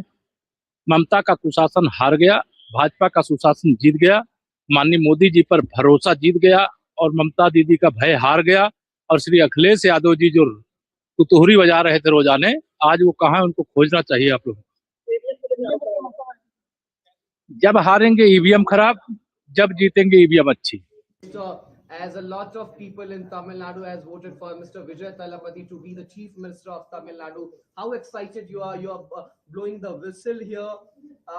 What I can ask from you, I'm totally confused because the people of Tamil Nadu has given up a ballistic majority to Mr. Vijay. How do you see this, ma'am? I'm so happy. She's not only his mother, she is the first fan of Vijay. First fan. You know, today he's so happy. From morning 3:30. Okay. हमारे न केवल Bharatiya Janata party के कार्यकर्ताओं के लिए बल्कि भारत देश की पूरी जनता जनार्दन के लिए नरेंद्र मोदी जी एक इंस्पिरेशन है, एक प्रेरणा है। जिस तरह का लीडरशिप उन्होंने देश को दिया है, जिस तरह का लीडरशिप उन्होंने पार्टी को दिया है, आज उसी का परिणाम है कि भारत को पूरी दुनिया एक बहुत बड़े संभावना के रूप में देख रही है और बहुत सारी ताकतें भारत को एक थ्रेट के रूप में देख रही हैं। तो नरेंद्र मोदी जी का नेतृत्व है जिसने भारत को एक नए आयाम पर पहुंचाया है, हमारी पार्टी को एक नए आयाम पर पहुंचाया है। आज उनका संबोधन सुनने को मिलेगा, हम सब के लिए फिर से एक प्रेरक विषय होगा। तो इसलिए लोग खुश हैं और उनका मानना है बीजेपी रहेगा, हमारा और भी विकास होगा और भी प्रगति होगा। सारा देश में आज बीजेपी का ही माहौल है और हम आदरणीय प्रधानमंत्री जी ने जिस हिसाब से नेतृत्व दी है, उनकी नेतृत्व पर देश की जनता का भरोसा है, विश्वास है और यही मानना है कि मोदी जी के नेतृत्व में ही भारत आत्मनिर्भर भारत बनेगा। স্যার যেটো আশা কৰা হৈছিল যি ধৰণৰ ফলাফল নিৰ্বাচনী প্ৰচাৰৰ সময়তো আপুনি কৈছিল তেনে ধৰণৰ ফলাফল আহিছে আৰম্ভণিৰ পৰা কৈ আছিলো we are close to 100 along with your allies शुरुआत से भी मैं आज भी बोलता हूं तो यही साबित हुई क्योंकि जनता की जो मूड बड़े पॉजिटिव बड़े सकारात्मक रहे शुरुआत से ही जनता का ही कहना था कि बीजेपी हमारे लिए सबसे बड़े विश्वास का ये है जगह है और बीजेपी के जरिए ही हमारे जीवन को हम आगे बढ़ाने के लिए हम प्रतिबद्ध है इसलिए जनता ने आज हमें इतने बड़े ऐतिहासिक उन्होंने मदद दी है বিৰোধী আৰম্ভণিৰ পৰা কৈছো কেৱল কাকতৰ পাতত সংবাদ মাধ্যমে বিৰোধীক ঘেৰ ৰাখিছিল প্ৰকৃতাৰ্থত তৃণমূল পৰ্যায়ত জনতাই কেতিয়াবাই বিৰোধীক ইতিমধ্যে নাকচ কৰিছে भाजपा की शानदार विजय हुई है। बंगाल की जनता ने आदरणीय प्रधानमंत्री नरेंद्र मोदी जी, अमित शाह जी गृह मंत्री जी, भारतीय जनता पार्टी के राष्ट्रीय नेतृत्व के ऊपर उन्होंने विश्वास और भरोसा जताया है। वहां की जनता ने शानदार जीत भारतीय जनता पार्टी को दी है और पहली बार वहां भाजपा की सरकार बनी है। पूरे बंगाल में कमल ही कमल खिला है। आसाम में तीसरी बार भारतीय जनता पार्टी की सरकार बन रही है। पुडुचेरी में भारतीय जनता पार्टी की सरकार के लिए स्पष्ट जनादेश है और इसी तरीके से तमिलनाडु और केरल में भी भारतीय जनता पार्टी और एनडीए आगे काफी अच्छी सफलता प्राप्त कर रहे हैं। मैं इस अवसर पर आदरणीय सभी वहां की जनता को जिन्होंने भारतीय जनता पार्टी के पक्ष में मतदान किया, लोकतंत्र और राष्ट्र को सशक्त बनाए जाने के लिए जो जनादेश दिया है, इसके लिए मैं उनको हार्दिक बधाई आभार प्रकट करता हूं और माननीय प्रधानमंत्री नरेंद्र मोदी जी, अमित शाह जी और भाजपा के राष्ट्रीय नेतृत्व को कुशल संगठन के माध्यम से जो उन्होंने सफलता प्राप्त की है, इसके लिए मैं उनको बहुत बधाई देता हूं। जिन कार्यकर्ताओं ने अथक परिश्रम किया, जिनके बल पर ये जीत आज हासिल हुई है, उनको भी बहुत बधाई देता हूँ। उनका काम ही यही हर बार आरोप लगाना, चुनाव के पहले भी लगाते हैं, बाद में भी लगाते हैं, तो उनके जनता उनके आरोपों को अब कोई ध्यान ही नहीं देती, उसको बिल्कुल स्पष्ट रूप से खारिज कर दिया है। और इससे बड़ा जनादेश क्या हो सकता है। अभी भी उनको अपने नीतियों पर पुनर्विचार करने की जरूरत है। पश्चिम बंगाल में स्वामी विवेकानंद जी का सनातन संस्कृति, सुभाष चंद्र बोस जी का भारत माता, रविन्द्रनाथ टैगोर जी का आशीर्वाद भारतीय जनता पार्टी को मिला है। हम कह सकते हैं कि भारत की सांस्कृतिक राजधानी में भगवा लहरा गया है। ये विकसित भारत के संकल्प को पूरा करने का एक बड़ा कदम है। मैं आदरणीय प्रधानमंत्री नरेंद्र मोदी जी का और आदरणीय राष्ट्रीय अध्यक्ष जी का, आदरणीय गृह मंत्री जी का बहुत बहुत अभिनंदन करता हूं। उत्तर प्रदेश वासियों की तरफ से नव निर्वाचित होने वाले सभी माननीय विधायकों का बहुत बहुत अभिनंदन करता हूं और पश्चिम बंगाल वासियों को बहुत बहुत बधाई है, बहुत बहुत अभिनंदन। देखिए, विपक्ष जब हारता है तो इस प्रकार के अनर्गल आरोप लगाता है। आप जानते हैं, भारतीय जनता पार्टी शुचिता पारदर्शिता की राजनीति में भरोसा करती है और जनता का आशीर्वाद प्रथम लक्ष्य है, जनता का कल्याण प्रथम लक्ष्य है। और भारत माता की जय हो, चहुं दिशा में भारत माता की जय जयकार हो, ये देश प्रथम राष्ट्र प्रथम के नारे को लेकर के भारतीय जनता पार्टी आगे चलती है और वही हमारा सिद्धांत है, वही उद्देश्य है। धन्यवाद। देखो, बंगाल असम सिर्फ नहीं है, पंडिचेरी भी है। पूरा देश भर में आज के जो रिजल्ट है भारतीय जनता पार्टी के पक्ष में है। असम देखिए, ये थर्ड टाइम गवर्नमेंट होने जा रहा है। असम के जो हेमंत बिश्व शर्मा जो काम किया है दिखता है। मोदी जी के आशीर्वाद और अमित भाई शाह के जो आशीर्वाद और उनका जो काम है, असम जब हम जाते हैं, आज देश भर के जो मेट्रोपॉलिटन सिटी है उस नजर के दिखता है। आज फैक्ट्री बोलिए और हमारा स्पोर्ट्स इंफ्रास्ट्रक्चर बोलिए और अदर जो कनेक्टिविटी है, असम को दिखता है जो एक डेवलपमेंट सिटी बनते जा रहा है। और ये सिर्फ असम नहीं, बराक वैली एंटर हम देखेंगे तो डेवलपमेंट, और उस डेवलपमेंट के आधार पर ये वोट हुआ है, वो हम अब देख रहे हैं। वेस्ट बंगाल ऐसे एक प्रदेश जहाँ एक टाइम पूरा भारत को लीड करते थे। 35 साल कम्युनिस्ट का रहा है, बाद में 15 साल लोगों ने उम्मीद किया है जो ममता बनर्जी कुछ करेंगे।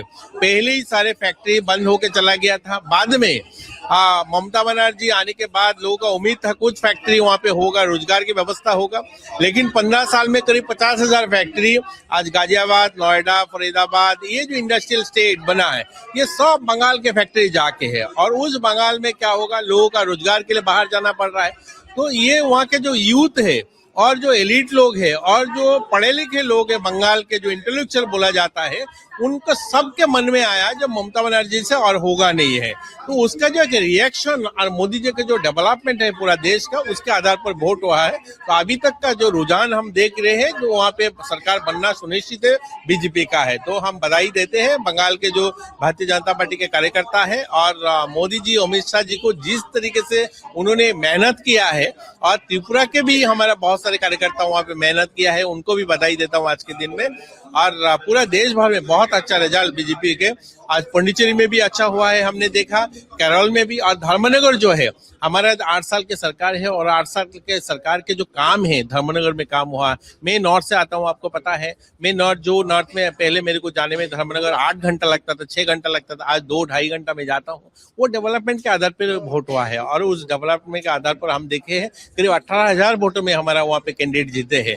तो धन्यवाद है भारतीय जनता पार्टी सारे कार्यकर्ता को इतना अच्छा रिजल्ट के लिए है। और आप लोगों भी, सब लोग मेहनत किया है, सब लोगों ने इतना दिखाया, आप लोग आज भी रिजल्ट दिखा रहे हो, आप लोगों को भी धन्यवाद है आज की इस खुशी में।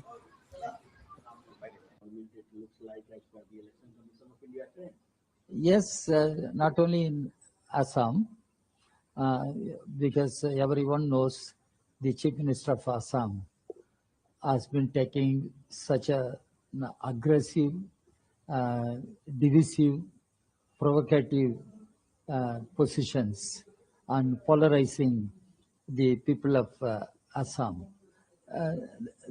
That led to really religious polarization. It has benefited the Assam BJP. In coming to Bengal, and for the first time, BJP is likely to form the government. It must be not only a warning, it must be a real lesson for all secular democratic parties. Particularly, I speak for left. Left performance is worrying.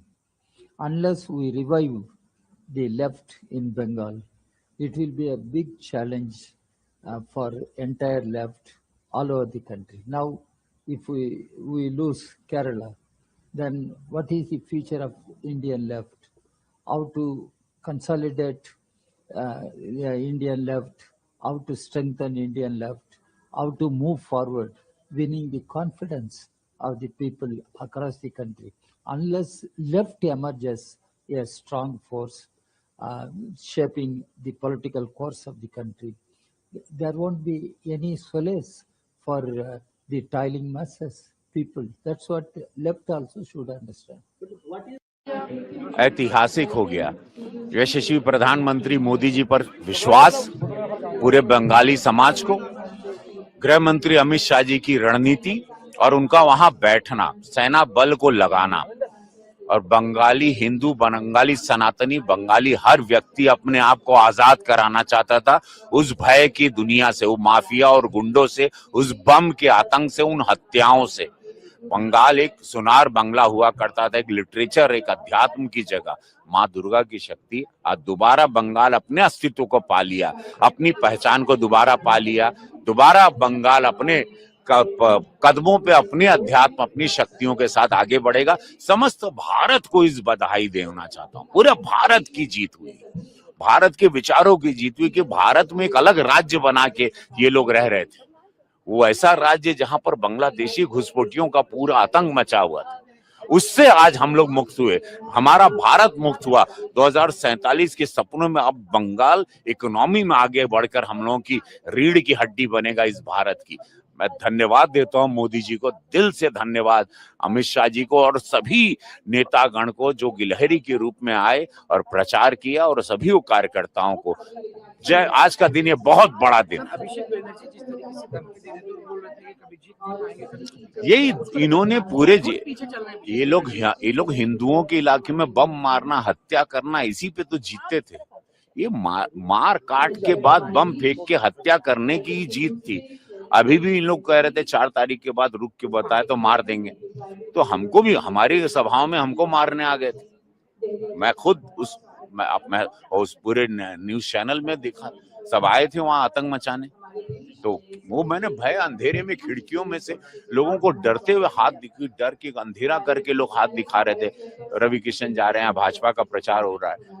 लेकिन जो गुस्सा था वो currently जो निकला है वो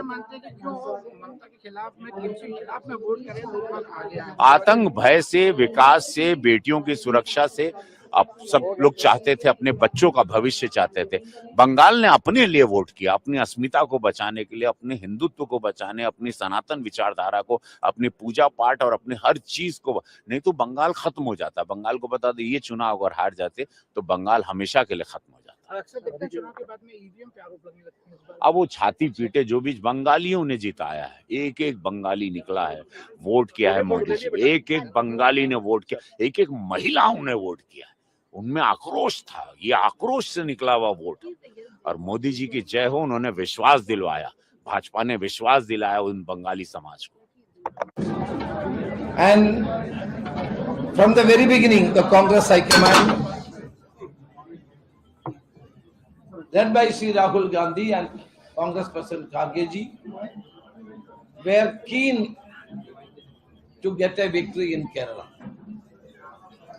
Rahul Gandhi's effort and Kharge ji's effort and Priyanka Gandhi's programs helped us to get a good victory in this election. And we are thankful to the Congress High Command for giving us freedom and liberty for the proper organizing this program, various programs for this election. The 5 guarantees announced by Sri Rahul Gandhi, the 5 guarantees announced by Sri Rahul Gandhi in Trivandrum helped us to get this victory. And this is a joint effort. This victory is a joint effort of all congressmen and leaders as well as the UDF partners. So we are all thankful to everybody. As the chairman of the campaign committee, I would like to express thanks to all the Congress workers, leaders and the UDF partners and their leaders. And the joint effort of all the leaders has given this victory. And we will continue to do better administration for the state of Kerala, and the people's dreams and their thinking will be translated into reality by our government.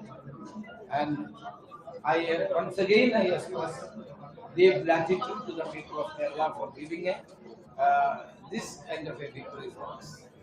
Is there any kind of vote consolidation in favor of the UDF or any community in this election? The positive agenda proposed by the Congress-led UDF as well as the anti-incumbency of this government both helped us to get this kind of a majority. Sir, in 5 decades, this is the first time that left government is not in India. What you have to say This is the last government of the Communist Party in India was Pinarayi Vijayan's government. It is now lost this election, and I think that they will learn lessons from this defeat. Their authoritarian attitude and their dictatorial policies had led to this kind of a rout in the Kerala, in the state of Kerala. So can we expect that you will take the oath of the chief ministerial position very soon? No, that our High Command will decide who will be the chief minister and what are our course of action. The party High Command will decide. Is there any issue over the chief minister's post inside the party? Any kind? See, Congress is a democratic party. We have a democratic tradition. Congress High Command is Sri Rahul Gandhi, Congress President, and Srimati Sonia Gandhi has got enough experience and capacity to decide all these things. Whatever they decide, we will agree. Sir, when will be the MLA's meeting, sir? MLA's meeting? That will be informed you by the Congress High Command and the General Secretary in charge. मैं बचपन से भारतीय जनसंघ से जुड़ा था। भारतीय जनसंघ जिसकी स्थापना डॉक्टर श्यामा प्रसाद मुखर्जी जी ने की थी। हमेशा मन में एक ही सवाल उठता था कि आखिर बंगाल में कब जीतेंगे। एक कार्यकर्ता के नाते अंदर से इतना संतोष है कि शब्दों में वर्णन नहीं किया जा सकता। वर्षों की साध मोदी जी के नेतृत्व में पूरी हो गई। लाखों कार्यकर्ताओं की तपस्या सफल हुई है। आज उनका बलिदान सार्थक हुआ है। ये विजय केवल बंगाल की विजय नहीं है, ये भारत की विजय है, हमारे देश की विजय है। बंगाल में जो कुछ हो रहा था, वोट बैंक की राजनीति के कारण डेमोग्राफी बदल रही थी। अवैध घुसपैठ ने बंगाल को तबाह करके रख दिया था। गुंडे खुल के खेल रहे थे, अराजकता का राज था और इन सब की सरगना वहां की सरकार थी, टीएमसी की। जनता ने बंगाल के लिए, देश के लिए मोदी जी पर अगाध विश्वास किया है। ऐसी श्रद्धा कि उनके मन में विश्वास है कि मोदी जी ही विकसित बनाएंगे बंगाल को और मोदी जी ही सुरक्षित करेंगे बंगाल को। मोदी जी भारत के लिए भगवान का वरदान है और इसलिए इन चुनाव में जनता का यह भाव प्रकट हुआ है और एक कार्यकर्ता के नाते आज बंग विजय से मैं भी बहुत भावुक हूं और अब पूरा विश्वास है कि मोदी जी के नेतृत्व में, उनके मार्गदर्शन में भारतीय जनता पार्टी की सरकार अब विकास की, सुरक्षा की, क्योंकि हमें सुरक्षा भी जरूरी है देश के लिए, एक नया अध्याय लिखेगी। मन संतुष्ट है और संतोष से भरा हुआ है। मोदी जी का अभिनंदन।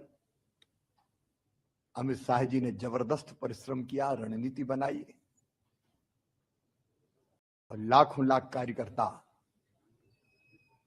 पार्टी के अध्यक्ष नितिन जी सहित अभियान में जुटे रहे। सब कार्यकर्ताओं को प्रणाम और जनता का आभार।